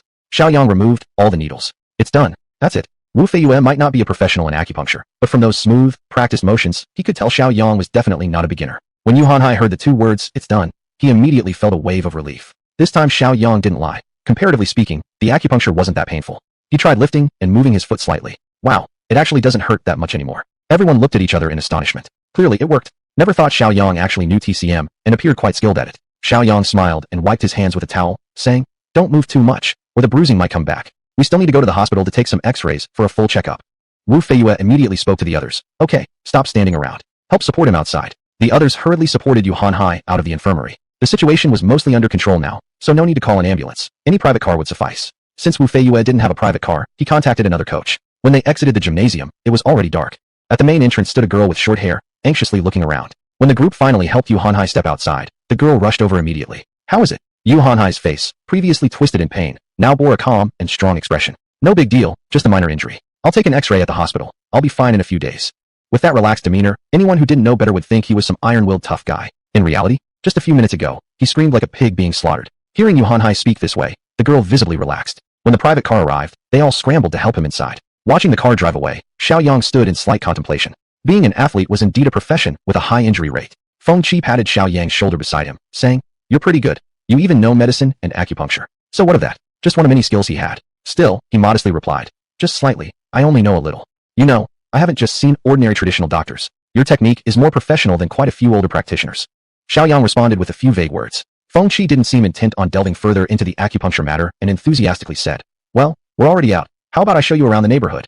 Seeing the glint in the other's eyes, Shiaoyang knew it wasn't as simple as familiarizing with the surroundings. But right now, returning to the dormitory meant nothing but staring at his phone through a long night. Then let's walk around a bit. Opposite the campus was a plaza. At night, the most noticeable feature was the giant man-made fountain. With a mushroom-like structure, water jets would spray upward and hit the canopy above, cascading down like a waterfall, accentuated with colorful lights that gave a surreal, dreamlike effect. The square, illuminated with multicolored lights, was especially lively. Since the foreign language college had mostly female students, the plaza was filled with young women chattering happily, giving the feeling of stepping into a garden full of blooming flowers. On the roadside, some small food vendors lined up, along with internet famous individuals holding phones, taking selfies, or doing live streams. Feng Qi raised his eyebrows slightly and whispered, this plaza has a great atmosphere. It's home to the largest man-made fountain in Tiannan, with excellent lighting. It's quite famous. Therefore, it's also a popular check-in spot for influencers, and many streamers come here to broadcast at night. Shiaoyang looked around and nodded repeatedly. Indeed, it was exactly as he said. Not only some outsiders, but even many current students were live streaming while holding their phones. Singing, dancing, it was quite lively. After a few sentences of explanation, Feng Qi started glancing left and right continuously, seemingly looking for something or someone. He quietly muttered, "Didn't come today?" Shiaoyang turned his head to look at him and asked with a smile, "Who exactly are you looking for?" Feng Qi instinctively swallowed. The campus beauty from Tiannan Foreign Languages College. Sometimes she comes here to stream live. She's really popular online. Such a renowned provincial team athlete, actually fond of watching campus beauties perform. Shiaoyang teased, "Brother Feng, don't let the campus beauty affect your performance." "You wouldn't understand this," Feng Qi replied with a raised brow. "Appreciating pretty girls is a pursuit of a beautiful life. Even at 70, it's still a longing for happiness." Shiaoyang chuckled. "Long-distance running secret?" "Long-distance running secret." Feng Qi's eyes lit up. "Here she comes, here she comes." Shiaoyang followed his gaze. Among the bustling crowd, there appeared a unique sight. 3 girls were walking toward them. The most eye-catching one was the girl in the middle. Hair at shoulder length swayed with her steps, and the gentle breeze, fresh and delicate. Apart from her figure, the first thing one would notice was definitely her eyes. They curved like crescent moons, sparkling with charm and vibrancy. Indeed, as the saying goes, her laughter is enchanting, her eyes radiant with grace. Like a lotus blooming from clear water, untouched by artifice. Her flawless face was illuminated under the colorful lights, leaving one breathless with admiration. She wore a white crop top with a white long skirt, elegant and graceful yet shapely. Shiaoyang nodded silently. By this sight alone, Tiannan Foreign Languages College's campus beauty truly had high standards. Shiaoyang then turned his gaze to the other person accompanying the beauty. It wasn't particularly that Shiaoyang wanted to look, but this female college student herself was quite distinctive. From her height alone, she seemed over 5'7", broad-shouldered and strong, striding with vigor. In her hands, the electronic keyboard looked like a toy. Her phoenix eyes narrowed slightly as she loudly commanded with a commanding tone, "Make way." That bold, ferocious aura. One could clearly see several nearby men trembling slightly and quickly stepping back. Beside him, Feng Qi even seemed to snap back to reality and took a couple steps back himself. Shiaoyang, not blocking the path, remained where he was. As a result, he moved from behind others to the front. As they passed, the campus beauty cast a glance at Shiaoyang, who now stood out among the crowd. Their eyes met, and Shiaoyang smiled slightly, giving her a gentle nod. Chapter 77. Watched someone sing yesterday. Today checked in with a perfect voice. The campus beauty slightly nodded her chin without any expression, seemingly giving Shiaoyang a response, yet also not really. The muscular girl gave Shiaoyang a glare full of warning. After the trio left, Feng Qi once again stood beside Shiaoyang. He made a clucking sound with his mouth. "Truly beautiful." Shiaoyang glanced at him. "If they're so beautiful, why do you stand so far away?" Feng Qi smiled awkwardly. The one beside her is quite temperamental, and she's also a martial arts practitioner. Last month at the plaza, a thief got caught by her, and she slammed him with an over-the-shoulder throw, then pinned him on the ground for half an hour. TSK, the miserable sight. In the end, the thief begged the onlookers to call the police. Shiaoyang couldn't help but laugh. She's indeed quite impressive. Feng Qi tugged Shiaoyang slightly. "Don't just stand here. Come on, let's go watch Luoshuera's live stream." "Luoshuera? Which one?" "The campus beauty." "Yeah, that's the one." Shiaoyang followed Feng Qi. Soon they reached the other side of the fountain. The lighting here was slightly dimmer, and originally, there weren't many people either. But as Luoshuera's group arrived, the crowd increased. They stopped at an open space, and the muscular female student quickly set up an electronic keyboard while the other girl arranged the live streaming equipment. Feng Qi pulled Shiaoyang to the inner circle. Luoshuera sang pop songs while playing the electronic keyboard. She was pretty and her voice was sweet, indeed pleasant to the ears. But her electronic keyboard skills seemed a bit mediocre. Many people around were holding phones recording videos. However, these didn't seem to affect Luoshuera at all. She continued performing normally. The two found a stair step and sat down. Though this spot was slightly distant, it was still possible to see clearly. Shiaoyang took a look at Feng Qi's phone screen, where Luoshuera's live stream was being played. Here she was in person, yet he was watching a live stream. Shiaoyang felt somewhat confused about his teammate.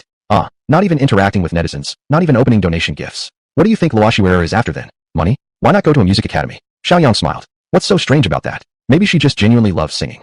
Everyone has their own choices. If someone doesn't interact for money and even disables donations, at least that indicates real passion. Not everyone in the world can do what they like. Feng Qi nodded repeatedly. That's right. My hobbies are also very pure. After saying that, he kept tapping the heart icon feverishly, shaking his head while smiling. Shiaoyang thought to himself, beautiful lady admired by gentlemen, nothing to be ashamed of.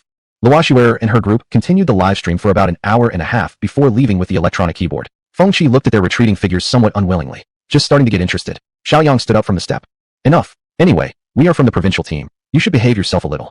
Feng Qi laughed as he stood up. True, we are wearing our provincial team gear. He led Shiaoyang to take a quick stroll nearby, then returned to the gym, claiming to be tired. Shiaoyang suspected all along this guy had just brought him out to get an eyeful. When they returned to the gym, it was already around 10 o'clock in the evening. Shiaoyang wasn't sleepy and took out the driving test manual and began studying. At 6 in the morning, he opened his eyes on time. Check-in. The icon rotated and eventually stopped at an image of someone holding a microphone. Passive skill acquired. Beginner vocal skill. A corresponding shop opens. Beginner vocal skill. Master the rhythm. Able to control general high and low notes and most singing techniques. Clicking the beginner vocal skill icon to open the specific shop, there were numerous songs available. Shiaoyang randomly looked through a few. They all seemed to be from a different world from his. The price didn't differ. Each song cost 1,000 prestige points. Shiaoyang sat up and gave a bitter smile. He watched someone sing yesterday, and today checked in for a beginner-level voice skill. Under normal circumstances, Shiaoyang might have spent 10,000 prestige points to upgrade this beginner vocal skill to intermediate directly. But now, he glanced at his current prestige value, which stood at 43,000. Right now, the most urgent matter was to increase the sprint skill to advanced. The distance from this goal still required quite a lot, so upgrading beginner vocal skill would have to wait until later. Shiaoyang put on his sportswear, tidied up his bed, and walked out of the dormitory. The air outside was fresh, and the temperature was just right, perfect for a morning jog. Many athletes had the habit of waking up early. Even some girls could be seen. Shiaoyang paid no attention to them. Just as he was about to start running, he heard someone calling him from behind. He turned around and saw Feng Qi right there. Seeing the other full of energy, Shiaoyang joked, "It's true that seeing beauties can refresh your mind." Feng Qi laughed and replied, "Now that you mention it, I feel even more pumped up. I'll start with a 5-kilometer warm-up." With that, he started running. Watching Feng Qi gradually pull ahead, Shiaoyang still maintained his own pace. No wonder he's a long-distance runner. His pace was remarkably steady. Wu Feiyue gave Shiaoyang a meaningful glance. Feng Qi asked, "Coach, how's old you doing?" "He's in good condition and will be discharged this afternoon." After saying that, Wu Feiyue looked at Shiaoyang again. Yesterday, an orthopedic specialist had told him that the internal bleeding had been cleared out very cleanly and promptly. Based on the recovery speed of athletes, he should fully recover within a month. That matched exactly with what Shiaoyang had said. What did that imply? It proved that Shiaoyang had been telling the truth. If it hadn't been for his timely acupuncture treatment, Yuhanhai might really have needed a 3-month recovery. 3 months, for an athlete, that would have been a complete waste of their peak period. Wu Feiyue cleared his throat and said in a low voice, "Shiaoyang, your medical skills are quite impressive. Yuhanhai asked me to convey his gratitude to you. It's what I should do." Wu Feiyue patted Xiaoyang's shoulder and smiled. "You're something else, kid." He glanced at the others. "All right, time to start training." This morning's training focused on strengthening the application of techniques. During the entire morning session, Xiaoyang learned quite a lot. Watching Xiaoyang train continuously, Wu Feiyue nodded inwardly. This kid is definitely the type of talented athlete who understands instantly with just a hint. The afternoon session was still about physical training. Since some equipment was needed, Wu Feiyue brought him into the gym. He genuinely wanted to improve in sports, so even though occasionally he could hear the sounds of female athletes diving nearby, he still remained focused. In the evening, Wu Feiyue had him do another test. This time there were no pacing runners, but his performance still slightly improved, finishing at 10.10 seconds. Wu Feiyue was still very satisfied. Not bad. Make a little progress every day, and by the end of the special training, you'll be under 10 seconds. Chapter 78. Then, shall I give it a try? Xiaoyang didn't become conceited due to Coach Wu's encouragement. He was well aware that, despite applying every technique he had learned and trying his hardest, without upgrading his skills, the 10-second mark was like an unbridgeable chasm before him, and breaking through it wouldn't be possible even with half a month of intensive training. To put it not too exaggeratedly, even improving by 1 millisecond required countless efforts from an athlete. Wu Feiyue checked his watch. "Okay, today's training ends here. Rest early." He walked a few steps forward, then turned his head and added, "Oh, you can go out and play around, but you must control your mouth and not eat anything from outside." The competition was drawing near, and the physical examination was extremely strict. If a failed drug test were to happen, everything would be in vain.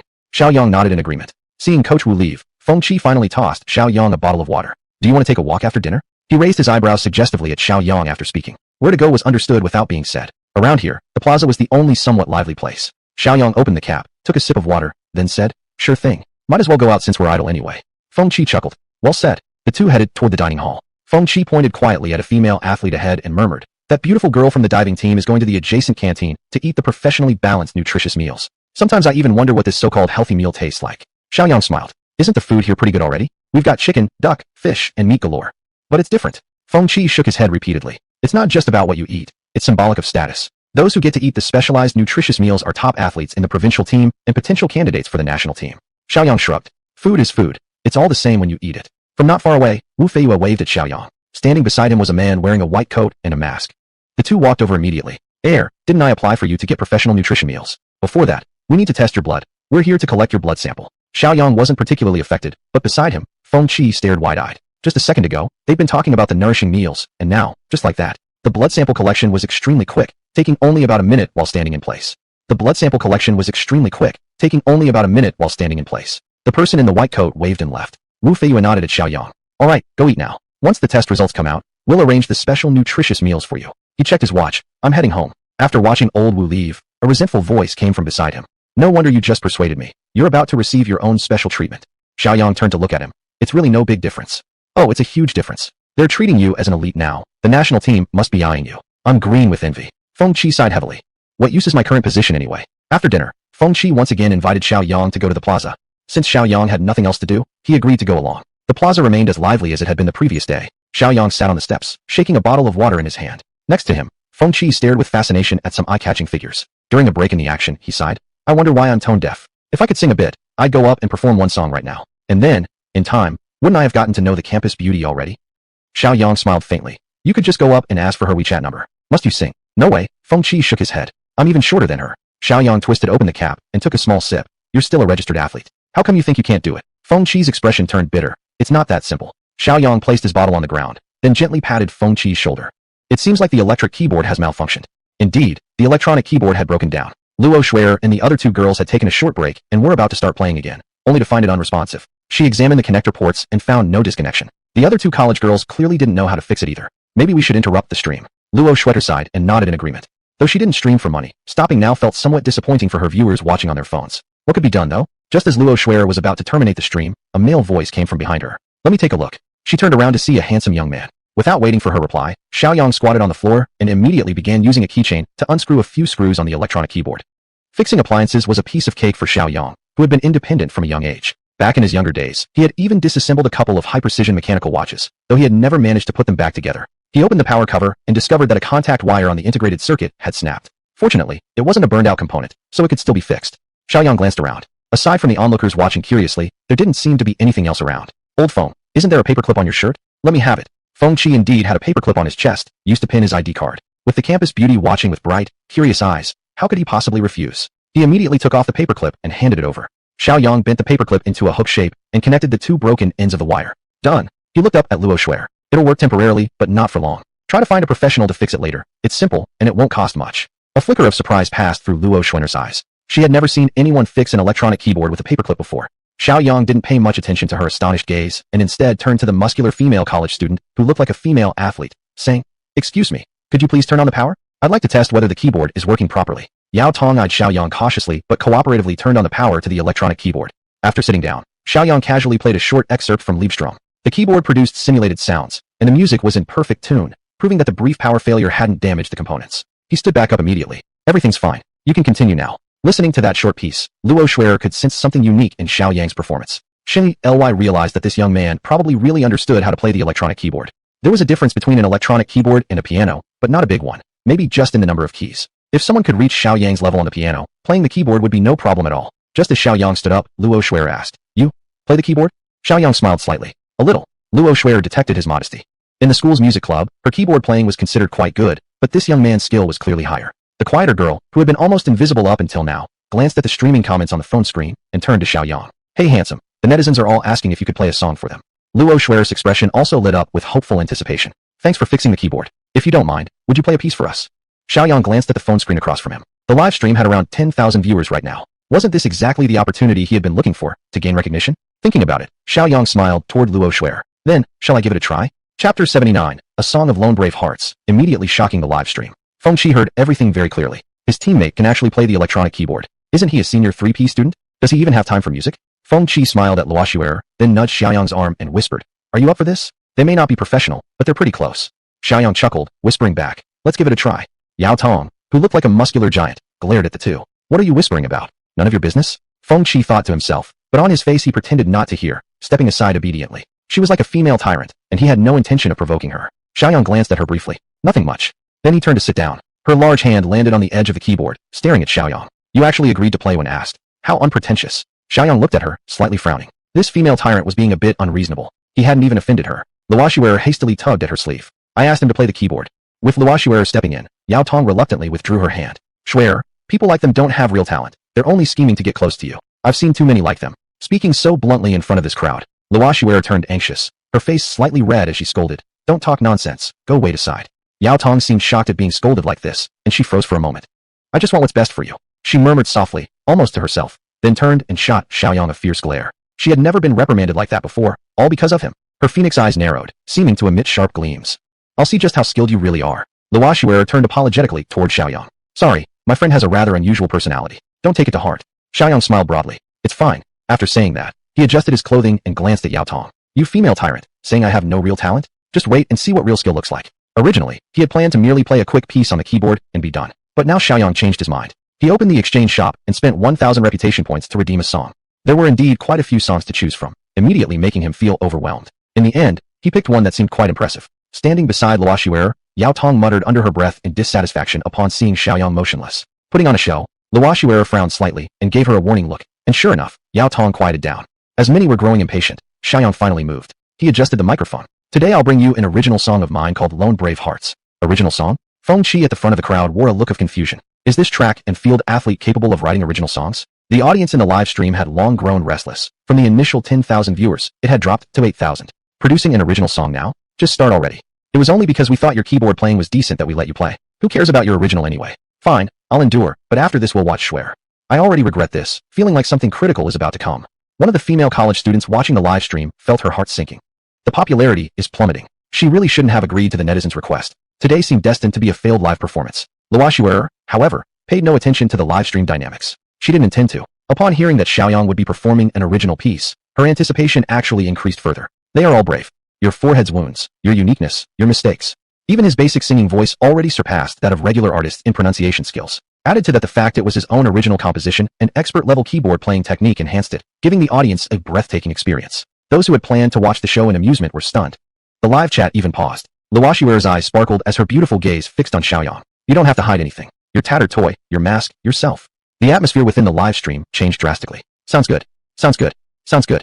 Most comments were simply sounds good, with the words themselves flooding the screen. The rapidly dropping viewer count stabilized and even started to recover. Luoshuer gently clenched her fist. While the beginning was indeed striking, the continuation was where the singer's true skill would be tested. Feng Qi stood completely frozen. Shiaoyang not only could sing, but sang remarkably well. The female tyrant Yao Tong now had a clear look of astonishment on her face. This seems like he actually has some real talent. They say you must carry light and tame every monster. Who says a hero covered in filth isn't a hero at all? The music tempo quickly shifted into an uplifting rhythm. Love how you walk alone down the dark alley. Love your refusal to kneel. Love how you face desperation head on, never shedding a single tear. Love your tattered clothes yet daring to block destiny's bullet. Love how much you resemble me, sharing the same flaws. Go, deserve it. In this ragged cape, fight, fight, with the humblest of dreams. To those crying and roaring in the night, who says only those standing in the light are heroes. Everyone was stunned. Both the lyrics and melody exuded an indomitable spirit, an unyielding defiance against fate, a pursuit of humble dreams, resembling themselves too much. The live stream's audience, previously at 8,000, began surging dramatically. Within just 1 minute, it returned to 10,000 viewers, and the growth rate continued accelerating. At this moment, Yao Tong's phoenix eyes were wide open, filled with shock and a shared understanding. She had initially thought this man merely wanted to get close to Luoshuer, yet unexpectedly, his rendition of Lone Brave Hearts was truly incredible. And the rhythm was catchy too. Even she couldn't help but hum along softly. Luoshuer lightly bit her red lips, gazing in Xiaoyang's direction, slowly nodding to his rhythm. This song was absolutely amazing, certainly better than most mainstream pop music, and the keyboard performance was flawless. Compared to herself, an amateur who sang purely for enjoyment, she couldn't tell how much better he was. Shiaoyang was genuinely immersed. His superb piano skills were on full display. His vocal performance was impeccable. Who says only those standing in the light are heroes? After the final note, Shiaoyang lifted his hands from the keyboard. He looked toward the now gaping Yao Tong, smirking slightly. How was my performance? Chapter 80, A Song of the Lone Brave, shocking the live stream too. Yao Tong immediately felt embarrassed and shrank her neck slightly. Just now, she had loudly claimed that Shiaoyang had no real talent, only wanting to get close to Luoshuer. Yet unexpectedly, he casually showed off and performed an original song that had left many singers in awe. Not just not bad. This was truly impressive. Yao Tong's face flushed with embarrassment. It's pretty nice. That was an understatement. Shiaoyang smiled slightly. Feng Qi, who stood nearby, stepped forward and gave a big thumbs up. Awesome. Simply amazing. Never thought you could sing, and so well. You truly surprised me. Among the crowd, he was the only one who had some idea of Xiaoyang's background. A sprinter and senior high school student. Yet he could perform like this. Xiaoyang slightly nodded at Feng Qi. Just a little display. Not really that impressive. I don't actually have much skill. He then turned his gaze back toward Yao Tong. Yao Tong, deeply embarrassed, turned her head away pretending she hadn't heard. At this moment, the female college student monitoring the live stream exclaimed excitedly. The stream has hit 20,000 viewers. In just 5 minutes, the number had doubled. Luoshuer placed her hands together at her lower abdomen. It's very nice, very professional. Your original song, The Lone Brave, is truly impressive. She genuinely admired it. Another female college student shouted. The viewers want you to sing it again. All gazes shifted toward Shiaoyang. The previous performance of The Lone Brave had been stunning. Another round would be excellent. Shiaoyang also had his own plans. This song had cost him 1,000 points of reputation. He must fully utilize it. One more round, several more would be better. After all, it gave others time to record clips and spread the song across the internet, which would bring in even more reputation points. With that thought, Shiaoyang didn't pretend to refuse, directly sat down and started singing with self-accompaniment again. The number of live stream viewers instantly jumped to 40,000 and kept increasing. Unfortunately, Luoshuer hadn't enabled the gifting feature. Otherwise, the tip donations alone would have been impressive. Shiaoyang sang it a few times and felt satisfied before standing up. Well then, I'm tired today. The performance ends here. Since he'd already performed it several times, naturally nobody objected. After standing up, Shiaoyang smiled briefly at Luoshuer, then left without turning back. You all said I came just to get close to Luoshuer? Now I'm leaving without even a word. Luoshuer had originally wanted to say something, but didn't expect Shiaoyang to leave so suddenly. It wasn't just her. Yao Tong was also stunned. He left so decisively. If he wasn't here for Luo Shuer, then what? Shiaoyang walked through the crowd, leaving Cao Sa Ly. Seeing this, Feng Qi hesitated for a moment, then also turned to leave. But Yao Tong abruptly grabbed his arm. The female tyrant had quite a grip, almost causing the long-distance runner Feng Qi to stumble. What's his name? Shiaoyang. Yao Tong hesitated slightly. You two aren't friends? Could you help me apologize? Feng Qi immediately shook off her hand. Are we that close? Apologize? You go do it yourself. He glanced at Luo Shuer, then turned and walked away. While returning home, Luo Shuer continued reflecting on today's events. Originally, Shiaoyang had helped fix the keyboard and only sang an original song after being invited. And Yao Tong? What she said was indeed excessive. Thinking this, Luo Shuer glanced at Yao Tong. Next time, don't arbitrarily speculate about others. Yao Tong seemed afraid of Luo Shuer, immediately stepping back a pace, not daring to speak. Luo Shuer paused. He kindly helped us, and sang upon our request. Regardless of the result, we shouldn't say such harsh words. Yao Tong murmured an and walked even slower. Sighing softly, Luo Shuer said, you should apologize to him sometime. After a moment, she shook her head. But never mind, we don't even know each other. The female college student holding the selfie stick nearby immediately spoke up. I've seen that short one before. He's from the next door stadium. The handsome guy named Shiaoyang must also be an athlete from there. She lowered her voice slightly, almost to herself. He doesn't look that old, yet managed to get into the provincial team. Not bad looking either. Luo Shuer turned her gaze away. The provincial stadium next door. So he was an athlete. Feng Qi quickly caught up with Xiaoyang's pace, reaching out and patting his shoulder. You're something else. That Lone Brave song, you really wrote it yourself? Xiaoyang glanced sideways at him. Of course. Genuine and one of a kind. Incredible. Feng Qi raised his thumb, sighing in admiration. Never thought there was such a genius among us athletes who can create original songs. Impressive. But this was barely the beginning. Xiaoyang's singing skill was only at the beginner level. Once upgraded to intermediate or advanced, that would truly be breathtaking. Of course, he wouldn't say all that to Feng Qi. He merely humbly replied, just a hobby. Not worth mentioning. Feng Qi laughed out loud. Even this hobby of yours could match professional standards. Back in the dormitory, Shiaoyang turned on the air conditioner and lay on the bed. The performance of the Lone Brave today should have yielded good results, earning him quite a bit of reputation points. There was also the issue of copyright. Thinking of this, Shiaoyang took out his phone and began the online copyright registration for the Lone Brave. There was a dedicated channel for such a task, available 24 hours a day. Following the procedure, Shiaoyang completed the entire process, spending 300 yuan for both the lyrics and melody. Now that everything was taken care of, he opened the reputation points interface. Yesterday's total was 45,000. Before the singing performance, he had spent 1,000 points to unlock the song, bringing the total up to 47,000. Now, it had jumped to 84,000. That meant this single song had earned him 37,000 reputation points directly. Moreover, the reputation points were still climbing rapidly. Probably because netizens were screenshotting and sharing the song online, attracting a lot of interest. At this speed, Xiaoyang estimated that by tonight, he would easily accumulate 100,000 points to upgrade his sprinting skill. Xiaoyang smiled happily, placing his hands behind his head. Never expected that showing off slightly during the live stream would earn such massive reputation points. This might be a decent way to farm points through live streaming. After all, in terms of original songs, he had an endless supply. Xiaoyang turned over and pulled out the driving test manual, continuing to read through it to pass the time. When his eyes grew tired, he stood up and rubbed them gently. It was 11:30 p.m. now. Xiaoyang checked his reputation points interface again. The number had already climbed to 95,000. It truly seemed possible to reach 100,000 before midnight, but he decided not to wait any longer. Turned off the light and went to sleep. At 6 o'clock in the morning, Xiaoyang immediately checked his reputation points upon waking. After a night of accumulation, the value had surprisingly reached 163,000. This was even under the condition that most people only knew the song was good, without knowing who the original composer was. If Xiaoyang were an actual singer, the reputation points he could earn would definitely be even higher. Chapter 81, Skill Upgrade. It's time to show real speed. In addition, the screen recording effect is even worse than the live stream. Xiaoyang shook his head slightly. Once he finishes dealing with the Yindongwei affairs, he should make an album? Every song a classic. Sounds promising. Check in. Obtained a reputation boost card. Another reputation boost card. He already had 2 saved up. If he could check in for a few more days, he could use them during the day. From that perspective, these cards were actually quite useful. Now that the check-in was done and reputation points obtained, the next step was naturally to upgrade his skill. After clicking the upgrade button, intermediate sprint became advanced sprint. Advanced sprint. Activating this skill greatly enhances speed potential, lasts for 3 minutes, and has a cooldown time of 10 minutes. Previously, the intermediate sprint lasted only 1 minute. Now it was directly increased to 3. Of course, for Xiaoyang now, duration wasn't the most important part. The most important thing was how much speed had been improved. He felt a little anticipation for the test at the end of today's training. When jogging in the morning, he noticed quite a few female athletes seemed to be paying special attention to him. Xiaoyang turned his head to ask Feng Qi, who was running with him. Old Feng, why do I feel like those beauties are looking at me weirdly? Feng Qi avoided eye contact. Really? I think it's pretty normal. Normal? No way. Even this guy's gaze was off. Spit it out. You must know something. Feng Qi coughed once and began accelerating. But within short distances, there was no way he could shake Xiaoyang off. That was only possible if Xiaoyang deliberately held back his speed. Under pressure, he could only say, well, I posted your singing live stream video from yesterday into our sports team chat group.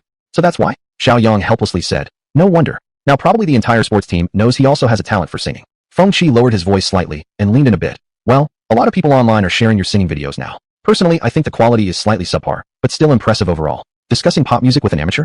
Xiaoyang thought, please no. He started accelerating, and within a few seconds, had quickly left Feng Qi far behind. Feng Qi seemed to still have more to say, and immediately started chasing. But after a few minutes, he fell further and further behind, eventually shouting at Xiaoyang's back. Wow, you kid is supposed to be a sprinter. Wu Feiyue walked over and looked at Xiaoyang, raised his eyebrows, and nodded with a smile. Your singing wasn't bad.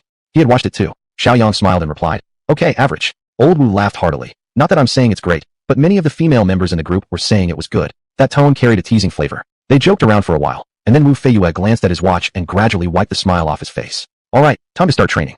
It seemed Wu Feiyue had reviewed Xiaoyang's technical traits last night. This morning's training focused entirely on the weak points in Xiaoyang's technique. Lunchtime quickly arrived. A few of them walked together toward the cafeteria, joking and laughing along the way. Upon reaching the cafeteria, Wu Feiyue pointed to the side. Xiaoyang, go over there. The direction he pointed was precisely the special meal service area exclusively providing nutritional meals. Xiaoyang responded with a nod, waved to the others, and walked to the other side, leaving those few athletes watching his back with envious eyes. One asked, Coach, why did you give this new guy special nutrition meals? There was a hint of dissatisfaction in the tone and emotion. Among them, some were professional athletes already officially hired. Giving such treatment to a newcomer naturally made them feel resentful. Before Wu Feiyue could reply, Feng Qi beside him felt slightly annoyed. Over the past few days, he'd become quite close to Xiaoyang, and their relationship had grown stronger day by day. Now, hearing someone criticizing Xiaoyang naturally made him upset. He snorted, staring at the questioner. Do you know how old Xiaoyang is? The other hesitated slightly, but still truthfully replied. Isn't he 18? It's common knowledge. Feng Qi scoffed. 18 years old, a young man far from his peak, yet he beats the #1 sprinter in the sports team. Tell me, shouldn't Xiaoyang be over there? Feng Qi's words made a lot of sense. The prime of sprinters is generally around 25 years old, while Xiaoyang is only 18, certainly with room for improvement. An athlete like that certainly deserves to have a special meal. Wu Feiyue grunted. Instead of being bothered by how others enjoy special meals, spend more time thinking about how to improve yourselves. You just keep complaining without any actual progress.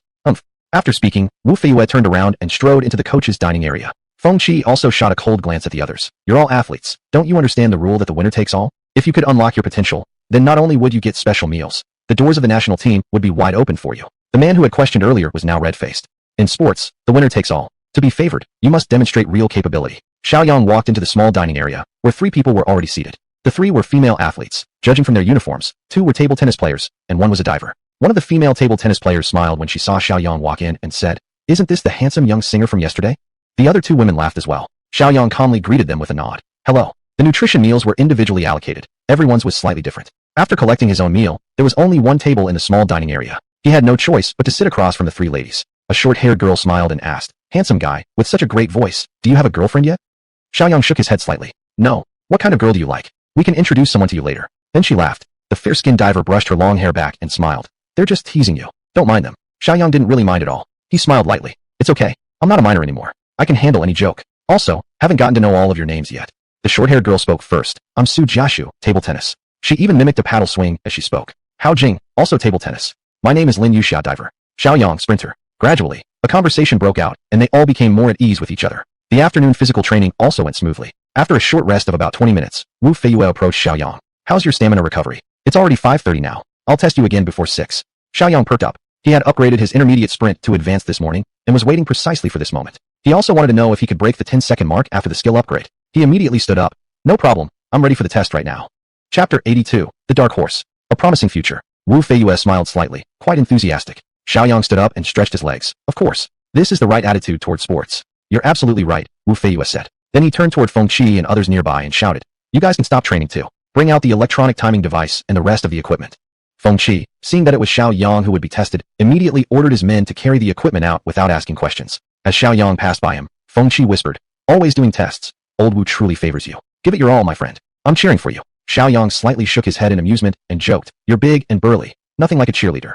As Xiaoyang walked away, Feng Qi called out behind him, If I were a sprinter, I'd definitely challenge you for a race. Laughing heartily, Xiaoyang walked up to the starting point. Wu Feiyue switched on the timing device and then picked up the starter's pistol, walking over to Xiaoyang's side. Ready. Xiaoyang assumed the starting stance and activated his skill. As the gunshot cracked, he exploded forward. Without any reference points, Xiaoyang couldn't really judge how fast he was running. When he was only 10 meters away from the finish line, he intentionally slowed down slightly. Since his skill had just upgraded, if he suddenly reached maximum speed without any kind of gradual adjustment, the results would surely be shocking. After touching the red finish line, he began to decelerate. Wu Feiyue's face first showed surprise, then turned into ecstatic joy. He had truly discovered a treasure. 10.03 seconds. Yesterday and the day before, the test results were around 10.11 seconds. But today, it was 10.03 seconds. Don't underestimate this improvement of 70 milliseconds. Once you break into the 11-second range, improving even 10 milliseconds is extremely difficult. That's also why the gap between elite athletes and internationally elite athletes is so minimal. Wu Feiyue attributed this improvement entirely to Shiaoyang's recent application of techniques. After all, his techniques had previously been quite rough. Now, in just this 3-day special training session, Shiaoyang had improved remarkably. A dark horse, a true dark horse. Shiaoyang still had huge room for growth. After drawing this conclusion, Wu Feiyue's face grew even more excited. With a time of 10.03 seconds, Shiaoyang could already have a shot at winning the championship in the National Youth Games. Of course, that meant only a possibility and probability. Previously, with a result of 10.11 seconds, there hadn't even been the slightest hope. Feng Qi stared at the digital timer and rubbed his eyes. 10.03 seconds? Though the provincial team's budget was limited, this timing device was extremely advanced, with an accuracy in the single-digit millisecond range. In other words, Shiaoyang had truly achieved this astonishing speed. Although he specialized in long-distance running, he understood short sprints too, especially the 100 meters. Asia's flying man, Su Bingtian, held the record of 9.83 seconds. Shiaoyang had improved drastically in just a few days, reaching 10.03 seconds. That meant this young athlete was now only 200 milliseconds away from Asia's top sprinter, just one small step from breaking into the 10-second mark. Even more importantly, he was only 18 years old. There was still room for improvement. It wasn't hard to imagine. The moment Shiaoyang ran under 10 seconds would only be a matter of time. At this thought, Feng Qi couldn't help raising his hand as a megaphone and shouted jokingly, "Brother Xiao, you're amazing." The other people around stood looking at each other in astonishment. Such a performance would be good enough to join the national team. Now they finally understood why Coach Wu treated Shiaoyang with such favor. This kind of treatment wouldn't seem exaggerated at all. They were even confident that, with such results and talent, Shiaoyang would almost definitely join the national team after the competitions. Shiaoyang stared at the time on the digital clock, feeling quite satisfied. Back in the last 10 meters, he had deliberately slowed down slightly, which meant if he truly gave it everything he had, breaking into under 10 seconds would definitely not be a problem.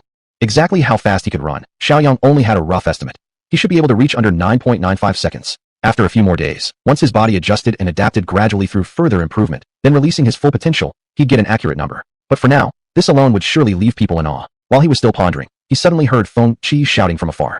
Shiaoyang smiled slightly and flicked 2 fingers forward from his temple in a mock salute. Wu Feiyue approached, clearly flushed with excitement. Good. Very good. Amazing progress. You've become the dark horse even before the special training ends. Wu Feiyue's voice was slightly trembling. You'll definitely break into under 10 seconds before this special training ends. Shiaoyang nodded and said, I'll do my best. As if effort was even needed. He could easily break 10 seconds anytime. Wu Feiyue rubbed his chin thoughtfully. The weather is great today, and it gets dark late. Let's do another test in a bit. Another test? No problem. Shiaoyang sat down to rest while Feng Qi began praising him. Nice job, 10.03 seconds. With just a little more effort, you can enter the 10-second range, and even the national team's top tier is within reach. Shiaoyang chuckled. How easy do you think that is? Feng Qi combed his short hair with his fingers. Not easy for you? What about when you won the provincial championship last month? What time did you run then? 10.25 seconds. Feng Qi looked envious, slapping his own chest. You were at 10.25 last month, then learned a few techniques a few days ago, and brought it straight down to 10.11. And now, only 2 days later, you've pushed it even further to 10.03. You still say it's not easy? Come on, this is just plain scary. After resting, Shiaoyang immediately prepared for another test. Wu Feiyue stared intensely at the timer. The number stabilized on the screen. 10.02 seconds. He exhaled deeply. First 10.03, now 10.02. This proved Shiaoyang had truly raised his speed to this level. That's enough. Today's training is done, Wu Feiyue told Feng Qi and the others. Bring the equipment back. Got it. As the group began moving the gear, Wu Feiyue patted Shiaoyang on the shoulder. How's the accommodation here? Do you have enough clothes? Maybe we can get you a few new sets. And shoes. Shoes are extremely important for track and field. Now he was checking in on daily life. After taking a shower, Shiaoyang returned to his dorm and lay comfortably on the bed. A knock came at the door. Come in. The door's open. Feng Qi pushed the door open and walked in with a grin. Kid, tired already? As if a young guy could ever be tired. Shiaoyang shot back sarcastically. If you've got something to say, just say it. Chapter 83, A Campus Beauty Pays a Visit. Feng Qi was sitting backward on the chair with his hands resting on the backrest. Hey, are you going out later? Shiaoyang sat up and replied with a smile. What? Do you want to check out pretty girls again? Naturally. It brightens the day to see a beauty. Shiaoyang lay back down again. That's you. I'm not nearly that interested. Seeing Shiaoyang lying down once more, Feng Qi sighed dramatically. You just haven't reached my level yet. Shiaoyang picked up the driving test manual beside him and tapped it. No way, no way. It's better to just finish this manual. You go by yourself. Feng Qi gave up with a helpless shrug and got off the chair. Fine, I'll go alone then. He headed for the door and turned around one last time before leaving. Seeing that Shiaoyang truly had no intention of going out, he shook his head and finally walked away. Feng Qi sat on the steps. At this time normally, Luoxia would have already started preparing her live broadcast. But today, not even a shadow of her had appeared. Is she not coming today? Just as he stood up to leave. Hello. He turned his head and saw it was indeed Luoxia and Yao Tong. Oh my god, she actually greeted me first. Heaven and earth, Buddha, Mali Mali Hong. Is my spring finally here? Excited beyond words, Feng Qi's face turned slightly red. Hello. Yet the very next sentence crushed all his sweet dreams. That, is Shiaoyang not with you? The first sentence was a greeting, and the second immediately mentioned Shiaoyang.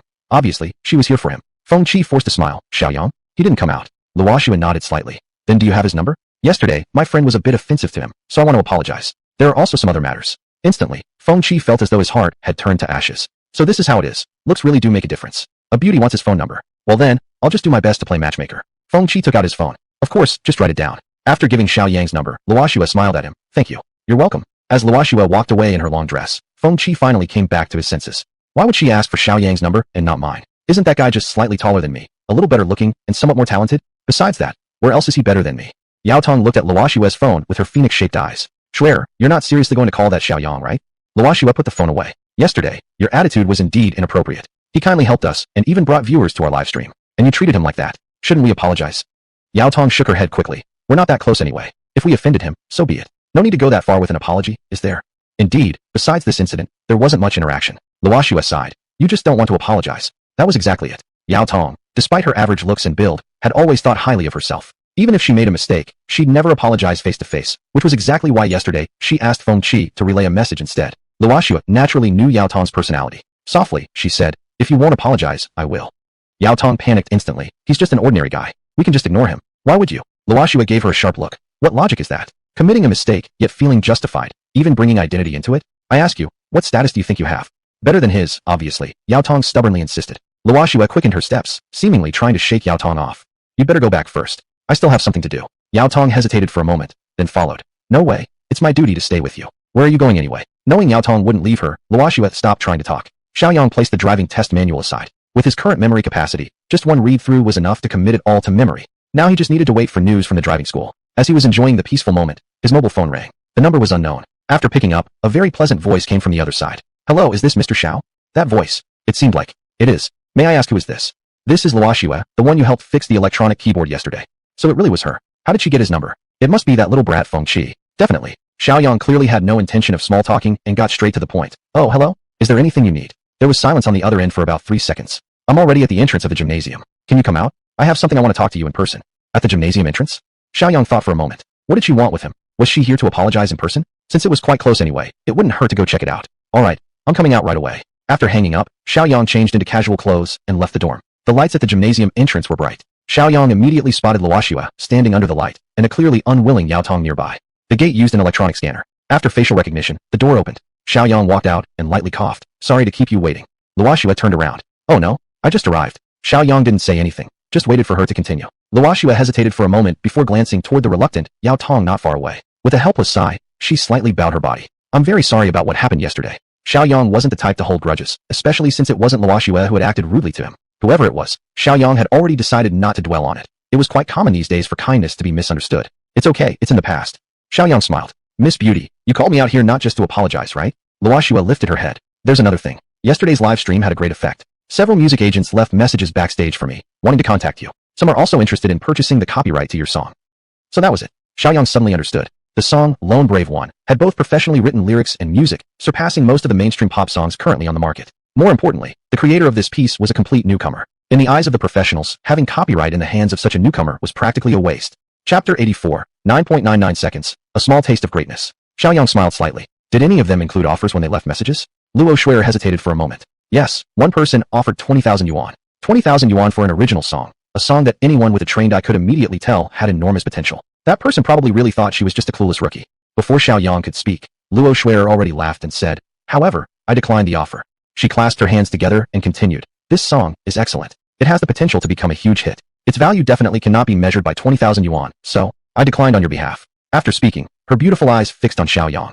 She wanted to observe his reaction. To her satisfaction, Xiaoyang's face remained as calm as still water, showing neither annoyance nor eagerness. A good decision. I won't sell my songs. Each song brought him prestige points. What were prestige points? They were the foundation upon which his ever-growing strength rested. Not only 20,000 yuan, even 200,000 or 2 million wouldn't mean anything to him at this stage. Xiaoyang smiled nonchalantly. Still, these matters have caused you some trouble. After all, they were on your streaming account. Luoxue smiled. Not really a trouble. Just checking my phone for a second. Feng Qi walked alone on the road, mumbling to himself. I originally went to watch the live stream. It took so long before the campus beauty even approached me, but in the end, it turned out she was just asking for Xiaoyang's phone number. Think of me, Feng Qi, a sunny and cheerful athlete within the government system. Yet, what humiliation. Suddenly, he stopped walking. In the distance, at the gymnasium's most prominent location, a young man and woman were talking quietly. Feng Qi stomped his foot angrily. You good one. You kept saying you don't like looking at beauties, yet you brought her straight to the gym right away. He clenched his back molars. Fine, I admit it. I'm jealous.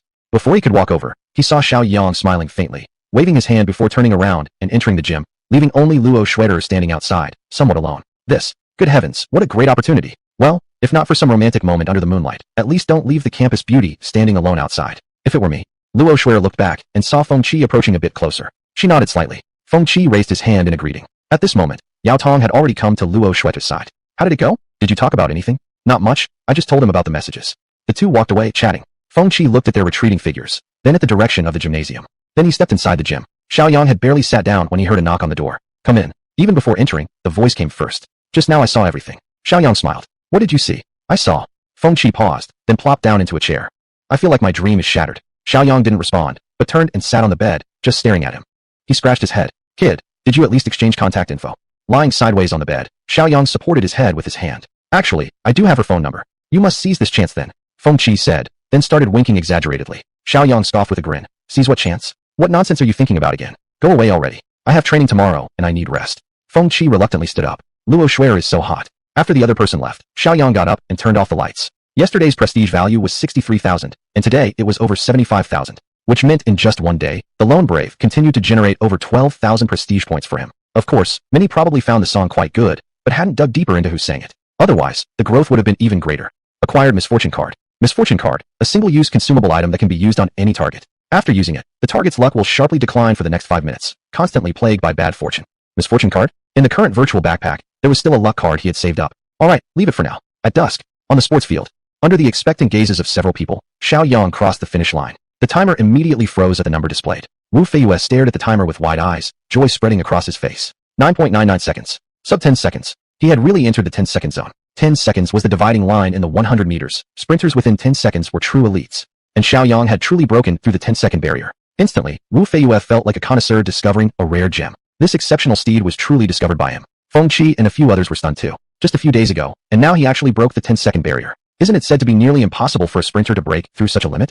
But with Shiaoyang, it somehow felt like he effortlessly shattered limits. Feng Qi flipped through the record sheet in his hands. Day 1, 10.11 seconds. Day 2, 10.12 seconds. Day 3, 10.03 seconds. Day 4, 10.05 seconds. Day 5, 10.03 seconds. Day 6, 10.01 seconds. Day 7, Feng Qi wrote on the top, 9.99 seconds. Looking at this, it was as if Shiaoyang had absolutely no ceiling at all. He was truly a genius. The other athletes were also deeply impressed and accepted this fact willingly. In track and field, having someone from the provincial team running under 10 seconds for the 100 meters, this was definitely big news. Shiaoyang glanced at the timer. 9.99 seconds. Not bad, yet still not his limit. But for now, he would maintain around this level. When the competition came, Wu Feiyue approached, his whole face practically bursting into a blooming flower-like smile. Amazing. 9.99 seconds. The coach taught well. Upon hearing this, Wu Feiyue's smile widened even more. I only did what a coach was supposed to do. It's you who's talented and hardworking. After exchanging a few polite compliments, Wu Feiyue chuckled and said, Alright, that's all for today. Go rest early and keep warm tonight.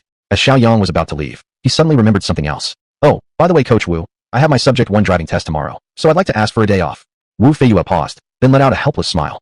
Now that you're improving so rapidly, you should focus on training. The matter of getting a driver's license can be postponed. He had already broken 10 seconds. How hard was 10 seconds? How significant was it? In my 20-year coaching career, I've only produced one athlete who could break 10 seconds. With such a performance, entering the national team wouldn't be a problem at all. The gates of the national team were gradually opening for him. So why bother with a driver's license now? Shiaoyang shook his head. I've already made the appointment. Besides, after a week of high-intensity training, I also need some time to relax and recover. Chapter 85. Everything goes well. Seeing that Shiaoyang was determined, Wu Feiyue didn't know what else to say. After thinking for a moment, he agreed. I'll approve this leave, but the competition date is approaching, so be careful and stay safe.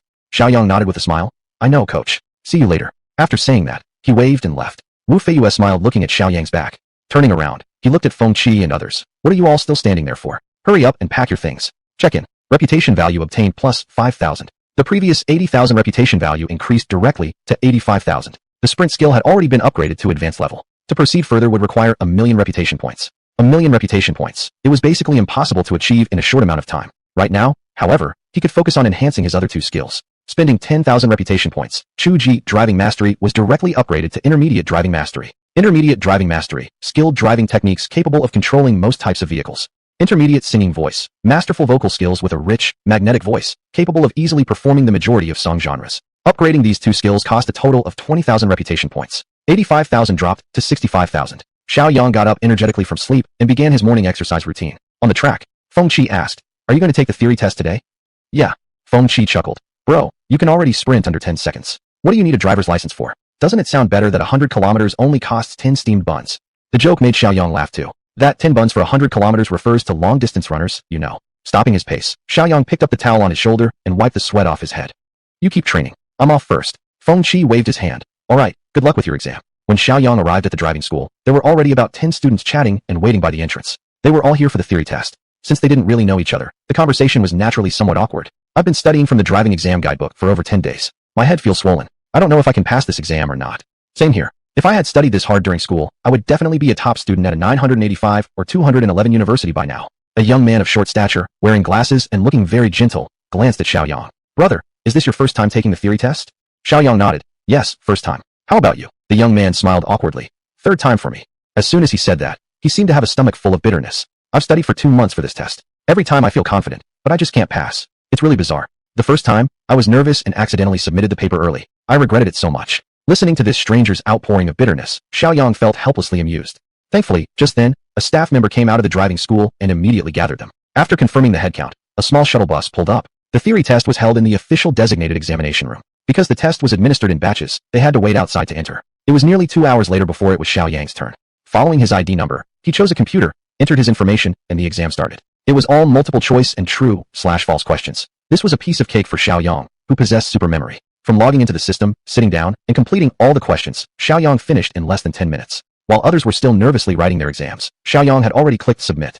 On the screen immediately appeared his name and score. A full 100, meaning a perfect score. Finishing so quickly drew many surprised glances, but Shiaoyang calmly walked to the door, signed to confirm, and walked out. Outside the examination room's entrance stood staff members from the driving school, who immediately noticed Shiaoyang. How come you came out so quickly? Did you mistakenly click submit? Shiaoyang smiled. No, I passed. Then he lifted the result sheet in his hand. It showed a perfect score. The staff member was momentarily stunned. Perfect scores weren't that rare, but someone who finished so quickly and still scored perfectly. He must be some kind of academic genius. Well done. If you have time recently, you can come to the driving school for practice. You need to complete the required hours before moving to the next level, so arrange your schedule accordingly. Xiaoyang nodded. I'll remember that. If there's nothing else, I'll go now. Well, that's just how driving schools are. Nothing else to offer once they're done with you. This location wasn't too far from where his eldest sister was. Since Xiaoyang didn't have anything planned in the afternoon, he decided to drop by her company. Of course, he needed to call in advance to avoid showing up at the wrong place, whether she was in the office or the lab. The call was quickly answered. They exchanged a few words and hung up. Then Xiaoyang hailed a taxi to head to the company. You're in the provincial team, right? How come you have time to visit today? Xiaoyang sat across from her. I enrolled in a driving school, had my theory test today, and came to see you afterward. By the way, how's the experiment coming along? Xiao Yu's eyes curved into crescent moons as she laughed cheerfully. The R&D is complete. We're now looking for a factory site. Once we find one, the company lab will be shut down. That was when everything would fall into place and start generating profit. Xiaoyang nodded with a smile and said, Congratulations. He joked, When are you going to treat me to that meal you promised? You little rascal, you still remember that? Last time you helped me solve a big problem, I definitely owe you this meal. How about today? A 5-star hotel, you can order whatever you want. Truly, she had become a bit extravagant with money. Xiaoyang chuckled. Let's put it on hold for now. I have a competition coming up soon, so I can't eat outside food. Just wait until after the match, then you'll see how I take it out on you.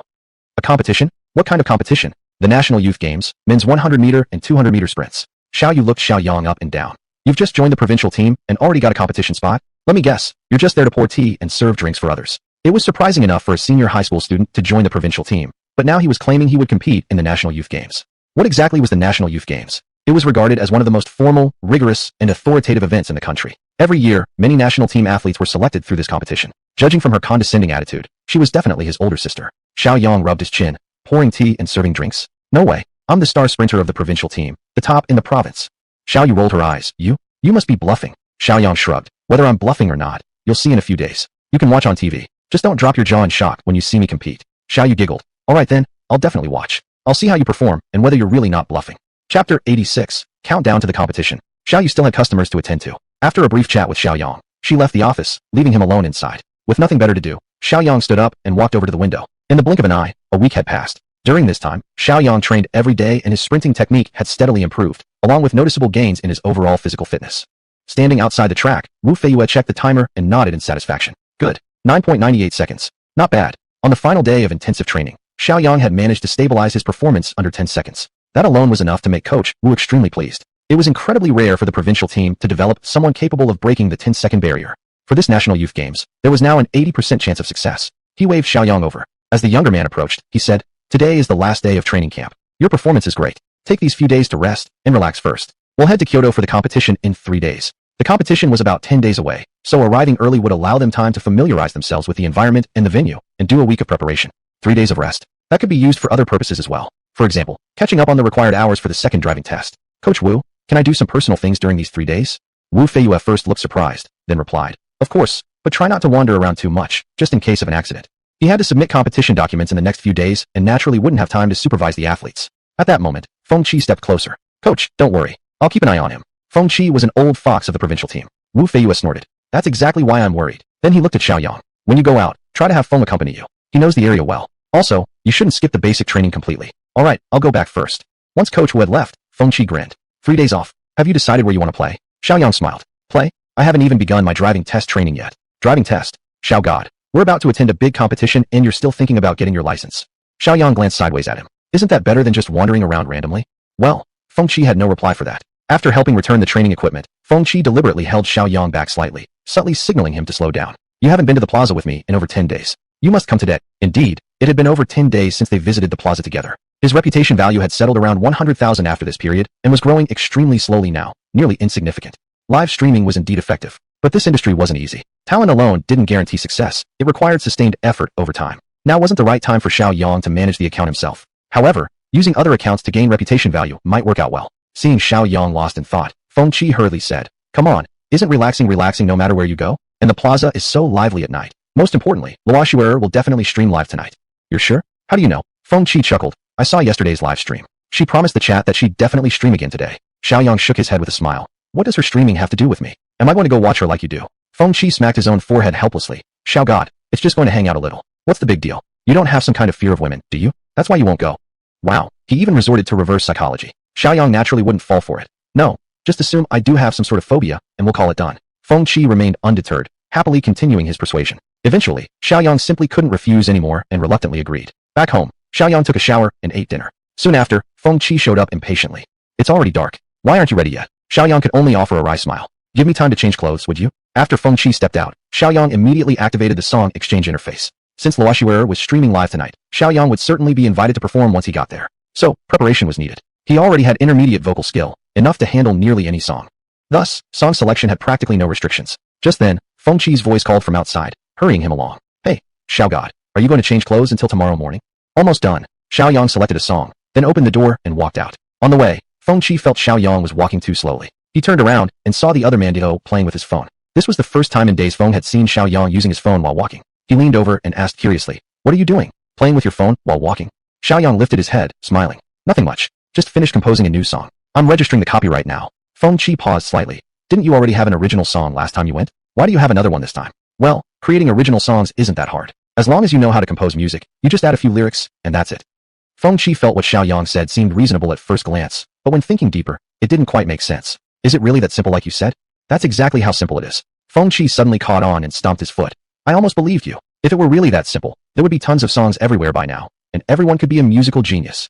Xiaoyang smiled without responding, continuing his operations on the phone. Luoshuer was sitting in front of an electric piano, singing a very classic old song. This particular song had recently gained popularity again due to the singer reappearing on a variety show. The song's name was First Love. Luoshuer had a beautiful appearance and a sweet voice, her singing pleasant and melodious.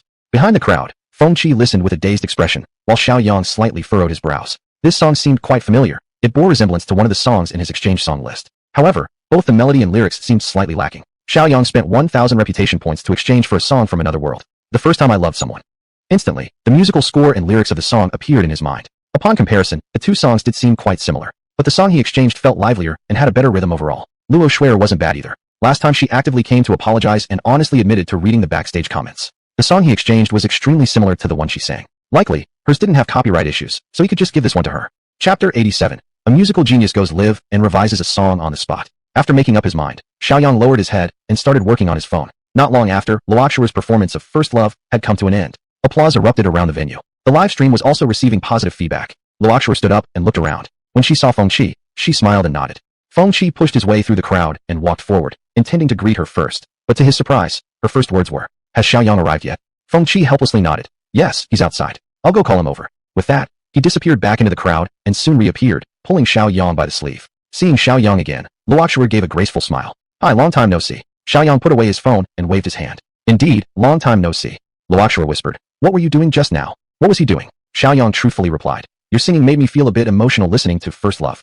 I got inspired, so I tried to modify it a little. Modifying a song. That wasn't too unusual. However, a modified song usually wouldn't hold any copyright. The last song Shiaoyang had written, A Lone Warrior, left a deep impression on Luoxuer and even gave her a bit of online popularity. Though she didn't really care about traffic, she couldn't deny the fact that she thought Shiaoyang was talented. But she hadn't expected him to also revise songs. Luoxuer had performed First Love online for the very first time today, and Shiaoyang had been deeply in thought just a moment ago. Have you modified this song before? Luoxuer finally voiced her confusion. Shiaoyang smiled. Nope, I revised it while listening to you sing. While listening. That was quite unthinkable. Could it be Shiaoyang was really a genius in creation? After all, this song wasn't something extremely popular. Luoxuer's eyes shone with a strange light. Then can I hear it? Shiaoyang smiled again. Of course, since it was your performance that inspired me to write this song. Luoxuer immediately stepped aside. Smiling at her, Shiaoyang approached the keyboard and sat down. He started playing. The gray sky, your face. After loving, crying, laughing, and hurting, all that remains is goodbye. My tears wet my face. So this is what it feels like to lose someone who was my first love. The song was more suitable for female vocals, but Shiaoyang, being a young man, still delivered it without sounding out of place. Luoxuer listened intently. The melody was indeed very similar to her own version of First Love, and the lyrics had some overlaps as well, but Xiaoyang's version was obviously more energetic and overflowing with youthful romance. His remix was, indeed, a bit better than the original. In the live chatroom, the original author of A Lone Warrior is here. That's him, the one who sang A Lone Warrior just half a month ago. So good. This must be a remix of First Love. What a brilliant talent. It sounds even better after being remixed. How sweet. Anyone looking for a couple with the older brother? I can be sweet too. After finishing the song, Shiaoyang stood up and glanced at Luoxuer. How was it? Luoxuer snapped out of her daze. Very good, much more youthful. He laughed lightly. Since you like it so much, I'll give you this remixed version. He then took out his phone and sent her an email containing the sheet music and lyrics of the song. Of course, Shiaoyang didn't have any ulterior motives. He merely needed to use her live stream to gain some reputation. Giving away a song with no copyright attached was nothing. Luoxuer immediately took out her phone. The email was quite detailed, and she would be able to perform it after a little practice. But she was now really eager to give it a try. Sensing her intention, Shiaoyang smiled. I'll play the piano, and you sing. Luoxuer gave him a grateful smile. Sorry to trouble you. Shiaoyang sat down again and began playing the keyboard. With his master-level skills, this was naturally extremely simple for him. Hearing Xiaoyang's accompaniment, Luoxuer quickly found a rhythm. Then, holding the microphone in her hand, she started singing. Her voice was sweet and crisp, perfectly suited for the song. Everyone in the venue nodded appreciatively, humming along. Even Feng Qi couldn't resist joining in. The live stream's atmosphere was even better. So sweet. This brings back the feeling of being in love again. The lyrics and melody have been adjusted perfectly for Schwerer to sing.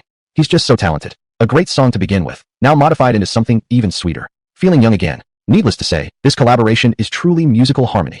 Yeah, totally agree. It's amazing. Harmonious as the qin and se instruments. What a brilliant phrase. After finishing the song, Luoxuer smiled gratefully at Xiaoyang. He gave a light nod in response.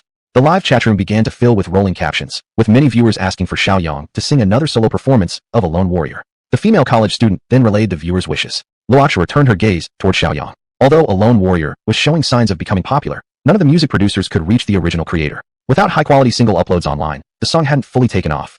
She hoped Xiaoyang would be the one to make it a hit, and that his talent could shine. Upon hearing the viewer's request, Xiaoyang had his own thoughts. Indeed, this song was good, but singing it again wouldn't grant additional reputation points. Most people in the live stream had already heard his previous version. Singing it again would bring little value to him. It would be better to perform a different prepared song. Thinking thus, Xiaoyang softly said, repeating A Lone Warrior would be meaningless. I'll perform another original song instead. Another original song? First improvising on stage, and now another original? This was truly remarkable talent. Those who had previously listened to A Lone Warrior began anticipating eagerly.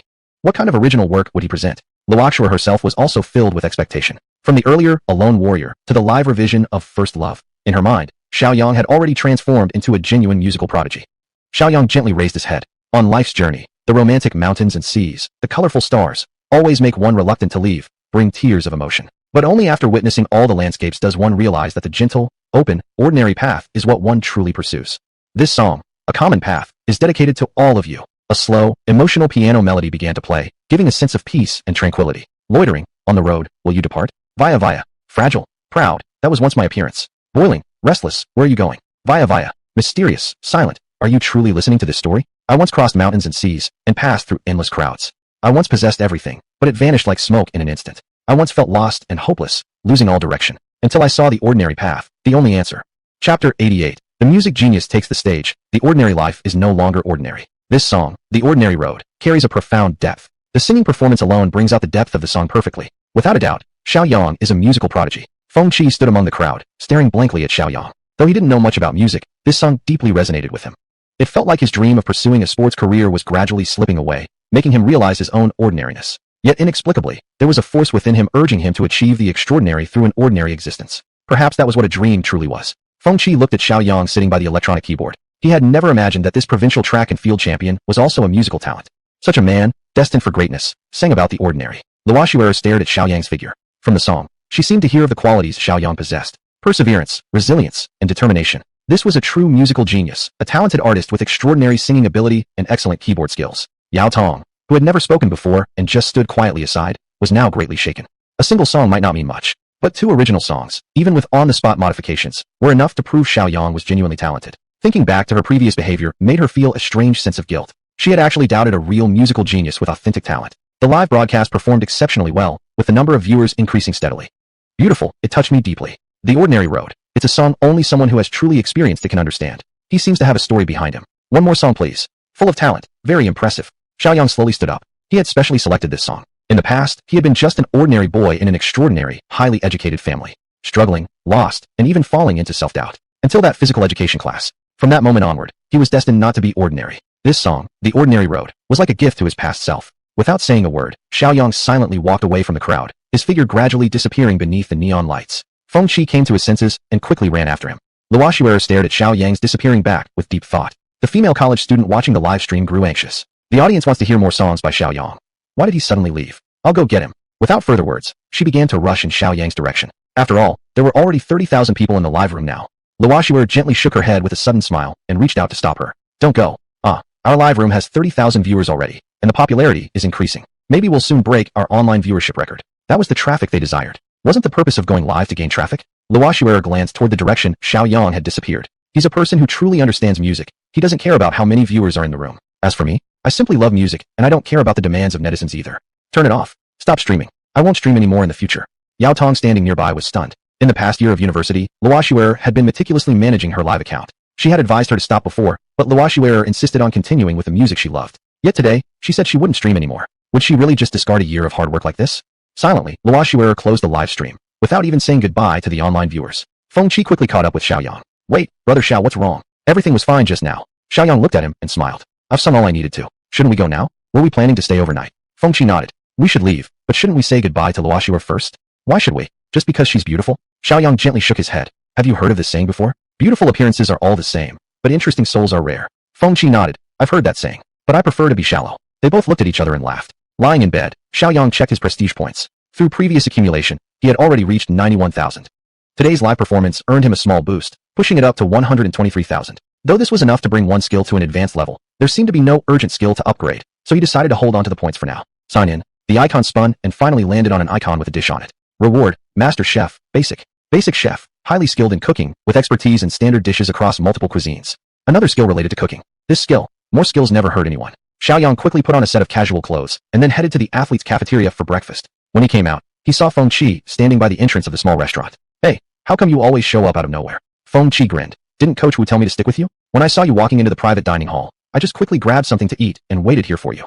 He rubbed his hands together. So, any plans today? There's a team going to climb Song Mountain. Are you interested? Song Mountain was about 100 miles away from Tiannan, closer to Jiangxing. Xiaoyang shook his head. I'm originally from Jiangxing. I've been to Song Mountain a few times. It's nothing special. I won't go. If you want to, just go along. Feng Qi immediately shook his head. No way. Coach Wu gave me this opportunity. I have to complete my assigned mission. Wow, now it's an opportunity granted by a mentor. Fine, I'm going to the driving school to practice driving. If you want to come, just follow. Feng Qi immediately followed, muttering, driving school isn't bad either. There should be plenty of girls practicing driving these days.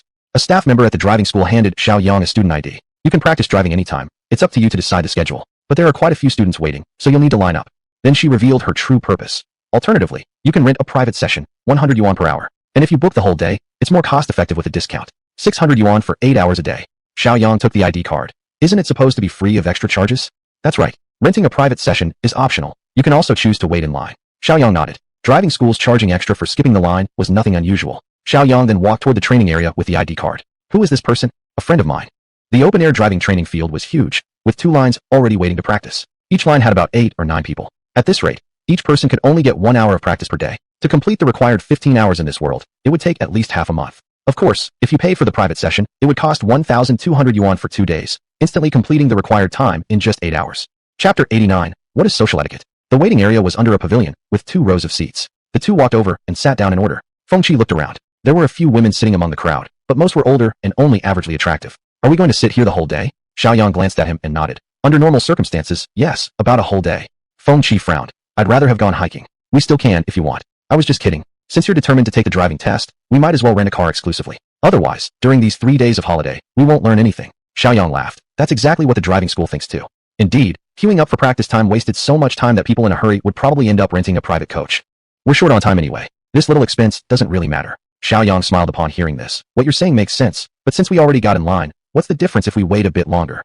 A young woman sitting nearby turned and looked at them. First time practicing driving? Shiaoyang nodded. Yes, we're new here. Today's our first time coming. The woman wore a knowing look. You two don't seem old. Students. That's right, students. She spoke like someone with experience. It's tough for you guys to get practice time. Listen to me. Get a pack of cigarettes and give it to the instructor when you start practicing. It will help you pick up some key skills. Here comes the usual social etiquette again. What a sign of society's feng cheat. She was only trying to remind them kindly, probably fearing they didn't know the customs of the world. Shiaoyang smiled and said, no need to give cigarettes. I've studied quite a bit of theory already. Practicing here is just about clocking hours and getting familiar with the car. If there's a need, you play the game of favors. If not, who cares who he is?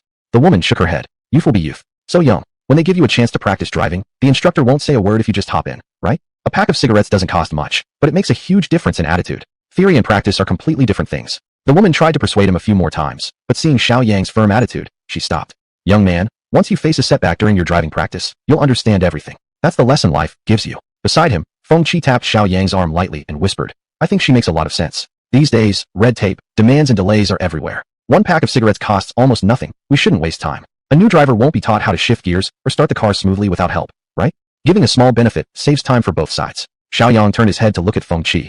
Even you are saying that now.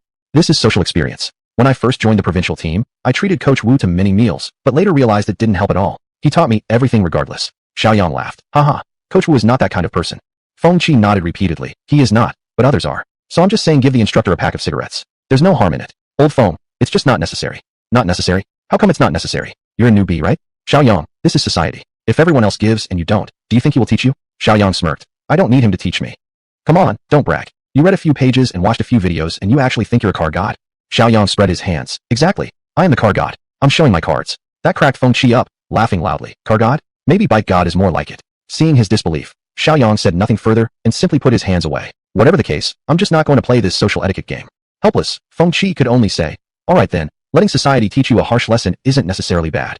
Harsh lesson from society. Maybe fighting back against society is more accurate. Shiaoyang smiled and took out his phone to check the time. Practice times were fixed, and soon it was Xiaoyang's turn for the first round. After clocking in with his student ID, he immediately began walking around the car. After getting into the coach's car, Shiaoyang adjusted his seat. The instructor beside him was a middle-aged man in his 40s with short hair. Looking him up and down, the man's eyes lit up. Newcomer. What did a newcomer mean? A chance to collect some good cigarettes. Shiaoyang smiled and greeted. Hello, coach. I'm new. This is my first time practicing. First time practicing, great. My name is Liu. Shiaoyang smiled. Coach Liu. Coach Liu coughed lightly. Newcomers are great. You can ask me anything. After all, everyone starts from being a beginner. While saying that, he gave 2 light pats on the glove compartment in front of the passenger seat. Shiaoyang raised his eyebrows. The implications in those words and the gestures were just too obvious. It was just the usual social etiquette routine. He understood it perfectly, but Shiaoyang liked pretending not to. Coach Liu, may I start now? Coach Liu was getting impatient inside. This kid doesn't get it at all. How come he couldn't read such an obvious hint? Whatever, go ahead. Coach Liu waved his hand dismissively, intentionally avoiding looking at the driving seat and directing his gaze instead toward the window.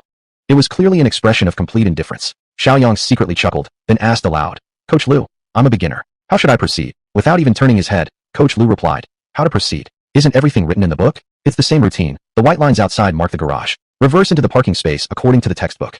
You little brat don't even have the sense to buy a pack of cigarettes for me, and you expect me to teach you? Absolutely no way. Shiaoyang murmured quietly. Let me think. How do I do it again? Start the engine, clutch, shift gears, release the clutch, accelerate. Coach, am I right? Coach Liu stopped responding completely. Feng Qi and several other students looked toward the instructor's car. Why isn't the car moving? Yeah, hasn't it been 2 minutes already? Why isn't it moving yet? The young woman who had warned Shiaoyang earlier shook her head and smiled.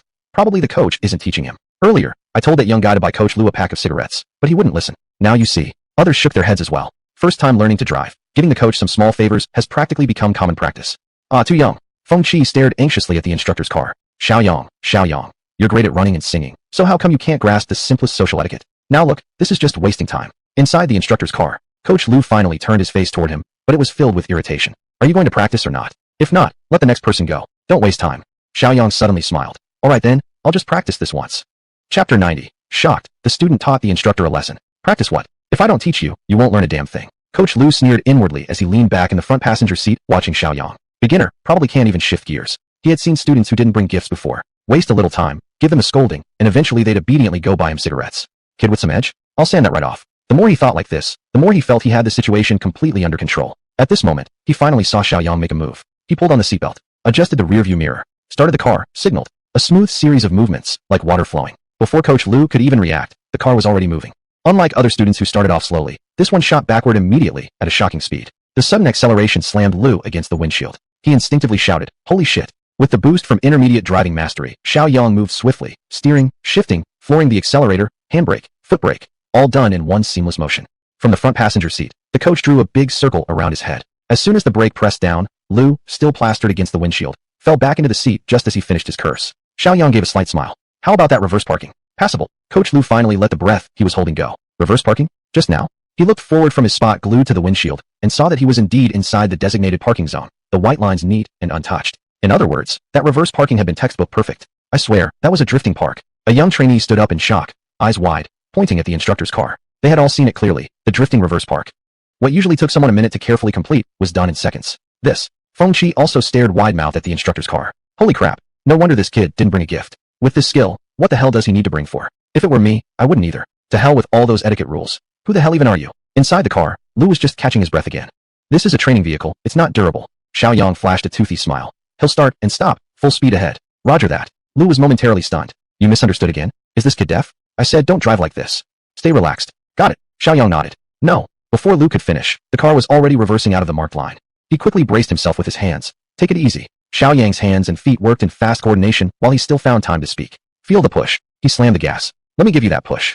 With a roar, the car shot forward, heading straight for the slope. The slope was the area for practicing hill starts and stops. The sudden acceleration pressed Lu's already trembling heart nearly into his throat.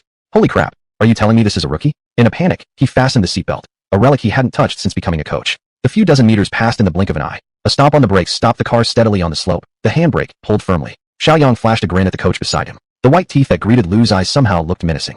Just as he opened his mouth to speak, Shiaoyang suddenly released the handbrake, and the car surged forward again. The coach gripped the handle tightly, his other hand pressing firmly against the glove box. Bro, I'm about to have a heart attack. Shiaoyang stared forward at the upcoming winding course. Maybe should add a bit more speed on the curves?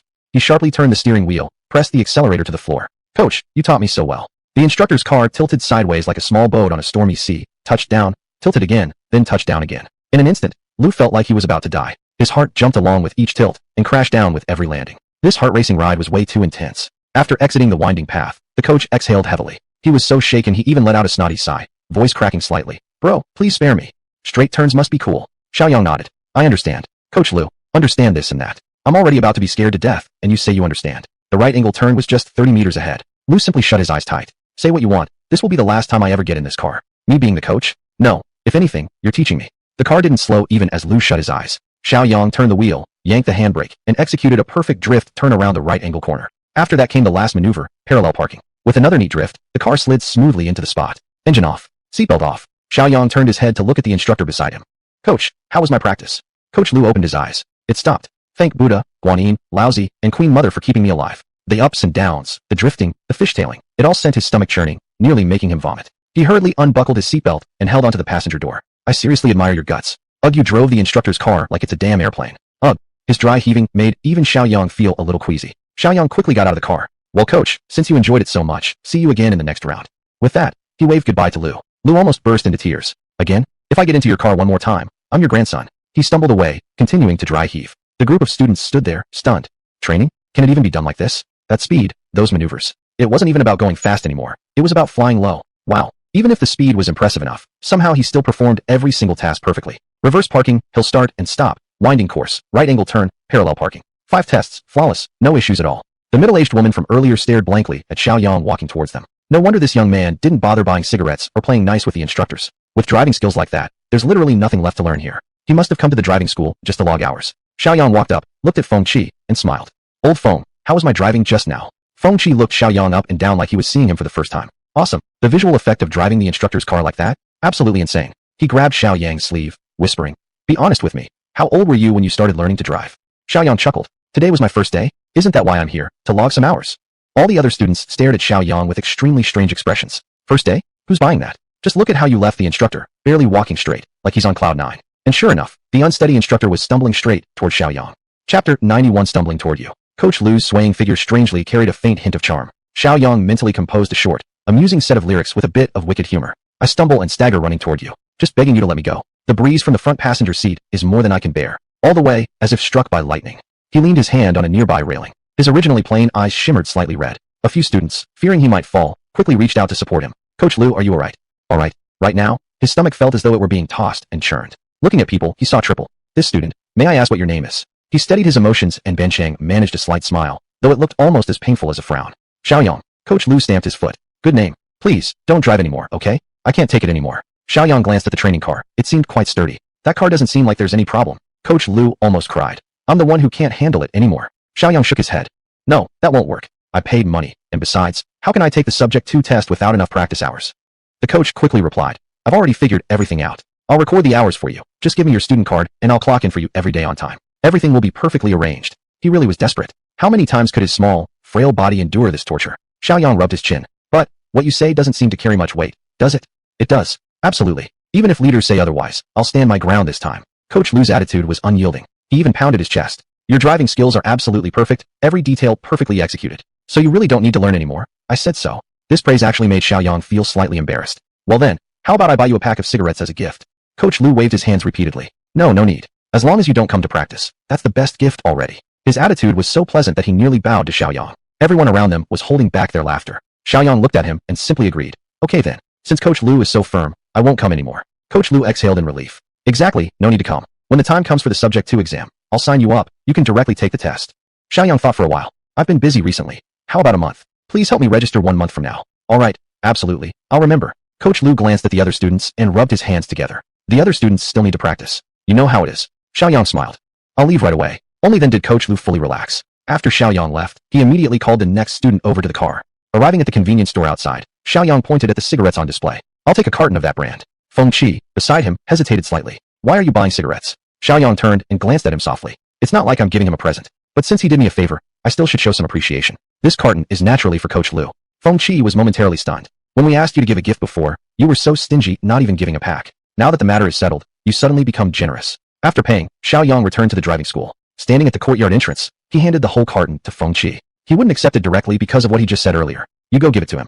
Feng Qi was pretty straightforward and immediately took the carton and ran over. Shiaoyang waited on the spot. From a distance, he saw Feng Qi pointing in Xiaoyang's direction, saying something, and then Coach Liu happily accepted the carton. Not long after, Feng Qi came running back. All set. Gymnasium, dormitory. Feng Qi flopped onto a chair, bored. We can't just keep staying here forever, can we? Shiaoyang put down his phone. Then what do you suggest? What about going to the Kong River? I heard it's pretty lively over there. Shiaoyang waved his hand. Not really interested. Come on, we still have 2 days of holiday. We can't just waste the time looking blankly at each other, can we?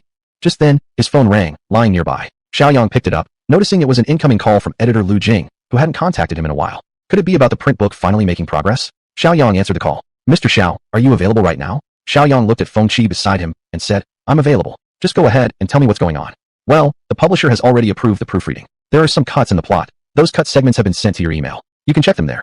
Shiaoyang opened his email on his phone. The deleted sections were mostly some sensitive parts. They didn't affect the plot too much. These, he could accept. I took a look and found nothing wrong. Okay then, in that case, everything related to the publication has been settled. Our company has already paid the relevant fees. Would you like to organize any events? For example, an author signing session.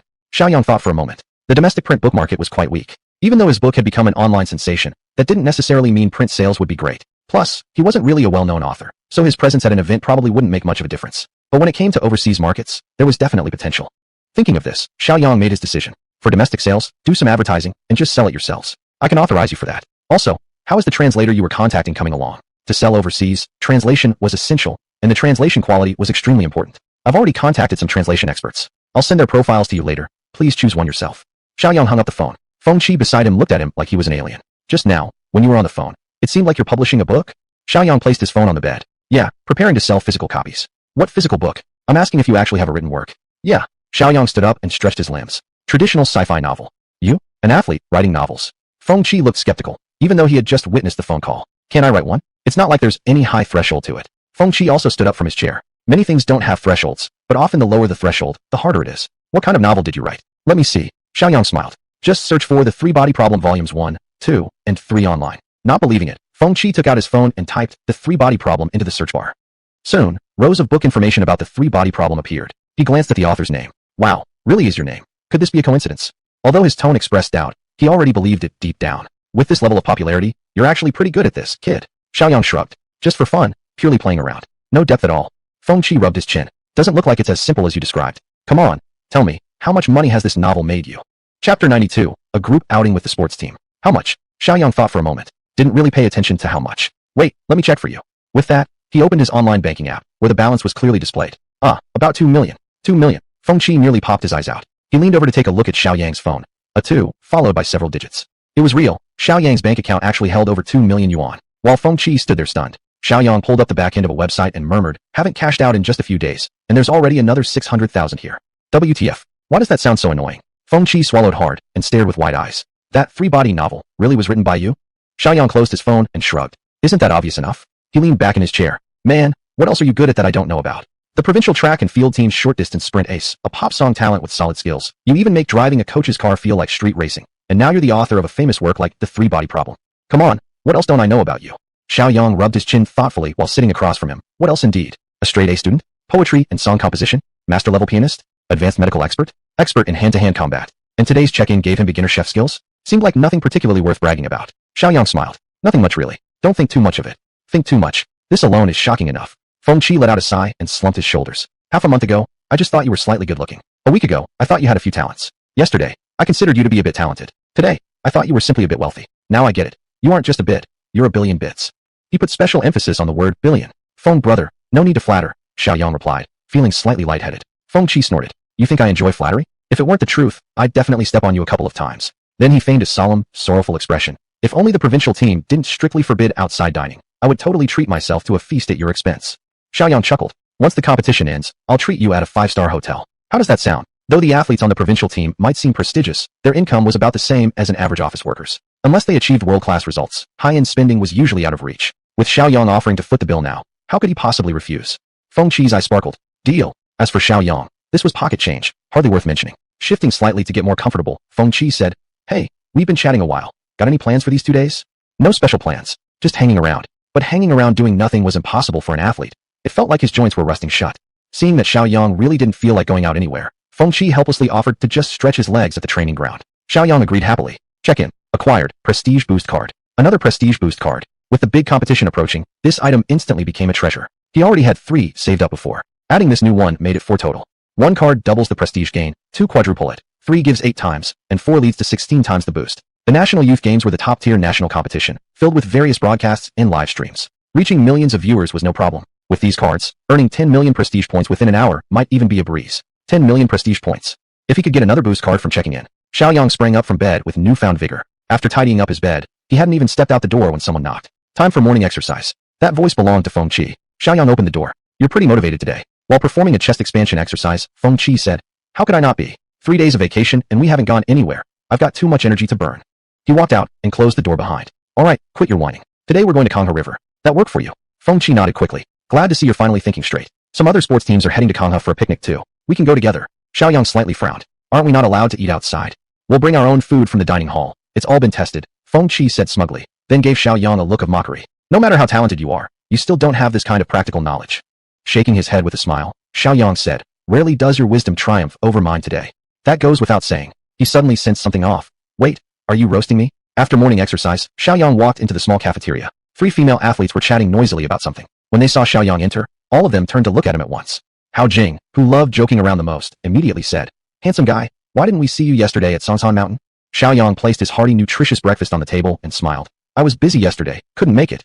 You didn't go even for a semi-collective activity? Are you antisocial? Not really, Shiaoyang shrugged and picked up a slice of bread. My hometown is Jiangxing. I've climbed Songsan at least 80 times if not 100. It's just not interesting anymore. Hao Jing let out an oh. Another table tennis player, Su Jiashu, asked, Then what about going to Kangha River today? Are you coming? Shiaoyang suddenly understood. No wonder Fengqi had been urging him yesterday and this morning. This was another group activity. Still, these voluntary group activities were indeed more relaxing. Shiaoyang looked up at the 3 of them. Sure, I don't have anything planned anyway. Lin Yuxiao from the diving team smiled. Great, then it's settled. Let's finish breakfast and start getting ready. When the 4 of them walked out after finishing breakfast, some athletes were already packing up ready to eat food, including Fengqi. When Fengqi turned and saw Shiaoyang, he waved immediately. Come help me with this. After announcing to meet up at Kangha River, a pickup truck loaded with supplies drove out of the stadium first. Lin Yuxiao from the diving team waved at the 2 of them. There are 2 seats left in my car. Come over here. Without a word, Fengqi grabbed Shiaoyang and got onto Lin Yuxiao's SUV. It was a 6-seater vehicle. For female athletes were already inside. With them too, it was now exactly 6. Fengqi glanced at the 2 beautiful girls at the back and reached out to greet them. Girls, your skin looks so smooth. No need to guess, you must be all from the diving team. Chapter 93, a A group outing of the sports team too. Truth be told, he actually guessed it right. These 4 beautiful girls were indeed all from the diving team. Regardless of their appearances for now, their skin alone was truly smooth and glowing. A girl dressed in sportswear in the back row smiled sweetly. Yep, we're from the diving team. Your companion here. We know it's that Shiaoyang who came for special training, right? Feng Qi twisted his neck and nodded. Yes, exactly him. What about me? We've trained sometimes in the same gym. Don't I look familiar? The girl shook her head. Didn't really notice. Wow, you noticed the good-looking guys. Even remember their names. And I've been in the provincial sports team for 2 years. How come you don't even know who I am? Is this world really that looks obsessed? Feng Qi said rather dismally. 2 whole years. Our track and field team only has a few people, and yet you all don't know me. My pride's hurt. Another girl sitting behind, younger and seemingly more playful, immediately quipped after hearing Feng Qi's complaint. You're not roast pork head. Why would you need to be known well? Instantly, silver bell laughter filled the entire carriage. Feng Qi awkwardly touched his own face. Xiao Qian is still young. She loves making jokes without holding back. Don't take it seriously. Feng Qi helplessly waved his hand. Not at all. Then he directly shifted the topic onto Xiaoyang's shoulders. Xiaoyang sings really well. We've heard his songs online. That Gu Yongjira was amazing. Xiaoyang smiled and said, not really, just average. He actually meant what he said. After all, there were countless other songs in the playlist. This one certainly wasn't the best. But to others' ears, they thought he was just being modest. Xiao Qian leaned her body forward slightly. Big brother, you're indeed too modest. You sang Gu Yongjira really well, and played the electronic keyboard impressively too. I used to play keyboard myself, but since I had more talent in diving, I gave it up. Maybe we can have a little jam session someday. Xiaoyang nodded and smiled. Sure, no problem. The previous girl curiously asked, so you formally studied music before? Xiaoyang thought for a moment. Let's say it was just a hobby. Something I fool around with alone. Xiao Qian immediately said, but I feel like both your keyboard and singing are extremely professional. Seeing the group getting more and more engaged in conversation, Feng Qi beside them felt he couldn't just keep listening passively.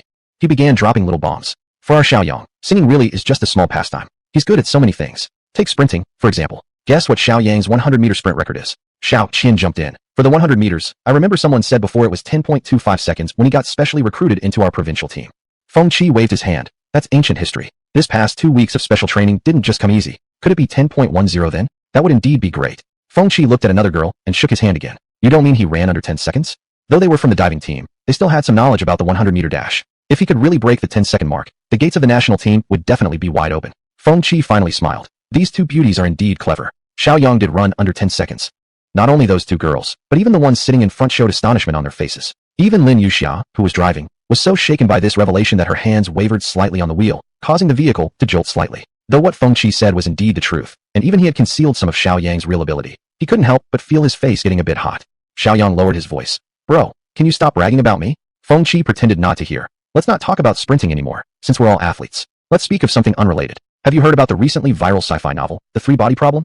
The 2 girls in the back looked at each other and shook their heads. At this moment, the previously silent girl in the front row, Zhou Ting, turned her head around. I've read it. It suddenly became wildly popular a month ago, breaking through the conventional rigid framework of sci-fi novels, and receiving universal praise from netizens. I even spent 60 yuan subscribing to the full version.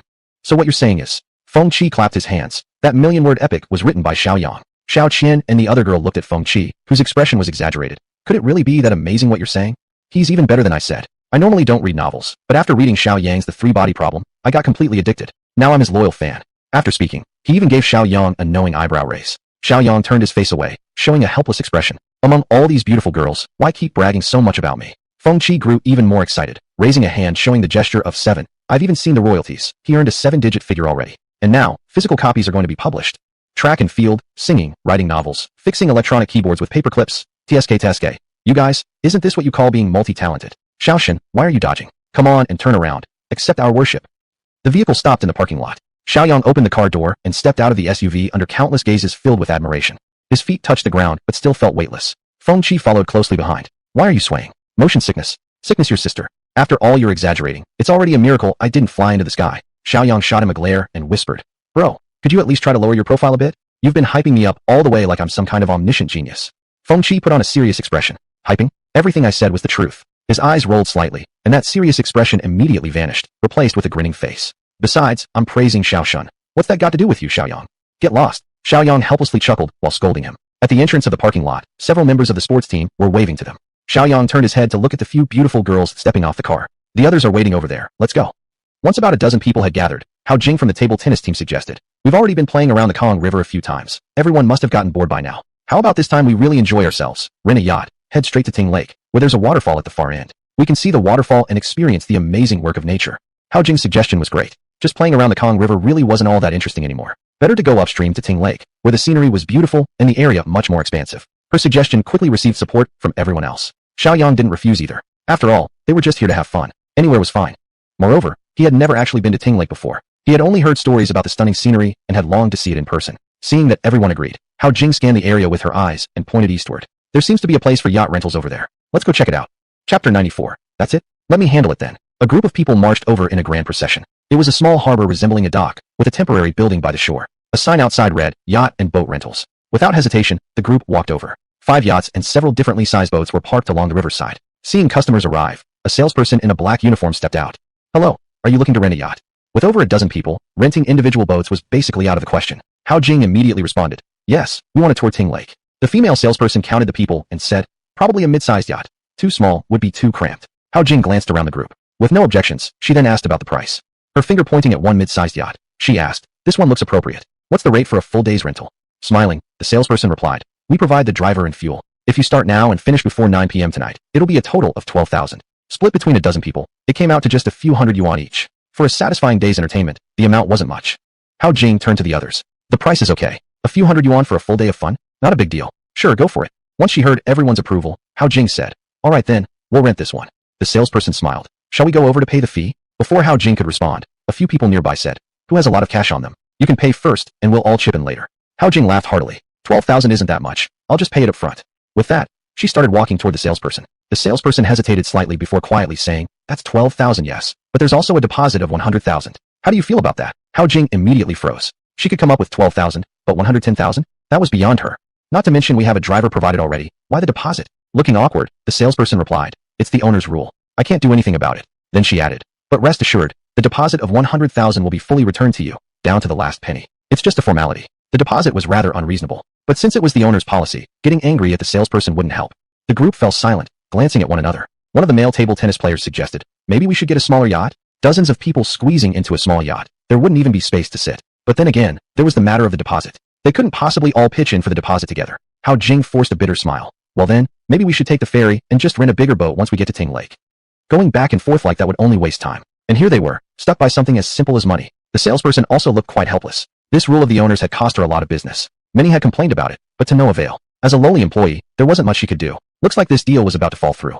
Hao Jing saw all the expressions on their faces. That 100,000 deposit really was turning out to be problematic. Well, maybe better to just take the ferry. Just as she was about to speak, she heard a soft voice from the side. I'll handle the deposit then. She turned her head. It was Shiaoyang, the one who often dined with her at small restaurants.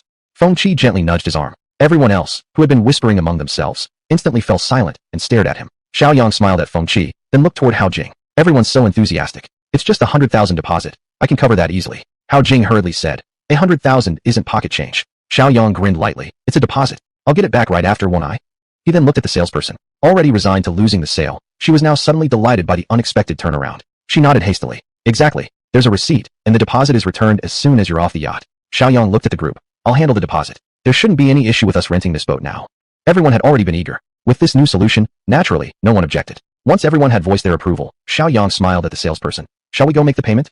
Please, this way. The salesperson gestured politely. Hao Jing quickly stepped forward. I'll pay the 12,000. Shiaoyang waved her off immediately. I'll just pay it all together.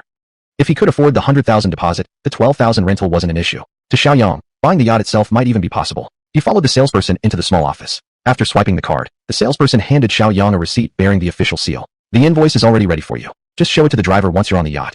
Shiaoyang took the invoice and receipt, checked them over to make sure there were no issues, and then casually put them away. Once they walked out, quite a few people had already boarded the yacht. Only Feng Qi and a few others were still waiting for him. Shiaoyang walked over and waved his hand. Why haven't you gone up yet? Feng Qi raised his eyebrows. Well, we were waiting for you. Let's go. The group then made their way toward the yacht. Hao Jing glanced at the few people ahead, then quietly said to Shiaoyang, later, I'll have everyone chip in the 12,000 yuan for you. Shiaoyang smiled lightly. No rush. After all, this yacht wasn't a luxury model, so its configuration was somewhat lacking, though it was still fairly comfortable. Most of the group were first-time yacht riders, and they all looked extremely curious and excited.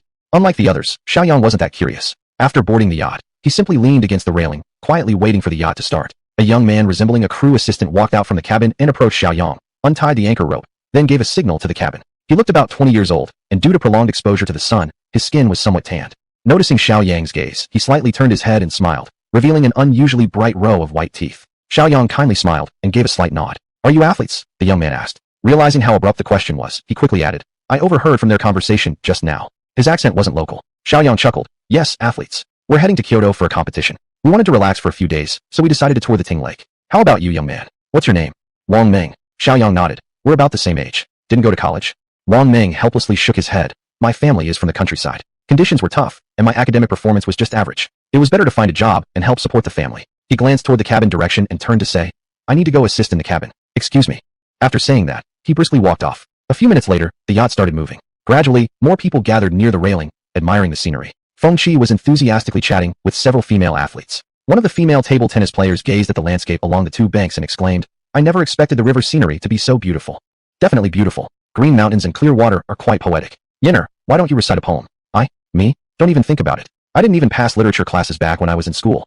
Standing nearby, Feng Qi's eyes lit up. You don't know how, but I know someone who definitely does. The female athletes cast him curious looks and asked in unison, who?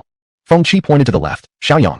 Chapter 95, shocked. Now this is talent. Upon hearing his name again, Shiaoyang could only helplessly shake his head slightly. The group of girls all curiously looked in Xiaoyang's direction. His sprinting ability was indeed godlike, but being called a literary genius? That didn't seem to fit. Before the beauties could ask any questions, Feng Qi, standing nearby, spoke first. Shiaoyang has even published books. Isn't composing poetry just a piece of cake for him? Shiaoyang slightly turned his body and looked at Feng Qi, his tone slightly helpless. Publishing books and writing poetry are two completely different things. Big bro, aren't you afraid I can't handle it when you flatter me like this? Feng Qi raised his eyebrows and walked over. Of course he can handle it. Look at all these beautiful girls around us. Isn't your inspiration just exploding right now? What kind of reasoning is that? Some of the swimming team girls had previously heard from Feng Qi about Xiaoyang's book, and now they were especially eager to see his literary talent for themselves. Xiao Qian clapped her hands happily. Great. Xiaoyang, come on, give us a poem. Let us enjoy it too. Everyone eagerly agreed, and some male athletes also cheered in the background. Seeing this, Feng Qi chuckled and said, the stage is yours. Xiaoyang smiled helplessly. If they insisted on forcing him to perform, all right then, I'll just improvise something quickly. In his mind, Xiaoyang categorized poems related to boats and sailing. After a brief moment of thought, looking at the green willows and peach blossoms along both riverbanks, he recited, soft breeze brushes willows green, clear waters reflect peach blooms red. The boat glides upon the emerald waves. The traveler walks through painted scenery. Everyone's eyes lit up as they listened.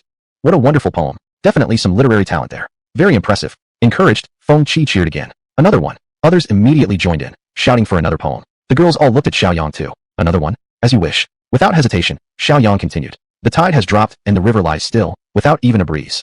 We share this small boat and travel together with you. Frequently raising my head, I gaze into the distance. Among the faraway mountains, which is the land of you. No sooner said than done. This was indeed a real man. Although everyone was an athlete, they all knew that poetry wasn't something anyone could recite off the top of their head. But Xiaoyang did.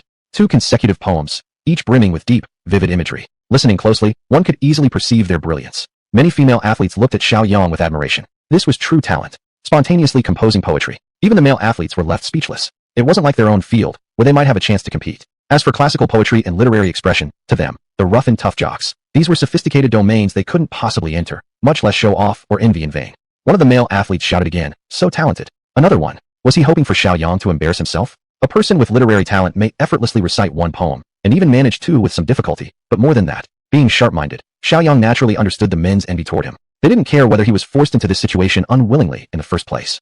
Now, they simply resented him for shining too brightly. Fine, since that's the case, I'll fulfill your wishes. 300 poems in his mind. 30% composed drunk, 30% atop a tall building, 30% aboard a boat. Even 1 or 200 were easy for him. Xiaoyang smiled calmly. Then let's do another one. This one related to Ting Lake. People say Ting Lake is the palace of the sea turtle, rising and falling with the tides, connected to the ocean. Sitting together on the boat, we fail to see clearly. The sky floats above the water, and the water floats midair. Xiaoyang smiled gently, and looked at everyone. Since I'm feeling inspired today, why stop here? Then he launched into 3 more poems one after another. Some were enraptured, others dumbstruck. Even the young assistant from the cockpit ran out to witness the spectacle. Without pause, Xiaoyang recited all these verses off the top of his head, and all of them were new ones none of them had ever heard before. Halfway through the journey, Xiaoyang finally grew tired. 13 poems had left everyone's heads spinning in astonishment. Feng Qi handed him a bottle of water. Bravo. What's called overflowing talent. This is exactly what it looks like. Xiaoyang's talent surpasses even the waters of Ting Lake. Among the dozen or so people present, not one person objected. The 13 consecutive poems had completely stunned them, leaving them in deep awe of Xiaoyang's extraordinary ability. Feng Qi's comment wasn't exaggerated. Everyone looked at Xiaoyang differently now. Many of the female athletes' eyes sparkled with admiration. So incredibly talented. Feng Qi added aptly. There are 30 gene of literary talent in the entire world, and Xiaoyang alone has 27 gene, 8 tails, and 3 mace. Xiaoyang nearly choked on his water. Oh wow, this guy's exaggeration skills are impressive indeed. Yet nobody spoke against it, because everyone was thoroughly convinced. A girl gave Xiaoyang a thumbs up as he took a sip of water. Incredible. Breaking 10 seconds in the 100-meter sprint, and able to improvise poems on the spot. This is truly both a literary and martial genius. Xiaoyang capped the bottle and waved his hand slightly. Well then, I'm going to take a look at the front now. With that, he left the railing area. Everyone silently watched Shiaoyang's retreating figure. It had to be said, just now he really showed off. Unfortunately, there were too many poems, and none of them had strong enough memories. Now when they tried to recall, not a single line remained. Never thought our sports team had hidden masters. Who would have guessed this young man was so talented, capable of composing poetry on the spot? So handsome, and so gifted. Wonder which lucky girl will end up with him. Wait, something's off. Didn't you say you were against relationships during your career? The yacht speed was actually quite decent. In less than an hour, they had already entered Ting Lake. The scenery of Ting Lake was breathtaking, emerald waters beneath a blue sky. The yacht turned off its engine, drifting along with the waves. Everyone stood near the railing, occasionally glancing left and right. In the afternoon, they slowly reached the waterfall. Its magnificent sight left everyone in awe of nature's incredible craftsmanship. Shiaoyang, unable to suppress his admiration, blurted out, "Rivers of light fall straight down 3,000 feet, as if the Milky Way were tumbling from the ninth heaven." But unexpectedly, many people were already holding up their phones to take pictures and videos. As Shiaoyang spoke, all their cameras turned toward him. Standing at the bow of the boat, he looked quite solitary and aloof. Unknown to everyone, the videos they casually posted online would later sweep across the poetry world and even be added to Chinese language textbooks. At that time, countless elementary school students would be dancing joyfully with heart-shaped hands. Thank you. Thank you.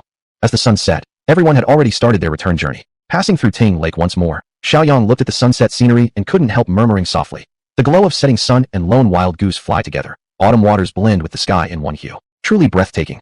The athletes who heard it already had the expression of nothing new here. Such extraordinary talent? No, this was clearly talent overflowing. At 8 o'clock in the evening, the yacht docked. Everyone, having thoroughly enjoyed themselves, began to orderly return to the mainland. The salesperson had already come out to greet them. He led Shiaoyang to refund the deposit. When Shiaoyang came out, however, he discovered that the others hadn't left by car, but were instead waiting for him. Chapter 96. The name of Xiao Shun. Shiaoyang smiled and said, "It's already dark. I thought you all would head back to the gym right away." Feng Qi looked at everyone and said, "This is the first time I've seen everyone so united, waiting for one person." Hao Jing also smiled and said, "All right, Shiaoyang is already out. Everyone, get back to your respective cars." Those people gave Shiaoyang a deep look before dispersing. After waiting for a while, Hao Jing smiled at Shiaoyang. "Well, add me as a friend," she hurriedly explained. "Not that I mean anything else. It's just that after collecting the money later, I need to pay you back." Shiaoyang smiled and took out his phone. Feng Qi said joyfully, "All right then, Hao Jing, if you hadn't explained, I might not have thought much about it." When they got back to the car, several girls from the diving team were staring straight at Shiaoyang, as if there was a delicate little flower on his face. That made Shiaoyang somewhat embarrassed, so he turned his head to look at the night view outside the window. Xiao Qian, looking at Xiaoyang's back, smiled and said, "I originally thought writing a physical book was impressive enough, but I didn't expect him to be a talented poet as well." That opened up the girls' chatter. Feng Qi bragged proudly, "You see, I told you Shiaoyang was an extraordinary talent. You guys didn't believe me at first, even giving us suspicious looks. Now you believe, right? How could they not?" The entire journey had turned into a stage for Shiaoyang to showcase his talent, with all those poems carrying profound meanings. Several beauties from the diving team nodded repeatedly. Truth be told, they had indeed doubted his talent before. Shiaoyang turned his head and rubbed his temples. What could he do with such a teammate? Feng Qi started boasting again. When they returned to the sports team's dormitory, it was already past 9 in the evening. After washing up, Shiaoyang fell asleep immediately. Perhaps because of the happy outing during the day, he slept exceptionally well that night. When he opened his eyes, it was already 6 in the morning, and the eastern sky had begun to brighten. Check-in. Received reputation value, plus 8,000. The reputation value wasn't bad. His total reputation value was 135,000 yesterday. Adding this 8,000 should make it around 140,000. However, when Shiaoyang opened the reputation interface, he found that his reputation had actually reached 154,000. In other words, besides the usual 8,000 reputation, he must have earned extra from somewhere else. Over 10,000 reputation. Where did it come from? Physical books? That didn't seem right. Counting from when editor Lu Jing called him, the earliest physical book would only be released when he was in Kyoto. Then, was it from the song? No, that didn't seem right either. So exactly what was it? Shaking his head, Shiaoyang picked up his phone by the bedside and started searching. After searching for a while without any clues, he finally got up. Morning exercise had become a daily routine. After dressing in workout clothes, he jogged toward the training ground. As soon as he exited the dormitory building, he saw that guy Feng Qi. Xiao Shun. Shiaoyang smirked, but didn't reply. Feng Qi teased. "Ah, it's only here at our sports team. But if it were at the neighboring university, where you could show off your literary talents, there'd probably be dozens, or even 100 girls waiting under your dorm with breakfast." Hearing this, Shiaoyang was only filled with helplessness. "Feng, I say, can't you just not exaggerate in front of girls? Exaggerating is fine, but can't you do it for yourself? With a buddy like you, I'm absolutely helpless." Feng Qi grinned and matched Xiaoyang's pace. "I wasn't lying. I just gave you an opportunity to show off a little. How come you don't know how to appreciate or be grateful? Pull the other one. You can cherish this opportunity yourself. If I had even a little bit of your skill, do you think I could still be as low-key as you?" Feng Qi suddenly changed the subject. "So, any plans for today? No chances for sightseeing anymore. The other athletes are packing their bags, and there's no activity planned today. Although maybe we'll have dinner together tonight." Shiaoyang gradually increased his running speed. "No plans. Just a peaceful day." Hearing that, Feng Qi shook his head repeatedly. "Others might not have plans, but how come you don't either? Today's Sunday, and the neighboring university is on break. Don't you have Luo Xuer's phone number? Invite her out for some coffee, chat around. You might even be too busy to make it back to our dinner tonight, hee." Shiaoyang turned to look at him, and that smile was just as sleazy as it could get. Don't project your sleazy thoughts onto me. Fengqi immediately retorted. What sleazy thoughts? Male-female companionship, harmony between yin and yang. That's the greatest truth in the world. As he saw Shiaoyang accelerate, he couldn't keep up and could only shout from behind. Hey, it's just morning exercise. Why are you running so fast? Faintly, he could still hear Xiaoyang's voice from ahead. You just keep trying to play matchmaker. Look at yourself, a single dog with no experience, giving others advice. Why don't you mention how your face is full of pimples from all this meddling? Fengqi almost choked on the wind. Turning his head, he saw several female athletes doing morning exercises, covering their mouths and secretly laughing. Looking at Xiaoyang's back, he sighed. I treated you as a god, yet you insult my soul. The morning exercise left Xiaoyang's blood surging and his entire body feeling refreshed and relaxed. Wiping the sweat off his forehead, he turned and saw Fengqi quickly catching up, shaking his head slightly. Soon, Fengqi caught up with him, wiping sweat from his forehead as he spoke. I'm being serious. It's obvious that Luoshuera admires your talent. The chances of you successfully inviting her out must be super high. Xiaoyang took the towel off his shoulder and shot Fengqi a scornful look. So many people appreciate my talent. If I invited every one of them out, what kind of person would I become? Fengqi looked like he was scolding himself for not being made of iron. Bro, you've got to understand. Pass through countless flowers without a single leaf sticking to your robe. If only I had even a bit of your abilities. Well, never mind. He hadn't even touched a single blade of grass before. Perhaps he really wasn't qualified to say such things. However, that pass through countless flowers without a single leaf sticking to your robe part actually suited him pretty well, because since he had never had anything to begin with, how could anything stick to him? As the two whispered back and forth, Xiaoyang slightly lifted his head and noticed someone walking toward them who looked familiar. His brain quickly sorted through memories, instantly recognizing who it was. Yuhanhai, the one who'd gotten injured by accident during his own test. Looking at his steps, you seemed completely normal, so he must have recovered quite well. Before Xiaoyang could even speak, Fengqi had already walked over with his towel. Old you, you're out of the hospital already? Yuhanhai smiled awkwardly. Yeah, I left a while ago, just went back home for a few days of rest. After this brief exchange, Yuhanhai turned his gaze toward Xiaoyang. He bowed slightly. Thank you for your prompt treatment that day. Back at the hospital, the doctors had been amazed his muscle damage and ligament injuries were this minor. Truthfully speaking, without Xiaoyang's timely help, he wouldn't only have trouble walking, he'd probably still be lying in a hospital bed with his foot suspended. So this time when he returned and saw Xiaoyang, showing his gratitude immediately was the first thing he did. Chapter 97, Maxing out the bonus? Seeing the other person's friendly attitude, Xiaoyang immediately reached out and helped him up. Don't be shy. It's just a simple gesture. We're both athletes. We all know how it feels to get injured. For athletes, injuries can bring both physical and emotional pain, especially when competitions are just around the corner. Fengqi asked at this point. Say, Lao Yu, do you think you're still fit to participate? When he saw Yuhanhai walking normally, without any apparent sign of injury, Fengqi assumed he had mostly recovered. But Xiaoyang knew better. Although he appeared fine walking, forcing himself to run could cause secondary injury to the yet fully healed area. Given Yuhanhai's current condition, he could basically kiss goodbye to the big competition in a week. Of course, with proper rest and recovery over the next week, there was still hope to participate. But having missed more than 20 days of training, his physical conditioning would definitely be a problem. Considering all of this together, he likely wouldn't be able to compete. Sure enough, Yuhanhai's face revealed a hint of regret as he murmured. No chance of competing now, Sai. Once I finish recuperating, the competition will have already started. Where would I find time to train? He regretted it deeply inside. If only he had known the test would lead to such severe consequences, he would have never foolishly tried to prove himself against a rookie. He ended up losing, and now he's... Fengqi's face fell slightly as he heard Yuhanhai speak, then grumbled. I thought since you came back to the provincial team, you'd be able to compete. Who knew? Definitely not possible. Still, I've already spoken to Coach Wu and got a second-tier observer spot to go watch. You could say it's a government-sponsored tour. Though he smiled while speaking, the smile looked clearly strained. Fengqi scratched his chin. You guys in the 100-meter sprint only have 2 competitors registered, and you even created a second-tier observer position. Beside him, Xiaoyang gave a soft cough. Only then did Fengqi realize he said something wrong and quickly shifted topics. Well anyway, get lots of rest. It's not like you're in your prime now anyway. We still have chances next year, and we'll strive for greater achievements then. He was only 22, still a few years away from his peak. Although this missed opportunity was regrettable, it wasn't the end of the world. Next year he could work even harder. Yuhanhai laughed and said, let's hope so. Let's compete together in the national games next year and achieve even greater feats. The three exchanged glances and smiled at each other.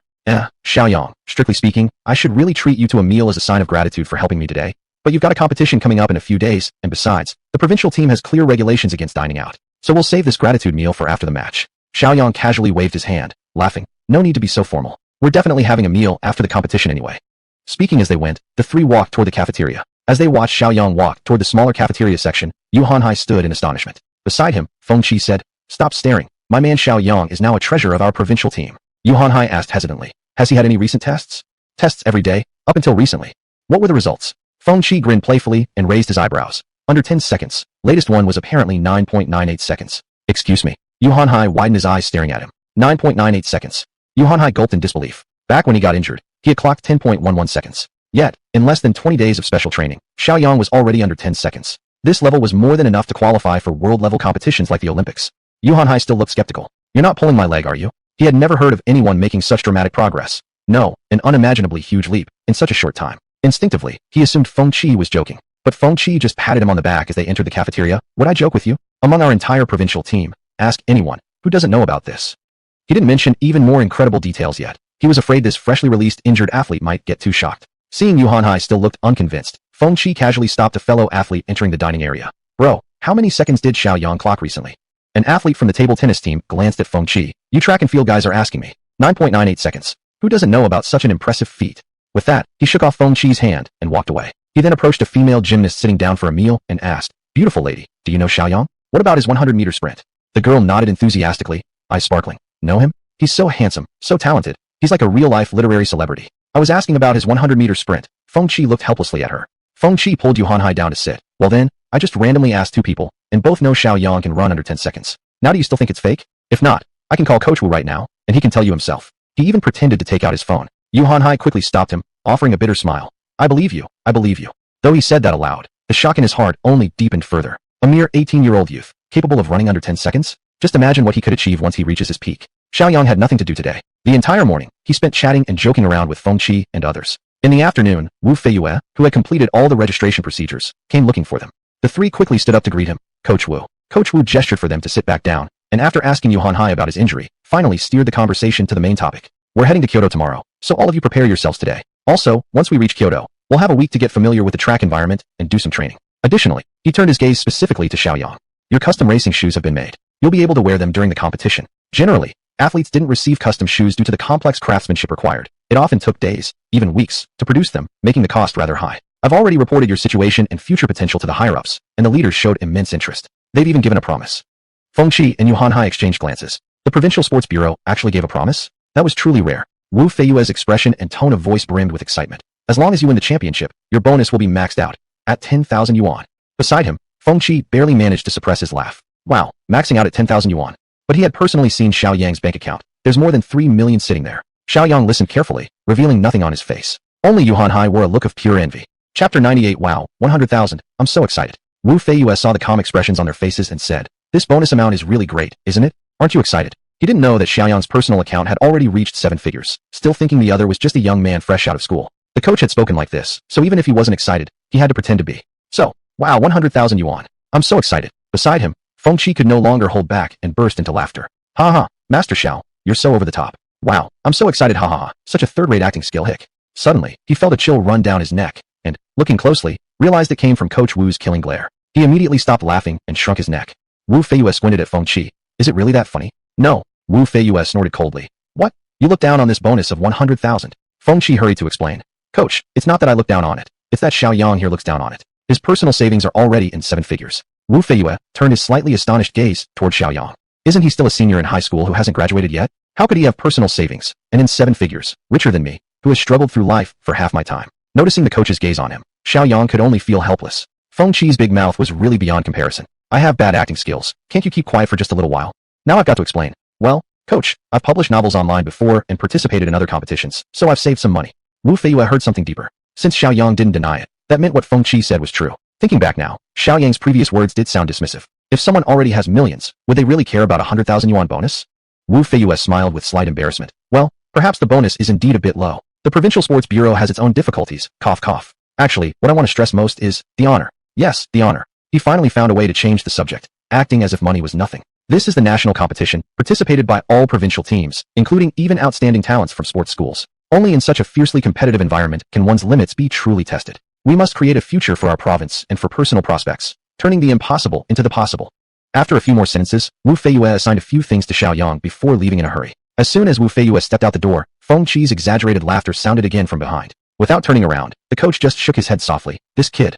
In the evening, Feng Qi looked helplessly at Xiaoyang. Master Xiao, everyone from the provincial team is attending tonight's party. Sure you don't want to go? Xiaoyang placed his hands behind his head. Nope. Going would just mean reciting poetry or singing songs. What fun is there in that? I'm Xiaoyang. In a group? I won't put on a second act. Unless I just can't help myself. I'm going. Feng Qi pretended to get up to leave. Xiaoyang waved his hand. Go ahead. Then this guy's face turned pitiful. If you're not going, it won't be fun. Big brother, I beg you, let's go together. Even the coach is going, only you aren't. Don't let others find something against us. His words made Xiaoyang chuckle. Stop talking nonsense. If you want to go, just go already. Feng Qi naturally wouldn't give up and continued trying to persuade him. Not long after, Lin Yuxiao from the diving team called to ask why Shiaoyang hadn't arrived yet. Right after hanging up, Hao Jing from the table tennis team called again. Then came several other female teammates they were close with. Feng Qi stood by, envious enough to drool. If I didn't go, and even one person called me like that, I'd be laughing in my sleep. You've received 4 or 5 calls already and still pretend not to care. People say comparison kills, and this is literally killing me. Shiaoyang was about to make a sarcastic comment towards old phone when the phone rang again.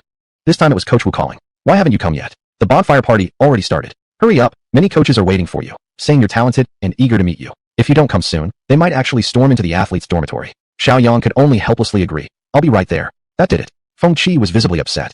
Damn it. I begged you for half an hour, and you didn't budge. Now both pretty girls and the coach have called, and suddenly you're going. Is this how you hurt your good buddy's heart? Shiaoyang stood up and put on his coat. Know why I didn't want to go? Why? He zipped his jacket right to the top. Because I'm afraid you'll brag about me. Then he walked out first. Feng Qi hurriedly followed, still refusing to back down verbally. Fear brings truth. Just wait and see how much I brag about you later. The location of the party was right at the edge of the training field. There was an open field there, with a lawn nearby, making it quite a suitable venue. Chefs wearing white coats were busily grilling meat. Beside them stood a large freezer filled with fruit juice and a limited selection of beer. A big speaker sat nearby, playing some sentimental songs. Groups of athletes, 3 or 5 together, were chatting. Some of the coaches were conversing separately, discussing the recent trip to Tinga Lake by Shiaoyang and others. As Shiaoyang and Feng Qi approached, quite a few people quickly noticed them. Someone shouted out, Shiaoyang is here. Almost immediately, those who had been chatting began to gather around Shiaoyang.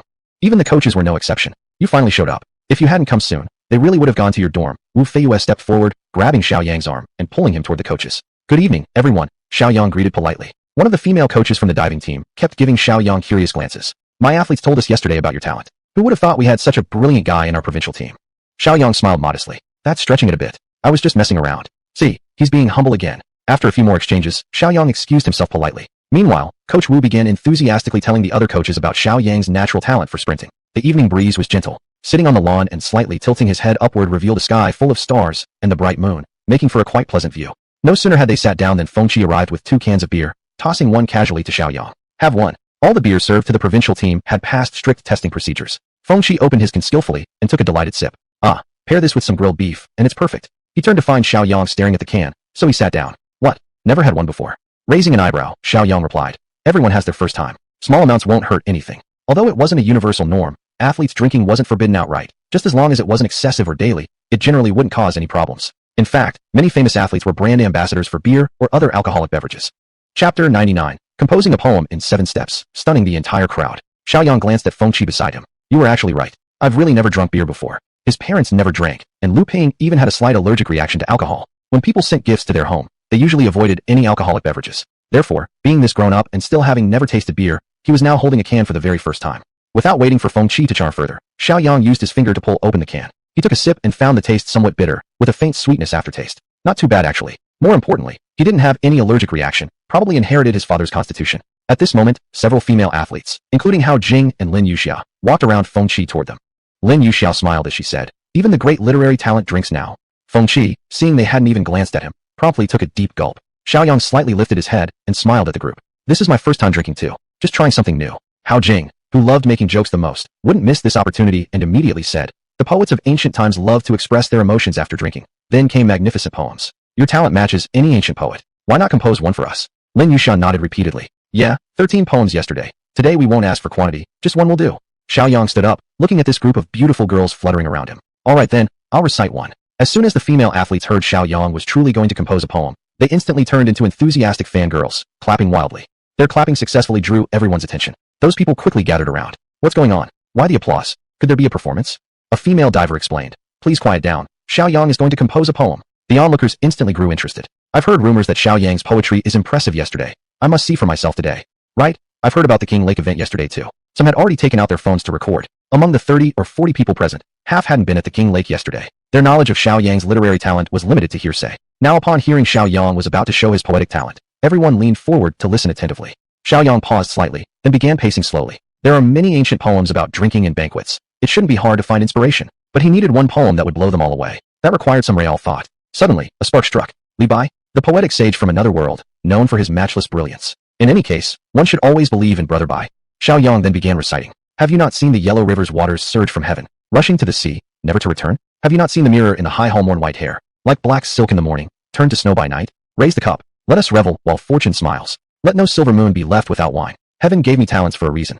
Gold scattered, yet shall return again. Cook lamb, slaughter ox, just for joy. Tonight, 100 cups aren't too many. Masterson, immortal Danshio. Bring more wine. Let the cups never stop. Totally immersed, his voice boomed proudly as he lay on the grass. I'll sing a song for you. Please listen carefully. The lights of rich banquets mean nothing. Wish only to be drunk forever. All sages from olden days knew loneliness. Only true drinkers leave names behind. King Chun feasted joyfully in the Hall of Peace, drinking at ease with 10,000 coins per pot. Why should the host speak of lacking funds? Just bring wine, pour without a pause. Fine steeds of dappled coats, precious fur. Call the boy and exchange them all for wine. Together we shall drown all sorrows of time. Upon finishing the poem, Shiaoyang had just emptied his beer can. He tossed it aside and cried, exhilarating. Everyone looked at Shiaoyang, lying there on the grass, in stunned silence. It wasn't that they didn't want to speak, it was just too overwhelming. This poem towered far beyond the poetry they had studied in textbooks. Even more incredibly, such an intricate poem had been composed flawlessly in one breath. Even these athletes among them could tell this poem was of extremely high quality. A male table tennis player stared with widened eyes, filled with disbelief. From silent contemplation to reciting the poem, it took him only 7 steps. Composed a poem in 7 steps. Thinking back now, indeed, Shiaoyang had taken only a few steps, and the poem came out naturally. But how sublime was its quality? Such talent was truly unheard of, unseen ever before. It almost felt like even staying in the provincial team was an underutilization of his gift. Lin Yuxiao looked at the figure lying in the grass, raised her hand, and started clapping. It seemed like a chain reaction. Soon, waves of applause broke out all around. Even those recording videos on their phones joined in. Unbelievable. None of them had ever imagined that a poem could strike such powerful emotion. Especially those glittering lines. Let's indulge joy while life permits. Not let golden cups face the moon in vain. Heaven bestowed me with talents for a reason. Even if 1,000 gold coins scatter, they shall return again. What a bold declaration to the heavens. Since ancient times, sages and virtuous ones have all been lonely. The golden lines were too many. Most couldn't even remember them all, only knowing they were deeply moved. If those previously whispered rumors had sparked curiosity among them, now every single person present bowed, in complete admiration, toward Shiaoyang. Hearing the continuous applause in his ears, Shiaoyang slowly sat up. You all are too kind. Too kind. No, this wasn't kindness. It was pure Zhenhe, Shenhan. Zheng. Wu Yufa stopped clapping, took a few steps forward, and patted Xiaoyang's shoulder. Never thought that an athlete I brought in from high school would actually possess such literary talent, composing poetry within 7 steps. It's truly mind-blowing. He withdrew his hand, half joking but also half sincere. I'm now starting to wonder if I've ruined the future of a literary giant. Xiaoyang smiled naturally. No literary giant at all, just a little amateur hobby. With that, he pushed himself up using both hands. Many had already started replaying the video recordings they'd taken just moments ago, studying them carefully. Xiao God, please accept my knees. Feng Qi rushed forward, and Xiaoyang raised his hand to push him away. Go ahead, kowtow once. Feng Qi chuckled. You can just accept the goodwill. Hao Jing stared at Xiaoyang, her joking nature rising again. Xiaoyang, you're incredible. I thought you were impressive yesterday, but never imagined you'd become more shocking day by day. She pointed toward the female athletes. The sisters here all appreciate your literary talent. You don't have a girlfriend anyway, so pick one. What was this? A priority, right to choose a partner? Though her words were mostly in jest, there was still 3 parts truth beneath the 7 parts humor. Before Xiaoyang could respond, Lin Yuxiao lightly nudged Hao Jing aside. Don't drag us into this if you like him. Don't play innocent. I saw your eyes sparkling earlier. As the 2 girls playfully bickered, several nearby coaches coughed twice and quietly walked away. Xiaoyang laughed. All right, no more joking. I'm getting hungry. Let's go eat some barbecue. He walked to the grill and picked up a piece of grilled meat. Behind him, faint sounds of Hao Jing and others joking around still lingered. Who said I was joking? I meant every word. Check in. Acquired passive skill, basic painting mastery. Basic painting mastery. Mastery of all painting styles, with a certain level of proficiency. Xiaoyang sat up and glanced at his reputation value. 166,000. He wasn't sure if it was because the video of him reciting poetry last night had spread, resulting in an increase of a few thousand reputation points. Considering his relatively low fame, the poetry video likely circulated within a small circle, so gaining a few thousand points made sense. As for this painting skill, it didn't seem particularly useful to him at the moment. However, now that he had over 100,000 reputation points, and following his principle that any skill obtained must be upgraded, Xiaoyang immediately advanced painting to the intermediate level. Intermediate painting mastery. Mastery of all painting styles and techniques, with deep proficiency. Following the templates of other passive skills, upgrading to advanced would likely allow him to establish his own school of painting. After clicking the skill icon, the corresponding shop appeared. There were some paintings inside, some of which he could barely understand based on the descriptions. For example, Lucio Fontana from Another World, simply slicing a few cuts and poking a few holes in a canvas, became a world-famous painting. The description even said it was sold for an astronomical price of 200 million. That's it. Without the description, no one would probably be able to grasp the spiritual essence of this piece. Xiaoyang closed the shop, got dressed, and started packing all the things he needed to bring to Kyoto. By the time he finished, it was only 6:30. Xiaoyang then went out for a jog to begin his morning workout. Today, Feng Qi seemed particularly energetic, obviously well-rested from yesterday. Bro Xiao, I've already run a lap. Why are you just showing up now? Xiaoyang adjusted his running pace. I was packing. By the way, did they say what time we're leaving tomorrow? 8:30. The high-speed train tickets are already bought. Didn't anyone tell you? Xiaoyang shook his head slightly. After breakfast, Wu Feiyue was already waiting at the entrance of the dining hall. Seeing Xiaoyang, he waved with a smile. Pack your things up. The shuttle bus is already waiting outside. Oh, and wear our provincial team uniform. There might be media friends taking photos or videos. They needed to take a shuttle bus to the high-speed rail station. When Shiaoyang came out of the dormitory again, he had already changed into the team uniform. Feng Qi was already waiting outside, and seeing Shiaoyang carrying nothing much besides his clothes brought a grin to his face. Bro Xiao, you're really bringing nothing except clothes and shoes, huh? Shiaoyang smiled. Bringing my mouth and legs, isn't that enough? The two walked out side by side. Along the way, they met other athletes, who greeted them warmly. Xiaoyang responded politely. When they reached the gate, Feng Pai nudged Xiaoyang's arm. There are reporters taking photos too. Xiaoyang chuckled. You're an old member of the provincial team. Haven't there been reporters photographing you before? Feng Qi shook his head quietly. Actually not. Before, when we participated in major competitions, it was always with the mindset of valuing participation. The superiors probably also knew there wasn't much chance of great results, so they never invited reporters to cover us actively. He looked Xiaoyang up and down and continued. Now I'm starting to wonder, maybe because your sprinting results are too impressive, so the superiors think we might actually have a shot this time, and they're hyping you up in advance. It really could be something like that, considering the signs in Wu Feiyue's behavior. Xiaoyang smiled, and the two proceeded toward the bus. As they passed the reporters, a few photos were taken of the two. Even after they boarded the bus, they could still see reporters constantly snapping pictures through the glass. Because Yunnan provincial team had never had much success in sports, the number of major events they participated in was small. About 35 people in total were heading to Kyoto this time. This also included some coaches. Compared to teams from other provinces, their participation scale was indeed quite modest. They boarded the high-speed rail. Feng Qi sat beside Xiaoyang, while two other long-distance runners sat across from them. Behind Xiaoyang's seat, several female team members kept trying to chat with him. It was inconvenient to twist around to talk, so after a few sentences, Xiaoyang excused himself by saying it was uncomfortable.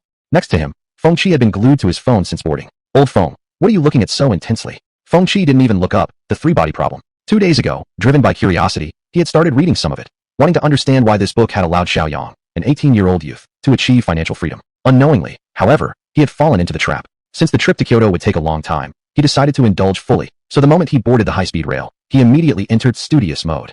Seeing Feng Qi so engrossed, Xiaoyang could only smile helplessly and took out his phone to scroll through some videos to pass the time. The journey continued without much conversation. It was already afternoon when they arrived in Kyoto. Although this was Xiaoyang's first time in Kyoto, he had seen it countless times on television and in reference materials.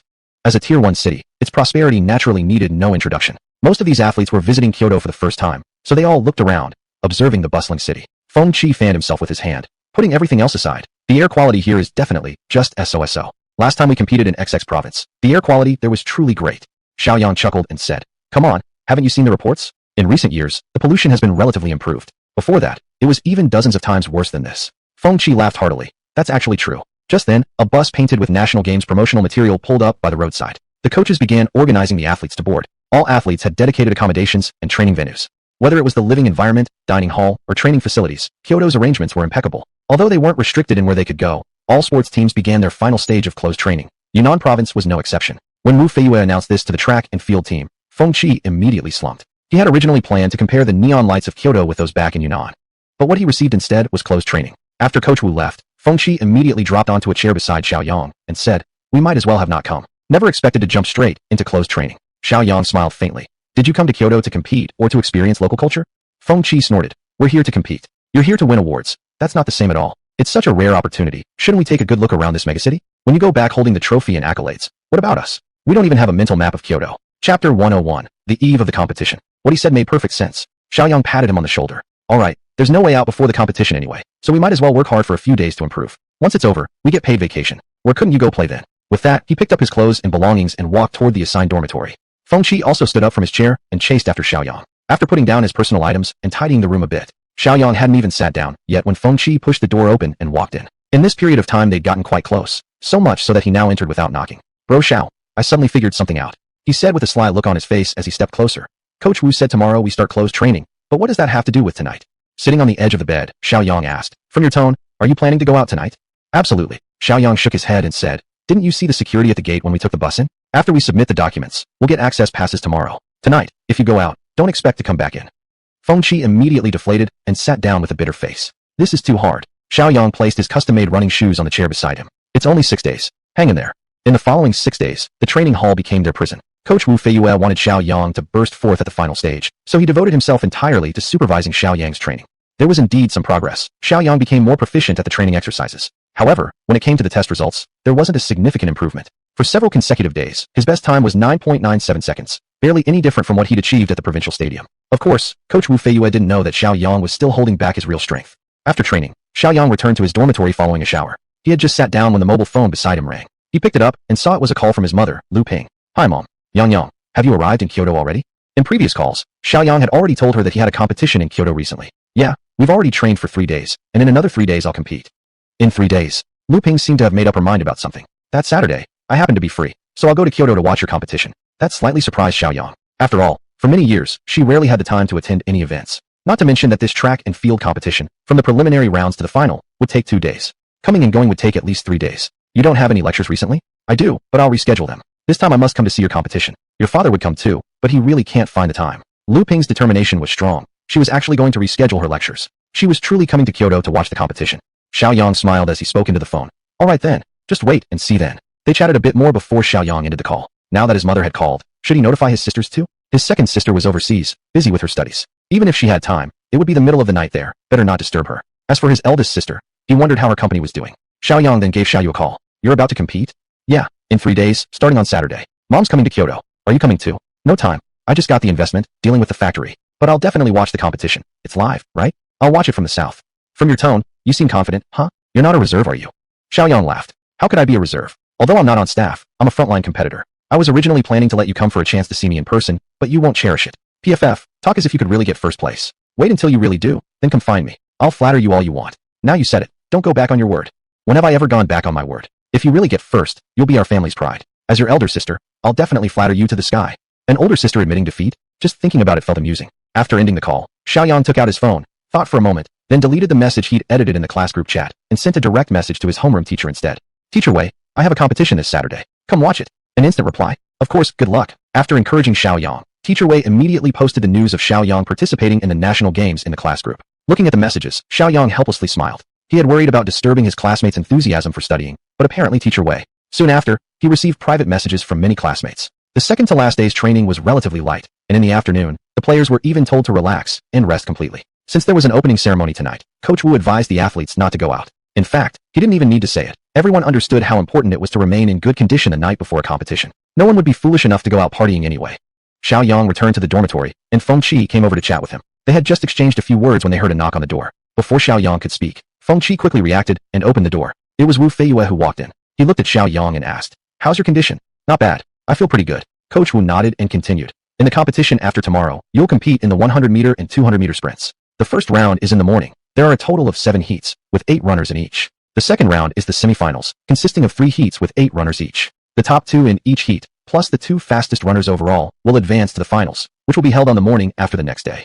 Then he began explaining some of the competition rules. "There's an opening ceremony tonight. All athletes and coaches must attend. Everyone should get ready." After Xiaoyang carefully noted everything down, Coach Wu said a few more words before turning and leaving. Seeing the coach leave, Feng Qi blinked and muttered, "Hey, I was still waiting for him to explain the rules for long-distance races to me. Even if long-distance running doesn't get much attention in athletics, he shouldn't treat us so differently. Coach Wu, you really got me today." Feng Qi rolled his eyes and continued talking to Xiaoyang. "I really should have trained in sprints back in the day." Xiaoyang casually turned on the TV. The opening ceremony was magnificent. Xiaoyang and the other athletes, along with the coaches and referees, entered near the end. After the formalities were completed, the opening ceremony was officially over. One thing worth mentioning was the competition venue. Due to the number and type of events, there were a total of 7 competition venues. The track and field events were held at the Olympic Sports Center Stadium. The next morning, after breakfast, Wu Feiyue led several athletes participating in track and field events to visit the Olympic Sports Center. Chapter 102, I'm starting to get excited. Getting familiar with the track, trial runs, and so on. And just like that, the morning passed. In the afternoon, they rested in the dormitory. Wu Feiyue didn't have much to do either, so he chatted with Xiaoyang and the others to help ease their pressure. As evening approached, Xiaoyang received a call from his mother, Lu Ping. On the phone, she said she had already arrived in Kyoto and asked if Xiaoyang could come out to meet her. But with the final stage approaching, going out wasn't possible. He let his mother check into a hotel first and promised to meet her after the competition. At 9 o'clock in the morning, under the leadership of Coach Wu, the Tiannan athletes entered the stadium. The preliminary 100-meter race was scheduled to begin at 10 o'clock sharp, followed by the 200-meter at around 11. There was about an hour in between, which provided enough time to rest. Once the judging panel confirmed that no participants were missing, they issued the race numbers. Xiaoyang was assigned to Group 2, Lane 6. His group's race was set for 10:10 a.m. Afterward, he needed to wait in the designated waiting area. Xiaoyang and others sat on the benches. Not far away was a male volunteer. It was, after all, a national-level competition requiring a large number of staff, and there were many volunteers. Wu Feiyue handed Xiaoyang a bottle of nutritional drink. Breakfast was limited, so just have this for now. Xiaoyang nodded and took it, tilting his head back to drink it down. In the preliminaries, we don't need to go all out. Just secure the top 2 positions, and we're definitely advancing. Coach Wu took the empty bottle from Xiaoyang and continued. Don't stress. With your ability, qualifying is a piece of cake. But for Xiaoyang, this was a great opportunity to earn prestige points. So of course, there was pressure. Only, he was the type who turned pressure into motivation, and his mental toughness was second to none. He nodded. Coach, you can rest assured. Of course, Wu Feiyue felt at ease. After all, he had seen Xiaoyang's performance over the past few days with his own eyes. Even the test results had reached under 10 seconds. Such results had a high probability of securing a championship, although it was only a probability. There were rumors that this year also brought several very strong new competitors. After all, this was a national competition where anything could happen. The spectators also needed tickets to enter the stadium. Last night, Lu Ping had already booked the tickets online, came to the stadium, picked up the tickets at the collection desk, and then entered the venue. After finding her seat, she began scanning the crowd for Xiaoyang's figure. Xiaoyu canceled some of her appointments, gave some instructions to her employees, changed the sign outside her office to busy, then stepped inside, turned on the projection TV, and began watching today's live broadcast of the games. Saturday usually meant no class in high school, but teachers still came to school, and students voluntarily attended self-study sessions. In the school faculty office, the TV, which had never been used before, was turned on today, broadcasting live scenes from the stadium. A male teacher smiled and said to Teacher Wei Xiaomei, "Teacher Wei, are you really turning on the TV so openly? Aren't you afraid the principal will give you trouble?" Funny enough, right after the male teacher spoke, Principal Wang Gang walked in through the door. "What are you all doing? Why is the TV on?" Wang Gang was clearly annoyed. This was a high school after all. These teachers actually had the time to watch TV, especially those teaching senior 3 classes. When they saw the principal about to get angry, the teachers quickly tried to appear busy. At this moment, Wei Xiaomei stepped forward and said, "Principal Wang, I'm the one who turned on the TV." Principal Wang was taken aback. Teacher Wei had always been strict about students' academic performance, even sacrificing her personal time. What was different today? Before the principal could ask, Wei Xiaomei continued, "Principal Wang, do you remember a student of mine named Shiaoyang?" Of course, he did. Shiaoyang, talented and versatile, had composed classical poems still passed around the school today. He had already passed the graduation test ahead of time, and once held multiple track and field championships at Tiannan High School, breaking several records. And now she was bringing this up, and the TV was still broadcasting the games. Could it be? Principal Wang's eyes lit up. Wei Xiaomei smiled and said, "Yes, Xiaoyang is participating in the National Youth Games. What you're watching now is the live broadcast of the event. He was actually participating in the National Youth Games. That was something to be proud of. If Xiaoyang could get a good ranking, the school's reputation would rise too." Principal Wang's tone immediately changed as he addressed the teachers in the office. "Since Xiaoyang from our school is in the competition, and we teachers can't be there in person, let's cheer him on here. Turn the TV volume up a bit." The volunteer waved to them. The 100-meter track athletes can now enter the field. Wu Feiyue patted Xiaoyang on the back. "All right, let's go." Xiaoyang stood up, stamped his feet, and tested the comfort of his custom-made running shoes. Sure enough, these custom shoes were unmatched in elasticity, grip, and overall comfort compared to regular shoes. Xiaoyang even felt as if his abilities had increased dramatically. After leaving the waiting area, he looked around. When the athletes had entered earlier, the stadium seats were still mostly empty, but now this massive stadium with a capacity of 40,000 was already half filled. Even though it wasn't completely full, the 2,000 or 3,000 spectators present gave Xiaoyang the feeling of a huge crowd. This spectacle of the audience far surpassed the level of high school competitions. Wu Feiyue wasn't in a rush, standing by and waiting for him. When Xiaoyang came back to his senses, Wu said, "There will be even more people during the final. Compared to that, this is just a small scene. Don't feel pressured, and don't get nervous." Xiaoyang nodded and smiled. "It's my first time competing in front of so many people. No pressure at all. In fact, I'm starting to get excited.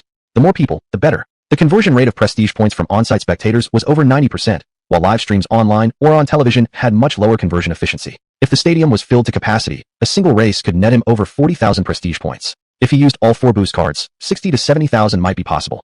How could he not be excited? Wu Feiyue blinked. As an experienced coach, he was genuinely taken aback. Other newcomers faced with such a crowd would often feel overwhelmed. Some even became nervous, which severely affected their performance. Some promising runners who had performed well during trials might not even make it past the second round. He had seen this happen before. But to see a rookie participating in a major competition for the first time, and not only not scared by the sight of 2,000 or 3,000 spectators, but actually excited, this was a first for him. Swallowing hard, Coach Wu asked cautiously, "You're sure you're okay?" Xiaoyang performed a few small warm-up movements, forcing himself to suppress the rising excitement. "I'm fine." Chapter 103, Preliminary Round, Showing True Potential, Face the Storm. Wu Feiyue saw that Xiaoyang's condition was indeed very good, so he nodded and said, "All right, good that you're not nervous. Oh, take off your jacket. I'll hold it for you." Xiaoyang immediately took off the jacket with the inscription of Sky South Provincial Team. Coach Wu took it and draped it over his arm. "We need to conserve some strength in the first round, so don't push too hard." Xiaoyang nodded seriously. "I understand, coach." He patted Xiaoyang's shoulder. "All right," the referee just signaled. "Head to the track." Xiaoyang then walked towards the track. Wu Feiyue stood outside the track alongside 7 other coaches. "From Sky South?" a coach in his 50s asked casually. Wu Feiyue nodded. "Yes, from Sky South." He glanced at the other's coaching jacket. "Jipping Provincial Sports School. Long admired you. Your school always places in the top 3 nationwide." The coach from the sports school smiled. "How can a sports school compare with your provincial team? You guys have official positions." He quickly asked, "Which one is your athlete from Sky South?" Wu Feiyue knew this was the start of prying for information. He pointed in Xiaoyang's direction. "Number 6. The sports school coach looked over and feigned surprise. "Looks pretty young. About 18 or 19. So young to be in the provincial team. Must be very strong." Wu Feiyue thought, just as expected, but said, "Don't have much strength, about average. A rookie, young too. Just here to experience the atmosphere of the competition. You're being modest." "Definitely being modest." The sports school coach naturally didn't believe him. But Wu Feiyue smiled and continued. It's not that I'm being modest. This kid has advantages, isn't used to hardship. I just wanted to bring him here to toughen him up. If it weren't for his parents, cough cough. After speaking, Wu Feiyue made a show of regretting having let something slip. Isn't there always something shady going on behind the scenes? The coach from the sports school was a seasoned veteran in the athletics world, experienced, and immediately understood what was going on. Young age, attending a few major competitions, not important whether they win awards. What matters is the competition experience. As long as they gain enough experience, then with a little help from connections, entering that certain team is not out of the question. Even if they're a third-tier national team member, the benefits and allowances are quite generous. Nowadays, athletes are different. Once they're in, it's a secure job. Even after retirement, they remain in high demand. In this day and age, it's not unusual to use connections to secure positions. The sports school coach actually believed the version of the story he himself imagined. Wu Feiyue paused for a few seconds before asking, "Which athlete is from your sports school?" Number 4, the sports school coach added with meaning. "Our athlete earned the qualification through genuine ability, standing out from hundreds." Wu Feiyue immediately followed up. "Truly exceptional. Must have excellent results then." The sports school coach wore a proud expression. "Not bad, 10.04 seconds in the qualifiers."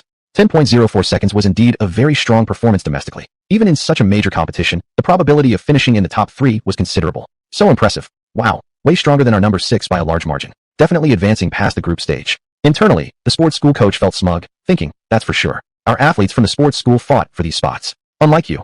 Haha, provincial team."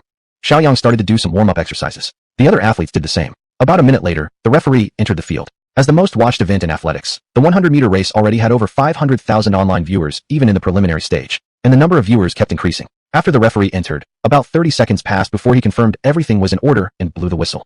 The 8 athletes immediately took their positions on the respective tracks. Big stretching movements turned into small gestures like shaking wrists and stamping feet. Shiaoyang calmly activated his skill. "Ready." After saying that, the referee raised the starting pistol. All the athletes assumed their starting positions. At the sound of the starter's gun, the 8 sprinters shot forward.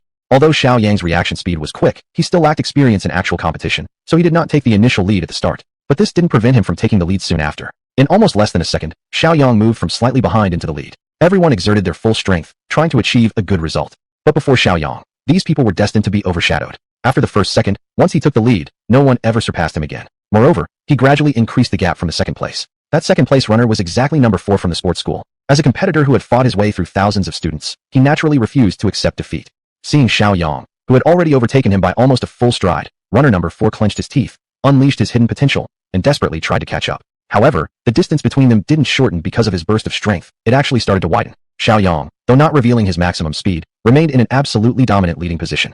The gaps between all the runners gradually increased. Looking at Shiaoyang, now nearly 3 body lengths ahead, runner number 4 couldn't help but feel a sense of powerlessness deep inside. This young competitor is too strong. Too damn strong. Even if today he himself was in peak condition, he still couldn't keep up with runner number 6. The gap between them kept growing wider. With about 20 meters remaining to the finish line, he already knew that second place was now certain for him. As for first place, that's a monster. Shiaoyang dashed across the finish line, the red ribbon fluttering on his body. He spread his arms wide and began to gradually slow down. Then, the timer's numbers began rapidly changing, almost like glitching codes. It would record every athlete's performance. And since the differences among the athletes' times were extremely small, the timer displayed this in rapidly flickering digits. Soon, the large screen at the center of the stadium displayed the results of all the athletes. Ranking 1, Lane 6, Sky South, Shiaoyang, 9.97 seconds. Ranking 2, Lane 4, Jipping Sports School, Li Ziwei, 10.03 seconds. Out. Lane 1, Hygiene, Zhongluan, false start disqualification. Looking at the results displayed on the big screen, the venue exploded into an uproar. Among the coaches, some looked joyful, others deeply concerned, and a few, utterly stunned. The coach from Jipping Sports School stood there completely dumbfounded. He looked at the rankings on the screen, then his neck slowly turned to one side, like a mechanical motion. What the hell? This is the so-called rookie without real ability? He kept saying he had no strength, only connections. That he was here just to gain experience. I actually believed it. Thought this preliminary round would be an easy win for our Jipping Sports School. But what happened? He actually ran under 10 seconds. Under 10 seconds? You call that playing low-key? No, you just tricked my feelings. I was just too naive. The sports school coach nearly lost control and swore loudly. Chapter 104 When a son becomes a pride. Wu Feiyue also looked a bit confused on his face. Before the race, he had clearly told Shiaoyang not to reveal his true strength. Yet, Shiaoyang seemed to have no restraint at all, running under 10 seconds and achieving a result of 9.97 seconds. According to previous tests, this should be Xiaoyang's ultimate limit. Actually, there was not much difference between first and second place. Both would advance to the next round. Well, if the real ability had to be exposed, then so be it. Xiaoyu rubbed her eyes. There was disbelief in her eyes. That brat had actually won, and had won by a decisive margin. In track and field competitions, unless the race is extremely close, the result is usually clear at a glance. At the beginning, Xiaoyu had just been watching casually, not expecting Shiaoyang to possess such strong abilities. After all, as her younger brother, he had never shown any sprinting talent over the years. However, when she saw Shiaoyang cross the finish line, the words he had spoken before involuntarily echoed in her mind. What do you mean second tier? I'm really strong at sprinting. He had been telling the truth. Although this was just the preliminary round, running under 10 seconds, she might not know much about sprinting, but even she knew how difficult that was. Xiaoyu picked up the cup of water on the table, her eyes fixed on the TV, murmuring softly, "Not bad. Actually quite impressive." The stadium instantly erupted with excitement. Those who had willingly paid to watch the athletics competition at the stadium naturally had some understanding of track and field. In the preliminary rounds, a Ama, dark horse, capable of finishing under 10 seconds had appeared. Such a result was absolutely that of an Ama. More and more people began to focus their attention on Shiaoyang. In the stands, Lu Ping watched her son actually win by a decisive margin and was the first to jump to her feet in celebration. At that moment, she experienced a sense of maternal pride she rarely had before. When her eldest son graduated from a prestigious university, she felt it was only natural. When her second son went abroad for studies, she felt it was expected. But now, her youngest son, in only his first race at the national games, had emerged victorious as a Ama, making her feel an intense and unprecedented sense of pride. Excited, she grabbed the arm of a young man sitting nearby. "Did you see that? That's my son. My son won. First place." Slightly startled, the young man clapped and loudly said, "Auntie, your son is amazing. What a great result." Soon, clapping turned into cheering. Lu Ping's face truly beamed with joy. She turned to a few people behind her, pointing toward the track. "That first place finisher is my son." They all gave her a thumbs up simultaneously. At that moment, Lu Ping felt proud. She had become the most enthusiastic cheerleader among the surrounding crowd. One of the biggest advantages of live television and online broadcasts is the instant ability to bring up any athlete's information at the first moment. As Shiaoyang won, the online community already brimmed with praise. The host immediately pulled up the file of this schema. When the audience learned that Shiaoyang, runner number 6, was only 18 years old, the message scrolls were filled with shock and disbelief. 18 years old. So strong already. My God, to have such an impressive result at such a young age. The future prospects are boundless. He's definitely not at the golden age for the 100-meter dash yet, but already capable of running under 10 seconds. In a few years, he'll surely have the potential to become Su Bingtian's successor. Shiaoyang slowly walked toward the rest area, but kept watching the changes in his popularity value. The moment he achieved this extraordinary victory, his popularity value, as he had anticipated, started surging rapidly. At its peak, it increased by several thousand per second. By the time he reached the edge of the track, the previous 160,000 plus popularity points had already broken past 200,000. As expected, national competitions were in a class of their own. Back at the Tiannan High School race, the popularity had only amounted to about 100,000. Yet now, he had already earned 40 or 50,000 just from this preliminary race, and it was still increasing. By the time of the final, once he used the popularity booster card, it would definitely skyrocket like a rocket. After arriving at the trackside, Wu Feiyue hurried to meet him. "How do you feel? Any side effects? Are you tired?" As he spoke, he draped a coat over Shiaoyang. "No problem, everything's normal." Wu Feiyue exhaled in relief, then glanced at the athletes and coaches around them and said, "The 200-meter race will start in an hour. Let's return to the restroom first." As soon as he sat down, a volunteer handed him a bottle of nutrient drink that had been prepared in advance. Shiaoyang thanked the person and immediately drank the solution. Wu Feiyue immediately said, "Do some light exercises first." Following the advice, Shiaoyang began doing some simple exercises at a steady pace. Wu Feiyue stood beside him. "Actually, during the preliminaries, I planned for you to conserve your strength. With your ability, the preliminaries are not a problem at all. We were going to save the real effort for the final. But since you've already shown your true strength, there's no need to hide it anymore. Just make sure to stay under 10 seconds. Shiaoyang kept nodding, but inside, he thought, "I've already held back quite a bit. Next time I can push a little more and create the illusion of surpassing my own limit. Then, during the final, I'll finally see what my true capability is in seconds." After several minutes of light exercises, Shiaoyang sat down on a chair. Wu Feiyue didn't waste any time either. He started working on Xiaoyang's muscles, giving him a massage. They continued like this until an hour later, when a volunteer came in to inform them it was time to enter for the 200-meter preliminary race. The current national best record for the 200-meter race in China was 19.88 seconds. It was also the best 200-meter record across the entire Asian continent. Shiaoyang was quite confident in his own ability. At the start of the 200-meter race, within just a second, he once again took the lead. And from beginning to end, he crossed the finish line in a state of absolute dominance. The final time displayed on the big screen was 20.02 seconds. Seeing this result, even Shiaoyang showed a trace of helplessness on his face. "If I had known it would be like this, I might as well have just run under 20 seconds. Although he had held back a bit to stay slightly above 20 seconds, it still left the other 200-meter athletes in despair. Shiaoyang was just too strong. He had definitely become a hot favorite for the championship. The 200-meter preliminary race ended by noon. Volunteers brought exclusive athlete meals for them. There was a variety of dishes, though the portions were small. After finishing the meal, they all quietly waited for the second round of competition in the afternoon. During the free time, Shiaoyang was also thinking about one thing. Unlike high school track events, the time interval between the 100-meter and 200-meter races at this level was only about an hour. Chapter 105. Amazing, straight into the final. The validity period of the prestige card is only 1 hour. In other words, between the 100-meter and the 200-meter race, the prestige card could only be used for one of them. As for using the 4 prestige cards separately, that's something even a person with scrambled brains wouldn't consider. Shiaoyang naturally leaned toward the 100-meter race. Whether in terms of attention or popularity, the 100-meter race was definitely leading. However, if he could achieve a double championship, then the final race would surely leave the deepest impression and earn the most prestige points. Thinking about this, Shiaoyang immediately turned to Coach Wu Ufa and asked, "Coach Wu, tomorrow's finals for the 200-meter and 100-meter, which one starts first?" Wu Ufa immediately replied, According to the schedule, the 200-meter final will go first, and the 100-meter final will start 1.5 hours later. Xiaoyang's eyes lit up. What a perfect arrangement. This allowed him to use all 4 prestige cards in the 100-meter final. Just at this moment, Feng Qi walked in. By the look on his face, one could tell his results weren't ideal. A few other athletes nearby immediately asked, "Old Feng, how did it go? What place did you get? Did you advance?" Feng Qi sat down on the seat, looking gloomy as he replied, "No good. 3rd place. I almost managed to grab an advancement spot." Xiaoyang reached out and gave his shoulder a slap, comforting him. "No worries. Anyway, it's not the first time. Our experience has grown, right?" Feng Qi shot him a glare. "I knew you wouldn't say anything nice."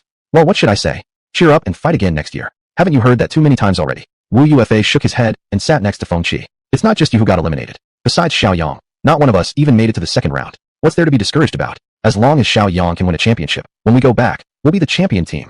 Feng Qi thought about it and realized it was exactly right. Originally, the whole Tiannan province wasn't a major athletic province, so being eliminated in the 1st round wasn't at all unusual. In previous years, they probably would have already packed their bags and left by now. But this year was different. They had Xiaoyang. As long as Xiaoyang could win the championship, they would surely gain honor along with him. Their track and field team would become the champion team. Others around nodded repeatedly as well. After so many years without any honors, being able to share a little glory and show their success back in Tiannan would be truly great. Suddenly, Feng Qi's earlier gloom vanished. He stretched out his hands. "Come on, Xiao God, let me give your legs a massage to help you relax." Xiaoyang dodged with a jerk of his leg. "Go away." It soon became afternoon, and time for the 2nd round, the semifinals. There were 3 groups in the semifinals. The assignment of 8 athletes per group was completely random. During the 1st round, Xiaoyang, as a rookie, barely drew any attention. But for this semifinal, it was completely different. By now, many people had begun to notice this young man who could run under 10 seconds. At the same time, there were 3 main candidates who were seen as favorites for the championship. One of them was Liang Jun from Huachin. Liang Jun was 1.85 meters tall, with long limbs, a physical build that was among the best for any sprinter. In the first preliminary race, he won his group with a time of 9.97 seconds. His time of 9.97 seconds was exactly the same as Xiaoyang's. What was more coincidental was that they were placed in the same group, Liang Jun in lane 4 and Xiaoyang in lane 5. Within the entire group, Liang Jun already saw Xiaoyang as his only real rival. Of course, in such a semifinal, the 1st and 2nd positions were almost guaranteed for both, and advancing was a given. But in sports competition, there must be a determination of who wins and who loses. Liang Jun had already decided in his heart. In this semifinal, he would show his true strength and beat Xiaoyang. Xiaoyang was also observing Liang Jun. Xiaoyang's height was similar to his, but Liang Jun's proportions of arms and legs were indeed a bit better than his. If Xiaoyang himself had such a physique, his strength would probably get an additional boost. Although they hadn't exchanged any words, Xiaoyang could feel from Liang Jun's gaze that he clearly wanted to challenge him. Challenging him? Fine by me. Let's give him what he wants.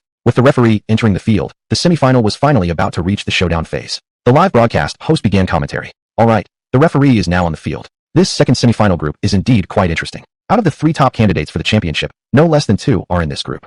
Lane 4's Liang Jun and Lane 5's Xiaoyang both won their preliminary heats with the exact same time of 9.97 seconds. In such a case, it looks like these 2 will really be going head-to-head today. All right, the referee has called for the starting command. The race is about to begin.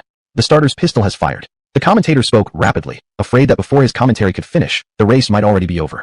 Right now, Xiaoyang and Liang Jun are leading the race. However, due to the camera angle, we can't clearly tell who is faster between the 2, but it's certain that the gap between them is very small. It's Xiaoyang, he's clearly a bit faster. Oh my god, the distance is opening up. Xiaoyang is taking the lead. He's approaching the finish line, the race is over. Xiaoyang crosses the finish line first. It was so fast. Liang Jun, right behind him, was clearly just a little slower. Let's wait for the official results.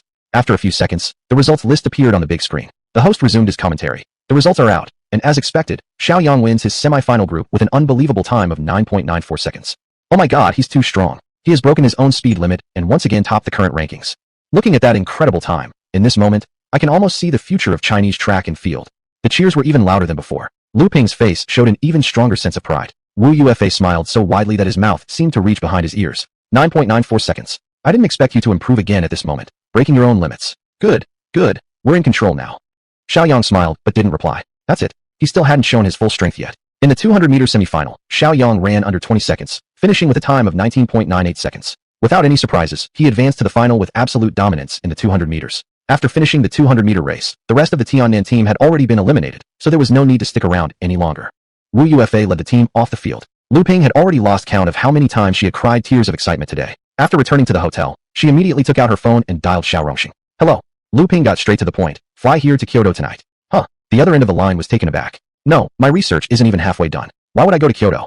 To watch your son's race. This thing. Before he could refuse, Lu Ping's stern words came through. I'll ask you just once. Are you coming or not?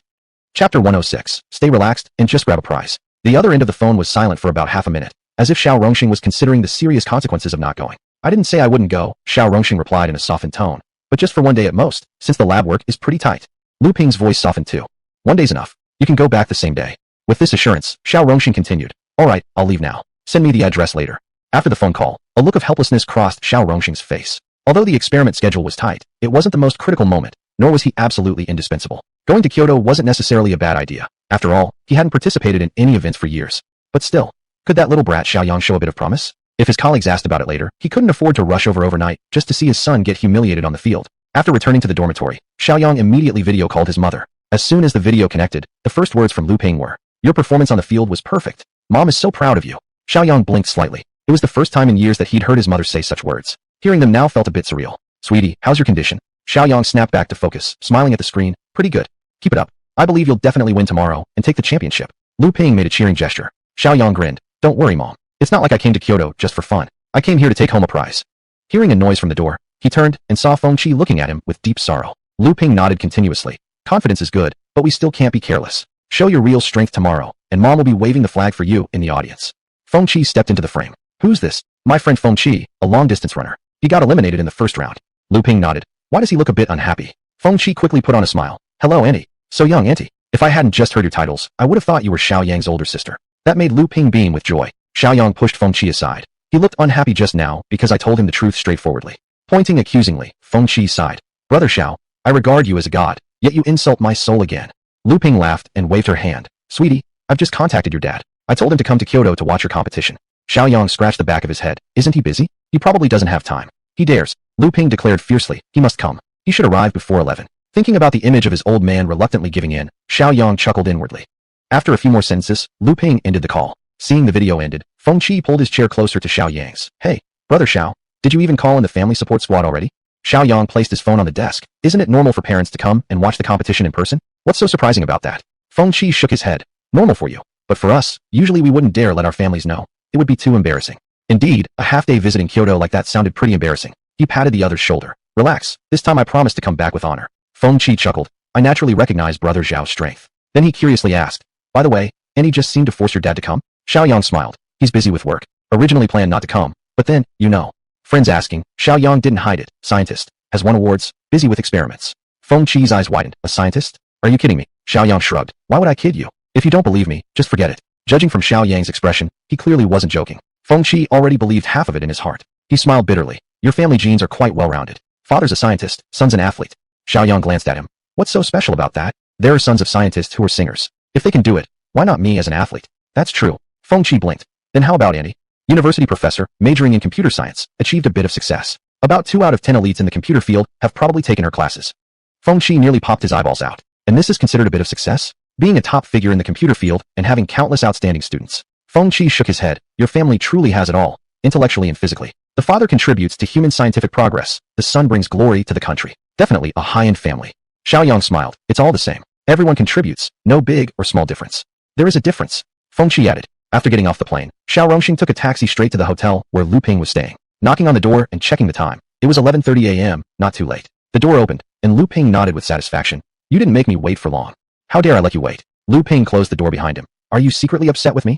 "No, absolutely not," Xiao Rongxing said seriously. "Parents coming to cheer for their son at a competition is only natural. It even improves family harmony. Coming was the right decision." Lu Ping smiled.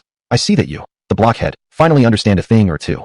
Xiaoyang opened his eyes, checking in, eventually landing on the icon of a small high jumper. Passive skill acquired. Basic jump enhancement. Basic jump enhancement. Dramatically improves jumping ability, reaching a considerable level. Jumping ability. A bright light flickered in Xiaoyang's eyes. Another skill applicable to sports. And even better, it was a passive skill with no time limit. Seemed like, after the competition, he could fully focus more on physical training. Xiaoyang got up, full of energy and refreshed. All the track and field athletes from Tiannan had become Xiaoyang's cheering squad. They didn't even need Xiaoyang to lift a finger. Someone would pour a bottle of nutritional supplement straight into his mouth. Coach who hadn't stopped cheering Xiaoyang on since morning. "Yesterday's competition broke your own personal best. If you keep this up today, this championship is absolutely secured. Keep your mindset relaxed. We're here just to casually grab a prize. The other athletes are merely passing through. Don't pay them any mind." Xiaoyang outwardly showed an expression of being energized by the coach's words, but inwardly, he muttered to himself, "Limit? This isn't even close. I'll break another record today, just for you to see." Chapter 107. The shocking result of the final, just one step away from legend. Upon receiving the signal, Wu Feiyue exhaled and said to Xiaoyang, "All right, it's time for the athletes to enter." Xiaoyang stood up, stretched his limbs, and then walked outward. After all, this was the final. The stadium was packed. With more than 40,000 spectators, the atmosphere was somewhat noisy. Some fans were even holding up banners in support of certain competitors. Shiaoyang glanced around and was surprised to spot his own name. He focused his gaze and saw that the two waving banners with Shiaoyang and "Come On" were none other than his parents. Mr. Xiao looked somewhat reluctant though. When they noticed Shiaoyang looking their way, they waved even harder. It seemed like they were shouting something, but the distance and the noise prevented him from hearing clearly. Shiaoyang tapped his chest and then swept two fingers past his temples, signaling that he had noticed them. Wu Feiyue's voice came from behind him. "Hurry up and get on the track. The other 8 finalists are already there." Then Shiaoyang stepped forward and walked toward the starting line. "Some saw us. Show more energy when you wave." Under Lu Ping's dominance, Xiao Rongxing unwillingly took another flag in each hand and started waving with both arms. There were 2 familiar faces among the finalists. The 2 who had advanced through the preliminaries and semifinals had already accepted their limits mentally. The only thing they could pray for was that Shiaoyang might stumble during the final. Shiaoyang glanced at the other 7 athletes before stepping onto his assigned lane 3 and beginning some warm-up exercises. The 200-meter final. After hiding his ability for so long, it was time to reveal his true strength. Once the referee appeared on the track, it signaled that the 200-meter final was about to begin. Very soon. On your marks, set. With the gunshot, the 8 athletes burst into a sprint with only slight time differences between them. The public address announcer began speaking. "All right, it's now time for today's 200-meter final. The most noteworthy competitor in this race is Shiaoyang in lane 3. Based on his times in the preliminary and semifinal rounds, Xiaoyang's 19.98 seconds ranks him first. It will be interesting to see what surprises he will bring us during this final." "All right, the referee has signaled the start. The race has begun. Starts are pretty close. Wait, someone is already leading. The dark horse in lane 3, Shiaoyang. His speed is increasing further. The gap between him and the others is widening." The announcer's voice rose in excitement. "He's moving too fast, clearly in the lead by a huge margin. That's breathtaking. The distance keeps growing. His lead over second place keeps increasing. He's at least 10 meters ahead. No one can catch up now." The announcer's voice cracked from intense shouting. Xiaoyang crosses the finish line. The champion is decided. It's Xiaoyang. Xiaoyang is the champion of the 200 meters. The entire stadium exploded in cheers. Xiaoyang had finished with such a clear advantage, leaving the second-place runner 10 meters behind. Initially, Xiao Rongxing was half-heartedly waving his flags, unmoved by his wife's energetic cheering. Didn't he know his own son? If his son could win, then he'd eat the flags. At that moment, the race started and Xiaoyang charged ahead. Xiao Rongxing paused, thinking to himself, "This kid's speed seems decent." As Xiaoyang maintained the lead, his advantage steadily grew. Xiao Rongxing suddenly felt a rush of energy surge through him. Damn it! With both arms suddenly strong, he swung the flags powerfully. "Come on, keep it steady, steady." His voice even drowned out Lu Ping's next to him. When Xiaoyang crossed the finish line, Xiao Rongxing suddenly stood up with a loud cry. "That's awesome." His voice cracked. Lu Ping, equally excited at first, paused in surprise. He, just now, a scientist, married to her for so many years and never once had she heard him swear. But today she did. Though perhaps it seemed a bit inappropriate for his position, it radiated the atmosphere of real life. Lu Ping became just as enthusiastic. Majestic and mighty. Scientist. Professor at a university? At this moment, they were just a parent, the proud parents of a champion. A sense of honor completely overwhelmed them. At that moment, every camera was locked onto Xiaoyang. He raised the ribbon over his head, his running pace gradually slowing. Every live broadcast channel was showing Xiaoyang slowly running with the banner raised high. After a few seconds, the results began to appear on the screen. First place, Tiannan, Xiaoyang, 19.90 seconds. Upon seeing these numbers, the entire stadium erupted in gasps. The judges, who had been sitting quietly until now, could no longer remain calm. 19.90 seconds. After all, the current national record for the 200 meters in Huaxiao was only 19.88 seconds. That record was also the best in all of Asia. Yet today, on this very track, someone had come incredibly close. Even more important was that this young man, who had come so close, was only 18 years old, a youth with even greater potential. As for the other athletes' times, they were no longer important. No wonder he had pulled ahead by more than 10 meters. This is absolutely a talent. The national team will definitely be after him now. The others nodded in agreement. Indeed, with such a performance, and at such a young age, entering the national team was only natural. The host's voice trembled with excitement and disbelief. Goodness, 19.90 seconds. It's simply unbelievable. With this time, he's already extremely close to Xie Zhenye's national record of 19.88. It's easy to imagine that one day in the future, this young athlete named Xiaoyang will shine brightly. Those watching the live broadcast were all stunned by the host's words. Some who couldn't believe it immediately began searching for related information, but the data confirmed what the host had said was true. Incredible. An 18-year-old youth had nearly reached a legendary time. To win with such a record was truly well-deserved. Xiaoyang lowered his arm that had been holding the ribbon and waved toward his parents. He saw the 2 banners waving even more energetically. Before he could reach the edge of the track, Wu Feiyue rushed forward and gave him a tight hug. Xiaoyang had surprised him too many times. His results kept getting more and more unbelievable, and now he had claimed the championship with such an overwhelming advantage. 19.90 seconds. He had fallen just milliseconds short of setting a new record. Chapter 108 The Finals. Just a perfect opportunity to test my speed limit. At this moment, Wu Feiyue also felt proud. In nearly 20 years of coaching, he had trained over 100 athletes. But not a single one had ever won a trophy at any major competition, let alone a championship. At times, Wu Feiyue even doubted whether he was really cut out to be a coach. Until today, Xiaoyang didn't let anyone down. He won easily, and became the first track and field champion in Tiannan's history. After so many years, he had finally coached a champion. Xiaoyang kept a close eye on his reputation value since the race began. Sure enough, During this national-level competition, when he won the 200-meter final, his reputation value started increasing at a rate of 20 to 30,000 per second. Within a short time, his reputation soared from the previous 200,000 to 400,000, and it continued to rise without slowing, quickly reaching 500,000. After reaching 500,000, the increase began to slightly slow down, but reaching 600,000 seemed highly likely. If the 200-meter already gave this much, what about the 100-meter, the more popular race? Winning both events, with the reputation bonus. Once he opens all 4 reputation cards, just thinking about it made Shiaoyang incredibly happy. Xiaoyu suddenly slammed the table. He really won. She looked stunned. Though she had gradually come to realize her younger brother was strong, winning a championship had barely crossed her mind. But Shiaoyang not only won, he had done so with absolute dominance, finishing more than 10 meters ahead of the second-place runner. Whoever made it to the national competition wasn't weak at all, yet Shiaoyang had left such a vast distance between himself and the runner-up. What did that say? It proved Shiaoyang had tremendous potential in track and field.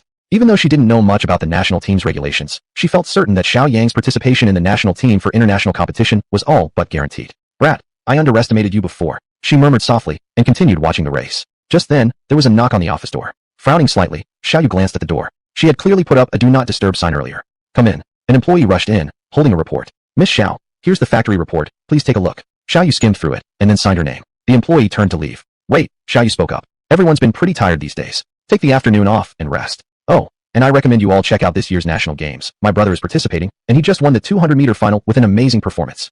The employee looked surprised and immediately smiled. "Miss Xiao, you're talking about the handsome guy who came to visit us last time?" Xiaoyu smiled warmly and nodded slightly. "Yes, him. I don't believe it." Since Xiaoyu normally wasn't too formal, the employee spoke without hesitation. Xiaoyu smiled slightly. Indeed, even she herself as his elder sister wouldn't have believed it if she hadn't witnessed it with her own eyes.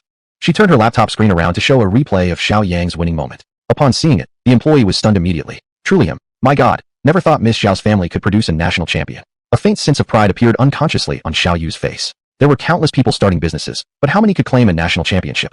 The employee quickly spread the news about Xiaoyu's younger brother winning the championship. The entire office burst into exclamations and excitement, with many people rushing to watch the race on their computers. "Seriously, no wonder we got the afternoon off suddenly. This isn't enough. It's such a glorious moment since your brother won the national championship. Miss Xiao should treat us tonight. That wouldn't be unreasonable, right?"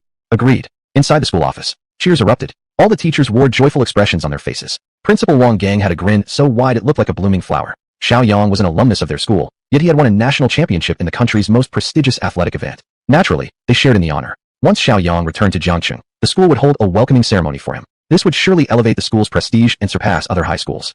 Feng Qi saw Shiaoyang walking into the rest area, and immediately ran over to give him a massage. "You are my personal deity. Amazing, just amazing. You won effortlessly, and even reached a top domestic-level performance." Shiaoyang remained humble. On the international stage, this performance would only be considered average. Certainly, without mentioning other competitions, such a result wouldn't even qualify him for the Olympic final.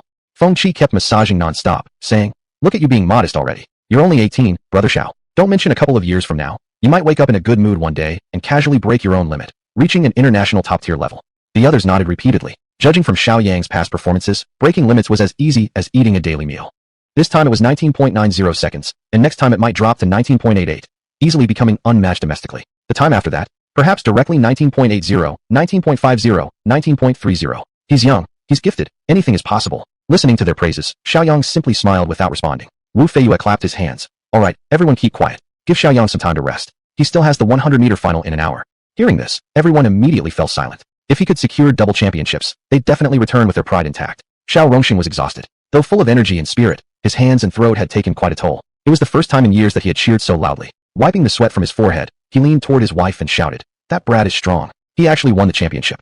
Even now, his voice still carried shock. The surrounding noise forced Lu Ping to shout as well. "This is nothing. The 100-meter race later is where he'll truly shine. Even stronger in the 100-meter?" Hearing this, Xiao Rongxing felt re-energized. Wu Feiyue remained by the door, glancing outside. Seeing that athletes had already started entering the field, he didn't wait for the volunteers and immediately turned to Xiaoyang. "Come on, the athletes are entering now."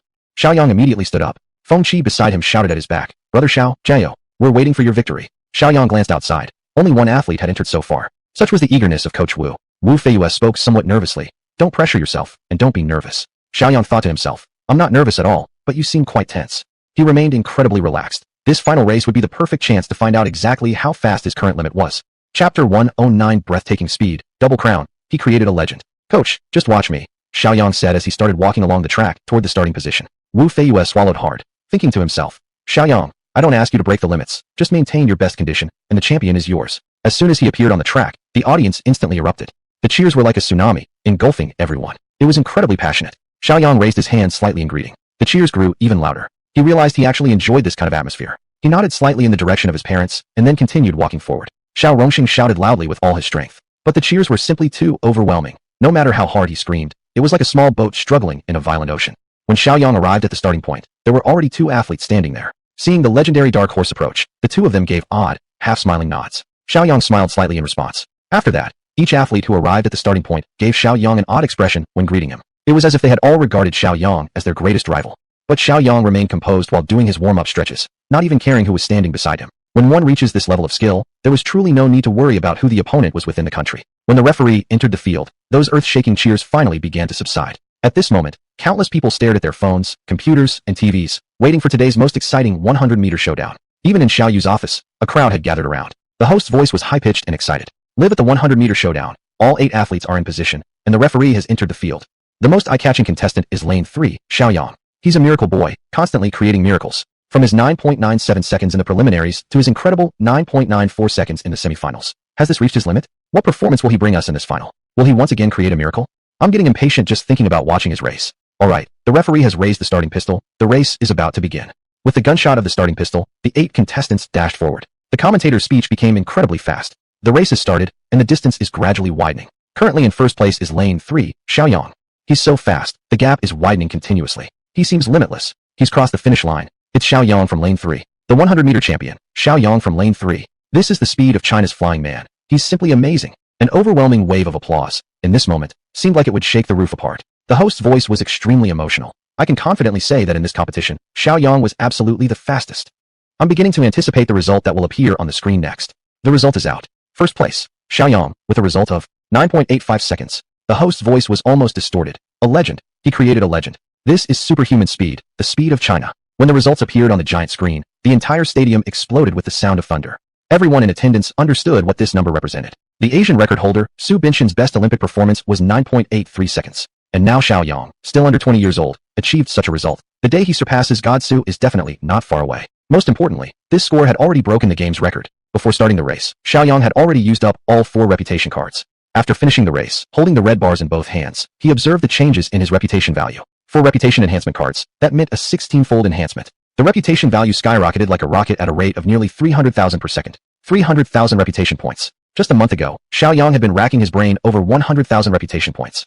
And now, he was gaining 300,000 every second. Seeing his son really take first place in the 100-meter, Xiao Rongxing immediately got carried away. Wow, that's amazing. He stood directly on his chair, enthusiastically waving 2 flags, blocking the view of those behind him completely. The guy sitting behind wasn't happy at all. At such a critical moment, he was being blocked. He reached out and patted Xiao Rongxing's leg, shouting, "Hey, can you please sit down and watch properly?" But Xiao Rongxing didn't care what the others said. He just turned his head and said proudly, "That's my son. That's my son. He just won the championship." The guy was momentarily stunned. No wonder he was so excited. He turned his head and lovingly flicked the chubby kid beside him who was eating popcorn. Look at someone else's son. Lu Ping kept screaming non-stop, so excited in this moment that she couldn't even utter a single complete sentence. 2 championships. Her own son had become the champion in 2 events. Inside Xiao Yu's office, surrounded by a circle of employees, everyone instantly erupted into astonished cheers. No way, he actually got first place. First in the 200 meters, and first in the 100 meters too. 2 championships. Boss Xiao, your younger brother is just too strong. You're treating us tonight. Xiao Yu tried to suppress her excitement. She nodded and said, "No problem. Tonight, every single one of you. I'm covering everything. Wherever you want to eat, whatever you want to do, it's all on me." Everyone was stunned. They hadn't seen Xiao Yu being this generous in years. Immediately after realizing it, everyone cheered loudly. Xiao Yu smiled, eyes locked on the computer screen, thinking to herself, "That brat, you really made your big sister proud." Wu Feiyue was so emotionally excited he couldn't contain himself. Earlier, he only hoped Xiaoyang could maintain his best condition, but he never imagined Xiaoyang would surpass his own limits again and set a new competition record.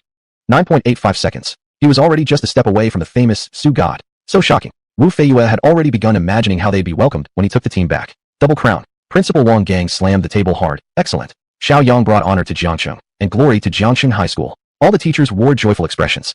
The happiest one was naturally the homeroom teacher, Wei Xiumei. In Wei Xiumei's heart, she had long considered Xiaoyang as her beloved disciple. Now seeing him achieving such a feat, her heart bloomed with happiness. Double champion. This is my most accomplished pupil. After Feng Qi and others finished cheering, they all rushed out, immediately lifting Xiaoyang, who was walking toward them, off the ground. Shouting and cheering, they began throwing him up together. Wu Feiyue watched with his heart pounding. Stop it already. You still need to receive the award. Chapter 110, 2 gold medals. With Wu Feiyue's intervention, these people finally let go of Xiaoyang. Feng Qi heavily patted Xiaoyang's shoulder. I knew you wouldn't disappoint us. Ha ha ha, grabbing 2 gold medals for us from Tianan. All of us are going to benefit when we return. Yeah, Usually every year we have to return as low-key as possible, but this year, we're definitely going to be flashy. The rest also chimed in enthusiastically. Shiaoyang smiled, without speaking. He had been closely watching the increase in his popularity value. It had indeed not disappointed him. After accumulating 4 popularity cards for over a month, his popularity value had already surged to 7 million. 7 million. Looking at the steadily rising number, Shiaoyang felt more exhilarated than holding a 7-digit savings passbook. At this pace, it shouldn't be a problem to cross the 10 million mark. Several people escorted him back to the lounge. Now all they needed to do was wait quietly until all the track and field events were completed, and then the awarding ceremony would begin, at which time he could reap another wave of popularity value. Feng Qi and others seemed even more excited than Shiaoyang himself. They even started discussing where to go for dinner that night. With no more competition events, they naturally had completely relaxed dietary restrictions. Coming such a long way, it would feel like a loss not to taste some real Beijing food. Wu Feiyue was also open-minded about it. I've already asked the superiors about this. Choose any place you like, eat any dishes you want, and everything will be reimbursed, he announced. Everyone cheered. This time, the Tian'an Provincial Sports Bureau was unusually generous, and naturally, they couldn't disappoint the leadership. Although Shiaoyang did not participate in the conversation, he also wore a smile across his face. After eating only nutritional meals in small dining halls for over a month, everyone was indeed bored stiff. At 4 in the afternoon, all the athletics events had concluded, naturally leading into the awarding ceremony. This ceremony was held by the General Administration of Sport. As Shiaoyang entered, the music, Wings of Dream, began to play. The awarding platform was located in the center of the stadium, where a big stage had been set up. After Shiaoyang walked up, under the guidance of the staff, he came to the podium with 3 different levels. A champion, after all, needed to stand the highest. Shiaoyang stepped onto it, with a runner-up in 3rd place standing on either side. He didn't even bother to remember their names or what they looked like. People from the sports administration began presenting the awards. An elderly man, over 50 years old, placed the gold medal around Xiaoyang's neck. He stretched out his hand slightly and played with it. This 500-gram medal had a pleasant feel to it, golden and shining. Of course, as an athlete, Shiaoyang knew perfectly well that these so-called gold medals were actually only plated with no more than 10 grams of pure gold on the surface. The rest was silver. As for the silver medals, they really were silver, and the bronze medals truly were bronze. Not to mention their monetary value, the meaning behind them was immense. 100M champion, gold medal winner, Shiaoyang. The audience erupted into thunderous applause. Soon, the runner-up in 3rd place stepped down, leaving only Shiaoyang standing firmly on the podium. To save the trouble, he thought, but a staff member still invited him down. Going through the motions again. All right. A few minutes later, Shiaoyang appeared on the podium again. Watching their son truly receiving the award on stage, the couple in the audience seats beamed with joy. They kept telling people nearby, "Champion, my son." They looked incredibly proud. With the award ceremony over, many people in the audience had already left. The athletes also started exiting in an orderly fashion. Feng Qi immediately took his gold medal and began playing with it. Back in the dorm, Shiaoyang made a video call to Lu Ping immediately. Seeing his mother with a beaming face, Shiaoyang smiled and said, "Are the 2 of you satisfied with my performance today?" Lu Ping nodded repeatedly. "Satisfied, very satisfied. 2 champions, 2 gold medals. Your mother will now have something to brag about during lectures." Then she added, "I'm proud of you." Shiaoyang gave a slight smile with his lips pressed together. Behind her, Xiao Rongxing extended a big thumb toward the camera. "Little brat, you're actually capable." Lu Ping pushed Xiao Rongxing aside, and then turned toward the camera again. "Now that the competition is over, can you get some time off?"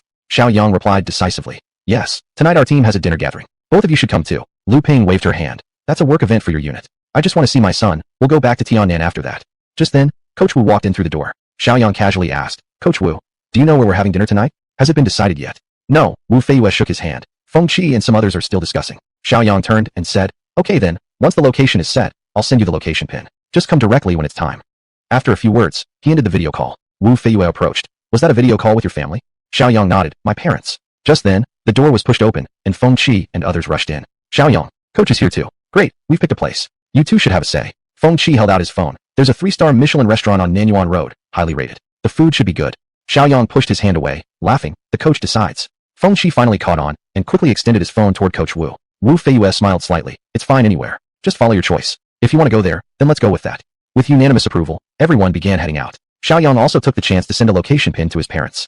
This restaurant was on the 1st floor of a building. The space was tall and spacious, with an open kitchen where every process and ingredient was clearly visible. Especially worth mentioning was the seafood section. It was practically an aquarium. The freshness of the seafood was exceptional, with a wide variety of crabs, large shrimps, abalones, sea cucumbers, and fish moss. The reason this restaurant had earned a Michelin star lay in its innovative dishes, improvements, and unique flavors. Luxurious and delicious food naturally came with unusual prices. In this restaurant, even a single serving of Chinese cabbage cost 90 yuan. Of course, there were differences in cabbage too. Jiaozhou cabbage, commonly known as jiaobai.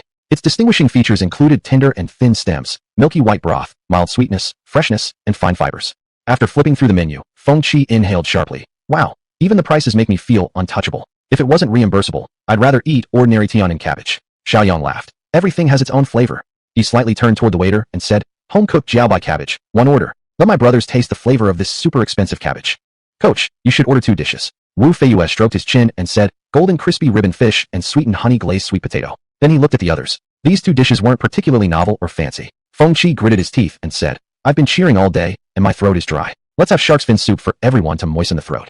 Chapter 111. A tremendous amount of reputation, legendary skill. These people then completely let loose and got into the mood. All sorts of seafood, truffles, and more. After the waiter left, considering there were some who drank alcohol, Wu Fiwa ordered a regular bottle of Flying Apsara Matai, along with some beer. Just then, Shiaoyang's phone rang. He glanced down and saw it was a call from his parents, so he hurriedly stepped out of the private room. At the entrance of the hotel, he saw the 2 waiting. "Mom, Dad, over here." Lu Ping and the 2 walked forward. Before Xiaoyang could even speak, Xiao Rongxing had already thumped him on the chest. "Not bad. You really impressed me today, kid." Actually, Xiao Rongxing had originally intended to use a 2-part proverb, but it seemed unsuitable for his status and might harm his dignity in front of his son, so he made it a light and casual remark. Xiaoyang smiled. "That's nothing. There will be much more glory later. You're just boasting, kid." Lu Ping gave him a glare. "I believe in my son. Since he chose sports, he will surely shine brightly." Xiao Rongxing's expression immediately softened as he thought inwardly. "Speak as if it's not my son." Xiaoyang laughed toward the 2. "All right, we've already booked a private room. Let's go inside and chat." Lu Ping waved her hand. "Everyone inside is from your sports team. It's probably not so appropriate for us to go in." Xiao Rongxing didn't have such concerns regarding social graces. What appropriate or not? We're already here. What's there to fuss over? We can just have something simple, and we still have to catch the high-speed train tonight. Xiaoyang grabbed Lu Ping's arm. "It's fine. You son already won 2 gold medals. They would welcome you before you even arrive." Xiaoyang led the 2 into the private room. "This is my dad and my mom." With this brief introduction, everyone in the room immediately stood up. "This is Coach Wu from our track and field team." Xiao Rongxing hurriedly shook hands. "Coach Wu, long time to meet you. That person over there is Feng Qi Mom. He waved to you during the video chat the day before yesterday." "Hello, Aunt." Xiaoyang introduced the rest of them one by one. Wu Feiyue always felt that Xiao Rongxing looked somewhat familiar, so he asked, "What industry are you in? Have we met before?" Xiao Rongxing took a look at the other person and found him completely unfamiliar. "I'm in a lab doing scientific research." Wu Feiyue suddenly smacked his head. "Didn't you receive the National Science and Technology Innovation Award 2 years ago? At the time, your name was in the newspaper, and even the Tian'an TV station did a special interview with you. Your name was Xiao Rongxing." Xiao Rongxing hadn't expected someone to still remember those minor glorious achievements of his and smiled, nodding. "Indeed, it was me accepting the award on behalf of the team 2 years ago." Wu Feiyue immediately grew somewhat excited. "Academician Xiao. Unexpectedly, your son is Xiaoyang. What a tiger father, indeed. Would not raise a dog's son." Well, since he was a PE coach, it was understandable if his literary expressions were a bit lacking.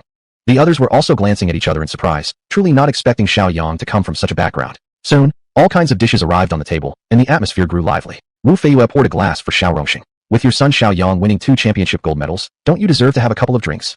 Xiao Rongxing rarely felt so delighted and didn't refuse at that moment. When Feng Qi wanted to pour wine for Lu Ping, Xiaoyang stopped him. "My mom is allergic to alcohol. She can just have soft drinks." It must be said that this hotel was rated as a 3-star Michelin establishment for good reason. Even that exorbitantly priced cabbage tasted amazing. After drinking some, and with various dishes tasted, Xiao Rongxing, who had never had much of a drinking capacity, was starting to feel tipsy. Coach Wu wasn't good with alcohol either, so their situations were somewhat similar. "You son this." Wu Feiyue drunkenly gave a thumb up, then put his arm around Xiao Rongxing and continued. "You've made contributions to the country. In the future, Xiaoyang will bring honor to the nation. Your whole family is amazing. All top-notch. You, coach, are also impressive. Being able to discover my son's raw potential, you're top-notch too." Lu Ping tugged at Xiao Rongxing a bit, but it didn't help. As the 2 continued praising each other, Xiaoyang could only smile helplessly. Then he proposed wrapping up the dinner. Everyone, already full and satisfied, naturally agreed. After arriving outside, Xiaoyang told Feng Qi, "Coach Wu drank a lot today. You guys take care of him. I'll head back a bit later tonight." Feng Qi asked curiously, "Back later? What are you going to do?" "Send my parents to the high-speed rail station. That's what a son should do." "Understood." Immediately after, Feng Qi whispered something to Coach Wu, and the group waved to Xiaoyang. Only after seeing his parents walk into the high-speed train station did Xiaoyang finally exhale in relief. Glancing at the time, it was already 11:30 p.m. Then he called a taxi. Perhaps because the sports meet had just ended, the taxi driver immediately recognized Xiaoyang. "You're Xiaoyang, the double champion of the 100-meter and 200-meter races." "Double champion?" That title actually sounded pretty good. Xiaoyang smiled and gave the driver the address. When they arrived, Xiaoyang scanned the code to pay, but the driver refused to take the money. Helplessly, Xiaoyang estimated a rough price, added a little extra, and sent it directly to the driver. Back in his dormitory, Xiaoyang lay on the bed and started checking what he had gained today. Within 2 days, his reputation value had soared from the initial 200,000 to nearly 9,970,000. Moreover, the reputation value was still slowly rising, and it looked like breaking 10 million was practically guaranteed. Such a massive amount of reputation gave Xiaoyang the feeling of holding a huge sum of money with nowhere to spend it. Redeeming songs, piano scores, and similar items barely consumed any reputation. Skill upgrades. He made a summary of all his current skills. Sprint, medical genius, mathematics specialization, super memory, combat mastery, piano mastery, driving mastery, cooking mastery, painting mastery, perfect singing voice, and the newly acquired jumping ability. Among these 11 skills, only super memory, sprint, and medical genius were advanced level. The rest were mostly intermediate or basic. Now that he had plenty of reputation, he could upgrade all of his skills to advanced. Each basic skill required 10,000 reputation to upgrade to intermediate, and each intermediate required 100,000 to become advanced. After a round of upgrades, he spent only over 800,000 reputation. In the face of 10 million reputation, this amount barely made a dent. Still over 9 million remained. Then, he could choose one of the advanced skills and upgrade it to the next level. Choosing carefully. Eventually, Shiaoyang set his sights on sprint. Since gaining reputation from sports events was definitely fast, naturally, it made sense to prioritize upgrading sports-related skills. The upgrade required 1 million reputation, but Shiaoyang didn't hesitate. Upgrade advanced sprint. Skill changes to legendary. Skill nature changes. Legendary sprint. Passive skill. Can strongly activate potential, achieving the purpose of breaking limits. This skill had actually changed from an active skill to a passive one. Chapter 112 Return Journey, Private Charter. Legendary level skill. Upgrading it further would require 10 million points. 10 million? Better not think about it for now. Looking at the remaining 8 million fame points, he could still upgrade other skills to legendary level. Since he was currently focusing on sports, he might as well start by upgrading his jump power first. Legendary jump. Potential has been unlocked, possessing tremendous jumping ability. Skills didn't show data, but he would get an idea after testing it. Even the advanced sprint could already break into the world-class level. The legendary jump should definitely be world-class as well. Looking at the remaining 7 million fame points, Shiaoyang wasn't in a rush. Right now, having 1 or 2 legendary skills was more than enough. He could save up his fame points and upgrade the sprint skill when he broke the 10 million point mark again. Spending a couple 100,000 or even a few million would definitely take some time. Morning arrived. Shiaoyang opened his eyes. Daily check-in. Plus 15,000 fame points. Gaining fame points like this was okay too. However, compared to the 7 million points he already had, this number seemed rather modest. After getting up, Shiaoyang went out for a light jog, beginning his morning exercise routine. The dormitory environment here was excellent, filled with plenty of greenery, making it a rare place with fresh air in Kyoto where pollution was quite noticeable. After finishing a round, he returned and saw Feng Qi leaning against a pillar near the dormitory. Bro Xiao morning. Shiaoyang smiled, took the towel Feng Qi handed over, and wiped his face. You don't jog in the morning? Feng Qi raised his eyebrows. Nan do it, Zhima Feng Song, Yiling Tan Bu Pao, my condition won't drop. You mean you're just too playful? After all, they were athletes. Morning jogging had already become a daily habit. Missing even one day made them feel uncomfortable all over. Shiaoyang draped the towel over his shoulder and asked with a smile, what's your plan today? Feng Qi quickly moved closer and whispered, today, we tour Kyoto, then fly back tomorrow. At this, Feng Qi seemed more excited. This time, the sports bureau is really pulling out all the stops. They chartered a private jet for our track and field team. Oh, Shiaoyang showed a slight surprise. Looks like the leaders really valued this honor. It made sense too. Tiannan had never won a national championship in so many years. This time, they not only won one, they got 2 at once. Such an achievement was worth celebrating. There was no reason for the sports bureau not to do it in style. Feng Qi continued happily. Haha, never thought I, Feng Qi, would get to fly on a private jet. Just thinking about it feels amazing. That was indeed awesome. Shiaoyang thought to himself, and I, who created this honor, feel even better. As he started walking back toward the dorms, he asked, so where are we going today? Do you have a plan? Feng Qi followed and quickly replied, yes. We are athletes. Shouldn't we visit the Olympic Park, the bird's nest under construction, and maybe the Great Wall? Shiaoyang nodded repeatedly. After the 2008 Winter Olympics, the country had successfully bid for the Olympics a second time. Next year, the first domestic Olympic Games would be held in Kyoto. Currently, the national stadium was undergoing expansion. You said the bird's nest is still under construction. Do you think we'll be allowed in? No way we can go in. Just seeing it from a distance is good enough. Indeed, after breakfast, Wu Feiyue led the group on a Kyoto tour. The first stop was the Olympic Park. Shiaoyang and others looked at the half-finished bird's nest from a distance. This all-day tour would have been exhausting for anyone with lower stamina. The team members' initial enthusiasm was almost completely worn off. This is it. Feng Qi sat on the subway looking bored. The others looked equally exhausted. Wu Feiyue looked at them, quietly saying, you young folks, before coming, all of you were super excited. Now after just one round, it's like it's nothing. Daily check-in. Gained a fame boost card. Another fame boost card. Nowadays, this item was like a precious treasure. After storing it properly, Shiaoyang began his morning workout. When he returned to the dorm, finished showering, and started packing his bags. He didn't have much to bring, so packing was easy. Soon all his belongings were packed. Bro Xiao, are you done packing? Shiaoyang turned around and saw Feng Qi, a big backpack already placed by his feet. Done. He picked up the small bag and walked to the door. Feng Qi picked up the backpack from the ground. Let's go. The bus is here. Shiaoyang nodded and walked out of the dormitory area with him. Feng Qi glanced at the bus and said, wow, there are only a few of us. Do we really need such a huge bus? Shiaoyang smiled. Ever heard of the saying, making an appearance? Feng Qi nodded repeatedly. Exactly. Our championship team definitely deserves this kind of treatment. Wu Feiyue, standing by the door, patted Feng Qi on the shoulder. No more talking. Get on the bus quickly. With nearly 20 seats and only a few of them boarding, naturally the bus was extremely spacious. Feng Qi found a seat and immediately went into full recline mode. Spacious. Shiaoyang shook his head at the sight and found a window seat for himself. They remained silent the entire way, heading straight for the airport. Getting off the bus, they were guided by staff into the airport and soon caught sight of the chartered aircraft, a small passenger plane. Even though it was a small passenger jet, the rental cost must have been enormous. This time, the Provincial Sports Bureau had truly gone all out just to welcome back the champions. The group was visibly excited and quickly followed the staff's instructions to board. When Shiaoyang calmly walked into the cabin, Feng Qi was already sitting comfortably with a wow expression on his face, a flight attendant handing him a glass of lemon water. Nothing like a chartered flight. This experience is just incredible. After taking a blissful sip from the lemon water, He turned his head to look at Shiaoyang entering from behind. Bro Xiao, man, we're really riding your coattails. Otherwise, I probably wouldn't have gotten a chance to ride a private charter in my entire life. Shiaoyang smiled and said, if I ever strike it rich in the future and buy a private jet, I'll definitely let you be the flight attendant. Then you can ride it every single day. Wouldn't that be great? Feng Qi chuckled, I have no problem with that. I'll just wait until the day you can actually afford a private jet. The flight attendant who walked over couldn't help but purse her lips to suppress a smile. Anything I can get you? Just mineral water, thank you. A moment later, the stewardess brought over a glass of water. From Kyoto to Tiannan, it was only a 3 or 4 hour flight. By the time the plane landed at the airport, it was barely noon. Looking through the cabin window, one could clearly see a group of people gathered outside the plane. Some were already quickly hanging banners onto the fuselage. A few minutes later, the aircraft door finally opened. Chapter 113 Flowers and Glory. The flight attendant opened the cabin door and made a gesture inviting everyone out. This concludes our journey. Welcome aboard. After getting off the plane, Shiaoyang turned around and looked at the banners on the aircraft. Returning double champion of Tiannan, a warm welcome. The magical boy, running toward dreams. Welcome home, double champion. These banners, quite something. As the group stepped off the plane, it seemed the airport passage had just opened up, and immediately a group of reporters with cameras surrounded them. A few children also approached, holding flowers to present to the athletes. Feng Qi nudged Shiaoyang on the shoulder and whispered, such a welcoming ceremony, absolutely unmatched. At this moment, Wu Feiyue pulled Shiaoyang slightly. That man you've met before, Qianzhua from the sports bureau. Shiaoyang took a look at the approaching group and immediately recognized him. Back when they were at school, the highest-ranking official among the visitors had been Qianzhua, Director Qian. Wu Feiyue walked forward. Director Qian, long time no see. After shaking hands with Wu Feiyue, Qianzhua immediately turned his gaze toward Shiaoyang beside him. Indeed, heroes emerge from the young. It's only been 2 months since our last visit to Jiangqing. And in just 2 months, he has already claimed the championship. What is this? This is the speed of our China. The reporters took photos furiously, while others carefully noted down every word, certain to publish the news by the afternoon.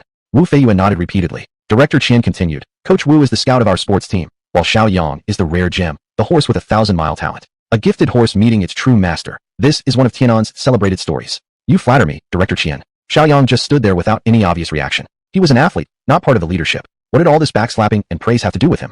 Soon, several people from the sports bureau approached carrying an oversized check. Then Director Qian spoke. This check here is Xiaoyang's reward for winning the championship. To keep up with the reward policies of other provinces, we even made an exception and increased the bonus. Xiaoyang casually glanced at the number on the check. 480,000. 480,000? As previously mentioned, the prize money for a championship was 100,000 yuan. 2 championships would equal 200,000, plus the bonus awarded by the National Bureau. Other provinces also offered similar rewards for such nationally significant competitions. Then Director Qian solemnly handed over the oversized check to Shiaoyang. They took commemorative photos together. Afterward, Qianzhua stepped aside for a quiet word with Wu Feiyue, while the reporters started asking questions. Shiaoyang, what are your plans after winning this championship? Shiaoyang smiled as he replied. I think I'll take a few days off first. You achieved an absolutely outstanding result. Some say you have a great chance to surpass Master Su and set a new Asian record. With the Olympics quickly approaching, will you join the national team and begin preparations for next year's Olympics? Xiaoyang answered without hesitation. If there's a chance, I will. Amid the cheers of the reporters and onlookers, Xiaoyang and others boarded the bus adorned with banners, heading toward the stadium. During the ride, Wu Feiyue handed Xiaoyang a detailed statement and the actual check. Now Xiaoyang understood. 100,000 for each champion title, 2 titles making 400,000, with the additional 80,000 being the bonus from the national headquarters for championship titles and record-breaking achievements. Xiaoyang carefully put the check away. His personal savings now had surpassed 4 million yuan. Oh, and Director Qian just told me, the General Administration has sent word, they highly value your potential. The invitation should arrive within the next couple of days. What the General Administration offered went without saying. Before Xiaoyang could show any reaction, Feng Qi and others burst into applause. Feng Qi shook Xiaoyang's shoulder. Wow, the General Administration contacted you directly. It's basically certain that you're joining the national team.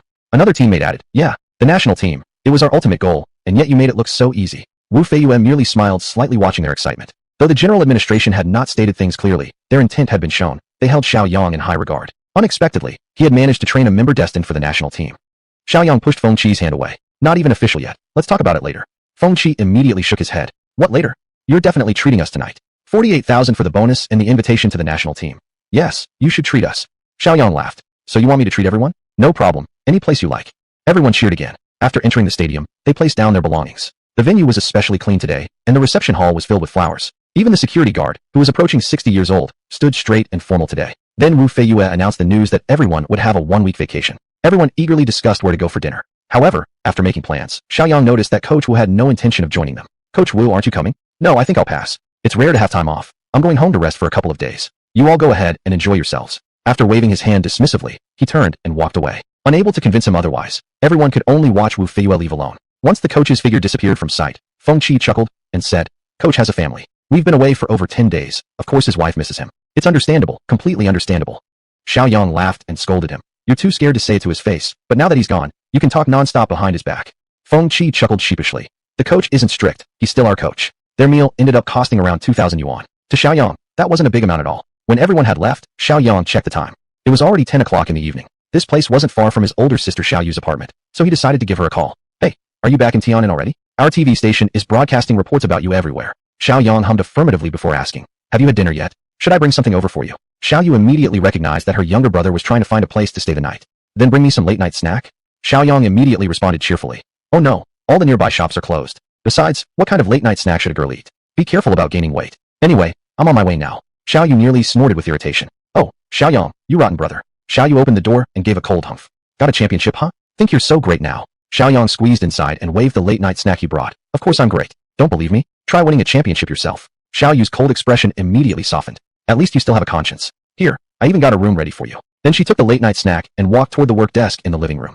Xiaoyang shrugged. Didn't you finish handling all the products already? Why are you still working this late? Sitting at her desk without turning to look at him, Xiaoyu replied. Entrepreneurship isn't as simple as you think. Something new comes up every single day. Chapter 114, National Team Invitation. Starting a business was indeed no easy task. Seeing how busy Xiaoyu looked, Xiaoyang silently told himself that there was absolutely no way he would ever start a business. After returning to his room, Xiaoyang quickly began to rest. Because the sports team was already on vacation, the next day Xiaoyang headed back to Jiangqing. As soon as he arrived, he received a call from his head teacher, Wei Xiumei. Xiaoyang, if you aren't busy recently, come by the school for a bit. The principal has even prepared a welcome ceremony for you. Xiaoyang immediately understood. Jiangqing High School was planning to use his success as a publicity opportunity. After all, this was the first time ever someone from the entire Tian'an region had won a national championship. The school wasn't going to miss such a chance to shine. Xiaoyang paused and thought. Thinking he might not want to go, Wei Xiumei quickly added, if you don't have time, it's fine too. It's not a big deal. I have time. Let me come in the afternoon.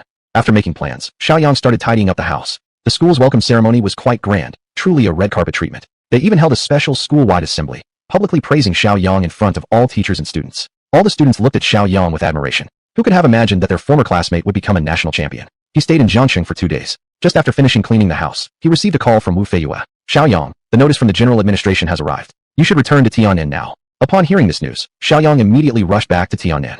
Since it was vacation time, the entire stadium seemed rather deserted. As Xiaoyang entered, Wu Feiyue was leaning against the front desk chatting warmly with the receptionist. Xiaoyang coughed lightly and drew Wu's attention. The coach immediately walked over. Xiaoyang, this is the invitation letter from the Provincial Sports Bureau. Take a look. Xiaoyang accepted and read through it. The letter clearly acknowledged his track and field capabilities and formally invited him to join the national team and compete internationally. At the bottom were the address, contact number, and the official seal of the unit. To be accepted into the national track and field team at just 18 years old clearly showed how much importance the authorities placed on him.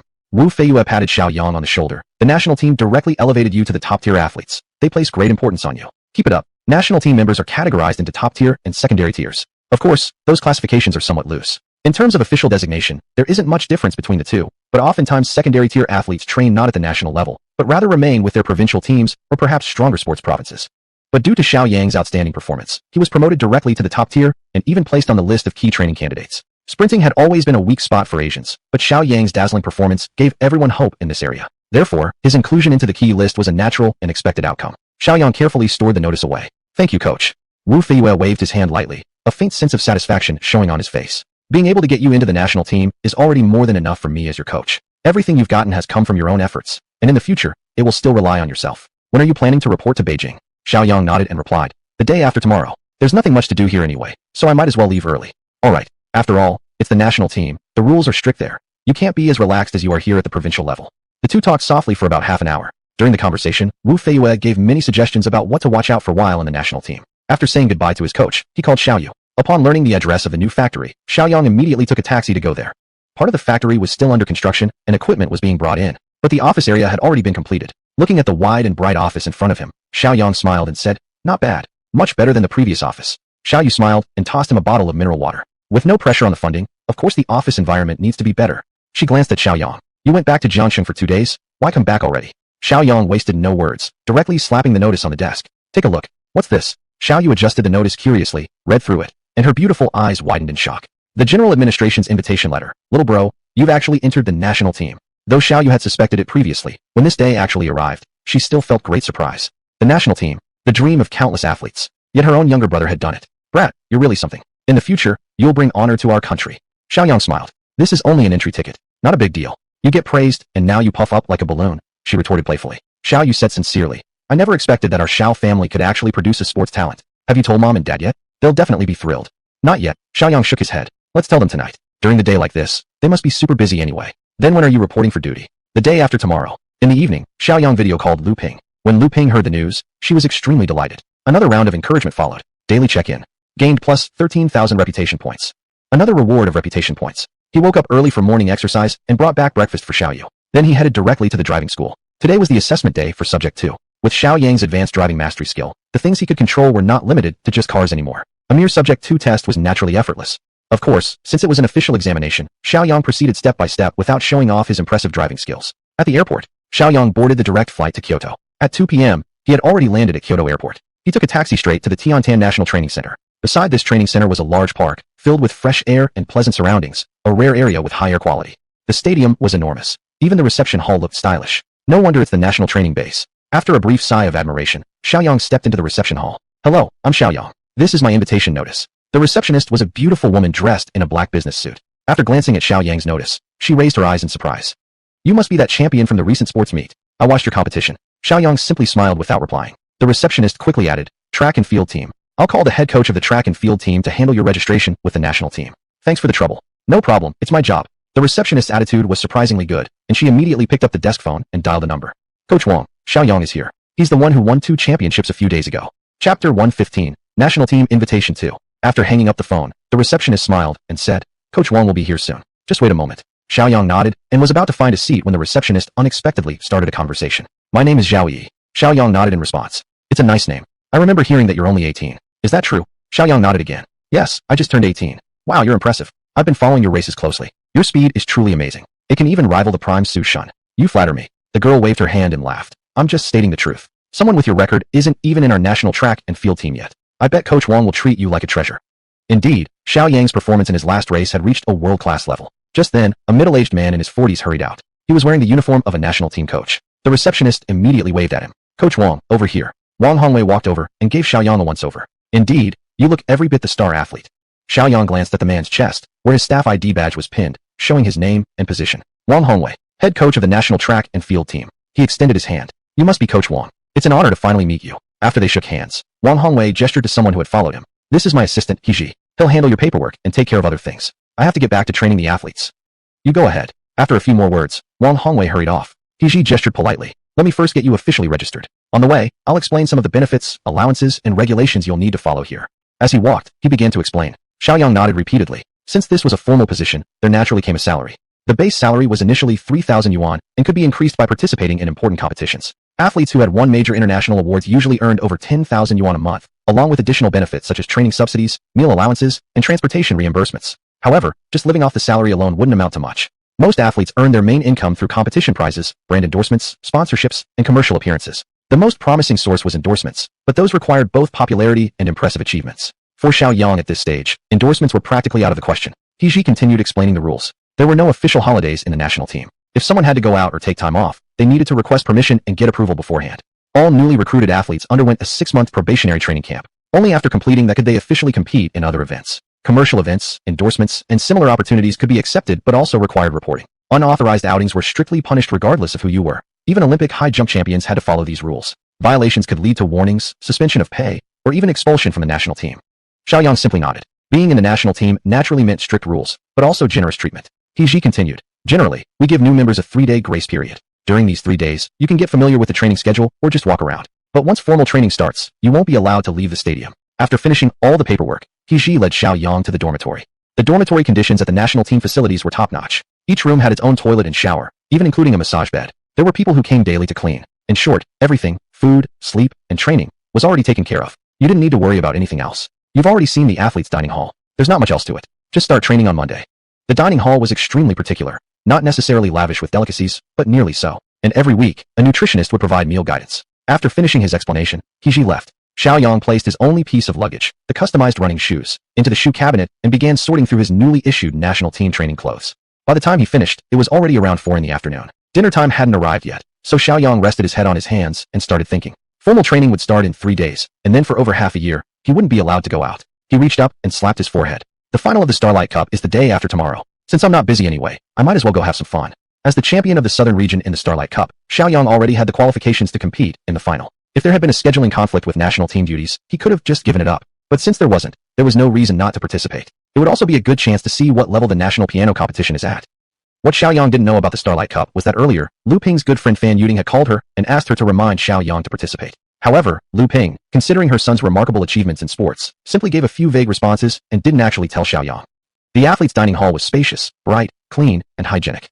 Shiaoyang casually picked up some food and carried it to a seat. Soon, two other athletes sat down at the same table. One of them looked at Shiaoyang and said, "I've watched your races. You were the champion and record breaker at the recent meet." His voice wasn't loud, but it did catch the attention of several nearby tables. "Is that really him? So impressive. He's the one who set the new record.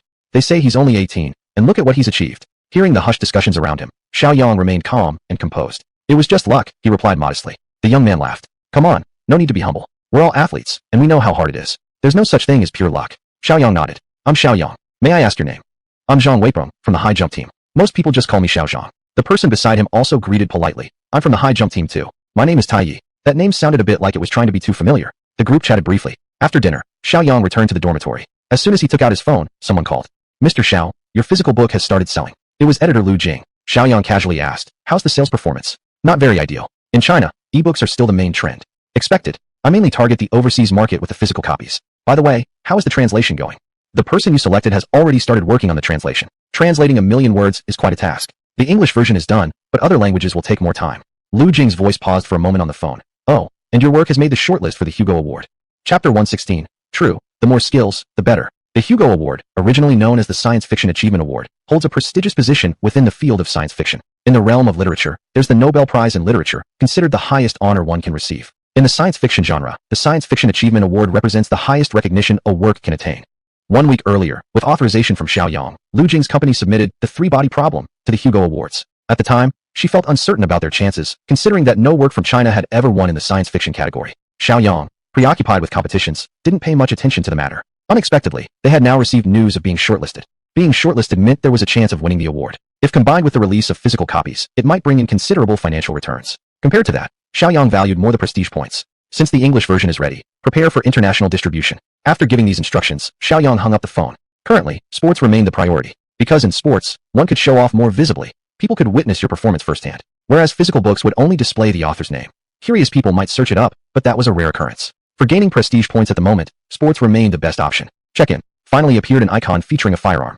Passive skill obtained. Basic firearms mastery. Oh, he actually pulled this skill. It genuinely surprised Shiaoyang. He didn't play shooting games, nor was he a special forces officer. This skill wouldn't be of much use to him. Oh well, going by the saying, the more skills, the better. Shiaoyang casually upgraded the skill to advanced. Advanced firearms mastery. Possessing extensive firearm experience, skilled in all types of firearms, an expert marksman with a perfect hit rate.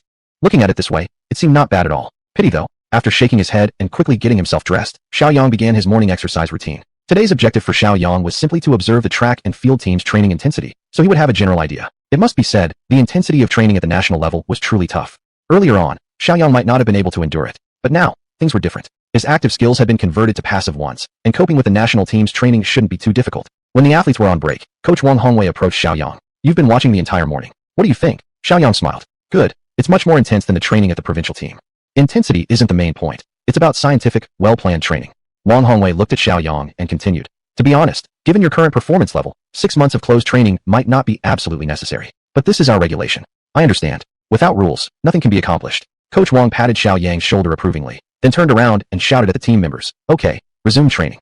"Old phone, are you back from vacation?" Shiaoyang answered Feng Chi's video call. "Hee vacation? Not much fun anyway. I heard from the coach that you received the notice from the general administration and joined the national team. Have you started training already?" Shiaoyang showed his dorm room. "I start half a year of closed training the day after tomorrow." The national team is the national team indeed. The accommodation here rivals 5-star hotels. Dressed in a suit, Shiaoyang arrived at the theater entrance and immediately spotted Qingyu waiting. She was wearing a crepe blouse dress today, appearing mature yet slightly flirtatious. As the president of Jiangxing Piano Association, her attendance wasn't necessary, but she still came anyway. Shiaoyang walked over and raised his hand to greet Sister Qing. When Qingyu saw Shiaoyang, she smiled sweetly. "The double champion, long time no see." Shiaoyang naturally sensed the teasing tone behind her words. It's just domestic competitions. That title of double champion doesn't really mean much." Qingyu laughed gently. "How come it doesn't? The banners with your name as the double champion are everywhere in our city these days." After all, it was his hometown. Naturally, after winning the national championship, both the sports bureau and the school actively promoted his achievements. Quickly changing the subject, Shiaoyang said, "Anyway, I'll treat you to dinner after the competition." He still owed her a meal from before. Now that she had specially come all the way from Jiangxing to support him, he might as well repay the favor. Speaking of the piano competition, Qingyu asked, "Talking about the competition, I never really thought you'd participate, considering you've joined the national team." Compared to entering the national team, a domestic competition like the Starlight Cup was indeed insignificant. Shiaoyang gave a half-honest, half-dodging reply. Training hasn't started yet. I've got time to spare. Might as well participate for fun. Qin Yu was initially taken aback, then smiled. This is the first time I've heard of someone participating in the Starlight Cup with such a purpose. Just then, someone called out to him. Xiaoyang. He turned around, and it was indeed Fan Yuding, Lu Ping's good friend. As a senior mentor at the Conservatory of Music, Fan Yuding held many titles and was also a judge for this year's Starlight Cup.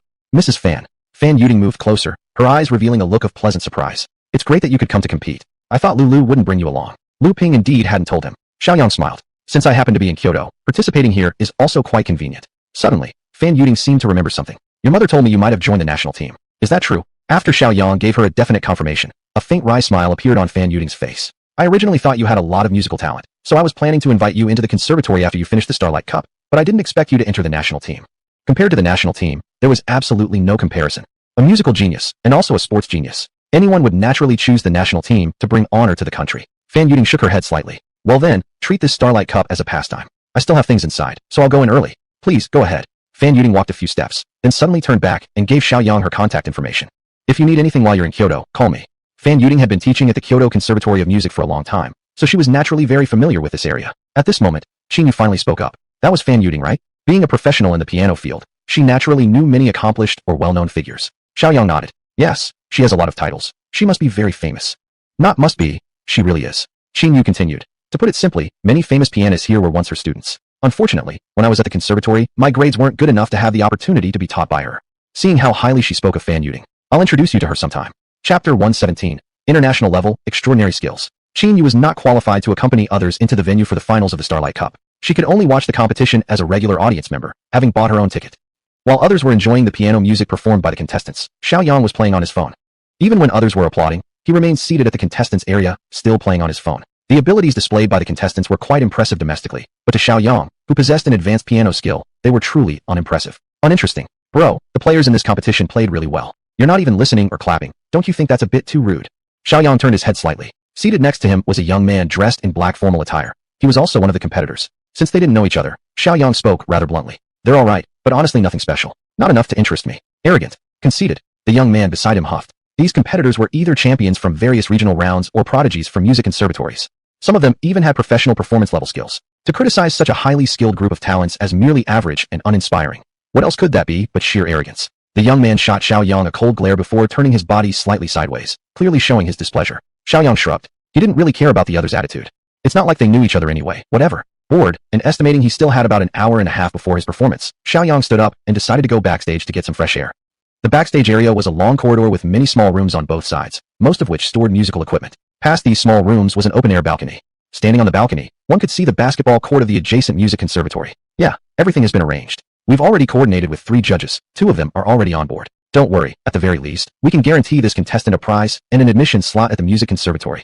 Xiaoyang slightly turned his head and noticed that the window of a nearby room was open. That was exactly where the voice came from. From the sound of the phone call, it was obvious what they were discussing. The competition's underhanded manipulation. Or more accurately, its dirty secrets. Corruption, regardless of the industry or field, is a stubbornly persistent qixing detsunzai, twisted product of power and influence colliding. Xiaoyang remained indifferent toward it. Though he inwardly disliked such things, they wouldn't be enough to shake his composure. The person speaking on the phone seemed to sense something. He looked out the window toward the balcony and promptly closed the window shut. Xiaoyang had no habit of eavesdropping and walked away immediately. He had barely returned to his seat when the host's voice announced. Next, please welcome contestant number 66. Xiaoyang was contestant number 66. He walked onto the stage and quickly reviewed the sheet music already memorized in his mind. With his current supernatural photographic memory, even the most complex compositions remained etched in his mind permanently. He tapped the microphone lightly with his finger. My competition piece today is my own original composition, Will-O-the-Wisp. 2 of the 3 judges showed obvious surprise.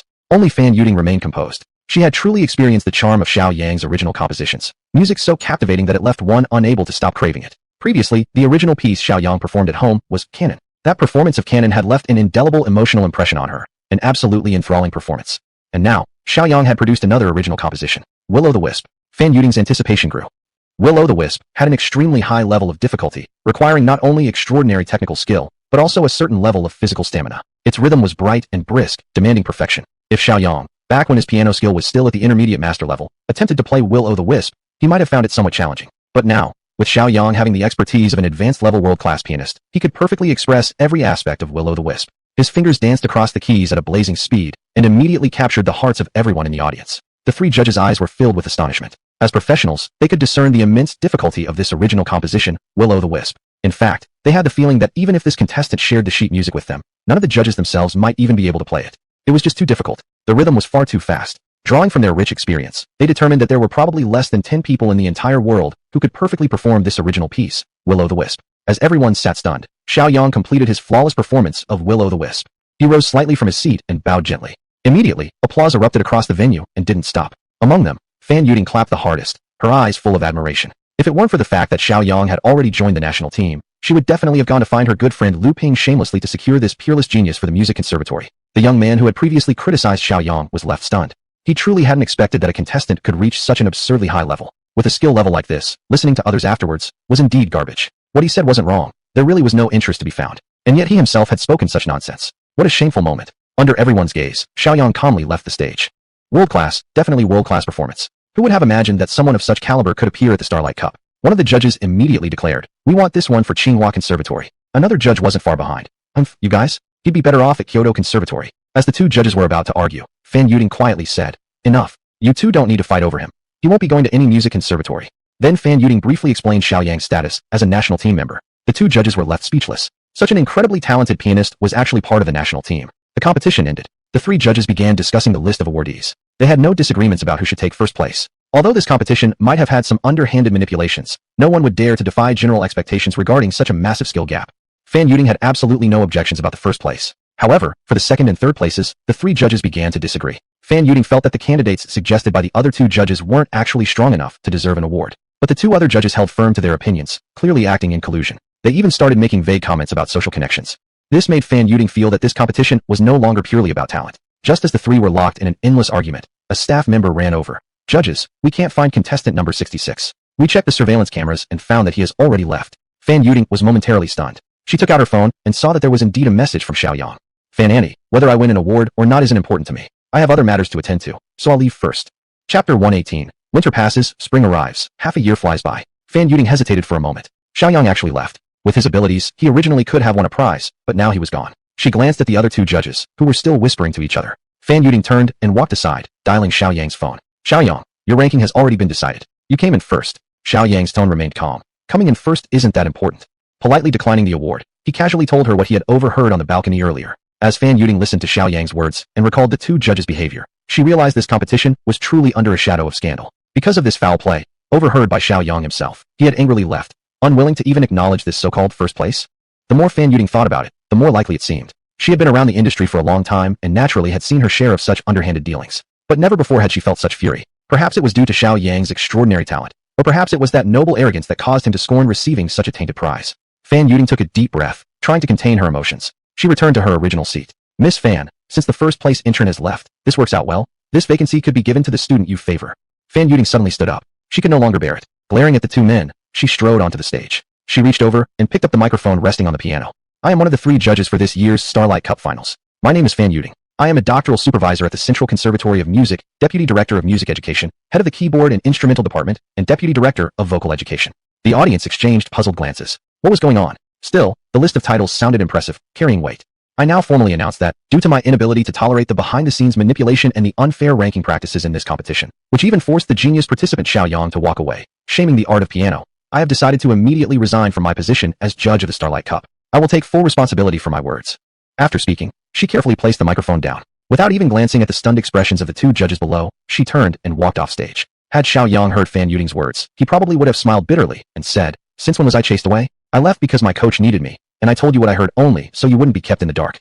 The venue erupted into commotion. The two judges stood flustered and uncertain. Nobody had anticipated anything like this would happen. Xiaoyang hurried back to the stadium, finding Coach Wang Hongwei, the head track and field coach, waiting by the athletes' dormitory building. "Sorry, Coach Wang, I'm a bit late." Waving his hand lightly with a smile, Wang Hongwei replied, "No problem. Not too late. Training officially starts tomorrow. The clinic wants to take your blood and conduct a physical examination." Xiaoyang simply acknowledged. A physical checkup was a natural necessity for any new team member. Accompanied by Coach Wang, they both proceeded toward the medical station. The staff welcoming them were a woman and a young girl. "Coach Wang, this is the new team member?" Wang Hongwei chuckled and nodded. "Yes, this is Xiaoyang, outstanding in the 100m and 200m sprints." The young girl shot Xiaoyang a bright glance. She knew Coach Wang well, yet she'd never heard him speak so highly of any other athlete before. For him to give such praise, this Xiaoyang must surely possess extraordinary athletic talent. Noticing her gaze, Xiaoyang smiled and nodded slightly in return. The physical checkup didn't involve complicated procedures. Half an hour later, all the tests were completed. The girl, named Wang Li, carefully stored the samples. The results will come out tomorrow. I'll deliver them to the archive room. You can check them then, Coach Wang. Coach Wang nodded happily, thanked her, and then walked out with Shiaoyang. This closed training camp was both rigorous and exhausting. The more gifted an athlete was, the stricter the requirements. Shiaoyang, who had already reached international standards at age 18, naturally faced even more stringent demands. Under the supervision of Coach Wang Hongwei, Shiaoyang felt he was improving every single day. When minor improvements pile up, they result in major progress. Winter faded into spring.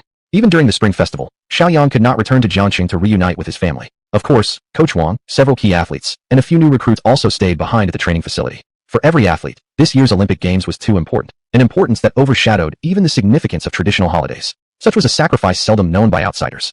Clapping his hands together, Coach Wang announced, "This training camp has officially concluded." A few people visibly relaxed. One of them asked, "Are we getting a few days off?" Wang Hongwei shook his head with a smile. "No days off." He looked around at everyone, his gaze finally settling on Shiaoyang. The 6 months of rigorous training had sharpened Xiaoyang's already well-defined features, giving his face a more radiant glow. "In the upcoming period, I'll arrange some competitions for you. One purpose is to help you gain more competition experience, and the second is to make your resume more impressive." Resume was also very important. Take Shiaoyang for example. If someone searched his name online, only one sentence would pop up. Shiaoyang, male, from Jiangqing, champion of the 14th National Youth Games, later joined the national team. That's it.